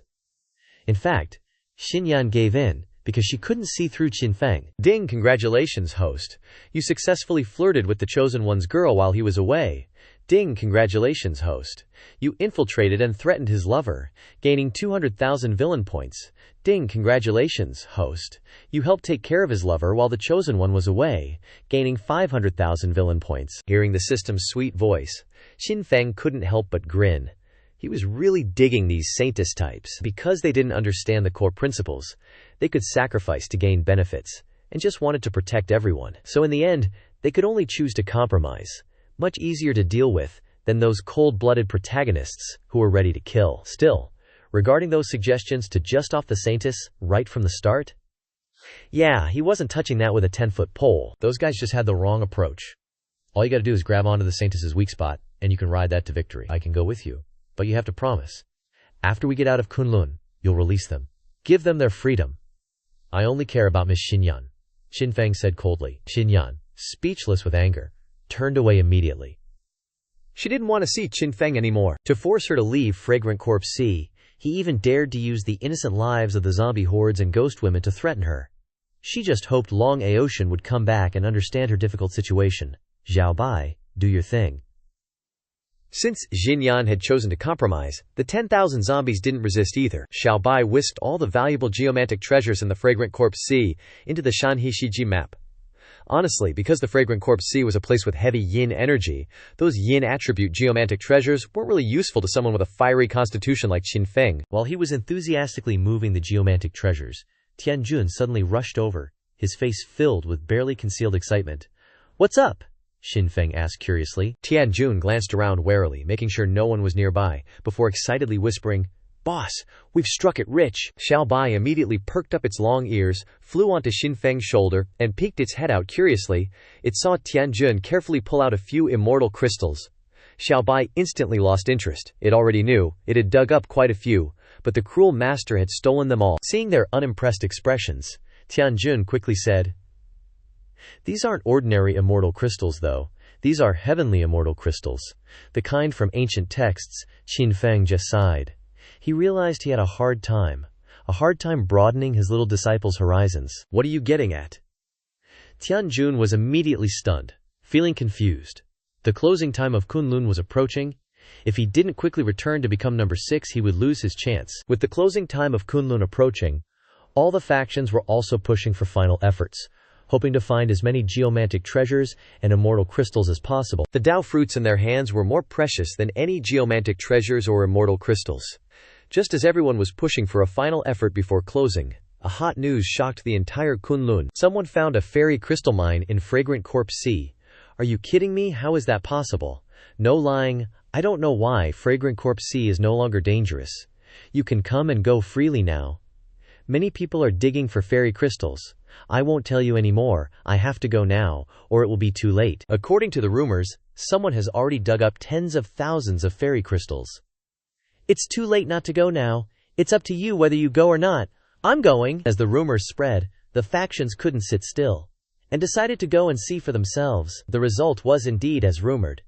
The red flower garden had withered, the cold air had disappeared, and in its place were countless deep pits and people digging with their sleeves rolled up. At this time, outside the fragrant corpse sea, Qin Feng and Xiao Bai stood under a tree admiring the crowd in front, followed by Tianjun and Wan Ma, 2 bodyguards.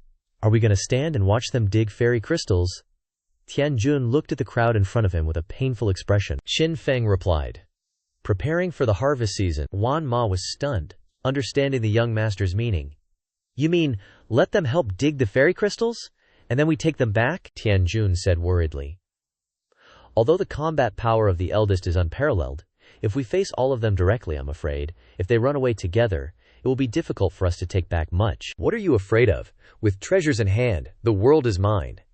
Qin Feng waved his hand and took out a jade bottle with the inscription, Lu Bo, what's the use of penetrating the throat? Tianjun. Wan Ma's expression changed.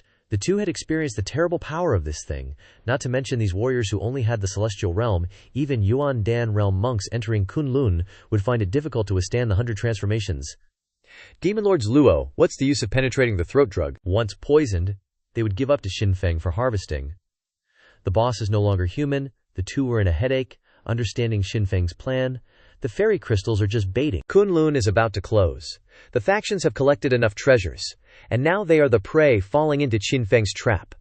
Not only the fairy crystals they just dug up, but even the other treasures found in Kunlun will be looted. With the allure of immortal crystals, surely no one can resist, Qin Feng said confidently. Since I got the formula for Luo, what's the use of penetrating the throat? I've brewed over 1,000 liters. Even hundreds of thousands of people is enough. If it's really not enough, there's also Piggy Gone Wild. The two swallowed hard and immediately knelt before Qin Feng. Just then, a terrified shout rang out. Who are you? What do you want? Qin Feng's ears twitched, and he turned his head to look down, only to see several men jumping out of the bushes, surrounding a beautiful girl. Boss, your method is great. Everyone is rushing to it now, digging fairy crystals in fragrant corpse sea. We just need to ambush along the way to catch it. One is, a Kunlun is about to close, they are all fat. We're about to enjoy the blessing. What are you looking at? Hurry up and take all the property on your body, otherwise don't blame me. Stealing my prey, huh? Qin Feng was instantly enraged and came forward. I've spent so much effort setting up the stage, those guys haven't had time to fatten up.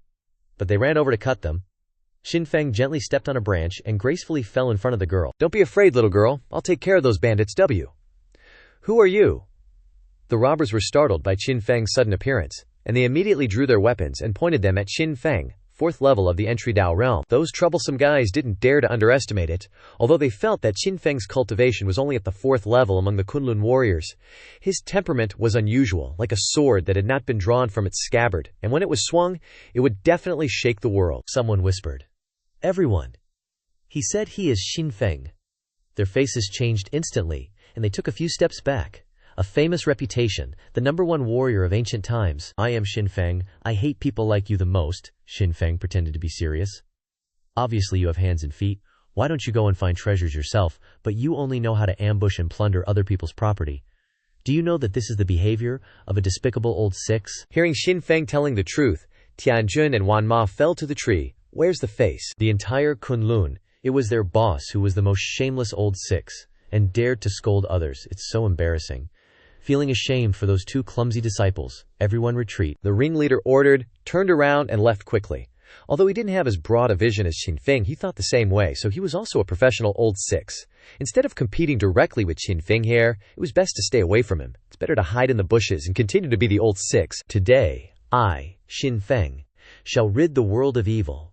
Qin Feng's eyes suddenly sharpened, his clothes fluttered without any wind, and he stood tall, like a proud snow lotus on a cliffside, embodying an unmatched sword intent. Dude was radiating some serious righteous energy. A surge of power erupted, sending countless brilliant sword beams flying like a meteor shower. The bad guys' pupils shrunk to pinpricks, and their hearts leapt into their throats. The sword energy aimed straight for their vital points. Pale as ghosts, they could only stare wide-eyed as death approached. Suddenly, a dark shadow zipped past with insane speed, accompanied by a chilling aura from a blade. Before they could even react, a bloody gash appeared on their necks. Qin Feng's mood instantly tanked. He was looking forward to a sweet few thousand experience points for this heroic deed, but someone jacked him halfway through. Seriously. All he saw was a huge dude with a deadpan expression, casually holding a massive, cold-looking greatsword. The Yan Yun tribe is a large tribe living in the Great Desert. famous for producing beautiful women and strong men. This Mo Dao guy in front of him was the Yanyun tribe's young chieftain, praised as the strongest warrior in the Yanyun tribe's history. Besides his god-tier sword skills, he's also a total introvert. Tian Tian, come over here to your big bro. The beautiful girl Tian Tian looked at Xin Feng's tall figure, her eyes sparkling like stars. Thank you for saving me. My name is Tian Tian.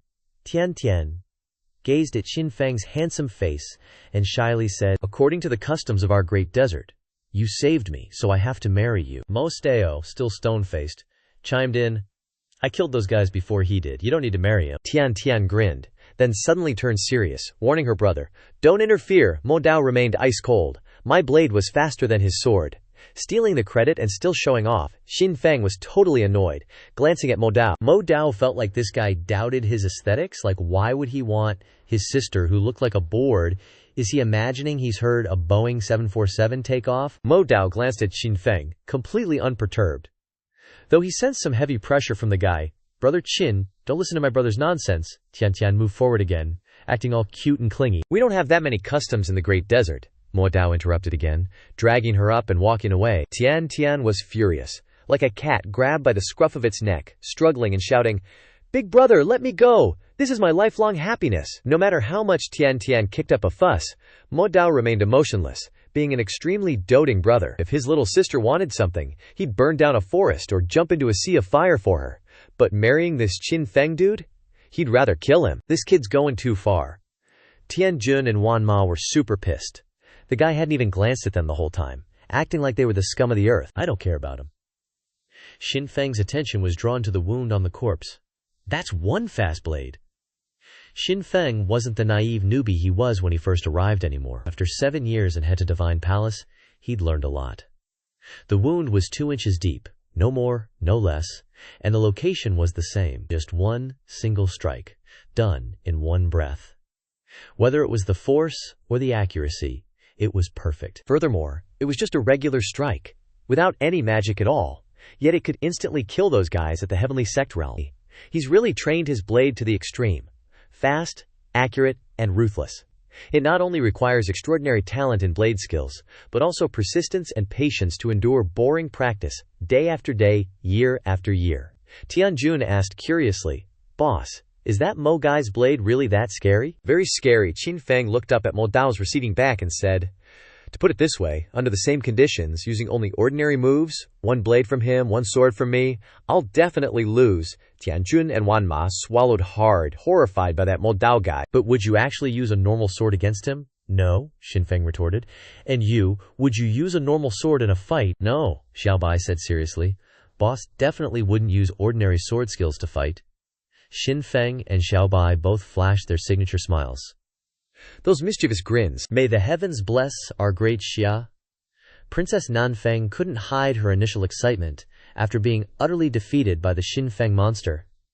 She thought great Xia was already on the verge of collapse, with nothing but decline ahead. But who knew? Heaven took pity on the desperate, and someone leaked information about the immortal crystal mine. Luckily, she managed to gather the surviving Heavenly Sect disciples. Now, all she needed to do was mine as much immortal crystal as possible before the place closed, and the great Xia dynasty would still have hope. That way, she wouldn't be punished when she returned. A determination she'd never had before flashed in Princess Nanfeng's eyes. She decided she wouldn't sleep or rest, continuously digging until Kunlun closed. Even if it was hard work, she was willing, because she wasn't working hard for someone else, but for her own future. Lin Xinjie from Heavenly Heart City also arrived. The sea merchant's beauty saw that the immortal crystal mine was exactly like the one Lin San knew. If Lin San had been willing to tell her where the mine was, Heavenly Heart City wouldn't have to compete with everyone here. Too bad Lin San would rather stay single than tell her, Lin San, just you wait, I'll get you back for this, Lin Xinjie said coldly, then led her disciples to start mining. Xin Feng looked at the tens of thousands of people working their butts off below, very satisfied with his diligent employees working overtime for free, without complaining. What boss wouldn't like employees like that? Suddenly, Xin Feng saw a familiar figure. Isn't that my darling Lan? How did she fall into my trap again? Well, this time it has nothing to do with me. Xin Feng looked totally innocent. Meanwhile, down below, Yulan was getting a seriously bad vibe. No clue what was up. You two, keep watch out here. I'm gonna go check out these ghost ladies. Xin Feng, with Xiaobai in tow, stepped into the Shanhe Shiji-2, ordering Tianjun and Wanma to keep a lookout outside. But the second he stepped inside, bam! A wave of creepy cold air hit him like a ton of bricks. And in the distance, he could see Xinyan setting up shop, using her own Fanyu coffin as the centerpiece, sucking the Ling Qi dry from the Shanhe Shiji-tun to turn the place into another scented sea of misery. No way, Jose! Xin Feng's face turned serious. He hated this gloomy vibe. He used his mind to shake up the Shanhe Shiji-tu. As the map's owner, he was the only god here. A single thought could change the flow of the rivers and mountains. A single thought could control the moon and stars. Likewise, any living creature inside, no matter how strong, could be kicked out with a thought, or suppressed with a thought. Even if the zombie horde and ghost ladies outstripped him in cultivation, thanks to the nameless divine fire, and the Shanhe Shiji-tu, he could totally melt them down. Xin Feng, you tricked me. Again, Xin Yan was furious, practically vibrating with rage. She hated this guy the most. Who tricked you? The fact that I can control the Shanhe Shiji-2 is legit, not a scam. I promised you that if you followed me out of here, I'd set the zombies and ghost ladies free, Xin Feng said casually, chilling like a villain. You really gonna let them go? Xin Yan looked at him suspiciously, feeling like his smooth talk couldn't be trusted at all. Of course. As a virtuous Confucian gentleman, my word is my bond. All you zombie and ghost lady homies who want to be free, raise your hands and sign up now. Hearing that, tens of thousands of zombies and ghost ladies couldn't hide their excitement. Everyone craved freedom, but before they could raise their hands, a fierce, fiery aura burst from Xin Feng, making them quickly retract their hands. Freedom is cool and all, but staying alive is more important. They've all died once already, so they're all terrified of dying again. Xin Feng, you're so despicable. Xin Yan glared at him. Shouldn't have had any illusions about this scumbag. Don't get me wrong. As a living person, it's only natural that I light a fire to keep warm in such a gloomy place. So touching. Nobody raised their hands. I really didn't expect that, even though we've only met a few times. You guys can't bear to leave me, which proves that you trust my character. Since you guys trust me so much, I'll reluctantly help you guys keep your lives. Xin Yan was livid. She finally realized that Xin Feng had been planning this all along, forcing her to compromise, promising freedom once outside. It was all just setting the stage to seize control of the scented sea of misery. He didn't just want the resources here, he wanted to control the power. She was so naive to think she could trade for everyone's freedom. Tens of thousands of zombies and ghost ladies sighed in agony, resigning themselves to their fate under Xin Feng's threat. Master, we've entrusted our lives to you. Please take good care of us.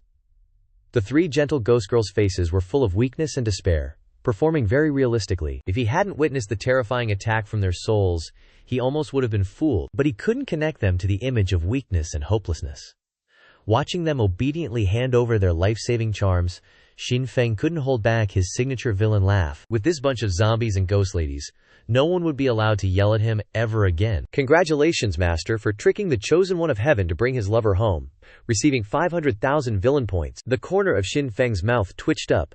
That signature low-life smirk. Xin Feng curiously looked at the jade charm on his body, and could feel the strange energy from it. If the zombies and ghost ladies' charms were destroyed, they would disappear into smoke. Of course, if preserved well, they could rely on the charms to be reborn. Suddenly, the energy in Xin Feng's body reached its limit, erupting violently, and his cultivation successfully broke through. Within the Shanhe Shiji-2, Ling Qi surged towards Xin Feng like a rising tide. The ghost ladies were staring intently at Xin Feng, drool almost pooling on the ground. Their thought process was pretty simple, not paying attention to how Xin Feng changed, only knowing that after the breakthrough, his whole body radiated an extremely strong aura. This was seriously too much of a temptation for them. I'm here, so you guys better keep your distance. Zhao Bai looked at them vigilantly, shooting out warning flames. Xin Feng exhaled a long breath, calling up the system to exchange for a golden core. Congratulations, Master, for spending 600,000 villain points to successfully exchange for a golden core, solidifying your foundation. He drank the Dan, and his foundation immediately became more stable. Xin Feng just opened his eyes, and was surprised to see the three girls in the distance, longingly sucking up his yang energy. Because Zhao Bai warned them with fire, they only dared to stay 100 meters away from him to suck up a little bit of yang energy, trickling in. But the yang energy from Xin Feng's body was too strong. Even 100 meters away, they could still absorb it. Helplessly, the ghost ladies contentedly mentioned that they had never absorbed so much yang energy. Although they were all ghost ladies with thousands of years of cultivation, they were trapped in the scented sea of misery, only knowing how to wait, It was a stroke of luck to be able to inhale a breath. Right then, Xinyan, looking all washed out by the coffin, stretched out her delicate fingers.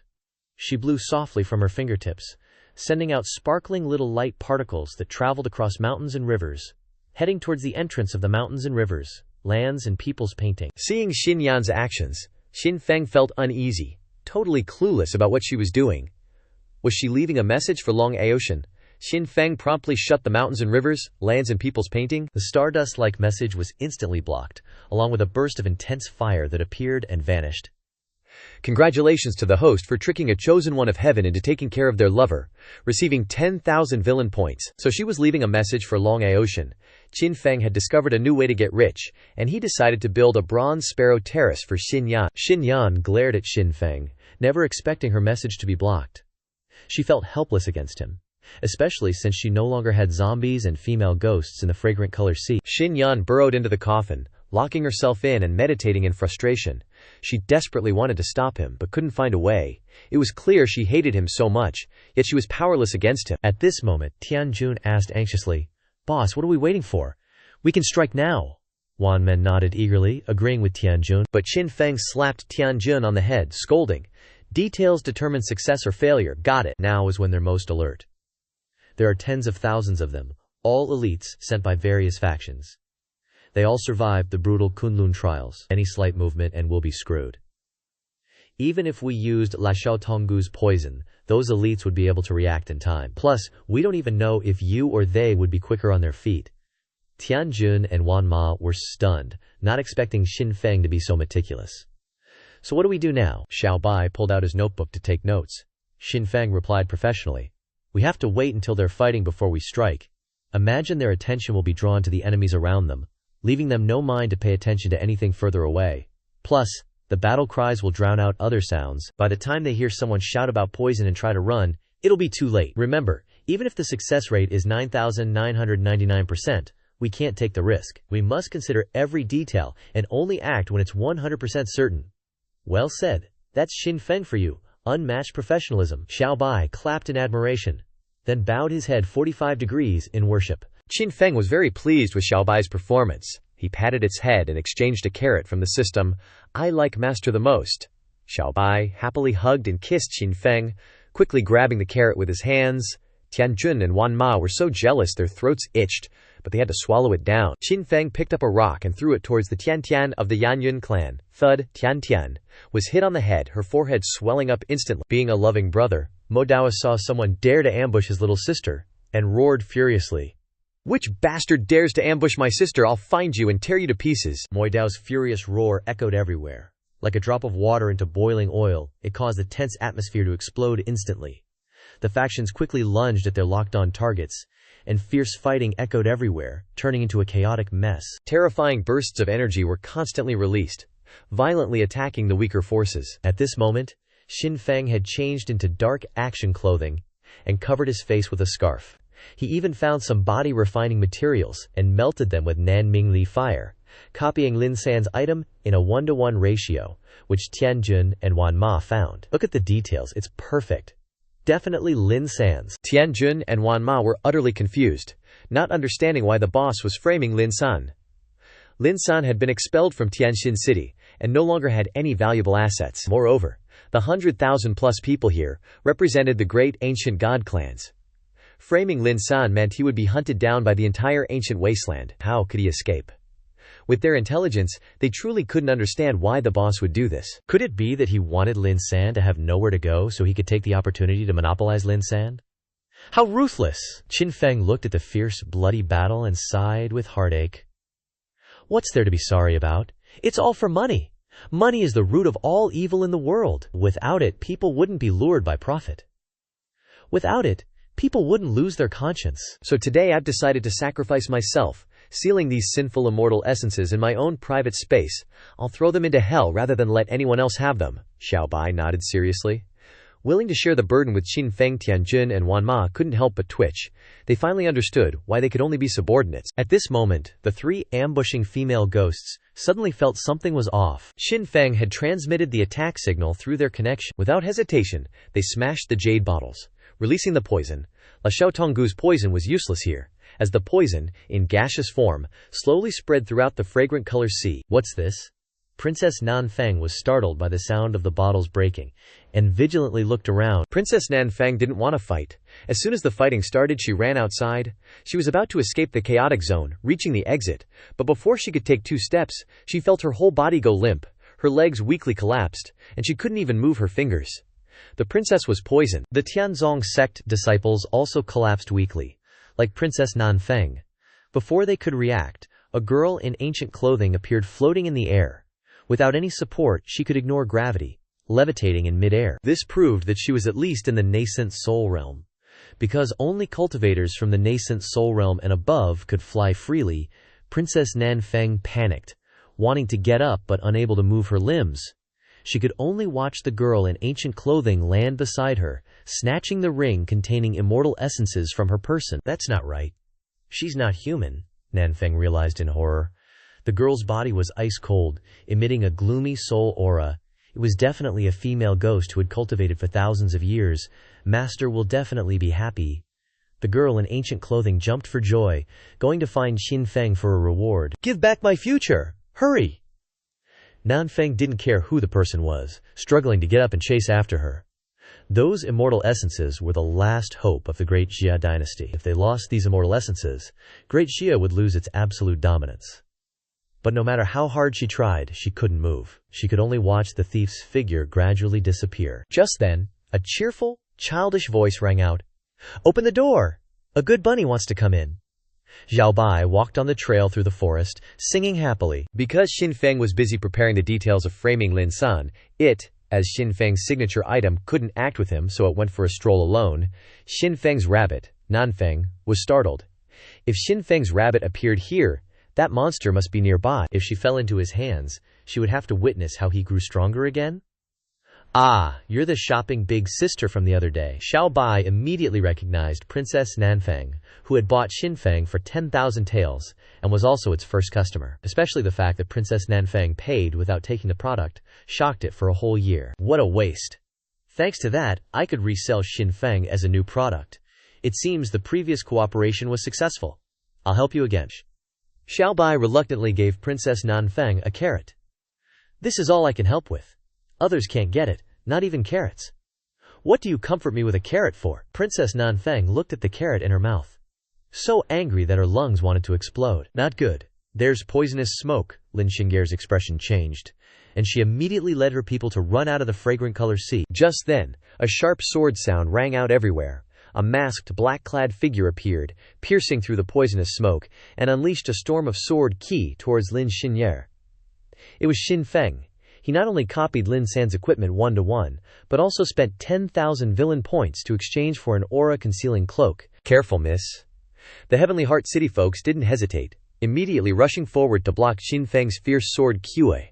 The impact was intense, clang clang, sparks flying everywhere. The deafening clang of metal forced Xin Feng to retreat. Seeing the deflected sword strike slam into the wall, everyone's faces changed. They unconsciously glanced at the sword in his hand to identify it.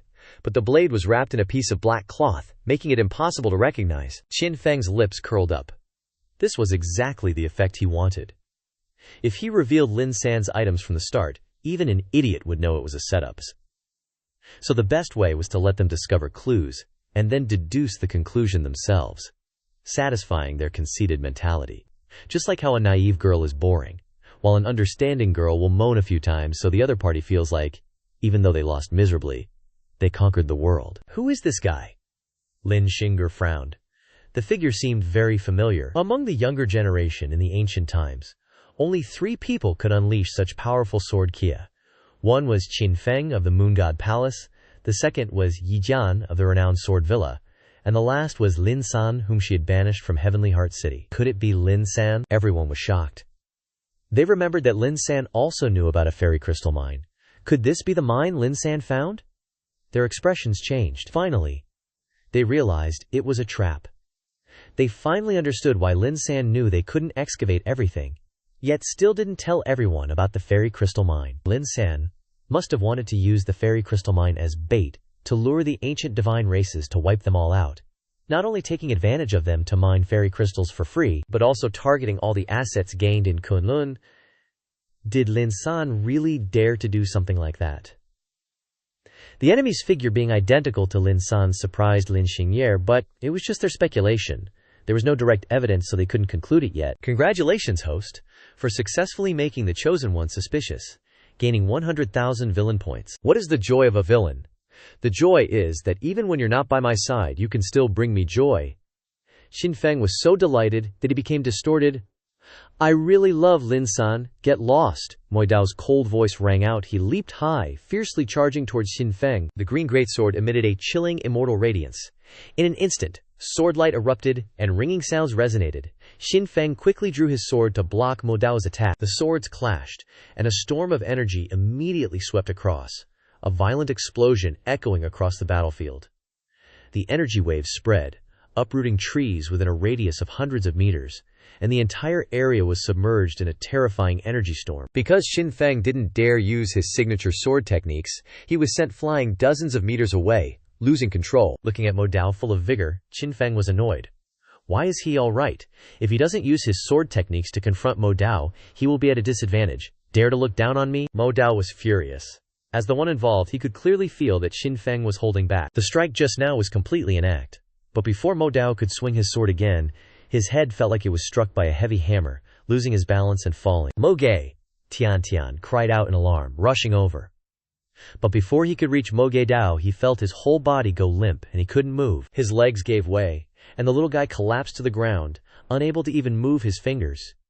He didn't know what happened to Xin Feng, only knowing he was helplessly lying on the ground, his mind only filled with Xin Feng's face. How terrifying. Why don't you just kill me already? Where's your heroic spirit now? Xin Feng glanced at him contemptuously, taking Mo Dao's ring, considering it interest on his last head snatching. Seeing all his assets being robbed, Mo Dao angrily roared, "You shameless scoundrel, just kill me if you want." Xin Feng ignored Mo Dao. He went straight to Yulan, and seeing the ring on her hand, he planned to take it, but Yulan wasn't willing to give up easily. Even though her whole body was paralyzed and she couldn't move, she still used her last bit of strength to protect the ring. Yulan, clinging tightly to the ring, her eyes were full of vigilance. Looking at the shameless villain in front of her, Xin Feng was a little surprised. As expected of the chosen daughter, while everyone else is helplessly struggling, she still has some strength left. But these treasures aren't safe in her hands, it's better for him to safeguard them properly. Xin Feng slapped Yulan's hand away, cruelly stripping the ring off her finger. Yulan painfully watched her ring being taken away, but she was helpless. She didn't understand why she kept running into these dirty bastards lately. First she was used by that dirty bastard, and now she's being robbed of fairy crystals.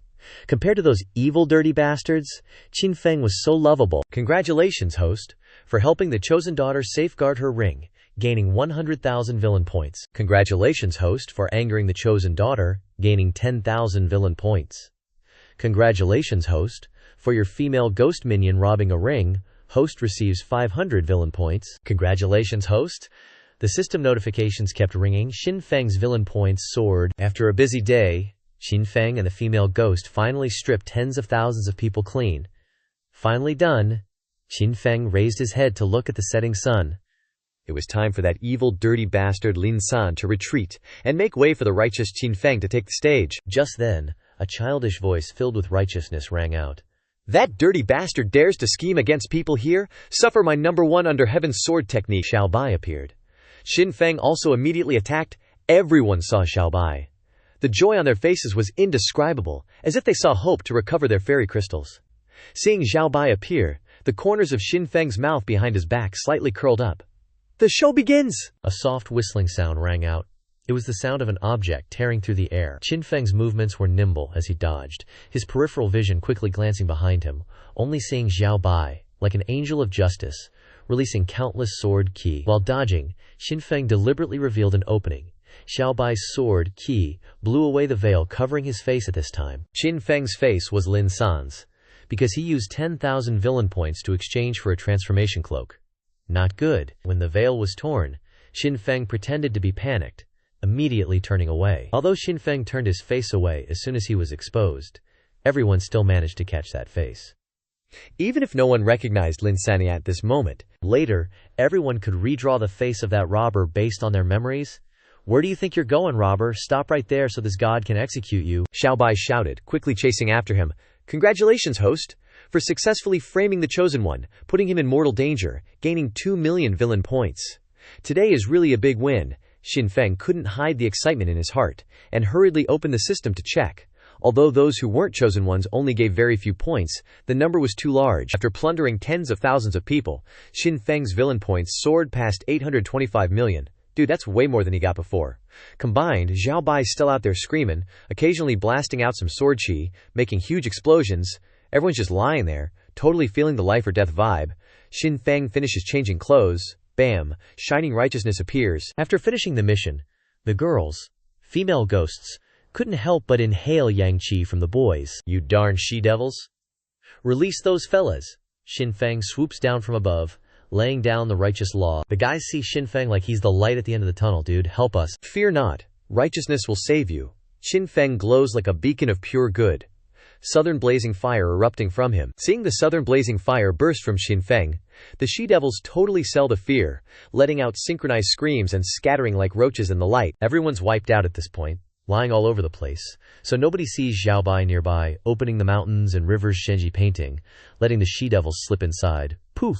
Gone without a trace. Xin Feng is our savior. Everyone's tearing up, super touched. If Xin Feng hadn't shown up when he did, not only would their immortal essence and treasures have been stolen, but they would have had their yang qi sucked dry by those she-devils until they died. Oh, my precious Lan. What happened to her? Xin Feng ignores everyone's pleading eyes, beelining straight to Yulan, helping her up. He starts thoroughly checking her over, Yulan's beautiful face blushing like a lotus flower shy in the breeze. Since she can't move, she's just gotta endure this jerk's actions, powerlessly recalling what happened between them in the cycle of life and death. Eliminate, Xin Feng says seriously. Precious Lan, I would never take advantage of you. I'm just helping you detoxify. This toxin is really weird. It can block the flow of spiritual energy in the body. If it doesn't circulate for a long time, the meridians will be blocked, the slightest of which will be paralyzed for life, and the serious of which will be life-threatening. Hearing about lifelong paralysis or life-threatening danger, the disciples of the Azure Demon Palace are panicked. They don't want to die young or live as cripples. Really, Yulan is skeptical. Deep down, she feels that Xin Feng's words are not credible. She has experienced how shameless he is many times. But Xin Feng reassures confidently. It'll be fine as long as you unblock the blocked meridians. Each sect has a different solution. I'll use the famous secret skill, marrow cleansing and meridian opening, also called all-purpose meridian opener. If necessary, I can even unblock your nascent soul. Yulan is completely confused, not understanding what Xin Feng is saying. But now she has no other choice but to trust that shameless guy. She closes her eyes to let Xin Feng help her unblock the blocked meridians. The disciples of the Azure Demon Palace next to him also look at Xin Feng with expectation, hoping that he will help the princess for the sake of the Azure Demon Palace's honor. Xin Feng waved his hand irritably. Exclusive secret. Outsiders are forbidden from watching the treatment process. Making Yulan's face flushed and her heart beating, she couldn't help but shout out. To save everyone's bandwidth, the specific treatment part is skipped. Congratulations, Master, for bullying a chosen one of the heavens below the upper limit today, receiving a total of 2 million villain points. What do you mean by upper limit? Xin Feng is instantly unhappy. He feels like the system is insulting him. He's never calculated villain points, not caring about more or less. He just likes helping people, enjoying the process. Xin Feng pretends to bite his finger, dabbing a drop of blood onto Yulan's forehead. So miraculous. Yulan feels the flow of spiritual energy gradually recovering. She thought Xin Feng was taking advantage of her. She didn't expect him to be telling the truth. In your eyes, am I just the kind of scheming old six that takes advantage of others? If that's the case, then I'll go. Xin Feng forces out 2 drops of tears, turning around to leave. Seeing this, Yulan quickly calls out, "Don't misunderstand, I didn't mean that." Hearing this, Xin Feng turns back touched, grabbing Yulan's hand tightly.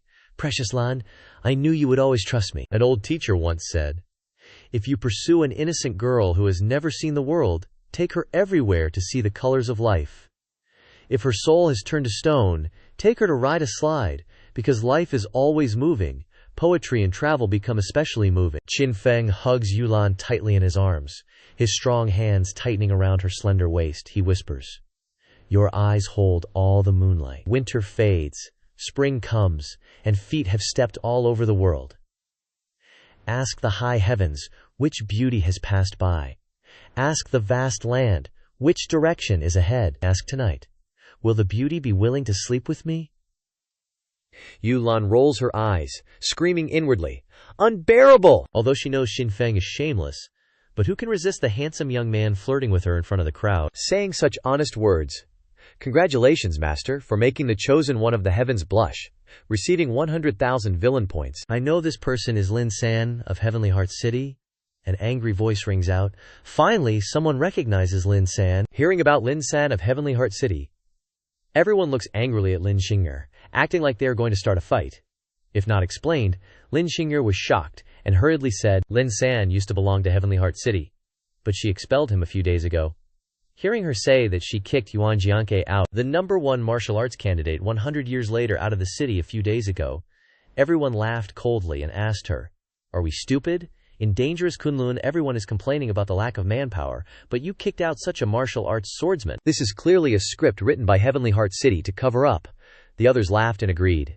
"Isn't it?" Lin Xing'er quickly explained. "Just because Lin San found a fairy crystal mine but did not hand it over to me, so he was kicked out." Lin San found a fairy crystal mine. The key word fairy crystal caused everyone to pay attention immediately, which also proved that they did not wrongly accuse a good person. Combining the situation, it can be seen that the fairy crystal mine that Lin San found is this one. At this time, Xin Feng's weak but firm voice rang out, "Lin San is my brother from another mother. I trust his character. He absolutely cannot do this. He must have been wronged. Lin San was wronged." Everyone was stunned and turned to look at Xin Feng walking over, his face pale, looking like he was about to call the professional team to organize a banquet. Brother Feng, Tian, ran over worriedly. She wanted to take the blood tonic from her bag, but it was robbed by the old six. Mon Dao asked unhappily. "Do you mean Lin San was wronged? Is he a righteous and wise person?" Xin Feng said weakly. "If you don't know about the fairy crystal mine, then you definitely don't know. From the beginning, someone was targeting him. This is a despicable, evil scheme of the shameless old six, some elaborate scheme to frame him. If I hadn't seen it with my own eyes, who would believe that this loyal bro is actually a sneaky bastard?" What's even more baffling is, why would Xin Feng do this? Surely it's not to tell Lin San that even if the whole world turns against you, I'll still stand by your side and fight them all. No way. Everyone shook their heads and scoffed. Totally not buying Xin Feng's speculation, Xin Feng said seriously. "I'll say it one last time. Lin San is my brother from another mother. Anyone who dares touch Lin San is my enemy." "Xin Feng, don't blame my sword for being heartless then." Just then, the sound of swords rang out. Everyone's swords started to tremble slightly, as if pulled by some force, about to fly out of their sheaths at any moment. Everyone was shocked, their eyes looking at Xin Feng completely changed. Everyone said Xin Feng's strength was terrifying, even after his foundation was destroyed. But who knew that even in a state of blood loss, he could still unleash such terrifying power? It seems this #1 warrior from ancient times, even with his foundation destroyed, is invincible under the heavens as long as he reaches nascent soul heavenly sect level. Especially that line about the heartless sword made the men here shudder. Feeling powerless, Lin Xing'er asked coldly. If it's really proven that Lin San did it, what should be done? Xin Feng pushed away Tian, who was supporting him, and stepped in front of Lin Xing'er. Xin Feng patted his chest and said, "Brothers for a day, brothers for life. If it really was Lin Jiang who did it, then settle the score with me, Xin Feng. If you guys have any complaints, come find me, I'll take the blame." A few short sentences moved everyone. To save a person, he dares to shed blood for his brother, he dares to risk his life. Such life and death brotherhood made Xin Feng a paragon of manliness in everyone's hearts. Everyone envied Lin San. Having such a brother is definitely Lin San's blessing in this life. Looking at the righteous Xin Feng, so full of integrity and arrogance, no one could associate him with that cunning, villainous Lao Liu. Never seen a villain with such loyalty and righteousness. Received 2 Xian Nu, immortal slave votes, system imprint notification. Xin Feng's eyes lit up, which meant he could recruit 2 more disciples. At this time, everyone stopped talking about Lin San and rushed forward to advise Xin Feng to take care of his health. If he needed anything in the future, just say the word, and they would definitely help with all their heart. But Xin Feng only followed his heart, not seeking repayment. He said he would never use kindness to threaten others. What a hero. Everyone was moved by Xin Feng. They represented 8/10 of the desolate antiquity's power, and normally people would definitely find a way to demand the greatest possible benefit from this debt, but Xin Feng publicly refused, which meant giving up a huge opportunity. That generosity made them admire him and believe even more that Xin Feng couldn't be in cahoots with Lin San. Listening to the warriors, Xin Feng weakly said, "Thank you for your trust, but when arresting him, please don't harm my brother." Everyone saw Xin Feng's pale face, and if it weren't for Tian Tian supporting him, he would have collapsed at any moment. Seeing this, their hearts ached. We're such beasts. To doubt Qinqiang, he saved everyone without asking for anything in return. How could there be such a kind person in the world? He definitely has nothing to do with Xin Feng, big brother. Tian Tian looked at Xin Feng worriedly, and hurriedly helped him sit down. Her face flushed red, and she said, "Fengage, you saved me again.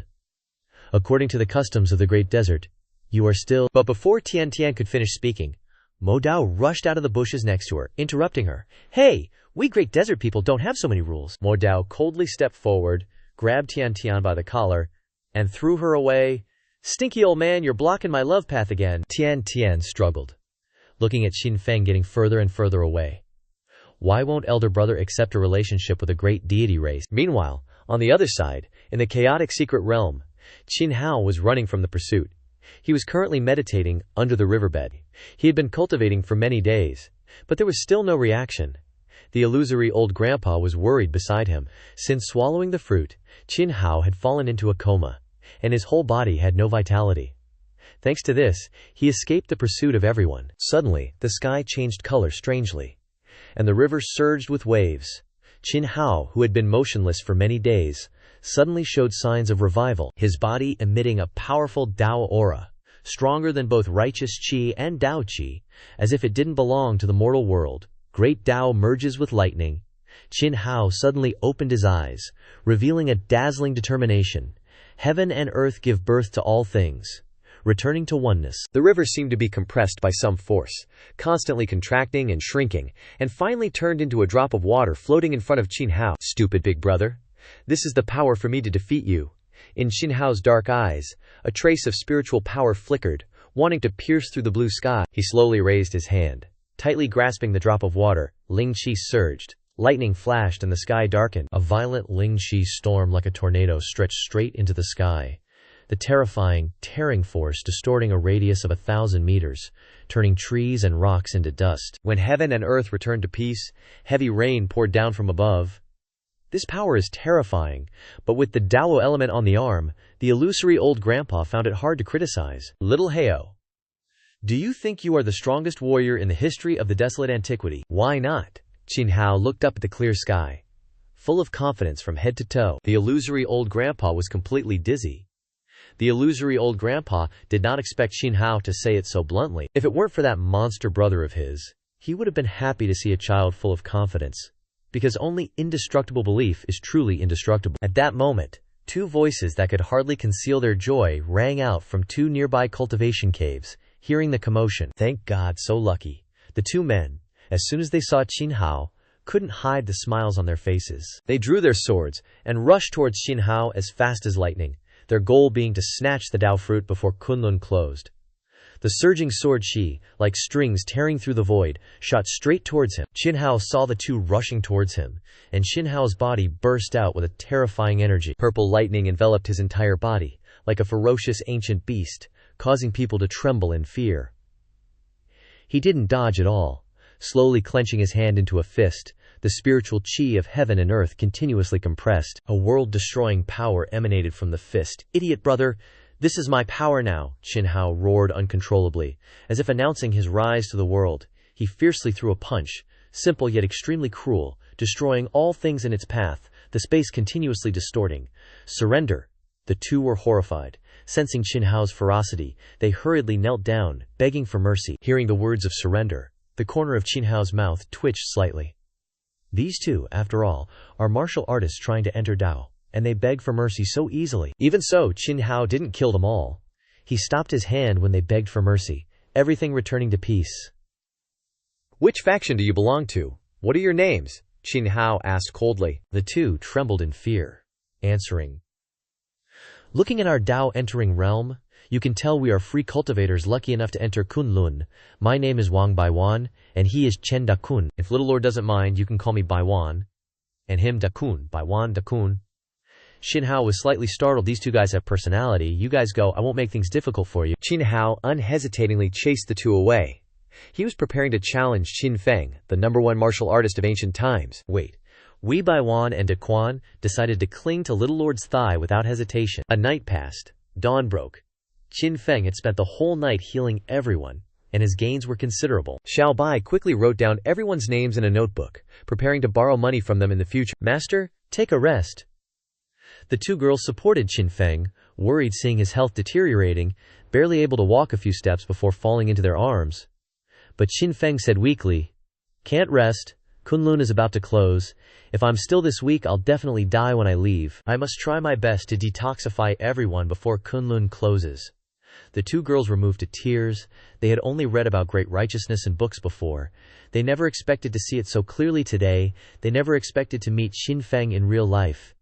He must be a saint sent by heaven to save the world. Not far away, Princess Nanfeng was still lying helplessly on the ground, feeling like her life had lost all hope. A month ago, she was still the princess most beloved by the great Xia Emperor, with a top advisory team arranging everything, having condensed the essence of thousands of heaven's chosen disciples over 7 years to serve the future princess ascending the throne. Even if she was a woman, it wasn't impossible, but now, Feng Chang had become a demon, her father was disappointed, thousands of heaven's chosen disciples had almost died, even the last hope immortal crystal had lost its mind. Princess Nanfeng was confused, not daring to face it. She was motionless, only knowing to wait for death, to be expelled from Kunlun, or to live or die uncertainly under the hands of the approaching Qin Feng. She had to endure in silence.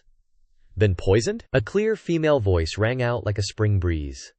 A beautiful young girl, without a trace of worldliness, approached Princess Nanfeng like a goddess. Princess Nanfeng stared at the young girl. She was from the Yao Shen Jiyu, because she wore the Jin Ye Zi mark. Although only 15 or 16 years old, her skin was snowy white, her beauty fragile, gorgeous, her chest full and proud, hard to look directly at. This poison is really strange. Even stronger than Yao Yanchu Sun. The girl examined Princess Nanfeng, took out a few golden needles, and began to detoxify her. Xiao Bai curiously squeezed forward to watch. He stared at the girl, then suddenly exclaimed, "Ah, I know. You are one of the 13 ancient beauties that Qin Feng collected. Qin Feng's information." Pushing the crowd away, grabbing Xiao Bai's rabbit ears, and pulling him up, but his eyes were attracted by something. Exclaiming, "I thought Sister Demu was invincible. I didn't expect this one to be even bustier. Whose wife is this?" Everyone spat out immediately, thinking Qin Feng was going to teach his rabbit a lesson. Who knew he had the same tastes? The heroic image built up in everyone's hearts had completely collapsed. "What are you looking at me for? I'm a boy. I don't smoke. I don't drink. What's wrong with just liking girls?" Qin Feng reasoned firmly. Everyone was stunned, not knowing how to retort. "Little hero, please have some self-respect." Yurong stood up, her expression serious. Her initial impression of Qin Feng was very bad. First his rabbit called her something, then he himself said she was someone's wife. To a young girl, that was like smearing her reputation. Seeing Yurong angrily rebuking Qin Feng, Tianjun Wanma quickly apologized. "Miss Yurong, I'm really sorry, our boss has lost too much blood, his mind is a little muddled. Please don't mind, Yao Shen Jiyu seems far away, but the number of people who have received their grace in the entire Wild Ancients is so many.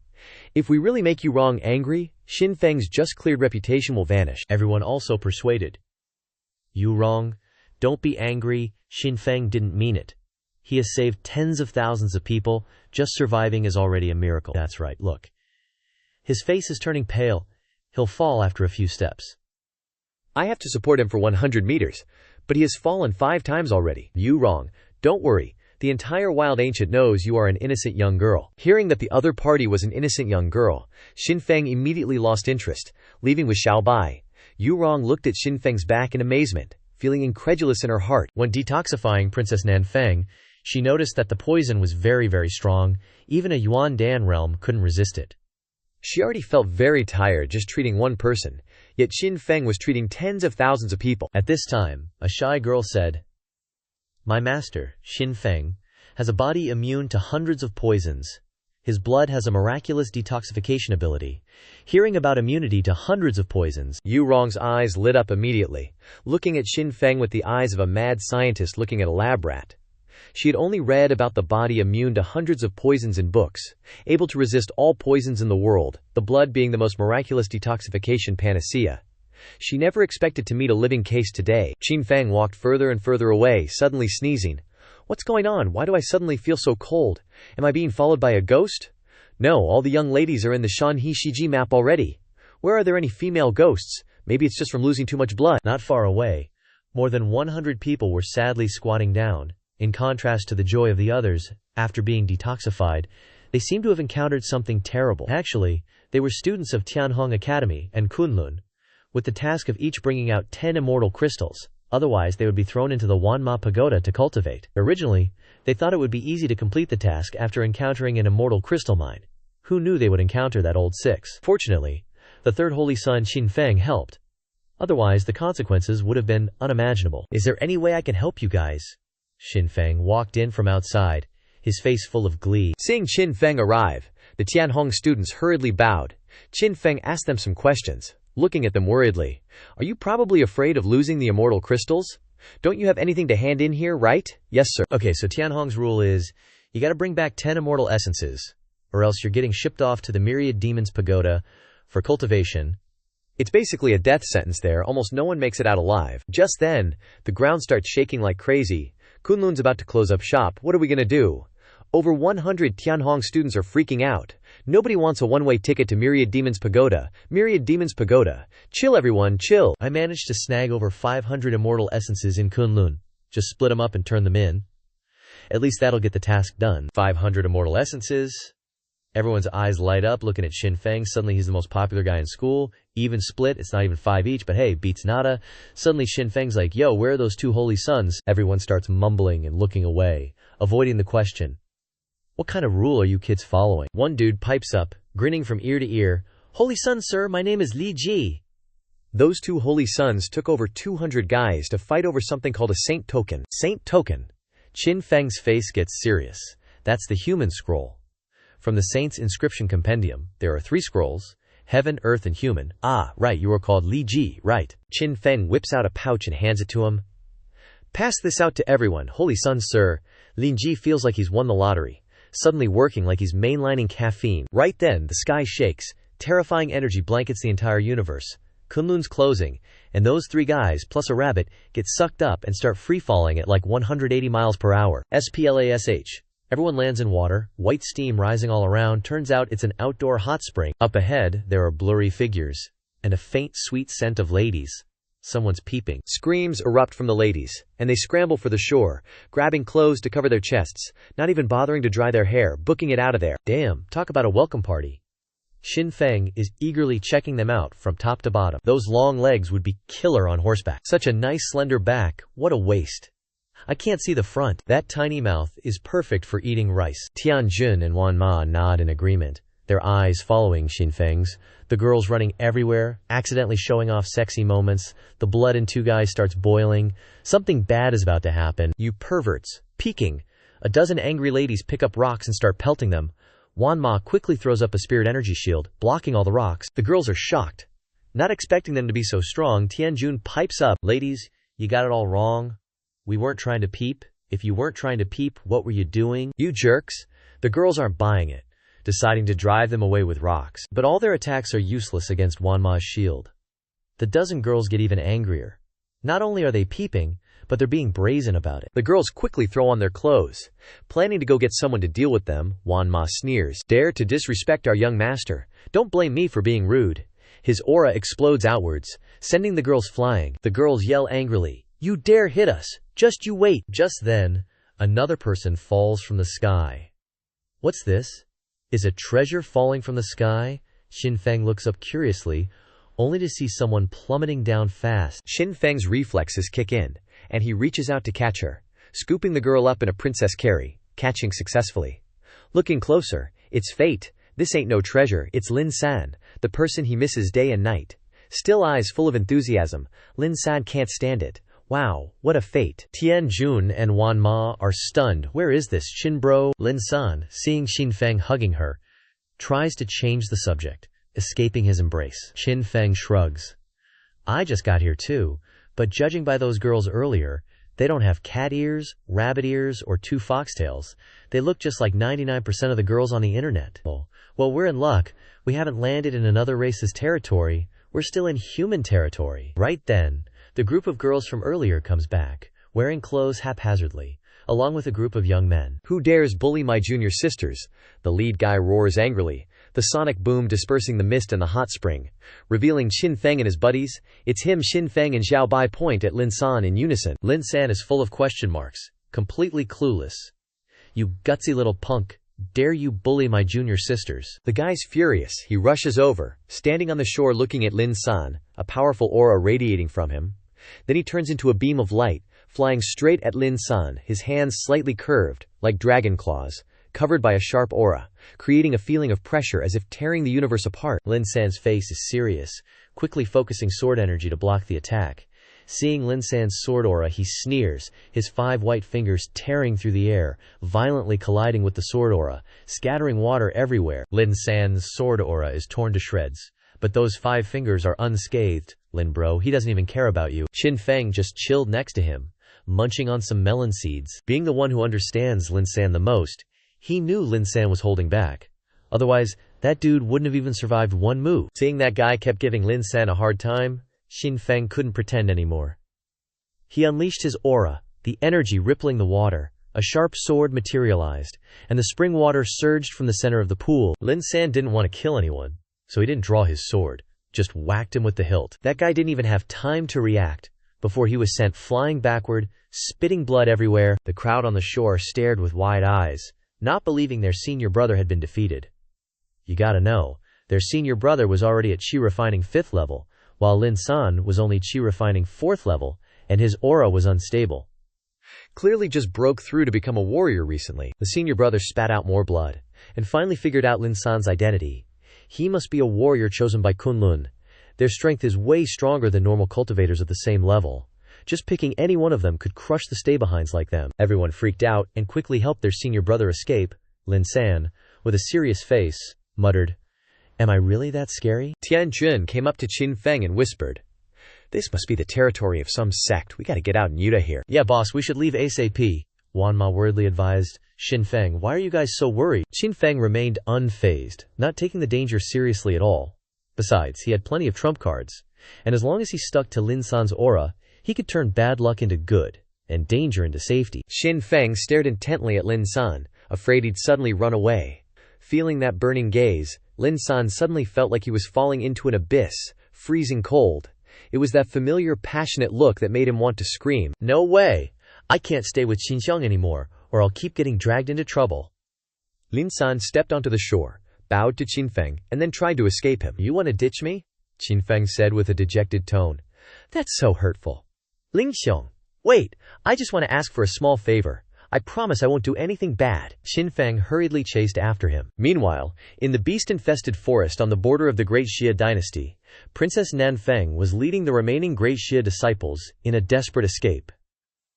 She was both lucky and unlucky. Lucky to be back in Great Xia, unlucky to have stumbled into the lair of the 7-eyed crimson bloodhounds. Rumor has it that these monsters have the blood of ancient savage beasts in them.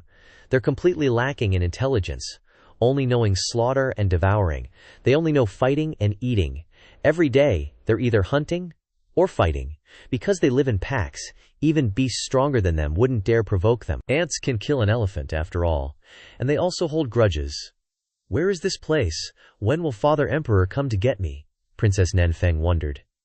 Just then, she tripped and fell. A 7-eyed crimson bloodhound lunged at her, opening its jaws wide to tear her apart. Luckily, a sword appeared out of nowhere, stopping the fatal bite. The owner of the sword was none other than the great Xia Emperor.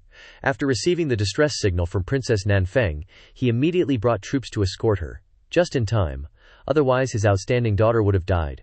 Among his children, only Nanfeng was reliable. The rest were as useless as floating duckweed. He clenched his fist, and the sword in the monster's mouth suddenly exploded with terrifying energy. A stream of sword energy formed, and with a flick of his wrist he decapitated the beast. Princess Nanfeng shed tears of despair. If Feng Chang were here, then she wouldn't have to worry about the immortal essence, and wouldn't be bullied by Qin Feng like this. Now if Father Emperor knew she not only failed to bring back the immortal essence, but also lost all the genius disciples in Kunlun, she feared she would completely lose her chance to compete for the throne. At this moment, more 7-eyed crimson bloodhounds charged in, wanting to devour everyone. Chang Kun, the great Xia Emperor's subordinate and prime minister, quickly drew his saber and stood in front of everyone. "Everyone, listen up. Follow me, and eliminate the monsters." As soon as he finished speaking, Chang Kun slashed at the nearest monster. Seeing this, the others also drew their weapons and charged forward. Lin San's Iron Brigade robbed 80% of the immortal essence. Feng Chang monopolized 6 Dao fruits. The great Xia Emperor was furious. "You really are my good daughter. I trusted you with thousands of genius disciples. But you didn't fulfill your duty, not only suffering heavy losses but also coming back empty-handed." Princess Nanfeng trembled and knelt down. She understood clearly. The emperor's words were a favor when she still had value, but when she lost her value, she would feel the cruelty of the imperial family. At this moment, a court official hurriedly interjected. "Your Majesty, now is not the time to investigate Princess Nanfeng's responsibility. I believe this is not only not a danger, but also a great opportunity for Great Xia." The Great Xia Emperor frowned, not understanding how this could be an opportunity. The court official spoke. "Your Majesty, think about it. Now that 80% of the immortal essence and treasures have been robbed by Lin San, it means whoever finds Lin San first can obtain thousands of immortal essences and treasures. And then there's Fang Chang, who comes from Great Xia, making it easier to win him over than others. What you say is right." The Great Xia Emperor was delighted. Within Kunlun, Great Xia couldn't show its full strength, but outside, few forces dared to directly confront the Great Xia imperial family. He immediately ordered, "Add more men. At all costs find and capture Lin San and Fang Chang. To prevent any accidents, he even directly led troops to fight for the remaining immortal essence." The other forces, after learning of the situation, did the same. The big factions didn't want to give up their power, and the small factions weren't willing to be slaves for life, causing partial conflicts to escalate into large-scale wars. As soon as Kunlun closed its doors, the desolate ancient forces acted almost simultaneously. In the blink of an eye, primordial chaos descended, battles erupted everywhere, and turmoil arrived. An old fortune-telling master sighed, recalling events from 15 years prior. A lunar eclipse opens the Ghost Gate. The eclipse weakens the kingdom's treasures. Joy turns to tragedy like a falling jade, and if the moon turns purple, disaster will befall the land. Old Tua looked up at the sky, muttering, "The current chaotic situation is definitely related to the Ghost Gate that appeared during the lunar eclipse 15 years back. A massive conflict is unfolding. I don't know if it's demons suppressing the common people, or the common people fighting for the world.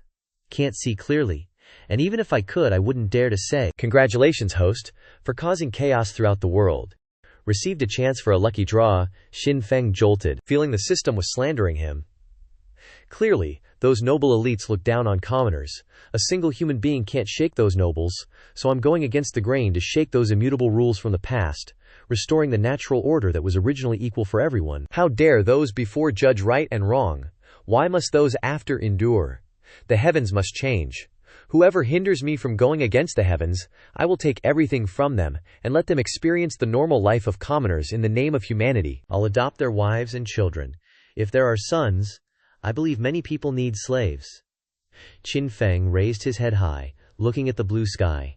He was going to walk the path of the protagonist, so that the protagonist would have no path left to walk. The system has never seen a righteous villain with such grand ambitions.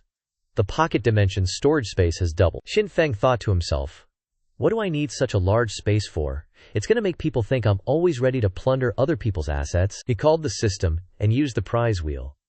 The familiar prize wheel appeared, beginning to spin slowly. As he wished, "Congratulations, host. You've won a sword skill upgrade card." Again, with the sword skills. Xin Feng suddenly rushed forward, grabbing Lin San's shirt. "Lin Xiang, I feel like I can't take it anymore." "Can't take what?" Lin San asked, baffled. "System, use the upgrade card." Xin Feng said, with a look of pain, "I can't take it anymore." Lin San suddenly panicked, remembering the way Xin Feng usually looked at him. "Don't tell me he wants to." Congratulations, host, for using the upgrade card. Sword intent has been raised to the 5th level. Sharp swords of energy radiated from Xin Feng's body, like brilliant light in the darkness. Tearing open the sky, opening a new world of sword ki, Lin San pursed his lips, exclaiming in his heart, 5th level sword intent. What? If I'm not mistaken, before entering Kunlun, Xin Feng was only at the 3rd level of Qi refining, and has already reached the 5th level of Qi refining. 5th level sword intent. A Yao beast-eating livestock doesn't grow this fast. Congratulations, host, for damaging the self-esteem of a favored child of heaven. Received 100,000 villain points. Boom! A sound came from Qin Feng's body, and the surrounding qi flowed into him like water, causing his strength to increase several times over. Entering the 6th level of the Dao entrance realm, Lin San completely lost his composure, nearly going crazy. Lin San gaped, speechless, unable to describe his mood. Congratulations, host, for damaging the self-esteem of a favored child of heaven. Received 100,000 villain points. Lin San was damaged too severely, only wanting to escape far away from Qin Feng, this monster. If I've committed any sins, please, heavens, strike me down with lightning. Don't let Qin Feng torment me anymore, I want peace. With that, Lin San ran away as fast as his legs could carry him. Meanwhile, at the border between the eastern and western Great Xia, our luck is too bad. The little sisters of the moon god palace lamented. They had no clue how they ended up here. It felt like the heavens were messing with them. The eastern part of Daxia belonged to the Qin family when Yushen Palace forcefully took Qin Feng away. It enraged the Qin ancestors, leading them to vow to capture female disciples from Yushen and make them their maids. The west was Tianxin City, bordering the Yin-Yu dynasty, and clashes between the two were frequent. Don't worry, nothing will happen, Xian reassured everyone. Just then, a sharp sound of air being cut filled the air. Xingyan's face turned serious as she looked back, immediately paling. A sword tore through the air, its sharp sword intent terrifying the Yue Shen Palace disciples. Xingyan quickly appeared in front of everyone. Several nascent soul cultivators joyfully fired signal flares into the sky. The words Tianjin echoed, indicating they were from Tianxin City. The city was signaling its comrades. Xingyan's face was grim with worry. Dealing with a few nascent soul cultivators was easy, but they were currently in enemy territory. If higher-level nascent soul cultivators were called, they could only wait for Yushen people to come and collect their corpses. At that moment, fierce sounds of air being torn apart roared as several large ships flew out from the stream bank, each carrying thousands of female cultivators. Xingyan, what do we do now? The junior Yushen sisters asked, panicked. Head to the Qin family. Xian hesitated for a moment before deciding to head towards eastern Daixia. Although legend had it that Qin Feng betrayed his family for power, taking his younger brother's supreme bone, Xingyan's intuition always told her there was an unspoken secret about it.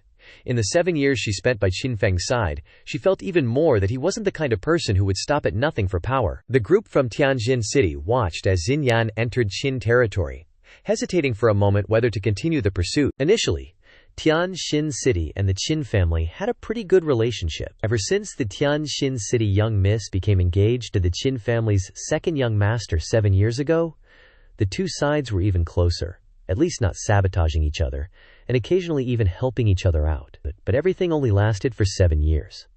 After the young miss called off the engagement with the Qin family, the relationship between the two sides became complicated. Anyone who set foot on the other's territory would be relentlessly pursued. The leader frowned and thought, finally ordering to continue the chase. Moreover, they were bringing a lot of immortal essence stones.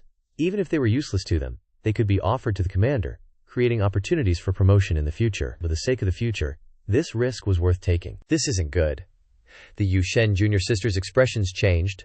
The Tianxin City group was chasing them at an alarming speed, about to catch up. Suddenly, an earth-shattering explosion roared, a mighty power capable of swallowing 10,000 zang of heaven and earth. A terrifying pressure enveloped everything, making it hard for everyone to breathe.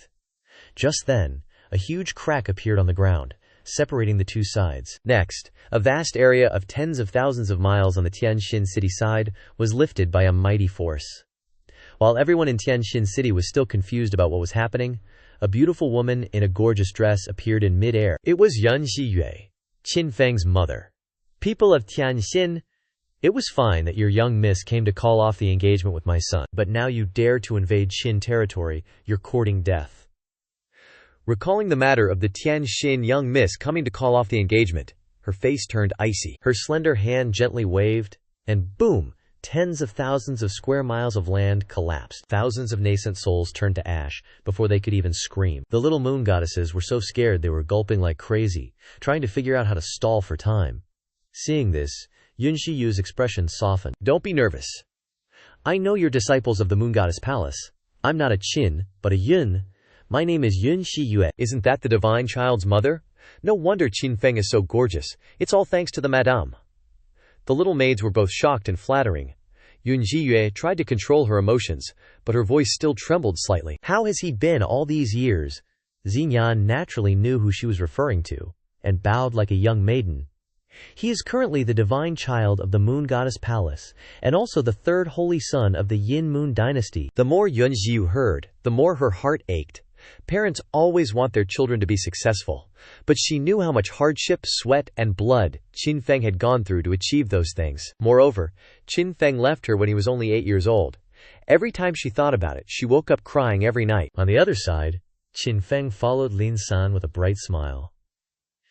Whether it really brought good luck or not, as long as he stuck with Lin San, he was definitely out of danger. Lin San couldn't take it anymore and finally asked, Xin Xiang, don't you have anything else to do?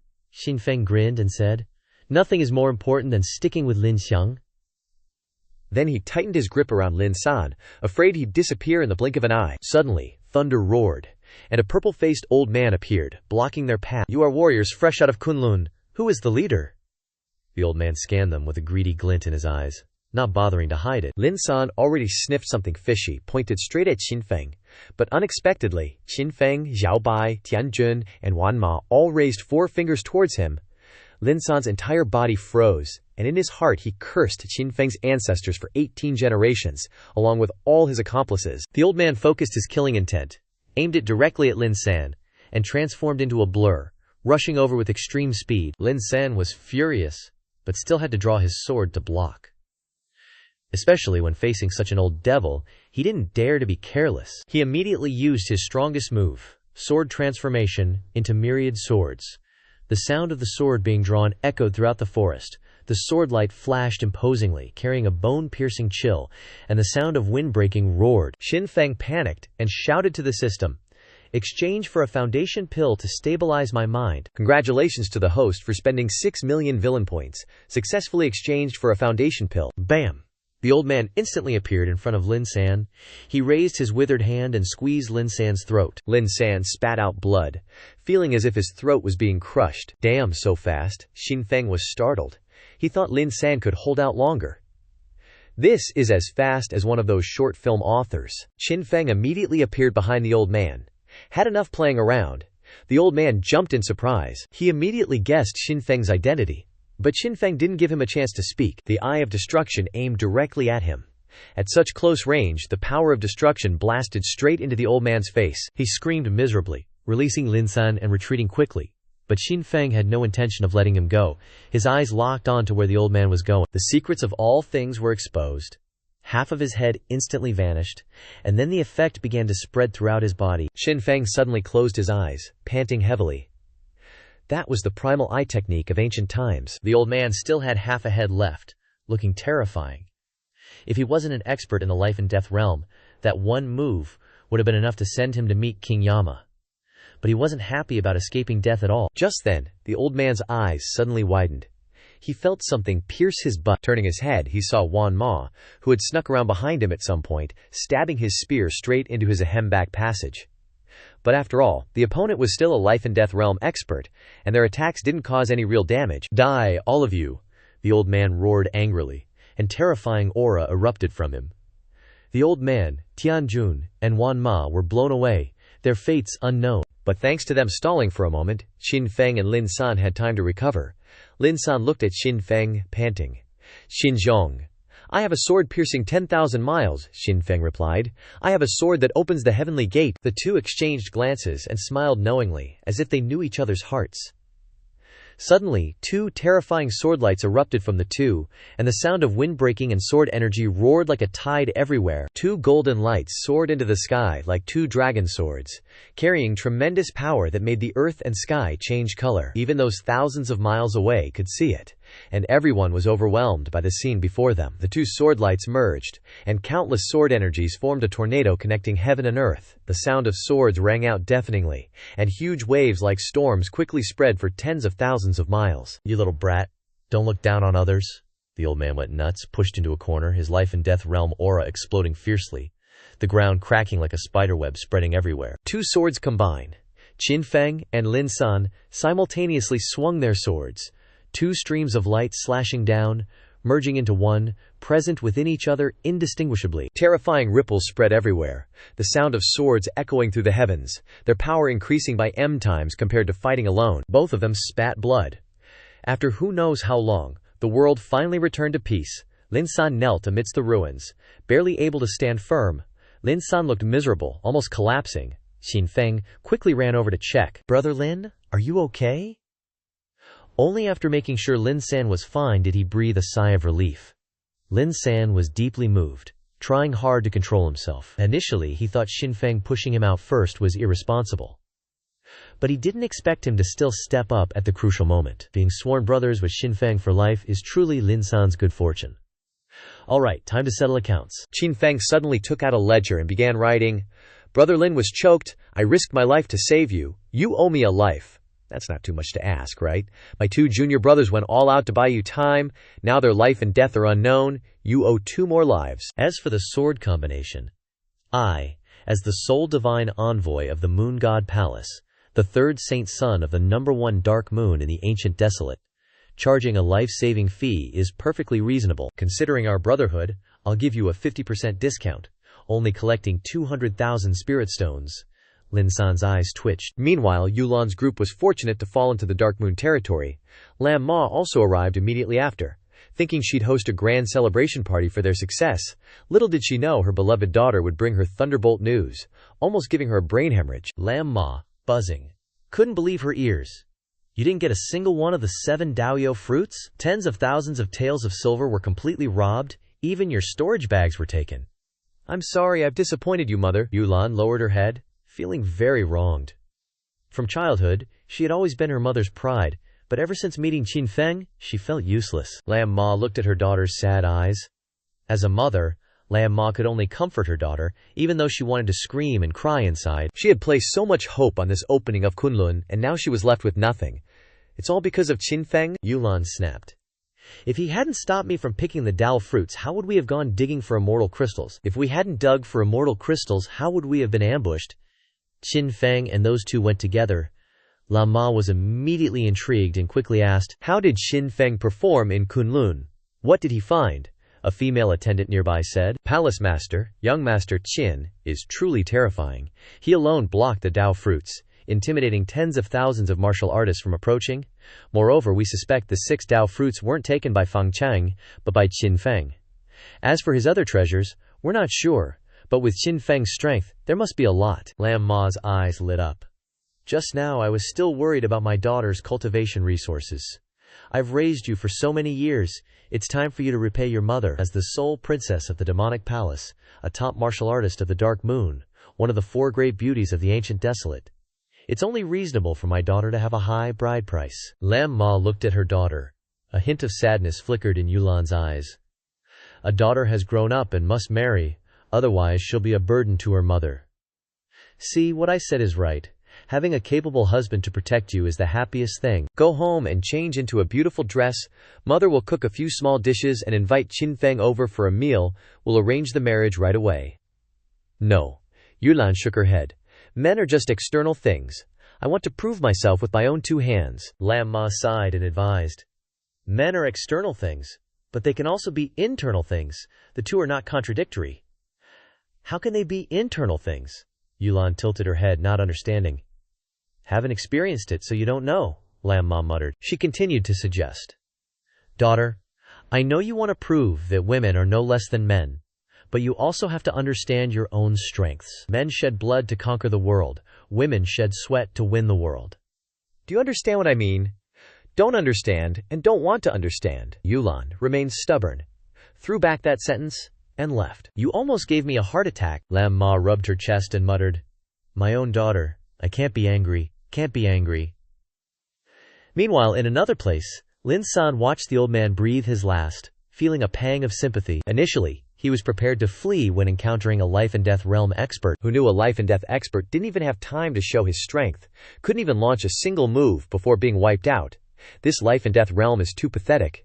Xinfeng stepped forward and took the ring, just keeping the old man's belongings. Inside were only low-grade divine stones, some random pills, cultivation techniques, and alchemy methods. Lin San couldn't help but cough, envying Xinfeng's luck. Born into the #1 family in the ancient desolate, even running away from home got him taken in by the moon god palace. But thinking about it, Brother Qin will probably share half with me. No, he's a stingy guy. Xinfeng furrowed his brow, flicked his hand, stuffed the pile of stuff into his pocket, showing no intention of sharing with Lin San. Alright, let's quickly recover spiritual energy. Who knows if that old man has any accomplices? If we run into them, we're definitely dead. At this moment, Xinfeng finally remembered his 2 junior brothers. He quickly dug through the rubble and pulled out Tianjun and Wanma. Not far away, Lin San was sitting in meditation healing his injuries. Wonder if these two can still be saved. Xin Feng checked their breathing carefully. It was too weak, almost imperceptible. That owner is a hard shell. Xiao Bai suddenly yelped. Sure enough, Yu Rong walked over with a look of horror on her face. She was terrified by the scene around her. Why is Yu Rong here? Is she Lin San's wife? Xin Feng glanced at her, feeling they weren't compatible. What happened? The more Yu Rong walked, the more she trembled. She couldn't imagine how terrifying the battle was that could level this entire area. Right then, Xin Feng steps up, immediately in front of her, closing the gap. Yu Rong, startled, instantly recognizes the guy.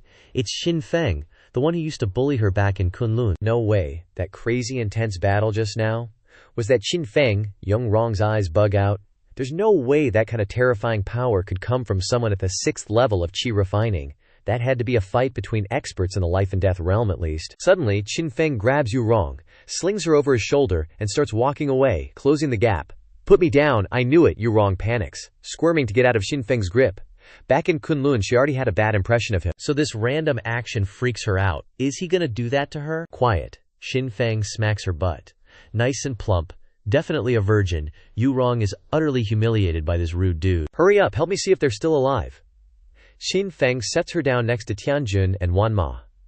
If Yu Rong can save them, everyone wins. You're such a bully, Yu Rong whines, strongly condemning Xin Feng's impolite behavior, saying she won't treat them unless Xin Feng apologizes. Even while saying that, Yu Rong sneakily glances at the two guys, sees they're not quite dead yet. But then, a sharp, long sword appears, placed right against Yu Rong's neck. Miss Yu Rong, you're getting a little too bold. You want to guess if your grave will have grass growing on it next year? Xin Feng's voice is ice cold. Ah, I'm just kidding. Yu Rong instantly flashes a bright smile, gently pushes the sword away, and pulls out her golden needles. Congratulations to the host for threatening the life of a destined heavenly chosen, gaining 50,000 villain points.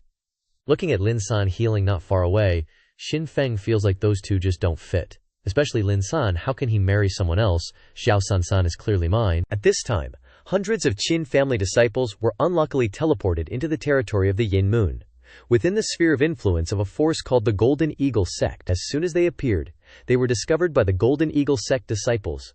Quick, tie them up, don't let them escape. Someone's already gone to report the news. The elders are on their way. Thousands of Golden Eagle Sect disciples quickly surrounded the Qin family disciples. Qin Mu Shui anxiously shoots a signal flare into the sky, forming the character for love. The current situation makes breaking through impossible. They can only hope that those friendly to the Qin family nearby, like the grandfathers searching for disciples, will come to the rescue. Not far away, Qin Hao has a huge headache, with a million-strong army chasing after him. Ever since he tripped and fell into their midst last time, they've been clinging to him, insisting he be their boss. But Qin Hao's expression suddenly changes when he sees the Qin family's distress signal. Without hesitation, he rushes towards the signal. Big bro, wait up, we're not letting go of your leg either, the million-strong army says. The battle is still raging fiercely, blood soaking the ground. The Qin family disciples are clearly exhausted. They're learning firsthand what it means to be swarmed to death, with no chance to catch their breath. It's over, Qin Mushu bitterly smiles, knowing they can't wait for the grandfathers. Boom! Qin Hao arrives with extreme force, the ground shattering. Qin Feng younger brother came to save us. Qin Mushui cheers happily. If it's Xin Feng, as long as the enemy doesn't bring out their ancestors, they can definitely escape. But reality is disappointing. You're Qin Hao. You came alone. Qin Mu Shui is completely frustrated. Not alone. There's also a million-strong army. They're almost here. Qin Hao answers honestly. A million-strong army. A million-strong army. Qin Mu Shui isn't happy at all hearing that. It sounds familiar. Just then, two sounds of rushing wind ring out. Qin Hao's army swarms into the ranks of the Golden Eagle Sect disciples. The million-strong army appears, jumping down from above, flanking Qin Hao like two bodyguards. The smile on Qin Mushui's face instantly vanishes. My name is a million. I am the army. Qin Mushui feels helpless, wanting to leave. Now that we're here, there's no escaping, Qin Mushu says with a serious expression, ready to fight to the end. Absolutely, let them taste our strength. Qin Hao excitedly clenches his fist, eager for a big fight. You stand behind me. Qin Mushui immediately shields Qin Hao. This isn't a battle you can participate in. No need, Qin Hao refuses impolitely, plugging his ears no matter what Qin Mushu says. You guys step back. I'm about to show off. Right then, A thunderous roar that shook the heavens makes everyone turn to look, only to see lightning dancing around Xin Hao, exuding a fierce aura of destruction. His whole person is like a god of thunder dominating all things. Lightning flashes in Xin Hao's eyes, and he claps his hands together, concentrating all his destructive power like a tsunami rushing forward. The world changes color. Thunder rumbles across the sky. Lightning tears through the darkness, echoing with earth-shattering roars. Lightning erupts from Xin Hao's body and shoots straight into the sky immediately surging with lightning dragons, countless bolts of lightning like divine thunder descending to the earth, slaughtering the Golden Eagle sect disciples, miserable cries ringing out like capitalism cutting grass, one person with each strike. Thousands of Golden Eagle sect disciples turn into piles of smoke reeking of burnt flesh. Impossible! He's the second young master, Xin Hao? The Qin family disciples widen their eyes in disbelief, unable to believe the person in front of them is the useless Xin Hao. Since his supreme bone was taken 7 years ago, Xin Hao fell off the charts for 7 years. His cultivation progress was extremely slow, far behind the Qin family disciples of his age. Who could have imagined that after 7 years, the trash would rise again? Not only did he merge with the heaven-destroying divine thunder, but he can also slaughter, like killing dogs. Meanwhile, somewhere else, Xin Feng couldn't help but achoo sneeze. He felt like someone was talking smack about him. With his 6th layer of entry to Dako, how could he possibly get sick? Even ordinary mortals escaped worldly ailments. Moreover, he was close to reaching the entry to Dako realm. It was probably Fang Chang cursing him. As the #1 favored one of the ancient era, he just had to watch out for that guy. Just then, Tianjun and Wanma stirred. Their breathing a little weaker than before, their clothes were torn, and 7 or 8 needles were stuck in various acupoints on their bodies. Qin Feng couldn't help but sneer. You guys, is the Medicine God Valley's medical skill that bad? It's been so long, and you're still not fully recovered, Yu Rong angrily retorted. They are entry to Dao cultivators, who were heavily injured by the masters of life and death. Luckily they met me, the successor of the Medicine God Valley. If they met my master, other medicine would have been prepared, ready to go to the underworld. Then, Xin Feng drew his azure eternal divine sword, and placed it against Yu Rong's neck. Feeling the chill on her neck, Yu Rong said aggrievedly, I'm really sorry, I'm incompetent, my medical skills are mediocre, I'm so sorry for wasting your time, young master. Ding? Congratulations to the host for threatening the fated destiny of a destined heavenly chosen, gaining 50,000 villain points. Xin Feng thought to himself, niece, I haven't even tried hard, and I'm already getting villain points. Compared to Fang Chang's White Moonlight, these two girls who love Long Ao Tian are much better, but the villain points are low. The others get 100,000 to 200,000 points, while she only gets 50,000. Oh well, there's still a long way to go. Xin Feng sheathed his sword and continued to threaten. If I see you slacking off, I won't hold back. Hearing this, Yu Rong swallowed and hurriedly took a large medicine box from her storage mirror, starting to treat Tianjun and Wanma. Their breathing gradually stabilized. Xin Feng curiously glanced at the medicine mirror, only seeing a few books in the corner. Thinking they were medical manuals of the Medicine God Valley, he was stunned when he saw the titles, his mouth agape, The Aloof Duke, and The Innocent Girl. The righteous sect's supreme being falls in love with 2 cult leaders at once, the kind neighbor and the lucky boy. Heavens, I didn't expect the successor of the Medicine God Valley to like reading this kind of stuff. What are you doing? Seeing her secret discovered, Yu Rong quickly snatched back the books. Her only secret had been discovered by this scoundrel. If he reported it to her master, she would be dead. This was her only hobby besides medicine, and if her masters found out, they would ban her from reading and confiscate all the books on the grounds of wasting time. The corner of Xin Feng's mouth curled into a sly smile. Looking at her expression, it seemed she didn't want anyone to know this secret. What are you planning to do? Yu Rong hugged the books to her chest, nervously looking up at him. If you dare reveal this secret, I'll tell everyone that you pretended to lose too much blood in Kunlun to save everyone. Xin Feng was stunned. Not expecting to be threatened back, Yu Rong confidently said, in other people's eyes you looked pale because you lost blood, but I immediately recognized that it was due to qi and blood disorder. Although I don't know why you're okay despite losing so much blood, I know you definitely took advantage of those little senior sisters. You've successfully caught my attention. Xin Feng grabbed Yu Rong's smooth white face and said coldly, It seems you know too much, I can't spare you. Yu Rong shuddered, inwardly crying out to the heavens. The tone, the plot, the dialogue, the identity, everything was exactly like the characters in the novels. Should she kneel down and beg for mercy, or put on a tough act to attract his attention, or push him away and leave? Starting a twisted and painful 2 million-word relationship. Young master, I don't know anything. Yurong decided to abandon her dignity and knelt down, crying and begging for mercy. Ding. Congratulations to the host for successfully threatening the fated destiny of a child of destiny. Gaining 50,000 villain points, Xin Feng's eyes twitched. This was the first time he had met a protagonist with so little integrity. He didn't know what Lin San saw in this girl. Did he like people with no integrity? Too shameless? Suddenly, Xiao Bai dashed out from somewhere, landing on Xin Feng's shoulder, constantly criticizing Yurong's actions, saying that even it, a rabbit, had more integrity than her.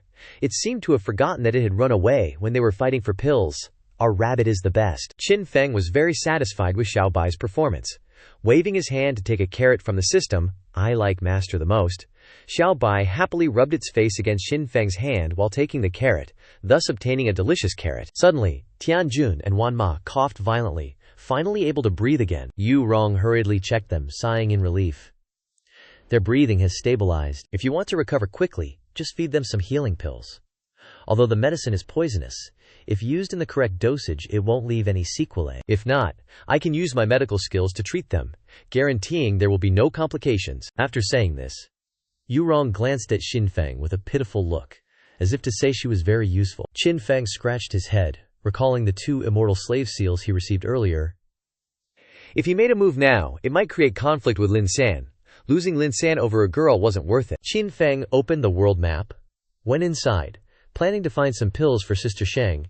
Tianjun Wanma, due to cultivating the 13 transformations technique, could recover quickly, so he never needed pills. Naturally, he didn't have any on him. But in Kunlun, he robbed over 100,000 people.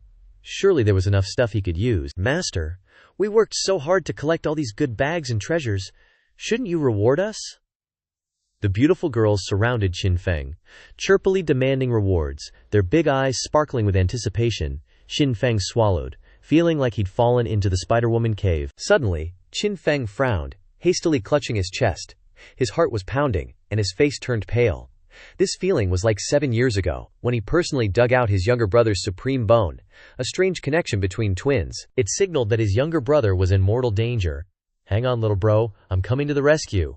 Xin Feng ignored the girl's disdainful looks and pulled the Azure Long Divine Sword out of the Shanhe Shi Ji2. Xin Feng's cold face, as he stepped out, exuded a terrifying, murderous aura. Xin Feng formed a hand seal, transforming the Azure Long Divine Sword into 2 massive flying swords.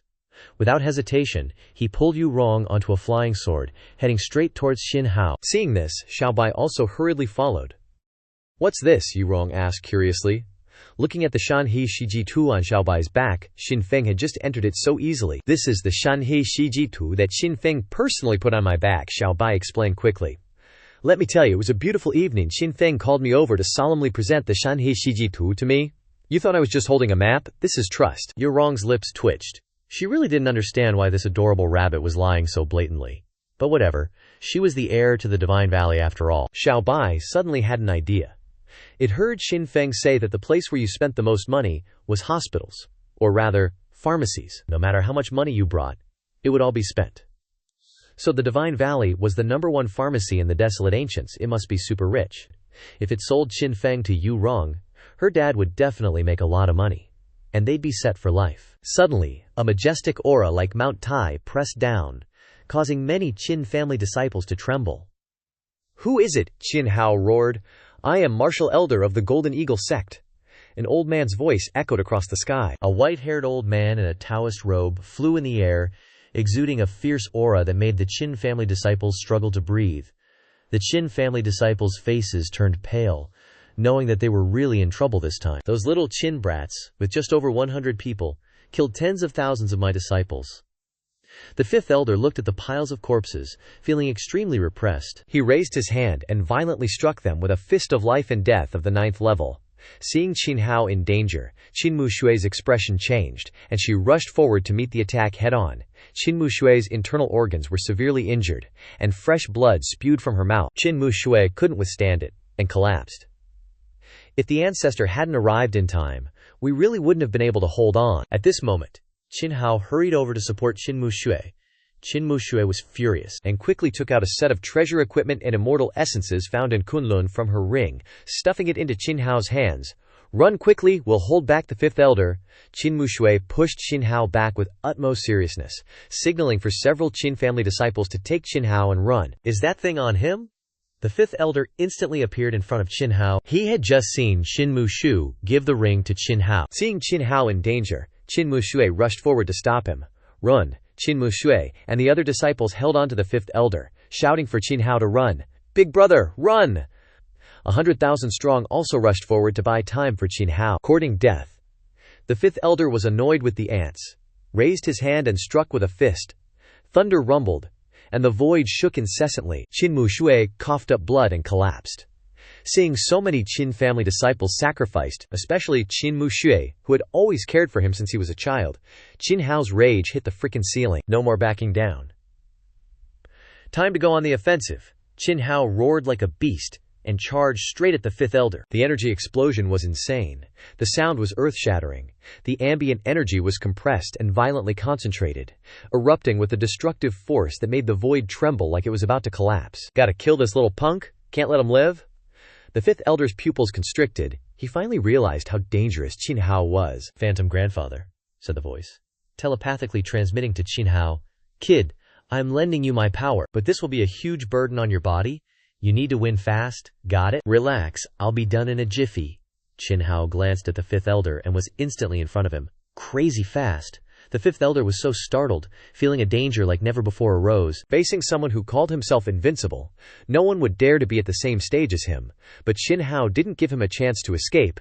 Qin Hao clenched his fist, drawing the surrounding energy at a crazy rate. He hammered the fifth elder with a punch that caused the sky to collapse and the earth to crumble, and unleashed a cataclysmic explosion of energy. BOM. Meanwhile, Qin Feng was rushing over to save Qin Hao, feeling his anxiety somehow lessened.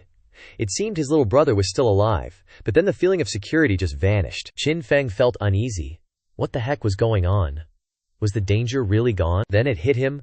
Qin Feng's eyes widened in horror. "Crap, don't tell me my little brother bit the dust inside the Golden Eagle sect's territory." The storm of energy gradually subsided, and peace returned to the heavens and earth. The fifth elder was completely obliterated by Qin Hao's attack and turned into ash. Not celebrating the victory, Qin Hao stared towards the horizon. This was serious. 3 figures were approaching at warp speed, radiating an energy even more terrifying than the 9th level of life and death. These had to be the other elders of the Golden Eagle sect. "Oh crap, you little rotten scumbag. How dare you kill our fifth elder?" The 3 raged, releasing violent energy from their bodies. The space within tens of thousands of meters distorted violently, and terrifying pressure, like a raging storm, swept across the world. "Don't know what to do with you," the old phantom sighed. "But thinking about it now." The reason he took Qin Hao as his disciple was because he saw the young man's toughness and simplicity. "I will be crazy with you today." The phantom old man's shadow flew out and merged into Qin Hao's body. A terrifying force exploded from Qin Hao, completely changing his aura. Before, Qin Hao was just a fledgling youth, but now he was the ultimate being that ruled the ages. His body glowed brilliantly, an aura of ultimate nobility radiating from within. Lightning surged, welcoming the ultimate lighthouse. The earth stood tall, standing between heaven and earth, arrogantly overlooking all living beings. The whole world had to tremble before this young man, and all things had to bow their heads. "What is this?" The remaining 3 elders were freaking out, their scalps tingling. It felt like they were about to meet a disaster today. "Kill him now!" The 3 elders unleashed their energy, gathering it into 3 gigantic vortices, attacking Qin Hao so hard that the void shook violently, and waves crashed everywhere. At that moment, the shadows of the dragon and the elephant roared, and terrifying energy poured out. They charged towards the human eagle, carrying the terrifying power of heaven and earth. 2 streams of energy collided violently, causing the void to distort violently. The explosion shook the heavens and the earth, and the storm of energy ravaged the void to a horrifying degree, a range comparable to the Hiroshima bombing. The 3 elders concentrated their strength, causing the Jin Sun Circle to emit more brilliant light, and overwhelmed Qin Hao's dragon and elephant shadows. "A little drifter, dare to resist us?" Qin Hao's deep eyes flashed with coldness, and his voice echoed throughout the heavens and earth. Qin Hao pointed, and the energy of the heavens and the earth churned like a tsunami, pouring down on the dragon and the elephant. The dragon and the elephant roared, tearing the sky apart, and slammed straight into the eagle's arm. How is this possible? How could such a young man possibly fight three of them? This kid absolutely cannot be allowed to live. The three elders looked at each other, their eyes full of determination. The Golden Eagle sect had chosen to confront the Qin family, which meant there was no turning back. They had to kill Qin Hao before the Qin family's founder appeared. If Qin Hao were allowed to grow up, the consequences would be unimaginable. The three elders did not hesitate. He withdrew the Golden Immortal and slammed it into an acupoint, causing his strength to skyrocket. Using the Golden Immortal's acupoint strike can boost power many times over for a short period, but the side effects are harsh. It cost thousands of years of cultivation and a century of recovery. Shows they really felt threatened by Qin Hao. But right now, Old Phantom is borrowing Qin Hao's body at the 5th level of Spirit Realm. Breaking through to the Ethereal Realm is already the limit. Pushing any further will seriously damage Qin Hao's body. Even now, Qin Hao is heavily injured, his skin cracking and bleeding everywhere. Ouch! As the three elders kept pumping in more spiritual energy, the human eagle emitted a blinding light. Controlled by them, the giant eagle arm unleashed even more terrifying power than before. At that moment, the three elders rushed forward with incredible speed, aiming to crush Qin Hao while he was still vulnerable. Looks like the only way to fight back is to unleash another dragon and elephant. Seeing the enemy charging, Old Phantom knew he couldn't hesitate. Even though boosting power further would harm Qin Hao's body, at least it'd keep him alive. Just let him spend a few decades gathering chi to recover. True cultivation isn't a sprint, and you can't catch up with that monster brother anyway. Even being crippled for a few decades is fine. The old man changed his mind, and his guilty feelings disappeared. You want to kill me? Go cultivate for a few 100 million more years. The energy within Qin Hao surged, a world-shaking explosion resounded, and the power was enough to drown the myriad realms. Just then, a dignified old man appeared before Qin Hao, blocking the attack of the three elders. He radiated an energy stronger than even the ethereal realm. Backups here. Qin Hao quickly retracted his power. Secretly relieved that his life was saved, he almost got beaten back to his original form, stuck as a cripple for decades again. The Qin family ancestor looked unhappily at the giant eagle arm. How dare you bully my little one like this? What are your intentions? As soon as he finished speaking, he launched an attack. A deafening explosion rang out. The human eagle summoned by the three elders shattered, and the three of them were filled with shock. How could the Qin family ancestor arrive so quickly? The ancestor has arrived. The Golden Eagle sect saw over half of their disciples wounded and killed. The Qin family ancestor's rage erupted like a volcano. At this moment, Qin Hao regained control of his body and immediately added fuel to the fire. Ancestor, they not only hit me, but also used their numerical advantage to bully me. He launched an attack directly. A terrifying storm raged across the heavens and earth.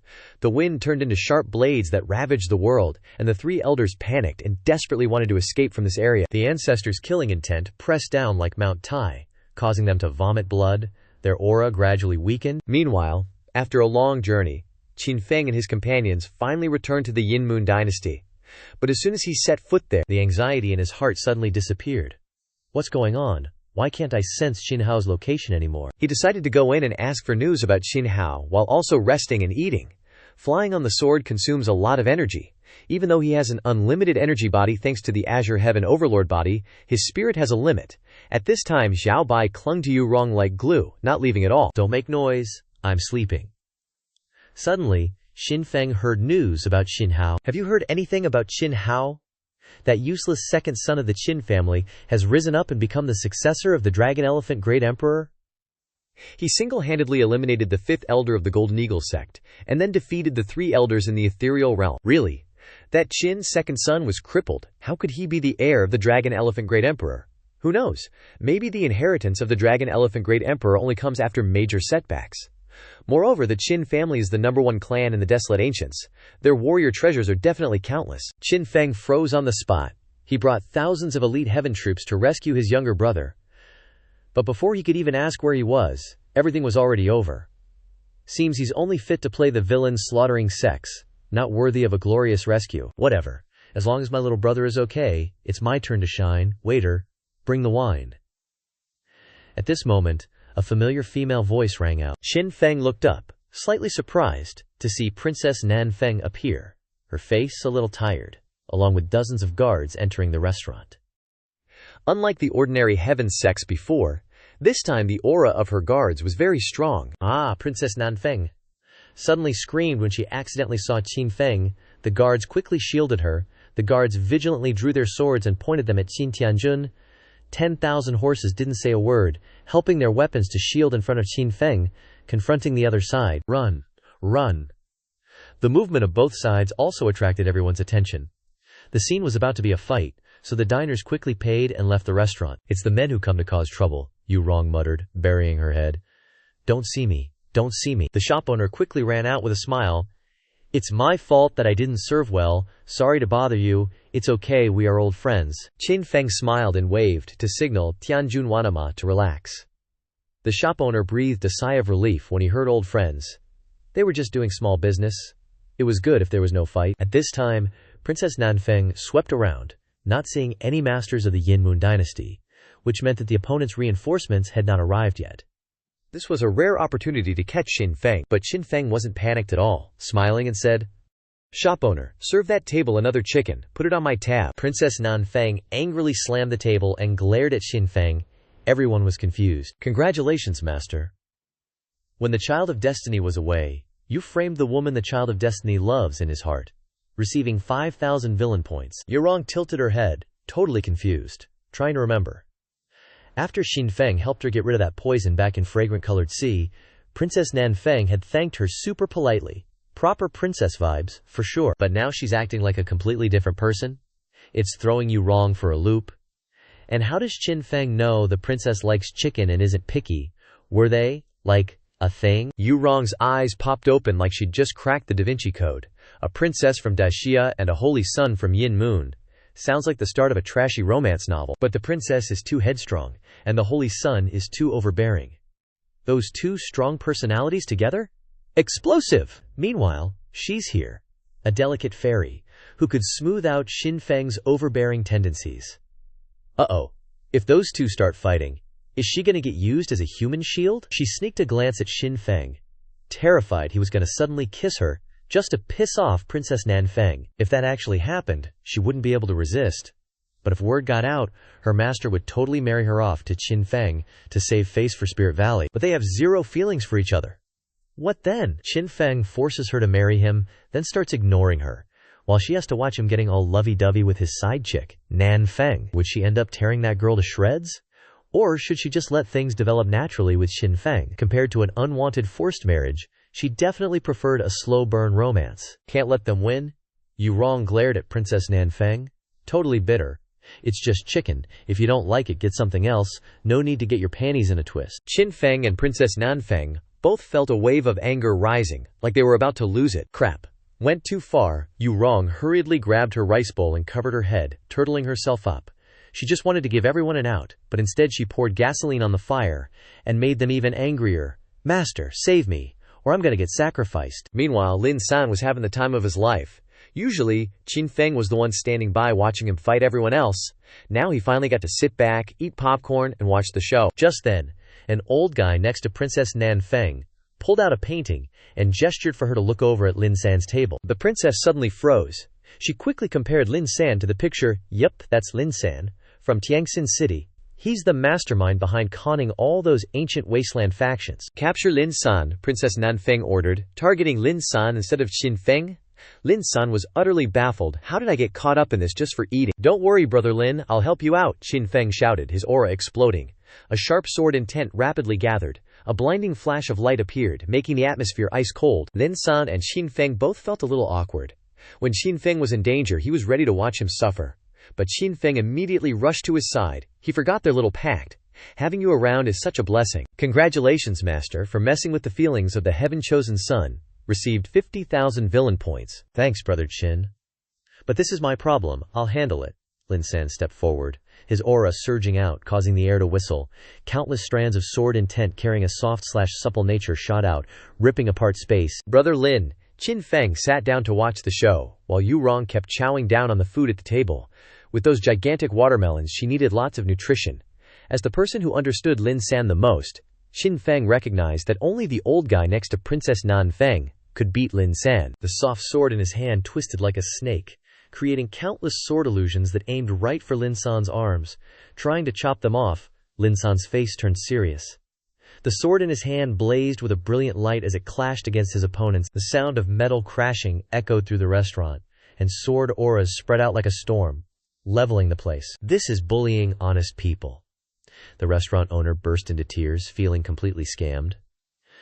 My shop, Xin Feng quickly dragged the crying owner and the fleeing Yu Rong out of the restaurant. Then, Xin Feng looked at Yu Rong with a super sarcastic expression. Yu Rong blushed and mumbled. So he still likes weak girls like me? Is he gonna start opening up his heart and then kiss me? Should I go along with it? At this moment, the entire restaurant collapsed under the destructive power of the two, and people hurried out to the street. Seeing a fight, the nosy crowd quickly gathered around. It's really the wanted fugitive of ancient wastelands. He's only at the Qi condensation realm, yet he can fight someone at the nascent soul realm to a draw. If Lin San reaches nascent soul, he could probably kill nascent soul experts like killing dogs. Princess Nanfeng's face turned serious as she finally remembered who Lin San was. Be careful, he's comprehended righteous aura, Princess Nanfeng quickly warned, not daring to underestimate Xin Feng and Lin San. Both were rare martial artists. Even at the Qi condensation realm, they couldn't be treated as normal. Violent pulling Qi overflowed like a storm, and the sword released a dazzling ray of light, tearing apart the sky. He didn't choose to passively defend, but actively attack. A sharp sword intent erupted with the sword's thrust, covering the entire street, imbued with a righteous aura, delivering justice. Enough playing around. It's my turn, the old guy next to Princess Nanfeng said quietly, extending two slender fingers to parry Lin San's sword thrust. The sound of metal colliding reverberated through the sky, but the old guy's wrinkled fingers were unharmed, even clamping down on Lin San's sword. Lin San's expression changed as he sensed the terrifying power of his opponent, different from the old man he and Xin Feng had faced before. They were both at the spirit-severing realm, but this old guy was clearly much stronger. His effeminate appearance and smooth face indicated that he was a eunuch from the Daixia Imperial Palace. At this moment, Xin Feng has successfully combined martial limit sword, invincible sword heart Dao law of nature, bright pearl power, and first form of azure sky overlord physique. Everyone's legs twitched in fear at Xin Feng's madness. They had been praying for just one leg for their entire lives but were not able to obtain it. While Xin Feng is casually swimming in good fortune, why is the gap so huge when we're both experiencing being human for the first time? Life's not fair, man. Heaven's severing, swordless art. Xin Feng yoinked out his everlasting divine sword, poofing out of sight. His target wasn't the old eunuch, with his crazy tribulation transcendence power level, but the nascent soul bodyguards, chilling around Princess Nanfeng. They were all googly-eyed at Lin San, so nobody saw Xin Feng coming. Oh crap, the bodyguards thought. They didn't expect Xin Feng to come after them. A flash of sword light from behind, and Xin Feng unleashed a series of agonizing wails. Everyone gulped, feeling a chill crawl up their spines. They seriously couldn't figure out why Xin Feng was being so ruthless, chopping off the twig and berries of dozens of dudes with one swing. Ouch. System notification. Congratulations, host. You have severed wisdom roots, gaining 1,000 villain points. I can't believe you're still this shameless, Princess Nanfeng huffed, her chest doing the bouncy. After all these years, she's still got that fire. Princess Nanfeng's face went tomato red, glaring daggers at Xin Feng. If looks could kill, Xin Feng would be 6 feet under, like 1,000 times over. Boom. The old eunuch beside the princess suddenly pulsed with scary power. He pinched Lin San's sword with 2 fingers, letting go, and then, faster than lightning, tapped the blade. Clang! An absurdly strong force blasted out from the sword, sending ripples through the street. Lin San got blindsided, spitting out a mouthful of blood and flying backwards for dozens of meters before stopping. Xin bro, are you helping me? Or trying to throw hands with me? Lin San chuckled weakly. It was obvious Xin Feng could have sniped them from the get-go, but he just went for the cane. Family jewels. System notification. Congratulations, host. You have successfully assisted the Chosen One in challenging the norm, gaining 100,000 villain points. I'm totally helping you, Xin Feng replied, eyes full of sincerity. Meanwhile, the old eunuch was radiating overwhelming might, charging straight at Xin Feng. The old geezer twisted his fingers, creating a deadly vortex of suction. A sharp, whistling kiss surrounded his finger, creating piercing pressure that could penetrate anything. But then Xin Feng just vanished. The eunuch's eyes bugged out. Where did he go? You shameless bastard. The old eunuch couldn't help but blurt out. He sensed Xin Feng had gotten behind him. Horror widened the old eunuch's eyes, feeling a chill running down his spine. Not giving him a chance to react, Xin Feng gripped the everlasting divine sword, unleashing shimmering light, carrying the will to destroy the heavens and earth, hurtling forward like lightning, tearing through space. The old eunuch's voice shrieked out hurriedly, summoning an energy shield to encase himself. but the sword light just couldn't pierce the shield of a tribulation transcendence master. Not easily eroded, but it was time to end this. The everlasting divine sword spun rapidly, concentrating power into one point, then stabbing through the energy shield. An earth-shattering explosion echoed everywhere, dispersing the energy and blowing away the surrounding houses. "Why do these guys always have to fight?" Yu-Rong whimpered, hiding in a corner. Everyone around gaped, eyes wide. When the dust settled, the old eunuch was a mess, hair all over the place, looking totally pathetic. Feeling his wound, the old eunuch roared like a maniac, terrifying energy beginning to pour out from within him. Suddenly, Xiao Bai, taking advantage of the eunuch's attention being focused on Xin Feng, snuck up to the eunuch's side, hopping up and delivering a critical kick to the eunuch, and at the same time stuck duct tape over his mouth, to prevent him from shouting and disturbing him. Xiao Bai was also holding onto the eunuch's belt, just in case he got any ideas about saving face and retaliating. The old eunuch let out a muffled protest, as his terrifying aura gradually vanished. "Attention, everyone," Xiao Bai's voice rang out. "This bunny's kidnapped Lin San." With that, he gave a kick, and Lin San, tied up like a roast pig, was dumped onto the ground. Everyone was stunned to see Lin San being stepped on by Xiao Bai, utterly helpless. "He he he," Xiao Bai cackled, doing his best evil villain impression. "Princess Nan Feng, you wouldn't want Lin San to die, would you, Shin bro? What's going on?" Lin San was totally baffled. As Xiao Bai stomped on him, he still had no idea what was happening. "I don't know that rabbit," Xin Feng denied it, not acknowledging the rabbit. "Last chance, drop your weapons. Or else, this bunny can't guarantee the hostage's safety," Xiao Bai threatened, continuing to stomp on Lin San. Everyone around was scratching their heads, kidnapping his own teammate, threatening the enemy. "What the heck is going on?" Princess Nan Feng said coldly. "You have no more fighting strength. I am at an absolute advantage. Do you think you can threaten me?" Xiao Bai held a knife to Lin San's neck. "You dare try to teach me how to do things?" Then he slashed the knife right across Lin San's neck.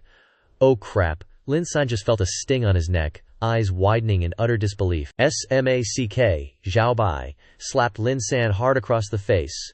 "What are you looking at? Never seen a professional kidnapper before." The crowd recoiled even further, feeling a cold draft down their pants. The old eunuch froze. After all these years of keeping the secret, it was finally exposed. This world is so cold. He decided to be reborn in another world. Lin San was lying on the ground, silently weeping. He never expected the rabbit to be even crazier than Xin Feng, forced to accept the fact that he was kidnapped by a rabbit. Princess Nan Feng quickly stopped her. She realized that Xiao Bai was really a professional. Right now, Lin San holds 8/10 of the immortal essence. Whoever obtains that amount, and turns them into benefits, will receive immense power. On the other hand, if something happens to Lin San, and 8/10 of the amount of immortal essence is robbed, the consequences will be very serious. Princess Nan Feng sighed, asking softly, "What do you want in order to release Lin San?" Certain that he was in control of the hostage, Xiao Bai put on an act. "Without 10,000 top-grade spirit stones, I will not let him go." 10,000 top-grade spirit stones, the crowd exclaimed in panic.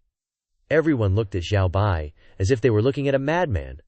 Unbelievable. He dared to kidnap his own teammate and demand 10,000 top-grade spirit stones from the princess. Princess Nan Feng was afraid that the longer it dragged on, the more dangerous it would be, so she agreed without thinking. Compared to 8/10 of the amount of ancient immortal essence, 10,000 top-grade spirit stones were nothing. Moreover, Lin San holds many secret manuals. She had to bring him back quickly. The princess was like, "Okay, I don't have that many spirit stones on hand right now, but I do have this super precious ocean azure pearl." And everyone gasped. This pearl in her hand was about the size of a baby's fist, sparkling like crazy. "Deal." Xiao Bai's eyes lit up like Christmas trees, betraying Lin San in a heartbeat. "Congrats, master. For selling out the chosen one, you've earned 20,000 villain points." Xiao Bai then proceeded to stomp on Lin San's face, before booting him right towards the princess. Ouch! Princess Nan Feng smirked all smugly. She never intended to trade with Xiao Bai. Sure, it might have intimidated her earlier, but what were Xin Feng and Lin San gonna do in their weakened state? Snatch the ocean azure pearl and get away with it, Punlis? The old eunuch magically produced a belt out of nowhere, and, immediately understanding, released all his death energy. However, all his attention was on Xiao Bai, completely ignoring Xin Feng. Seeing his chance, Xin Feng sneaked behind the old eunuch. Just as he felt his spiritual power recovering, bam! Out of nowhere, Xiao Bai appeared in front of the princess, using its tiny foot to kick her square in the chest. With the same unwavering gaze, it snatched the ocean azure pearl with lightning speed. Before the princess could even react, Zhao Bai used her chest as a springboard and bounced far, far away. As soon as it landed, it dug a hole faster than you can say jackrabbit and vanished underground without a second thought. Talk about a clean getaway. At that moment, Xin Feng's dazzling swordlight pierced the old eunuch, accompanied by an earth-shattering boom. Sword energy ravaged the city again, sending the citizens running for their lives. It was like the gods were fighting, and mortals were caught in the crossfire. WHO dares cause trouble here. Hundreds of figures flew out from all corners of the city, looking to capture the culprits who unleashed the sword energy. Just then, the city lord, who was in closed-door cultivation, jolted awake. Who dares to cause chaos in my city? No matter who you are, you'll pay the price. I've been the city lord for so long, and it's never been this messed up. Before long, things started to calm down. When the dust settled, the old eunuch looked like he'd been through a meat grinder, but unlike last time, his power was significantly weaker now. What a pity. A real shame. The old eunuch surveyed the wreckage around him and cackled. If you had reached great perfection in the 7th stage of Dabio entry, this old man wouldn't have survived your one sword opens heaven's gate. Come on, hit this old man, hit me. Faced with this bizarre request, Xin Feng just shook his head. He then pulled out tens of thousands of immortal crystals from his spatial pouch. What was he planning? Was he trying to bribe him with tens of thousands of immortal crystals? Suddenly, Xin Feng began to absorb the energy from the immortal crystals, condensing it into spiritual power. His aura started to rise steadily. Although the spiritual energy in the immortal crystals was pure and easy to absorb, wasn't he afraid of exploding from absorbing tens of thousands at once? BOM. In the blink of an eye, tens of thousands of immortal crystals were drained and turned to dust. From Xin Feng's body came a sound like he had just unlocked a cheat code in his brain. His aura surged like a river breaking its banks. Reaching the 7th stage of Dalo entry, he called up the system in exchange for a foundation pill. Congrats, master, for exchanging 600,000 villain points for a Dabio entry realm foundation pill. After eating the foundation pill, Xin Feng's foundation solidified instantly, and his absorption speed of immortal crystals became even faster. Princess Nan Feng was utterly despairing. Kill Xin Feng now, she screamed at the old eunuch. Do it now. A terrifying aura surged from the old man, turning into a black shadow as he charged towards Xin Feng. Suddenly, the old eunuch was sent crashing to the ground by a powerful palm strike. His organs were crushed, and he immediately spat out a mouthful of blood. Already heavily injured, he was now even more damaged, his aura as weak as a dying flame. A sultry laugh echoed. Who dares to harm my master? A young woman in a red dress appeared, her feet adorned with embroidered red shoes. One foot rested lightly on the old eunuch, seemingly to show off her slender legs. The old man turned around with a start, only to see a beautiful girl in red, her seductive smile full of magic. Who dares obstruct the great Xia dynasty? The old eunuch boomed, hoping to intimidate the opposition. Xin Feng and his massive army were stunned. If they hadn't sensed the slave seal, they wouldn't believe this was the former 100 Transformations Demon Lord. He used to exude a cold aura, but now he felt feminine, almost identical to that of an old eunuch. Seriously. Bai Bian Mo Jun. The two stared wide-eyed, scanning him from head to toe. Tianjun couldn't help but gulp. Just his appearance and face were enough to make any man grit their teeth and bear it. Dongfang Kui descended from the azure mirror, bowing her head before Xin Feng. Beyond an unyielding respect, she was also deeply grateful for the chance Xin Feng had given her to be reborn. Originally, with Dongfang's talent, reaching the great emperor realm was a distant dream, let alone surpassing the ethereal realm. Princess Nan Feng desperately realized she had completely failed. How could she possibly win, with an old eunuch as her henchman, heavily injured at the 8th level of life and death realm? The old eunuch startled and hurriedly shielded the princess. Your Highness, be careful. Ah, right, I'm an ethereal realm expert. Xin Feng glanced over, unsure whether to congratulate Miss Dongfang on her name change or not. But now wasn't the time. He'd wait until they got back to Clear Bamboo Peak to hear her full story. At that moment, Tianjun and his troops rushed over to serve her. Miss Dongfang, slow down. Xin Feng watched the three of them interact harmoniously, feeling a little out of place. Suddenly, a whooshing sound echoed as hundreds of figures descended, led by the city lord, who had brought his troops to capture the troublemakers. Among them were many nascent soul and life and death realm experts, and the city lord himself was an ethereal realm powerhouse. I am Princess Nan Feng, of the great Xia dynasty. The city lord startled and hurriedly bowed to the princess.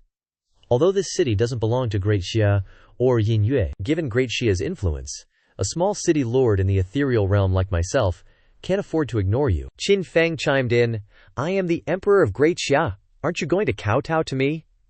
The crowd couldn't help but twitch. Their eyes were still working fine. How could the Emperor of Great Xia only be at the 7th level of qi refining and be chased by Princess Nanfeng no less? Hearing this, the city lord was dumbfounded. "What did you say? Is this arrogant punk crazy? Daring to impersonate the Emperor of Great Xia? Does he have a death wish?" Qin Feng said seriously. "What are you implying? You doubt I'm telling the truth. If you don't believe me, just ask Princess Nanfeng if she's ever called me father." Everyone glanced meaningfully at Princess Nanfeng, curious if that was the kind of calling he was referring to. The city lord stepped forward to defuse the situation. "May I ask who you are, sir, and why are you causing chaos in my city? If you can't provide a valid reason, I'll execute you on the spot." Qin Feng shouted, "I've been wronged. I was just resting in the inn, and kindly treated Princess Nanfeng to a chicken, but she attacked me for no reason. I was acting in self-defense. I can vouch for what this young man is saying. Princess Nanfeng destroyed my inn." The innkeeper stepped forward to denounce Princess Nanfeng. After the innkeeper finished speaking, Qin Feng stood up to morally condemn Princess Nanfeng. The eyes of the commoners lit up. "Princess Nanfeng, you're not getting away with this today." Princess Nanfeng gnashed her teeth in anger. "Qin Feng, don't you dare stir up trouble. I won't let you off today." Then she turned to plead with the city lord. "Please help me." After a moment's consideration, the city lord decided to provide assistance. Receiving the order, the nascent soul and life and death experts drew their weapons and charged towards Qin Feng. "You'll have to go through me." Dong Fengqi showed no fear in the face of overwhelming power. A terrifying aura that seemed to tear the sky burst forth from her body, creating ripples that stirred the space. Thunder rumbled in her chest, making it difficult for everyone to breathe. A fierce killing intent flashed in Bai Bian Mojun's eyes. Her delicate hands gently pointed out, and countless beams of light pierced through space, turning the sky upside down. Pools of fresh blood bloomed in mid-air. The beams of light mercilessly pierced through the bodies of the nascent soul experts, causing their corpses to fall like snowflakes. In an instant, hundreds died like flies. Instead of continuing to eliminate the nascent souls, Dong Fengqi charged straight at the city lord. Only by killing the city lord could the problem be completely resolved. The terrifying aura of the ethereal realm burst out, spreading like cobwebs across the land. Seeing this, the city lord's expression changed, and he hurriedly thrust out his hand. Bang! The two exchanged a brief blow to test each other's strength. Energy erupted like a storm, engulfing tens of thousands of square meters. The city lord's face turned serious, sensing a familiarity from his opponent. A thunderous sound, loud enough to deafen, echoed in the air. Shockwaves ravaged everything like a storm. Is this a fight between two ethereal realm powerhouses? Everyone hurriedly turned to watch the fierce battle between the two. Each collision created terrifying shockwaves, and space twisted as if it were about to collapse. The two continued to exchange blows before retreating a distance. The city lord hesitated before finally recognizing the aura of his opponent. Quote, "It resembles Bai Bian Mo Jun." Damn it. You still recognize me, Dong Fengqi gritted her teeth, her eyes flashing with venom. "That's right. I am Bai Bian Mo Jun.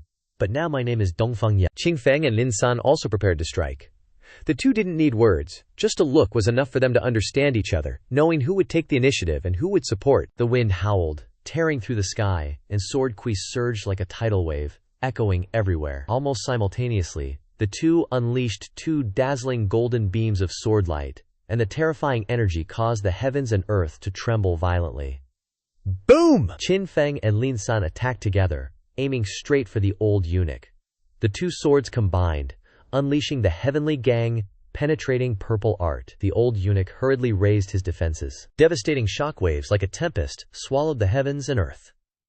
The terrifying power far surpassed the sum of their individual strengths. "Run!" Princess Nanfeng cried out in alarm. Qin Feng and Lin San lunged directly towards her, under the astonished gaze of the old eunuch. "Your Highness, be careful." Old eunuch rushed to shield the princess, giving it his all to defend. At the very least, being at the life and death realm, he could see Qin Feng's sword moves coming. Killing him would be great, but if he escaped, they'd never have peace. The two swords combined, Qin Feng and Lin San were like angels of justice, bringing world-destroying swordlight crashing down on the old eunuch. The clang of swords echoed through the heavens. The terrifying shockwave swept over the city, like frosting being scraped off a cake, leaving only bare earth behind. Who knows how long passed, but the sword storm finally stopped. Princess Nanfeng hurriedly checked the old eunuch for injuries, only to find he was dead. After being assassinated twice by Qin Feng, and then taking the combined sword strike head-on, it was a miracle he could protect the princess in such a critical situation. Silence reigned everywhere, with only the heavy breathing of Qin Feng and Lin San audible. "Congratulations, master, on successfully scheming against the Chosen One, causing his lifespan to rapidly deplete. You have been rewarded with 1,000,000 villain points." Lin San gave a wry smile, still not understanding why they had to fight. Qin Feng just kept encouraging him. "Lin bro, don't be pessimistic. We have the combined swords technique, invincible under the heavens. If it doesn't work once, we'll do it twice. If it doesn't work twice, we'll do it 3 times. And if it doesn't work 3 times, we'll do it 4 times. Lin San just wanted to punch him in the face. At this moment, many powerful auras began to appear around them, all drawn in by the terrifying power of the combined swords technique. Those are 2 extremely powerful sword energies, definitely from 2 sword Dao masters. Combining their strength, no, not just sword Dao masters, but 2 who have entered the Dao, one at the 4th realm, one at the 8th realm. They all coveted the legendary treasures in Lin San's hands. Swallowing it whole would not only increase their own power, but also elevate the status of their clan or sect in the desolate ancient era. Surpassing Great Xia and establishing the #1 empire in the desolate ancient era wasn't impossible. Lin bro, don't worry, I'll protect you. Qin Feng held the Eternity Divine Sword, standing in front of Lin San, showing his determination to protect him. Not far away, 2 groups of people were hiding. One side was a group of sword-wielding people, disciples of the Sword Villa, led by young Master One Sword. The other side were people from the Yanyun Great Desert, wielding sabers, led by Saber End. They were drawn in by the huge commotion just now, but they hadn't had time to regroup, so they could only hide on one side and observe. One Sword couldn't help but be terrified, and remembering how Qin Feng chopped off his little buddy, his confidence began to waver. He had to inject himself with spiritual pep talk. "I can do it. I can definitely beat him." Saber End and everyone said seriously, "Brother Qin is so awesome." Tian Tian's eyes sparkled with hearts, looking at Qin Feng through a filter of aura. "He's so strong, does he even need my help?" Saber End sighed heavily. "Are you jealous?" "Why would I be jealous?" Tian teased. Saber End awkwardly turned his face away, ignoring her. Suddenly, they heard a faint sound of movement, and the hair on their bodies stood on end. It was the sound of an object moving quickly, tearing through the wind. Saber End glanced quickly around, only to see a man appear a short distance away. It was the 7-star consecutive shot Golden Legend. Everyone turned to look in the distance. A handsome young man holding a dragon bone bow, a quiver of arrows behind his back. A Sword Villa disciple asked doubtfully. "The Golden Legend are those rogue cultivators, right? Why are they so excited?" One Sword stared blankly at Bai Ri, unable to believe he had become a Golden Legend. He had also heard about Bai Ri's circumstances. Not only was he kicked out of the Bai Ri family, but his cultivation technique was also destroyed. Logically, Bai Ri should have given up. How could he have gotten such luck? Princess Nanfeng was also anxiously wondering, not understanding why a Golden Legend suddenly appeared, completely reversing her advantageous situation. If she had known earlier, she would have reported it to her father, instead of greedily taking risks. Now, even if she wanted to retreat, it would be difficult. Meanwhile, Bai Ri's eyes were as cold as ice as he looked at Princess Nanfeng. Qin Feng hurriedly stopped Bai Ri. "Don't rush to kill anyone, can't you see I'm having fun teasing her?" He walked closer to Bai Ri, and everyone thought the two were going to have a private conversation, but Qin Feng deliberately spoke loudly. "Let me tell you, she's super cute." After speaking, Qin Feng gave Princess Nanfeng a meaningful wink. Seeing the shameless behavior of this little scoundrel, the princess wanted to tear him to pieces. Suddenly, a earth-shattering explosion rang out. Shockwaves surged, and the city lord was knocked to the ground by Dongfang Xiaoshu. The terrifying energy caused the earth to shake violently, and fierce cracks spread. The city lord felt blood rising in his throat, coughing up a mouthful of fresh blood. Looking at Dongfang Xiaoshu pressing down on him, the city lord couldn't help but ask loudly, "Why are you suddenly so strong? With your aptitude, how could you reach the ethereal realm?" The city lord couldn't understand why 100 Transformations demonic lord had suddenly become so powerful. Dongfang Xiaoshu smiled charmingly. "Of course it's thanks to my master. He allowed this servant to enter the legendary 6 Earth Monarchs. The pill helped me change my fate, change my aptitude, and reach the ethereal realm." As for the city lord, he was running out of time, and only had the option of burning his lifespan to increase his power. A terrifying aura of the ethereal realm burst out, spreading across the land like a spiderweb. The city lord struck out with a palm, forcing Dongfang Xiaoshu to retreat. "Don't think you can make fun of me, you'll soon know my true power," Dongfang Xiaoshu smiled, not taking the city lord's burning lifespan seriously. Another earth-shattering explosion rang out, and the space was filled with blood-red chrysanthemums. Azure Enchantress, everyone exclaimed, recognizing the familiar move. According to legend, tens of thousands of years ago, there was an enchantress with a male body, a female body, a beautiful appearance, and a formidable presence, overwhelming many sects. Every time she made a move, her spiritual energy transformed into azure chrysanthemums, so she was called the Azure Enchantress. The city lord's eyes widened, and he collapsed to the ground. Dongfeng Xiaoshu had inherited the Azure Enchantress. Dongfeng Xiaoshu smiled charmingly. You guessed right, this servant has indeed inherited from the Azure Enchantress, and she has upgraded the azure chrysanthemums to a higher level, transforming them into crimson chrysanthemums, showing that this servant has the chance to reach the position of Great Emperor. The chance to become a great emperor. Everyone was shocked, realizing that the 6 Earth monarchs were not just rumors. But Dongfeng Xiaoshu's expression suddenly changed. The sky darkened, and a series of crimson chrysanthemums swelled up. It shot out beams of light like lasers, wiping out the city lord's little minions. The city lord himself was the main target, with dozens of beams piercing him. The terrifying energy churned, causing the whole space to shake violently. The city lord coughed up blood and fell to the ground. He struggled to his feet and asked, "Who possesses the 6 paths earthly king physique?" Dongfeng Xiaoshu licked her lips, seemingly recalling some tasty flavor. Why should I tell you? Not far away, Yi Jian suddenly shouted. Qin Feng told me that Fang Chang has the 6 paths earthly king physique, right? I always thought he was talking nonsense. The earthly king position isn't easy to come by. How did you know? Dongfeng Xiaoshu accidentally revealed herself. She quickly covered her mouth and whispered, "It's not. The one with the 6 paths earthly king physique isn't Fang Chang, and I'm not forcing anyone." But her shifty eyes were clearly lying. So it's Feng Chang. Everyone was completely surprised. Qin Feng wasn't lying to me. Yi Jian stared intensely at Qin Feng, regretting that he hadn't believed him. If he had believed him earlier, he could have captured Fang Chang, adding 5 great emperors to Sword Mountain Manor. Throughout the entire history of the desolate antiquity era, which sect has ever had this honor? Fang Chang has the destiny of the 6 paths earthly king physique. Congratulations to the host for continuing to scheme and harm the Chosen One, making his situation even more dangerous, receiving 2 million villain points. Qin Feng's eye twitched. He felt like this villain point reward was a bit undeserved. After all, he hadn't said anything, hadn't even expressed an opinion, just let everyone uncover Fang Chang's secret themselves. Congratulations to the host for continuously harming the Chosen One, causing his halo to fall to legend, receiving a lottery opportunity. Yeah, I did it. I specialize in digging pits for the Chosen Ones, Qin Feng suddenly seriously admitted. Russell, Qin Feng couldn't stand the thought of leaving the lottery opportunity overnight, and immediately called out to the system, "Open the Wheel of Fortune." Familiar as ever, the wheel started spinning again. Congratulations to the host for receiving the Super God tier sword art, extraterrestrial flying immortal, increasing actual combat power. Another sword technique. Qin Feng was stunned. He didn't understand why he had such a connection with swords. His sword skills were already enough. A gentle breeze blew across the desolate antiquity desert, ruffling Qin Feng's clothes and hair. A soft, humming voice rang out, as if imbued with a strange magic. Extraterrestrial flying immortal, 1 sword shatters the 7 stars. At that moment, a massive amount of information flooded into Qin Feng's brain. He suddenly felt dizzy and lost consciousness. When he woke up, he found himself in a completely different place. Qin Feng was in a world of pure white snow, with snow-capped mountains like jade towers piercing the sky, like jade dragons gracefully soaring in the blue sky, churning. On this beautiful land, a beauty that cannot be described by words. At this time, a young man in white robes with an awe-inspiring aura appeared.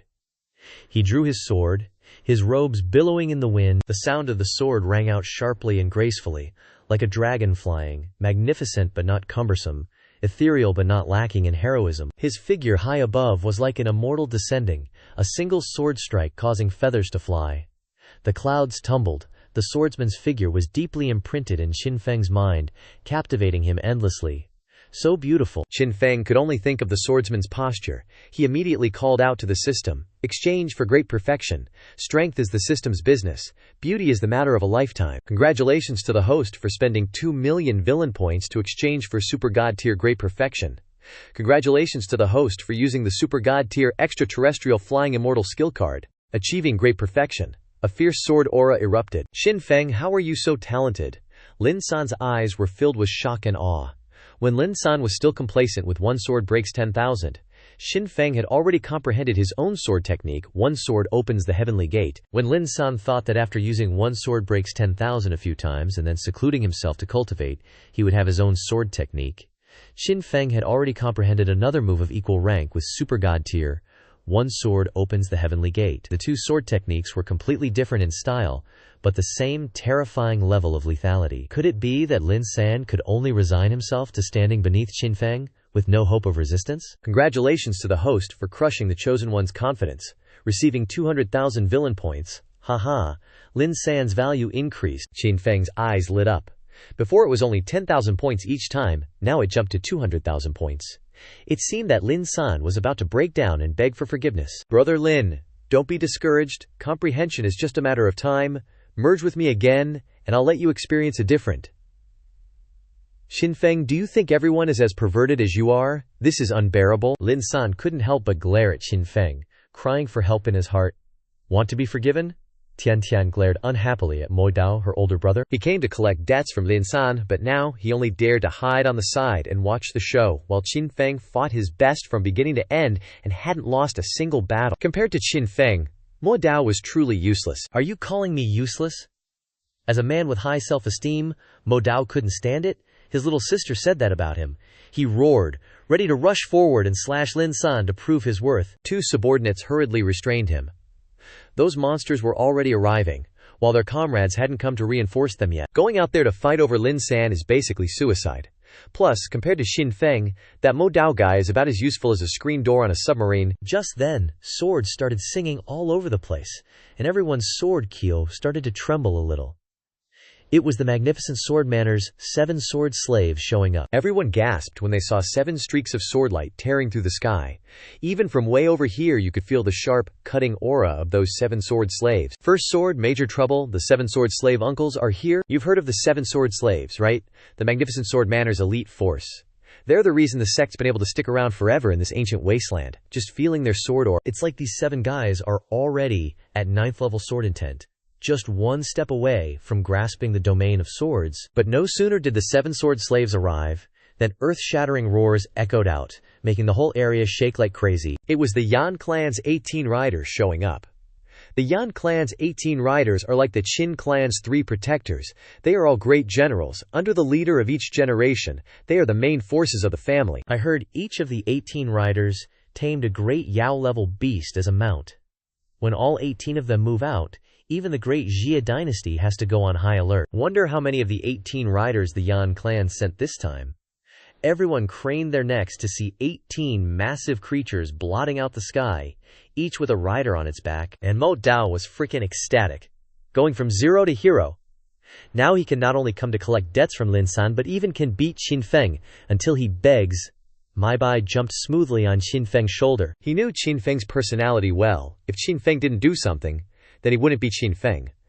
Based on everyone's realm, being around Xin Feng was safer than hiding in a hole. So cool.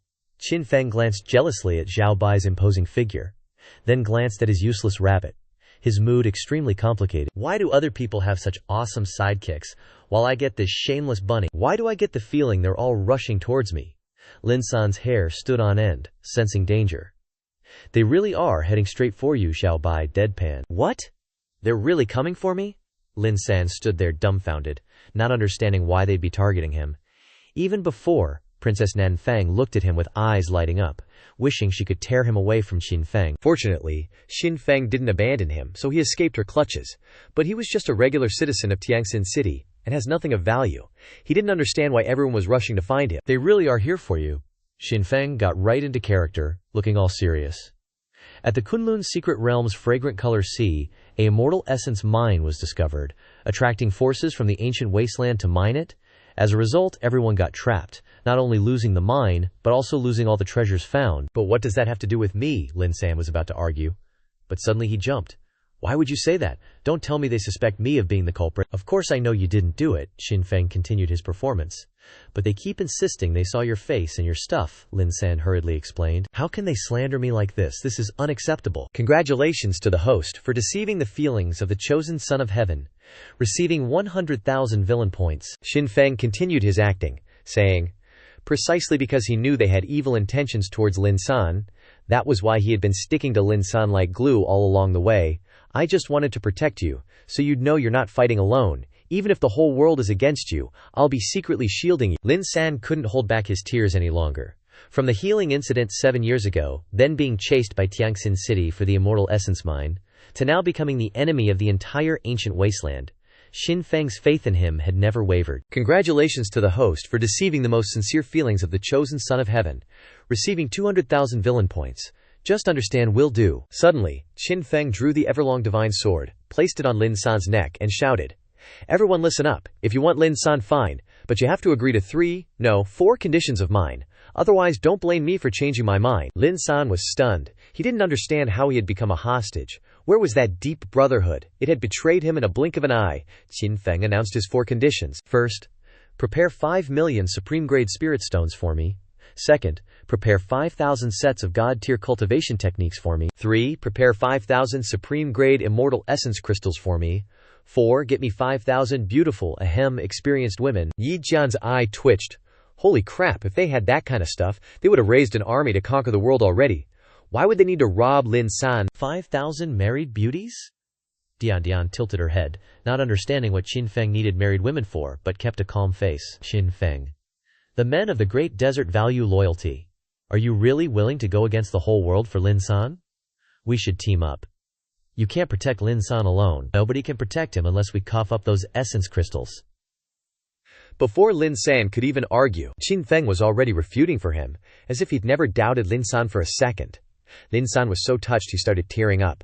To have a brother like you in this life, I have no regrets. Congratulations, host, for swindling the favored son of heaven's most sincere emotions. Received an additional 20,000 villain points. Just then, Xin Feng suddenly felt goosebumps all over. He knew something bad was about to go down.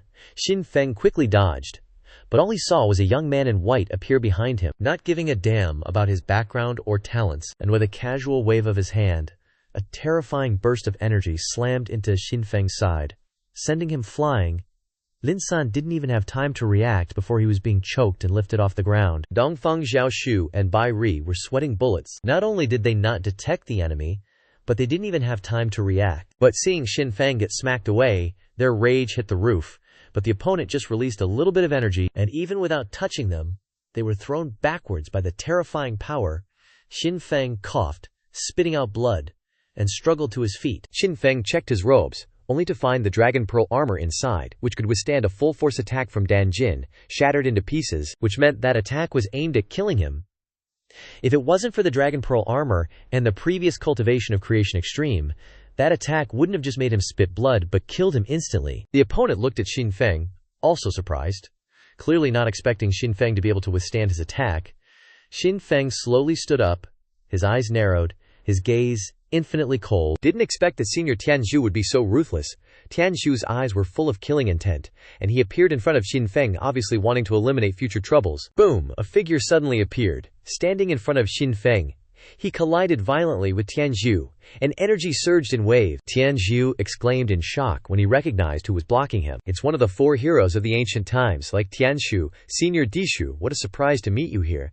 Xin Feng was utterly astonished. He had thought of Yue Shen, Liu Dao Dijun, even Lan Mo, but never expected that Dishu would be the first to appear. What was that just now? Both Dinzhu and Tianzhu looked serious. In Xin Feng's impression, he seemed to sense a dark aura, like a monster sealed in endless darkness. About to break the seal, Xin Feng hurriedly smiled to cover it up. Just then, a heaven-shaking bell rang from Lin San, and terrifying energy poured down like a silver waterfall. Dijhu was shocked, and released Lin San's neck. Lin San immediately retreated far away to separate himself from him. Still got trump cards, huh? Xin Feng's eye twitched, and he cursed inwardly. After so many battles, Lin San still has hidden cards. The favored son of heaven truly doesn't play fair. Good thing he hasn't used the trump card, otherwise he would have been straight up scammed by Lin San. Where do you think you're going? Tianzhu's eyes flashed coldly, and he reached out to grab Lin San. 80% of the immortal secret is within reach. How could he let Lin San escape? The scene shifted, and an old master appeared among the misty mountains. From afar, the sound of immortal music was heard, and a figure stood on the top of the mountain, as if transcendent, ready to fly away among the endless clouds and mountains. That little brat Lin San is in trouble. He even used the energy I left in his body. Well then, it's time to bring him back and focus on cultivation. The figure murmured and disappeared. Lin bro, don't be afraid, I'm here. Qin Feng charged forward, sword pointing straight ahead, protecting Lin San. His attitude of being willing to face the whole world for Lin San touched him deeply. Congratulations, host, for swindling the favored son of heaven's sincere emotions. Received an additional 200,000 villain points. The host's righteousness has moved the system. The inventory space has doubled. If you both want to die together, I'll grant your wish. Tianxiu coldly roared as he shot towards Qin Feng at breakneck speed. Tianxiao, after all these years you're still this despicable. Ding Xiao solemnly stepped in front of Qin Feng, utterly disgusted by Tianxiao's tyrannical actions. You think you're still the Dizhu from 100 years ago, who could trample on me? Tianxiu's eyes flashed with fanaticism as he eagerly charged forward. I've cultivated diligently for 100 years. Today I will definitely pin you down. Boom. The two sides collided violently, energy exploding outwards. Dinju stood firm as a rock, blocking Tianxiu's ferocious attack, preventing him from advancing an inch. Impossible. Absolutely impossible. Tianxiu's eyes widened in disbelief. Unable to accept the truth, he switched to verbal attacks. Dizhu, even if you can stop me, what good will it do? You're associating with the Yao race, a traitor to the human race. Moreover, you even killed your own son. A deafening roar echoed as a bolt of lightning tore through Dizhu's long-buried memories. The distant memories flooded back, causing him to lose his balance. Staggering back several steps, and looking around at the crowd, he saw again the scene of being despised from the past. Dizhu suddenly clutched his head and screamed, his body fluctuating between light and dark. That's a sign of demonic incursion, entering a state of madness. Everyone couldn't help but sigh, lamenting the tragic fate of the martial artist. If it hadn't been for what happened 100 years ago, Dizhu would have ascended to immortality today, instead of ending up like this. And Tianxiu is truly shameless, resorting to slander after failing in combat, digging up the other party's past. Qin Feng held his head, his mood very complicated. He thought Dianshu's appearance would turn the tables, allowing him to witness the peak style of the past. But who knew it would turn out like this? Tianxiu smirked, continuing to attack with words. Dizhu, don't think that hiding for 100 years will make the world forget what you did. You will be despised for all eternity. Dizhu collapsed to his knees, screaming in pain, on the verge of succumbing. Smack! A clear sound rang out, stunning everyone. Qin Feng stepped forward and, without hesitation, slapped Dizhu hard across the face, interrupting his process of entering demonic incursion. Everyone stared blankly at Qin Feng, as if asking why he would slap him. Qin Feng asked, "Are you human or Yao?" Dizhu was confused and didn't understand the meaning. Smack! Another slap. "Are you human or Yao?" Dizhu held his left cheek, stammering. "Human?" Smack! The third slap landed on his right cheek. "When you were one of the ancient four heroes, did you have countless beauties around you?" Dizhu held his right cheek. "That's right, smack." The fourth slap landed on his left cheek. "Was that Yao beast very strong?" Dizhu held his left cheek. "Yes, smack." The fifth slap landed on his right cheek. "Did you deliberately let the Yao demon go? Or did she escape on her own?" "She escaped on her own." Dizhu gritted his teeth and growled angrily. Qin Feng spoke fairly. Everyone heard clearly. The Yao race deliberately sent a female demon to set a trap for the human race martial artist, wanting to exploit our jealousy in order to nurture a new generation of demon kings. Even going so far as to exploit the father-son relationship to allow the future demon king to continue to grow stronger. Fortunately, Senior Dizhu saw through this conspiracy. For the sake of humanity's dawn, he dealt with the little demon on the spot, regrettably allowing the main demon to escape, while he himself would rather endure the suffering alone than defend himself. His spirit of sacrifice for the greater good. Isn't it worthy of everyone's study? Everyone was stunned. Initially, Dinshu's image was that of a corrupt person who killed his own son for the sake of his reputation. But now, after being repackaged by Qin Feng, his prestige has soared. Like holding high the banner of human justice, all for the sake of the greater good. Dishu's anger instantly dissipated. He felt truly innocent, and that it was all for the greater good. Qin Feng continued to instill righteous thoughts into Di Xiao. In his opinion, the current situation was entirely caused by the poor PR department of the Yinyu dynasty. It's useless to just talk, as long as you know how to talk, Tianshu retorted. He's only doing it for his own reputation, not for the sake of the myriad people of the human race. No matter how much you try to spin it, it won't change the truth. Dinshu's eyes dimmed again, as if he was about to fall into a demonic incursion. Smack! Qin Feng slapped him again, asking, "Did you do that thing to get everyone to praise you?" Dinshu answered blankly again. It wasn't like that. Why would I care what other people think? Xinfeng said with utmost seriousness. Do you know that slander is just a form of jealousy? Not only are those guys jealous of you, they're just plain stupid. Tianzhu, seeing Xinfeng about to ruin his plans, quickly asked, "Who are those guys?" Tian Xiao immediately appeared in front of Xinfeng, determined not to let him say another word. He wanted Di Xiao to continue suffering. Xinfeng couldn't help but curse. Damn it! Abusing your power is one thing, but colluding with a murderer is just despicable. Your actions are a disgrace to the cultivation world. Utterly unacceptable. BOM. Diazhu once again stepped in front of Xinfeng, colliding heavily with Tianzhu. Terrifying energy erupted, creating ripples in space. This time, Dishu looked completely different from before. His eyes were sharp, his despondency gone.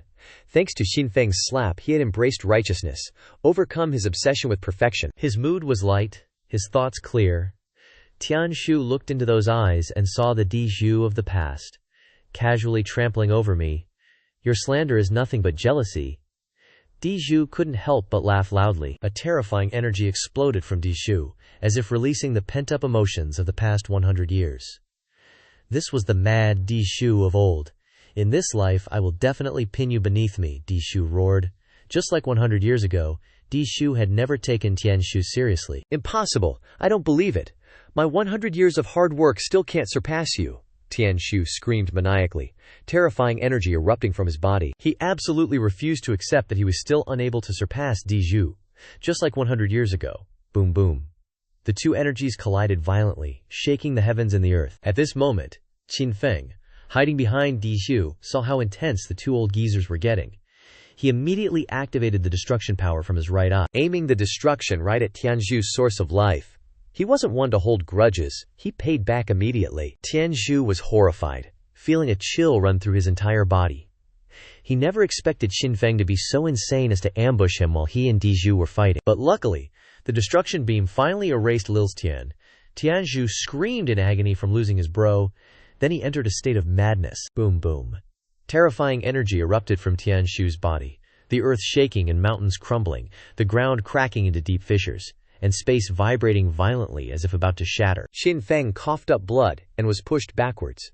If not for Di Xiao standing in front and blocking most of the energy, he might have been sent straight to heaven. Tianjun and Wan Ma were extremely surprised, struggling to endure their injuries as they caught Xinfeng, the 7 great sword slaves, and the 18 Qi Yanyun saw the opportunity before them and their eyes lit up, but they didn't forget what their initial goal was. Taking advantage of the two old geezers' intense battle, they swarmed towards Lin San. Lin San retreated in horror. Let me go, I have to go save Lin Xiang. Xinfeng struggled, trying to stand up, completely disregarding his injuries. Congratulations, host, for deceiving the most sincere feelings of a chosen one, gaining an additional 200,000 villain points. The earth-shattering explosion caused Lin San to frantically dodge. Lin Xiang, I'm so useless I couldn't protect you, Xinfeng wailed, as if in excessive grief, then fainted. In reality, he just wanted to rest for a bit. Fighting for so long had exhausted his spirit. Tianjun and Wan Ma also acted well, wailing and kneeling beside Xinfeng. Big bro, don't leave us, how will we live without you? Xiaobai threw away the carrot in his hand, wiped his paws clean with Xinfeng's black robe, tore a piece of white paper to make a mourning cap, put it on his head, then also lay face down on Xinfeng's chest, sobbing. Master is gone. How will Rabbit live? Xiaobai cried mournfully. So professional. Tianjun felt it wasn't real enough, so he pinched his own leg to create emotion, then embraced Xinfeng tightly, tears streaming down his face. Boss, you've left behind the whole family, it's so heartbreaking, so touching it brings tears to your eyes. Xinxiang. You're dead, Lin San cried out in panic. Suddenly, the 7 great sword slaves rushed in front of him, their eyes full of joy as they reached out to grab him. You are the ones who killed my Xinxiang! Lin San suddenly roared in anger. The terrifying energy sealed within him erupted. Thundering rumbled in the sky. The universe of yin and yang shifted. The 5 elements of spiritual light flickered, and the myriad ancient golden lotuses illuminated the sky. Boom! The 7 sword slaves were terrified and flew backwards. Because they were closest to Lin San, they were struck by the sudden burst of golden light. Seeing Lin San's face full of resentment and distortion, a terrifying aura of destruction erupted from Lin San. Especially on his head, a majestic 7-story golden pagoda appeared, rotating the yin and yang and the 5 elements. And 10,000 golden lotuses illuminated the entire sky. Yurong crawled out from the pile of rubble and ran to check on Xinfeng. seeing his pulse was very weak and his body was full of dangerous wounds. He was still happy to find that there was a strange energy inside Xin Feng that was quickly healing the wounds. To speed up the recovery, she pulled out some acupuncture needles and started poking them into Xin Feng's pressure points. "Do you even have a conscience?" Xin Feng jumped up, totally ticked off. He thought, great, either I'm listening to crying or thunder, and now I'm getting pin-cushioned. Xiao Bai freaked out and quietly took off the morning cap. Tian Jun and Wan Ma looked on innocently. Like, hey, it wasn't us. Wait a sec, does that mean my acupuncture skills are so awesome that a few needles can save someone who's seriously messed up? Xin Feng's not dead? Lin San's eye twitched. Inside, he was screaming like a squirrel. I risked my life for him, and now you're telling me he's still alive? I don't know if I'm being presumptuous or emotionally manipulated. The experts sneered at Lin San for overestimating himself, and they all unleashed terrifying energy that shifted the earth and sky. Lightning crashed, like the world was about to end. Lin San spat out blood, clearly at his limit, congratulations master, for emotionally manipulating the Chosen One, causing Lin San to launch a suicide attack, gaining an additional 2 million villain points. The Chosen One's time is almost up. If no one saves him, you'll get a huge reward. Xin Feng looked up at Lin San, startled. Their eyes met, and the world went silent. Lin San's eyes were filled with melancholy and regret, while Xin Feng's held longing and gratitude. Their first intense meeting at the Qin family, then the chance reunions, traveling together from competition to cooperation, memories flooded back. For 7 years, their feelings for each other hadn't faded, and now they were facing the whole world for each other. Goodbye, Xin Feng, Xin Feng wailed, tears streaming down his face. Watching Lin San fall, Xin Feng hesitated for a split second, then he launched himself like a rocket, straight towards Lin San. Seeing this, the 18 Chi Riders and the monsters in the sky looked serious. They'd worked hard to take down Lin San, and if Xin Feng saved him now, they wouldn't be able to deal with the guy with the divine artifact. Stop Xin Feng! Don't let him get near Lin San! Their shouts ignited the greed in everyone's hearts. They all swarmed forward to fight over the 7-story pagoda and Lin San. Just then, a cold voice echoed across the heavens. Who dares harm my disciple? Thunder exploded, and a blurry figure appeared in the lightning. The Taoist in green robes shone with divine light, like an immortal god, making everyone want to kneel and worship. Everyone's eyes widened. They recoiled. It's Shen Shu, one of the 4 prodigies of the ancient wasteland, and also the most terrifying one. How is he so badly injured? Shen Shu frowned, appearing next to Lin San and pouring energy into him, restoring his vitality. The Chosen One has been saved. The countdown has stopped. Another Zhu, Xin Feng thought, annoyed. I cried my heart out, and no one died. Boom. Shen Shu was sent flying to the ground, and Di Shu stepped on him. Even after 100 years, I can still keep you under my foot. You two good-for-nothings. Shen Shu gave him a look of disdain. I know you're jealous, Di Shu scoffed. Shen Shu couldn't help but laugh, like he'd heard the funniest joke ever. You were born in the immortal creation star, one of the ancient wasteland's 3 great sacred grounds, and were taught by a great master from childhood. At the age of 12, you went down the mountain to cultivate, and by 15 you were famous throughout the ancient wasteland, being collectively called the 4 prodigies of the ancient wasteland, along with 3 others. But those 3 are just slapped-on titles, unable to compare to you. They aren't even worthy to carry your shoes. When you challenged the heavenly sect realm, they were still in the entering Dagyo realm. When you challenged the core formation realm, ooh, yeah, you're jealous. Ding Zhu was super serious. I know how to make pills. You don't. I know how to draw talismans. You don't. I'm proficient in hundreds of martial arts. You're not. I'm good at chess, calligraphy, painting, and music. And you're not, so you're jealous. Di Zhu was so confident. Shen Shu said nothing, just looking at him with the pitying eyes of someone regarding a disabled person. He admitted that he didn't know the things Di Shu mentioned.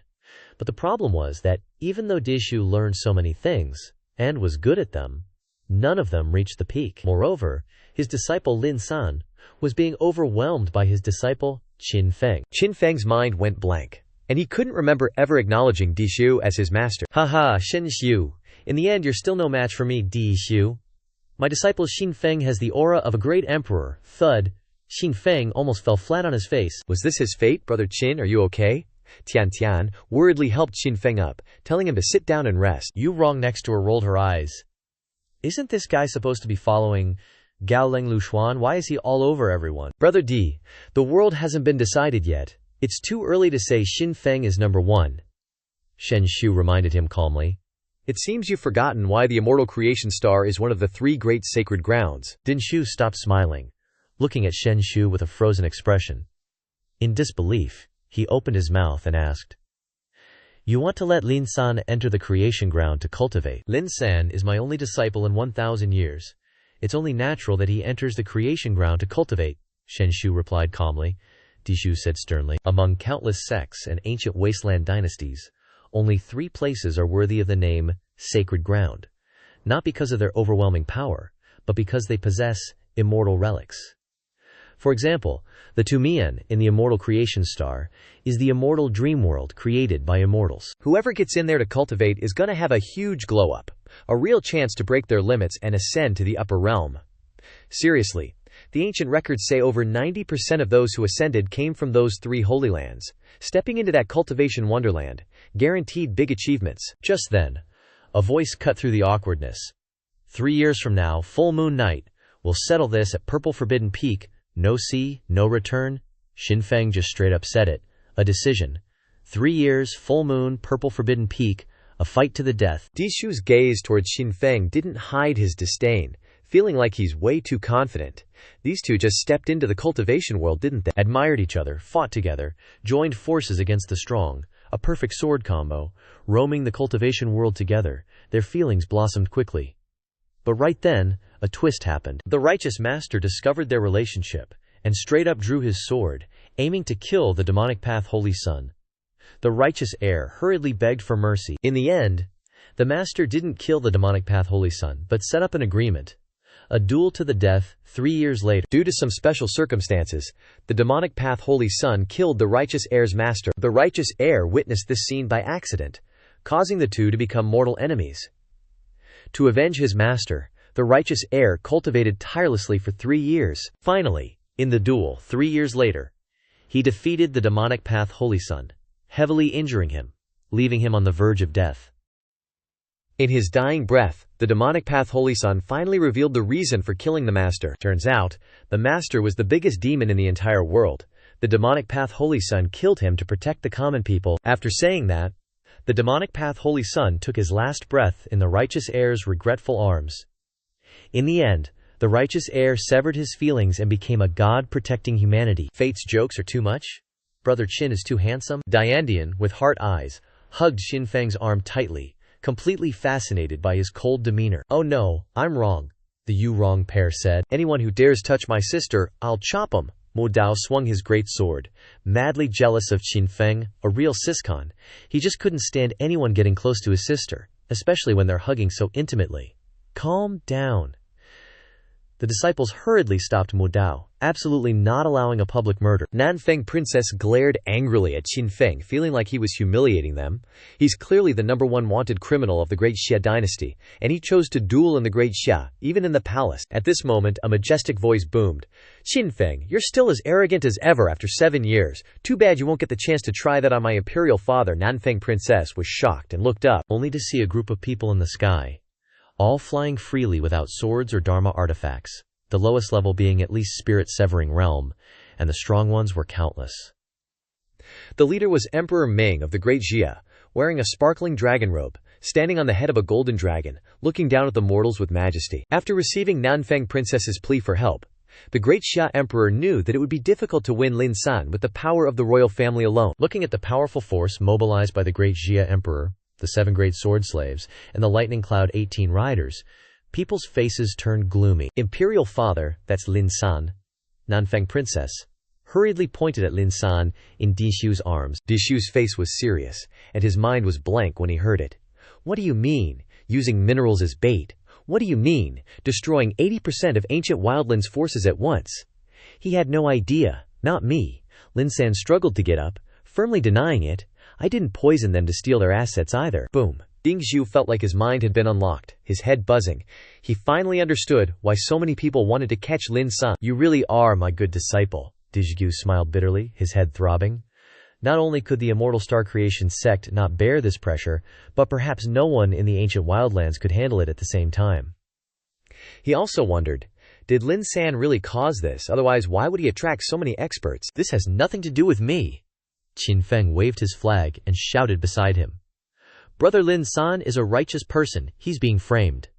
Lin San was moved to tears when the whole world didn't believe in him. Only Qin Feng always believed in his innocence. Even if he was facing the whole world, he wouldn't waver. A gentleman never betrays his sword, and a sword never betrays a gentleman. Congratulations to the host for deceiving the true feelings of the chosen one, receiving an additional 20,000 villain points. Looks like you don't plan to hand over the minerals? The great Xia Emperor coldly ordered decisively, keep Lin San alive, kill Qin Feng. The earth-shattering war roars of hundreds of thousands of great Xia troops. The killing intent changed the color of the world. Damn it, why do I have to die? Qin Feng cursed, demanding fairness for himself. Di Zhu hurriedly grabbed Qin Feng and ran away, while kicking Tianxu towards the great Xia army, and then quickly retreated with everyone. Ding Zhu, you bastard. Just you wait, Tianxu cursed angrily, determined to get revenge for this. The 7 great sword slaves didn't dare to confront them directly, protecting everyone as they retreated. The great Xia army rushed forward. Uncles, Mo Daokio shouted loudly, this is not the time to kill.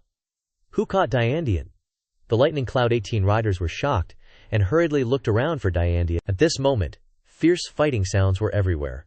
The great Xia army besieged Dizhu, determined to obtain Lin San and 80% of the immortal star minerals. Old man Qin himself, the big cheese of the Qin family, was hovering in the sky, eyes glued on Qin Feng, ready to jump in at the first sign of trouble. What's Fengxier thinking? Challenging Lin San to a duel at Zijin Peak in 3 years. Isn't that just plain reckless? Qin Tian whispered, all stressed out. Don't forget, that 3-year mark is also when Xiao Hao's got his showdown with that Lin girl in the capital. Grandpa Qin reminded him, all-knowing. Qin Tian's jaw dropped. He hurriedly sent a telepathic message. Are you saying Feng Heir's deliberately trying to get the great Xia dynasty's attention to protect Xiao Hao while he recovers his strength, using himself as bait so Xiao Hao can slip away unnoticed? Grandpa Qin got all choked up. It's the only thing that makes sense. I refuse to believe he doesn't know where Zijin Peak is. This has got to be it. What brotherly love! Qin Tian fought back the tears. Sniff. Just then, some random Qin clan disciple rushed up, all frantic. Grandpa, that traitor Qin Feng got away. Should we chase after him? Out of nowhere, another disciple jumped in front, eager to take the blame, and maybe take his anger out on the traitor too while he was at it. Smack. Grandpa Qin slapped him upside the head, roaring, what's more important, Qin Feng or the damn mine? The immortal star mineral vein is way more crucial than some personal vendetta. This is about the stability of our family for millennia. The poor disciple started bawling. Totally wrong. Meanwhile, an urgent report landed at the 6th Dao Palace in the Yin Yu dynasty. It said that to snatch Lin San, the 3 great Xia royal clans had mobilized hundreds of thousands of troops. The great Xia seemed hell-bent on catching him. Excellent. The 6th Dao Emperor practically rubbed his hands together. If the great Xia Emperor is sending so many troops to catch Lin San, that means their home base is wide open. This is our chance to strike. Yu Shen, however, was less enthusiastic. Great Xia might have some openings now, but what if they catch Lin San and then extract the location of the immortal star? The Yin Yu dynasty will be in big trouble. 6 Dao retorted. If we don't act, then great Xia will find the immortal star anyway. Do you think that they will let us go? Right then, a teenager delivered a secret letter. Lin Hao eagerly opened it. It read, Lin San is being hunted by the 7 Swords Hall, the Cloud 18 Riders, and other forces, but he's displayed the 1 Sword God realm and cross-leveled. He also has a divine artifact, the 7-storied pagoda. When Lin San was in mortal danger, Shen Shu from the immortal star creation came to his aid and claimed that Lin San was his only disciple. Shen Shu said that he will take him to a cultivation plane for 3 years. Lin Hao read the letter with a straight face and handed it to Lin Xingye. Lin Xingye took it and read it and then exclaimed, turns out, all these years, Lin San took Shen Shu as his teacher and became the inheritor of the immortal star creation. He really isn't one of us from Tianxin City anymore. I was right to chase him away. Lin Hao was silent. He rose, picked up a measuring rod, weighed it in his hand, and found it unsuitable. He put it back and instructed someone to bring him a mallet. He tried a few swings and felt satisfied. He turned back towards Lin Xinshi. Soon, sounds of crying, "Father, Mother, it hurts, I know my mistake," echoed throughout the room. Just when Lin Hao was teaching the princess a lesson, a servant rushed in, pushing the door open. Master, something terrible has happened. Of course, when he saw the scene before him, he was struck dumb. His heart skipped a beat, disrupting the secret between the master and the princess. It must be something big, especially since the princess values her reputation so much. What is it? Lin Hao, still angry, turned back to ask the servant. The Yin Yu dynasty is attacking us. The servant hurriedly lowered his head, pretending not to see anything. Lin Hao didn't panic. Many years of defending the border had given him a calm in the face of adversity. Mobilize the Xuanwu army to meet them and stall them. Summon all generals above the Misty Sky Realm to the manor to discuss strategy. Send Huangling envoys to ask the families for help. The servant froze. He didn't understand what this was. According to the normal process, they should ask the great Xia royal family for help. And then the royal family would summon the families. Now going straight to the families without asking the royal family, wasn't that a slap in the face to the royal family? Father, we'll completely offend the great Xia royal family this way. Although they won't act now because war has broken out to stabilize the area, they will definitely retaliate after the war. How can Tianxin City alone resist the royal family and hundreds of thousands of troops in the world? Lin Xinjie wanted to defend herself, but Lin Hao lifted the mallet and stared at her with cold eyes, signaling that if she said anything else, she would be hit immediately. I know my mistake. Lin Xing'er bowed her head before her father's pressure. It's good that you know your mistake. Return to your room to cultivate. If you lose the match in 3 years, you know the consequences. It hurts. Lin Xing'er hobbled away, wincing. She didn't expect her birth father to beat his own daughter like this for the sake of a servant. Lin Sancaire, don't let me meet you again, or I'll flay you alive. Rumble, rumble. Suddenly, thunder rumbled in the sky, and dark clouds blocked the sun. Under a bridge, an old fortune-teller looked at the dark clouds covering the sky and muttered, "Darkness is just the beginning of troubled times. Red will become the main color of the country. Damn it, I gotta find a place to hide and avoid this disaster, Hong Yu Star."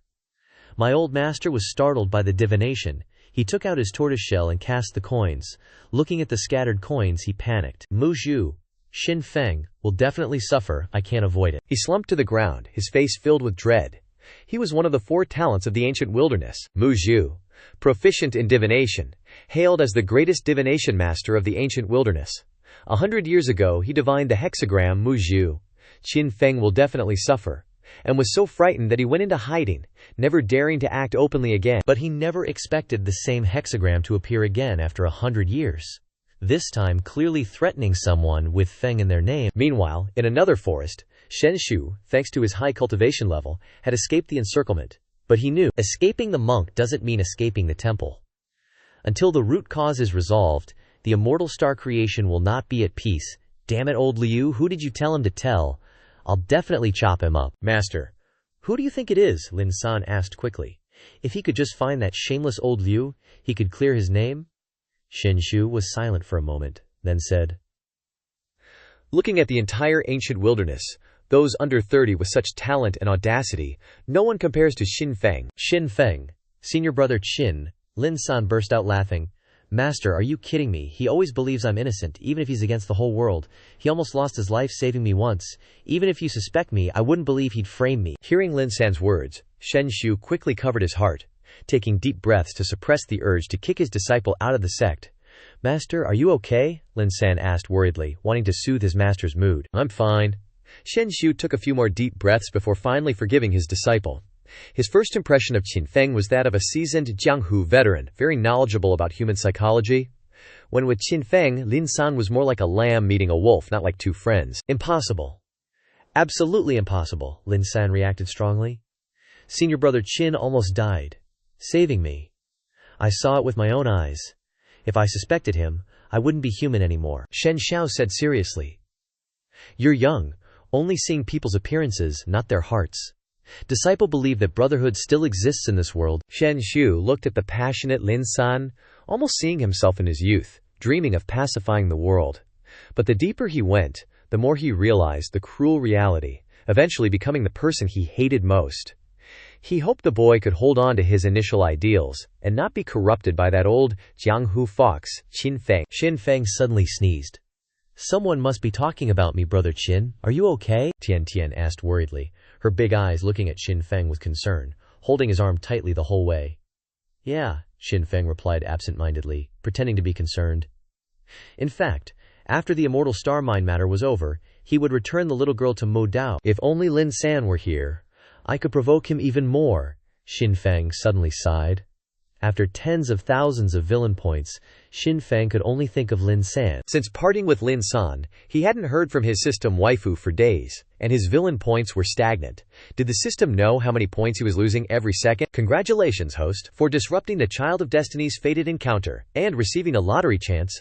Looking at you wrong, Xin Feng's brain started running at full speed. Based on past experience, he only received a lottery chance when disrupting a Child of Destiny's good fortune, which meant Yu Rong would bring some kind of good fortune to help Lin San get stronger. How to cut off that fortune? Xin Feng thought for a while, then shook his head. Forget it. Even if I snatched it, it wouldn't be useful. Villains are not worthy of good fortune. Suddenly, Xin Feng seemed to have an idea. A smirk appearing on the corner of his mouth. Snatching it gets me a lottery, so if I tease and bully him, surely I'll unlock some kind of magical treasure chest. Xin Feng's eyes lit up, staring at Yu Rong, plotting something dark and sinister. He's looking at me. That aloof, domineering Xin Feng is looking at me. Yunrong maintained the elegant demeanor of a Medicine God Valley disciple, but inside she was terrified. Their first meeting was quite tense, but fate was strange. They first met on a ruined battlefield.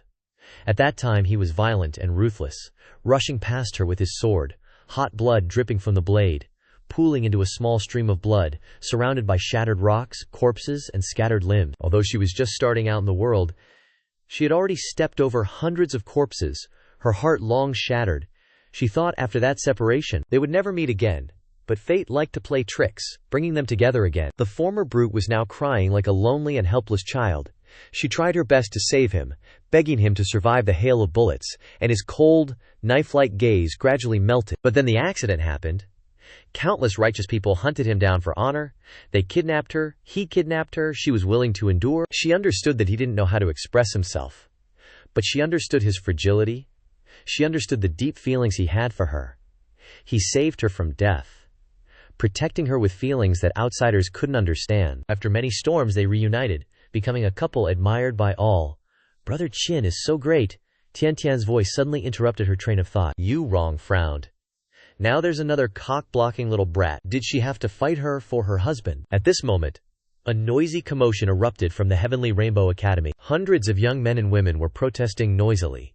All under 30, the martial artists who had participated in the Kunlun secret realm. The one who gave that order was none other than the Dean of the Heavenly Rainbow Academy. Rumor has it that this guy has lived for tens of thousands of years, having witnessed Bai Su Otian from Nan City, the glorious era of the Azure Sky Sword God, as well as the Longxiang Great Emperor's rise and fall like a shooting star. The imperial preceptor, being unreasonable, coldly stated, "Without discipline, there's no success. The rules are set. Even if the sky falls, they must be followed. Failure to complete the mission will result in punishment." Xin Feng was astonished. Although he had heard about the imperial preceptor's harshness, he didn't expect him to be so ruthless, completely unwilling to budge, even willing to sacrifice hundreds of martial artists just to maintain discipline. But it's precisely because of people like that that the Yin Moon Empire could develop so quickly. Being friends with them gives you a headache, but entrusting tasks to them is reassuring. Groans of despair echoed everywhere. Everyone knew that they couldn't change the outcome. The imperial preceptor saw Xin Feng and also noticed Dijishu. It had been over 100 years since he'd seen Dijishu so spirited. Like back in his dazzling prime, Dijishu muttered, "Why is the imperial preceptor staring at me? I get it now, he must be jealous of me." Xin Feng, hearing Dijishu's self-praise, couldn't help but chuckle. "Holy son, do you remember me?" A young man rushed over to Xin Feng and asked eagerly. Xin Feng thought for a moment. "I remember. You were the one in the fragrant sea trade winds who I told to distribute the immortal crystal ore to everyone," Xin Feng said. "Your name is Li Ji, right?" Yes, I am Li Ji," Li Ji exclaimed excitedly. Li Ji never expected Xin Feng to remember him. Suddenly his eyes widened as he looked at Xin Feng in shock, his brain buzzing. "That's right. The Holy Sun probably doesn't have any subordinates yet, right? From now on, I offer myself to serve you." Li Ji was determined to latch onto Xin Feng's coattails. Yulan turned her head to look at Xin Feng. His aura was even stronger than it was in the fragrant sea trade winds. How did this pervert cultivate anyway? She thought in astonishment, completely unable to see through this man. Rumors outside said that Xin Feng had continuously broken through to the 5th and 8th levels, causing his cultivation foundation to waver, leading to its complete destruction. The Holy Sun is back. Hundreds of martial artists crowded around Xin Feng, their eyes full of desire. They hoped that Xin Feng still had immortal crystal ore and would share it with them. Although they knew the chances were slim, they still hoped for a miracle. Wait a minute. Why wasn't the amount I gave you enough? Didn't the first and second holy sons compensate you? Xin Feng loudly protested, demanding that they speak up. I knew it, it's useless, Yulan muttered from behind, seemingly having foreseen this situation. She decided to move even further away, just in case she got caught in the crossfire when things turned chaotic. Yelong, hurry up and compensate them fully. Zhao Bai, on Xin Feng's shoulder, growled threateningly, knowing that if they weren't compensated fully, Xin Feng would spend his own money to win people's hearts, which meant he'd have an excuse to not give it immortal crystal ore anymore. Holy Son, thank you for speaking up for us. Lin Ji and his fellow disciples were deeply moved. They never expected Xin Feng to dare to directly confront the two high-ranking holy sons to protect them, even though they were just the weakest of the heavenly vast sect. Because even if the group under 30 are strong, there is a limit. Xin Feng turned on his acting mode, pretending to make a decision. I still have a few hundred pieces of immortal crystal ore. I'll take them out to help you overcome this difficulty. A few hundred more pieces? Lin Ji and everyone else were stunned in place. They desperately hoped that Xin Feng had crystal ore to save them. But Lin Ji said the probability was very low. They never expected hope to arrive so unexpectedly. Like a drowning man seeing a life buoy. No way! Master can't take those crystal ores out, Zhao Bai shouted angrily, getting into character. You risked your life for those. You were in a coma for 10 days straight, calling out Yulan's name 8,435 times during that. How can you just give them away unconditionally? Yulan, standing behind, was startled. Her brain also started to spin wildly. What? What does that mean? Why was Xin Feng calling out her name while he was in a coma? She doesn't remember owing him any money. Or is she the CR in his heart, likes her? This rabbit is acting too professionally. It doesn't even have a script, but it can still coordinate with Xin Feng's acting, while helping him improve his feelings for Yulan. The two of them also quickly got into character, trying to stop him. That's right, Big Brother already gave them a few hundred pieces. That's already very generous, you can't give more. You risked your life to get those crystal ores, you almost died. Isn't it all to propose to that Yulan, to have an explanation to her? What is he going to do when he gives it all to her? Mentioning the proposal, Yulan's cheeks flushed red, her heart pounding like crazy. She never asked Xin Feng for any explanation, but if he really proposed to her at the Azure Demon Palace, should she agree? But Xin Feng still said, right now, human lives are more important than anything else. We don't need to care about other things. Zhao Bai hugged Xin Feng's neck again. Wait, money is just an external possession, but human life is priceless. Xin Feng is like Liu Bei taking Zhao Yun under his wing, only doing it to win over the martial artists. Master can't do that, Zhao Bai cried, clinging to Xin Feng's clothes, as if giving away the most precious thing. Just distribute them. Xin Feng ignored the crying and placed a small bag into Li Ji's hands. Li Ji and his companions were moved to tears, immediately kneeling down and vowing to follow Xin Feng. Yulan rolled her eyes again, having seen through everything. If she didn't know how strong Xin Feng's acting skills were, she would almost believe them. Plus that cute little rabbit, unexpectedly speaking so eloquently, its acting skills were also surprisingly amazing. A group of cultivators inside came out and shouted, "Following a loser, you guys really have eyes. Which dog without a leash ran out here barking randomly?" Lin Ji jumped up, rushing towards the other side, posture ready to fight. Who do you think you are, daring to talk to me like that? The other party glared coldly, his energy beginning to surge. You're asking me who I think I am? I'll tell you now. Lin Ji pressed his face close to the other party's, proudly saying, I don't acknowledge Feng Ji as my brother like you have to. If you're not going to serve Feng Ji, I'll make you serve him. If you can serve Feng Ji well, I can serve him even better. I'm the third Saint Sun's loyal dog. Got it? Everyone was stunned by Lin Ji's words. They thought he was calling that guy a dog as an insult, but nope. He was straight up admitting it himself, and complaining the guy's kneeling wasn't sincere enough. The other dude was practically spitting fire, thanks to Lin Ji, but he didn't dare do anything. You rarely see people fighting over a single word, but never see someone calling themselves a dog to someone's face. If he hits Lin Ji now, he's basically fighting a dog. Two dogs fighting, piss off, trash. Lin Ji waved his hand dismissively, then scurried back to Xin Feng. Not bad, not bad. Xin Feng looked at Li Ji with newfound appreciation, thinking, this kid's got some ambition. He even wants to be my loyal dog. Xiao Bai, on the other hand, looked a little green around the gills. The pressure was mounting. He thought his rivals in this life were Tian Jun and Wan Ma, but never did he imagine Li Ji would be so willing to kneel to Xin Feng. The difference in their realms was huge. If he kept daydreaming like this, falling out of favor was just a matter of time. When that time came, he would not even have a carrot to eat. What the hell are these guys? At this moment, the lackeys of the first and second Saint Sons started mocking the third Saint Son and his dog. What a perfect match. Clang. Swords were drawn. A sharp aura, like a blade cutting through space, filled the air. Zhao Bai stepped forward, Chang Kong sword in hand, his fierce presence sending shivers down everyone's spines. Xiao Bai ignored them, coldly saying, "Dare to repeat what you just said, and you'll be unrecognizable." Xiao Bai was completely different from a few months ago. Not only did he have the majestic air of the moon-forbidden limitless tome, but he also learned a few unique sword techniques from Qin Feng. Even though he was only at the lowest level of the profound rank, his power was comparable to the peak of the god rank. Time to show them who Qin Feng belongs to. Boom! The opponent's energy exploded, heading straight towards Xiao Bai. Xiao Bai sneered, "You dare to be so rude at the heavenly sect realm." He rushed to meet the attack. The clash reverberated everywhere, sending a terrifying sword aura straight into the sky.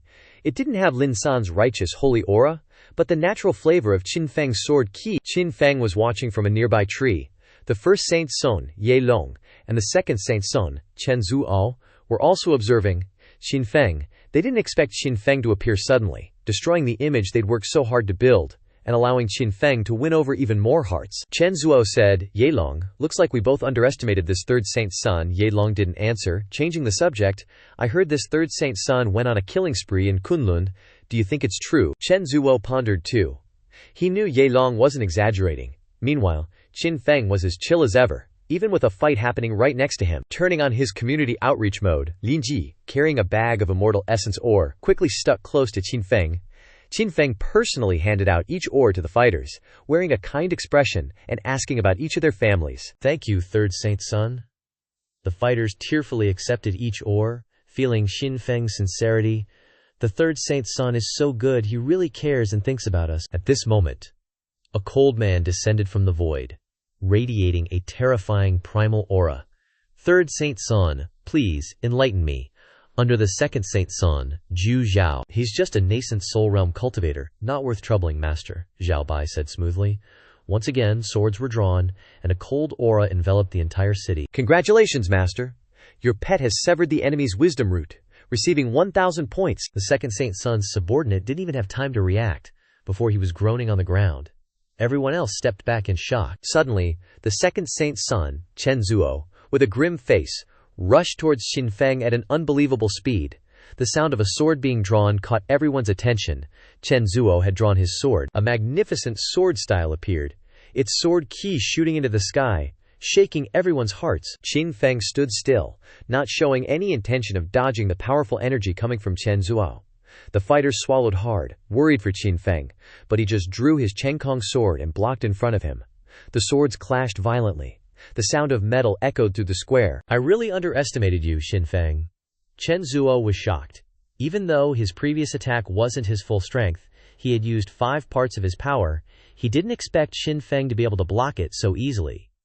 It seemed Qin Feng's strength was equal to or even greater than Chen Zuo's. Chen Zuo looked at Qin Feng coldly. "I'm really curious, after giving all that money to these guys, will you have enough for yourself?"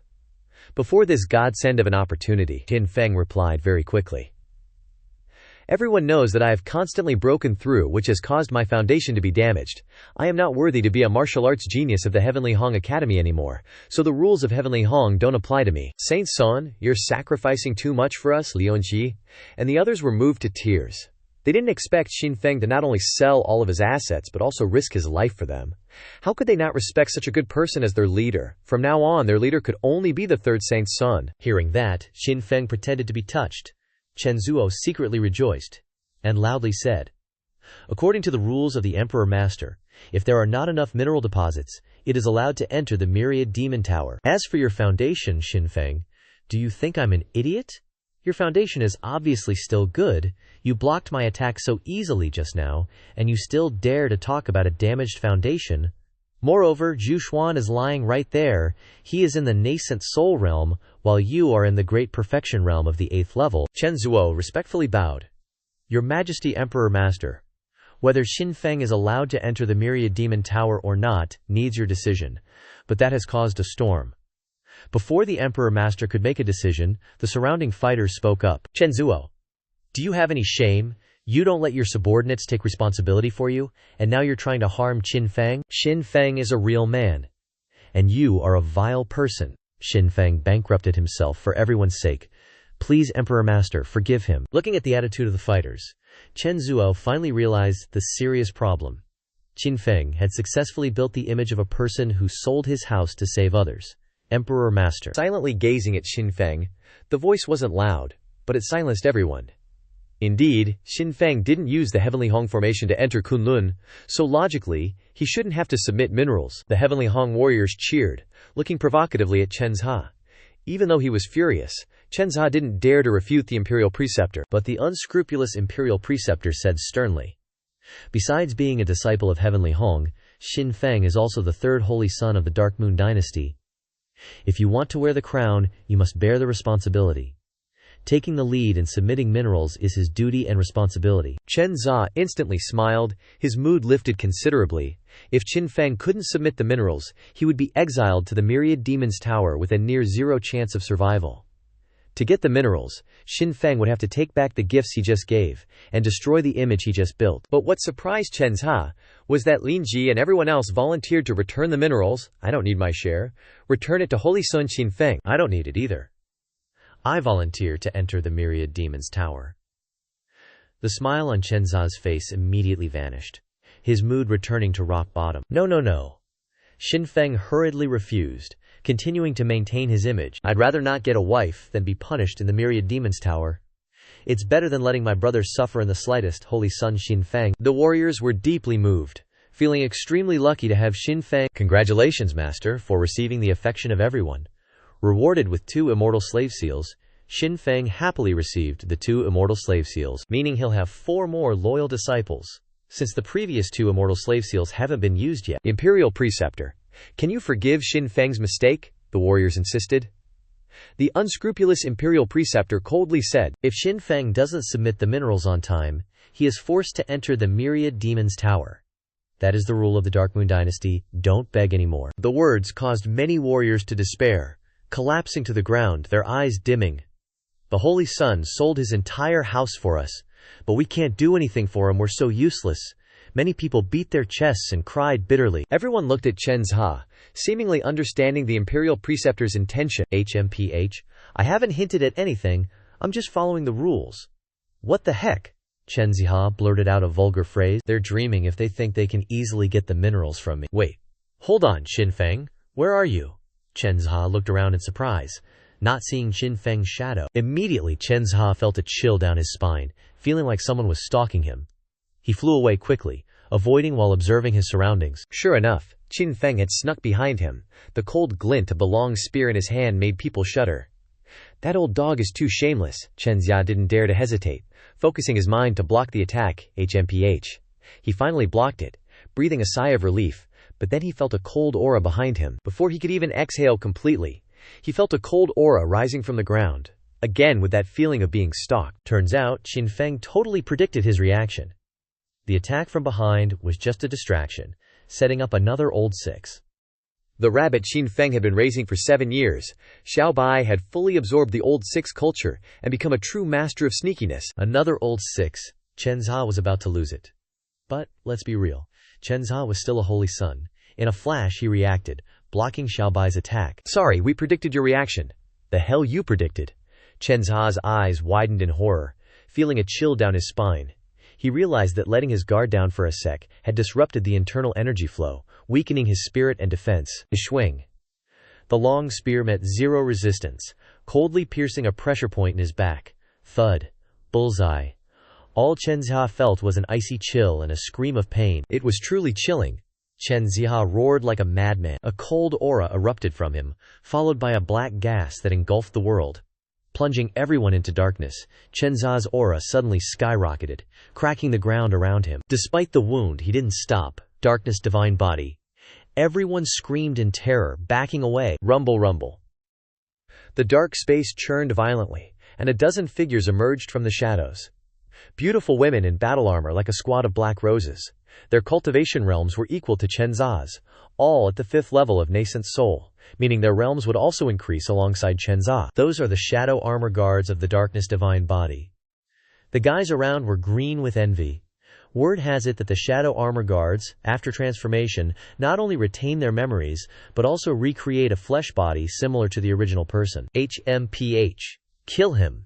Tear him to shreds, Chen Za ordered, furious. The dozens of shadow armor guards, without a word, turned into shadows and rushed toward Qin Feng. Boom, boom! Qin Feng's aura exploded, sending out powerful shockwaves. Great River Sword, Celestial Great River, a vast river of sword chi, like the Milky Way, converged into a giant river of swords, roaring and cutting towards the shadow armor guards. Waves surged up, creating thousands of feet of raging waves.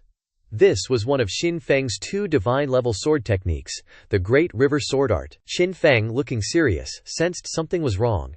The great river of sword chi swallowed dozens of shadow armor guards.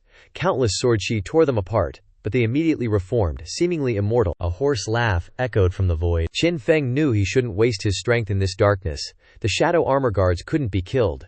Seeing dozens of nascent soul realm shadows that could regenerate infinitely, Qin Feng realized the horror. Once trapped, he'd definitely be exhausted to death. However, thanks to his overlord body, Qin Feng wasn't worried about exhaustion. This is the sword training ground I've been longing for. Qin Feng's eyes flashed gold. He'd long wanted to find a place to freely slaughter, seeing this as a long battle. Xiao Bai calmly pulled out a carrot and munched on it. As the one who knew Qin Feng best, he was confident in his endurance, his stamina. Probably no one in the ancient wilderness could match Qin Feng's overlord body. The more he fought, the stronger he became. That wasn't just lip service, but experience drawn from countless predecessors.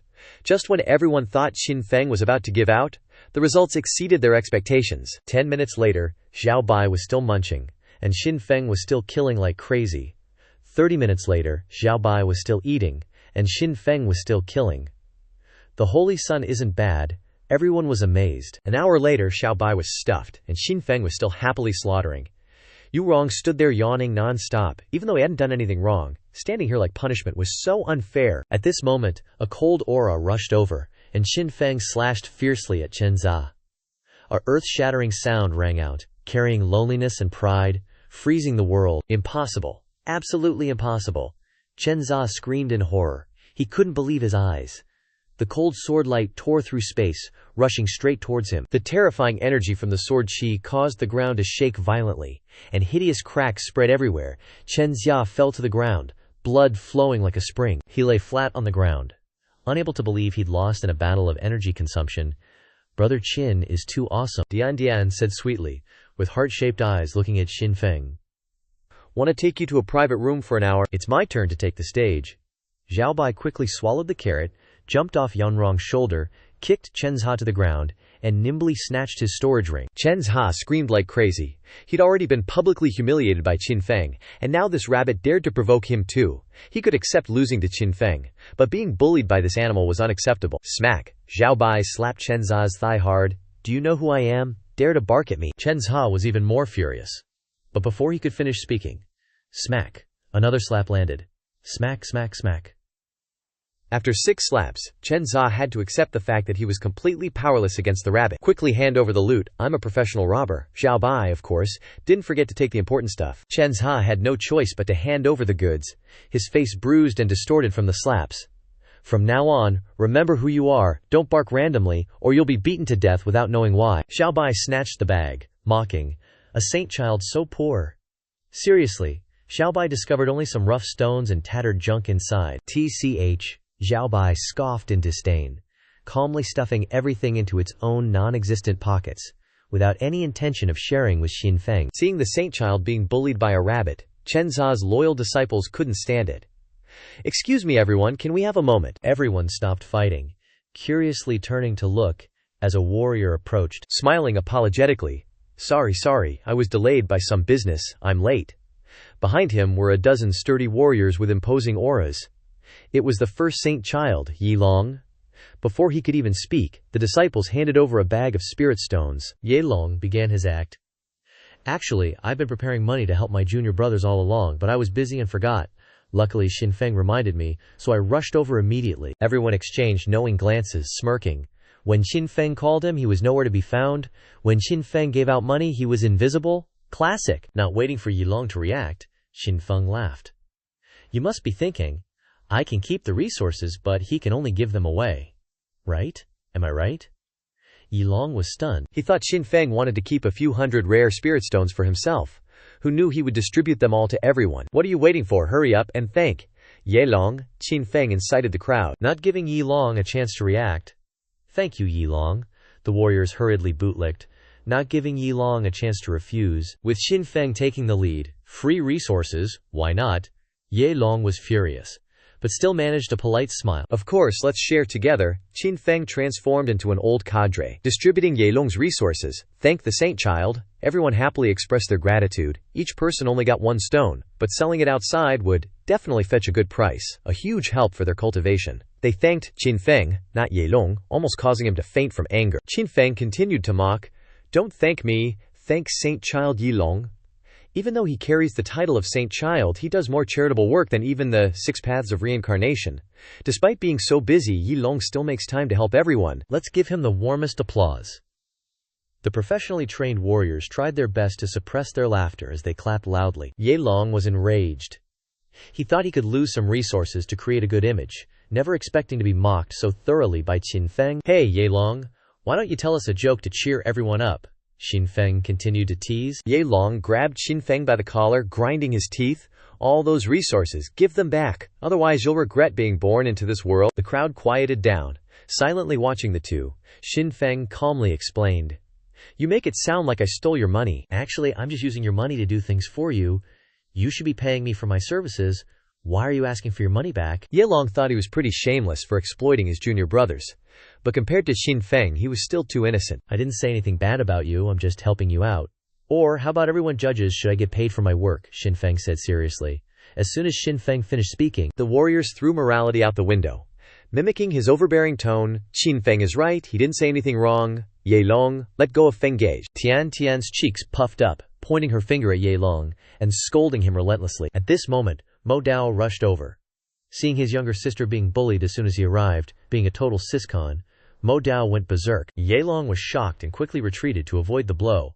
This is indeed the Dao Sex Crazy Blade. Yilong understood. It could only be Mo Dao. You dare hit my sister! Mo Dao's eyes flashed with a cold light. I warned you already. Why didn't you listen? Qin Feng leisurely took out a chair, a fan, and some fruit to eat so he wouldn't miss the fight. Tian paid no attention to her fighting brother. Stuffing grapes into Qin Feng's mouth, Mo Dao was stimulated to unleash his potential, roaring and beating Yilong into a miserable state. Qin Feng finished the grapes, vaguely remembering that he had a lottery spin from destroying the relationship between Lin San and Yang Rong during their first encounter. Swish. As usual, the lottery wheel appeared. The wheel began to spin slowly. Congratulations, host. You have received a celestial secret card. Qin Feng recalled that last time he observed Fang Zhang's heavenly secret and received the immaculate spring in Kunlun, washing away his desires and realizing the natural Tao. That was a permanent skill buff that helped Qin Feng progress a lot. Looking at the fortune card that just dropped, Qin Feng, while enjoying Tian's service, said, System, who do you think I should check the fortune of this time? How about my second brother? Nah, he's family. How can I steal his chance? The system remained silent. Why no response? Is it broken? Qin Feng wondered, then continued suggesting, my second brother is now an epic level warrior. If I peek at his fortune, would I get an extra 1,000,000 villain points? Don't get me wrong, I'm just kidding, he's my family. The system was still silent, not responding. Just gonna stay silent? Then I won't say anything either. Seeing the system deliberately not answering, Qin Feng had to rethink who to use the card on. Xin Hao is too young, not suitable. Besides, he's an epic level warrior. Checking his fortune won't give any rewards. My second senior brother and third junior brother are always by my side. What secrets could they have that I don't know? Checking their fortunes would be pointless. Long Aotian is probably conquering the upper realm, or creating a world just for himself and his beloved, according to his memories. Long Aotian is at least an epic level warrior, maybe even beyond epic. With Long Aotian, whether I want to or not, I'm powerless. Thinking carefully, only Fang Cheng is the most suitable. As for that Tang guy, forget about him. Qin Feng decided to help Fang Cheng break his fate. I'm so kind. Qin Feng decided to use the fortune card. Once again he entered the stream of time. Qin Feng's soul was sucked into an invisible black hole. It was dark and silent all around, with no light or sound, like falling into a real black hole. The concept of time and space disappeared. In the blink of an eye, it seemed like tens of thousands of years had passed, but it was also just a moment. When Qin Feng opened his eyes, he was standing in the sky, looking down on all things. But he uncomfortably realized that this was not human territory. Qin Feng saw Feng Chang appear on a hilltop. Below him were many muscular men wearing animal skins. They had horns like bull horns on their heads, and their bodies were covered in colorful tattoos, like a tribe of dark beast-human hybrids. Qin Feng realized that these were not humans, but the demon race right next to the Yin Yu dynasty. Demon Lord, please lead us to reclaim our lost honor. A series of demons knelt down, honoring Feng Chang as their leader. Demonization. Qin Feng was shocked. Being randomly teleported from Kunlun to another land was already strange, but he even became their king, subjugating the demon race. Even though the demon race had been badly defeated by the Yin Yu dynasty tens of thousands of years ago, and hundreds of thousands of prisoners were imprisoned in the Myriad Demon Tower, their strength should not be underestimated. The next scene appeared. Feng Chang was secretly meeting with the great priest of the demon race. In a closed room, Qin Feng was very curious. Just with that one letter, the leader of the demon race would help Feng Chang like that? Qin Feng wondered. If I stole that letter, would the leader of the demon race help me? Not long after, following the guidance of the great priest, Feng Chang sneaked into the Myriad Demon Tower and found the treasure of the demon race. He refined it into the Myriad Demon Body, and led hundreds of thousands of prisoners to break the tower, allying with the great Jia to conquer the Yin Yu dynasty. From then on, Feng Chang's reputation as the Lord of Myriad Demons spread throughout the desolate ancients. In the Myriad Demon Tower, Feng Chang met the demon princess, thanks to his warrior's aura. The princess gradually fell in love with Feng Chang. When she knew that Feng Chang was not perfect, the princess did not despise him at all, but helped him even more enthusiastically. She went to find the treasure herself. When she was seriously injured and about to die, she finally met Feng Chang. She handed over the treasure and fainted. Feng Chang also understood the meaning of her actions and accepted that feeling. What a shameless warrior, Qin Feng sighed. Even the warrior's plot armor has been used by Feng Chang to such a godforsaken extent. Without the aura, he definitely wouldn't be able to cause such a big thing. When Qin Feng's soul returned to reality, he couldn't hold it in anymore, and 2 streams of blood sprayed into the sky. Brother Qin, why are you having a nosebleed? Tian panicked, not understanding what happened to Qin Feng. Meanwhile, the battle between Mo Dao and Ye Long was still going on fiercely, neither side willing to yield, slashing and killing non-stop. At this moment, Mo Dao secretly glanced at Tian. I'm fighting with all my might for my sister, but she's flirting with someone else.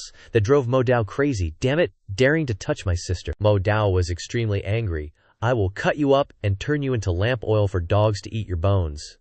Taking advantage of Mo Dao's distraction, Ye Long launched a fatal blow. But at that moment, the space suddenly shook violently. A earth-shattering explosion rang out, and heavy pressure enveloped the entire area, making it difficult for everyone to breathe.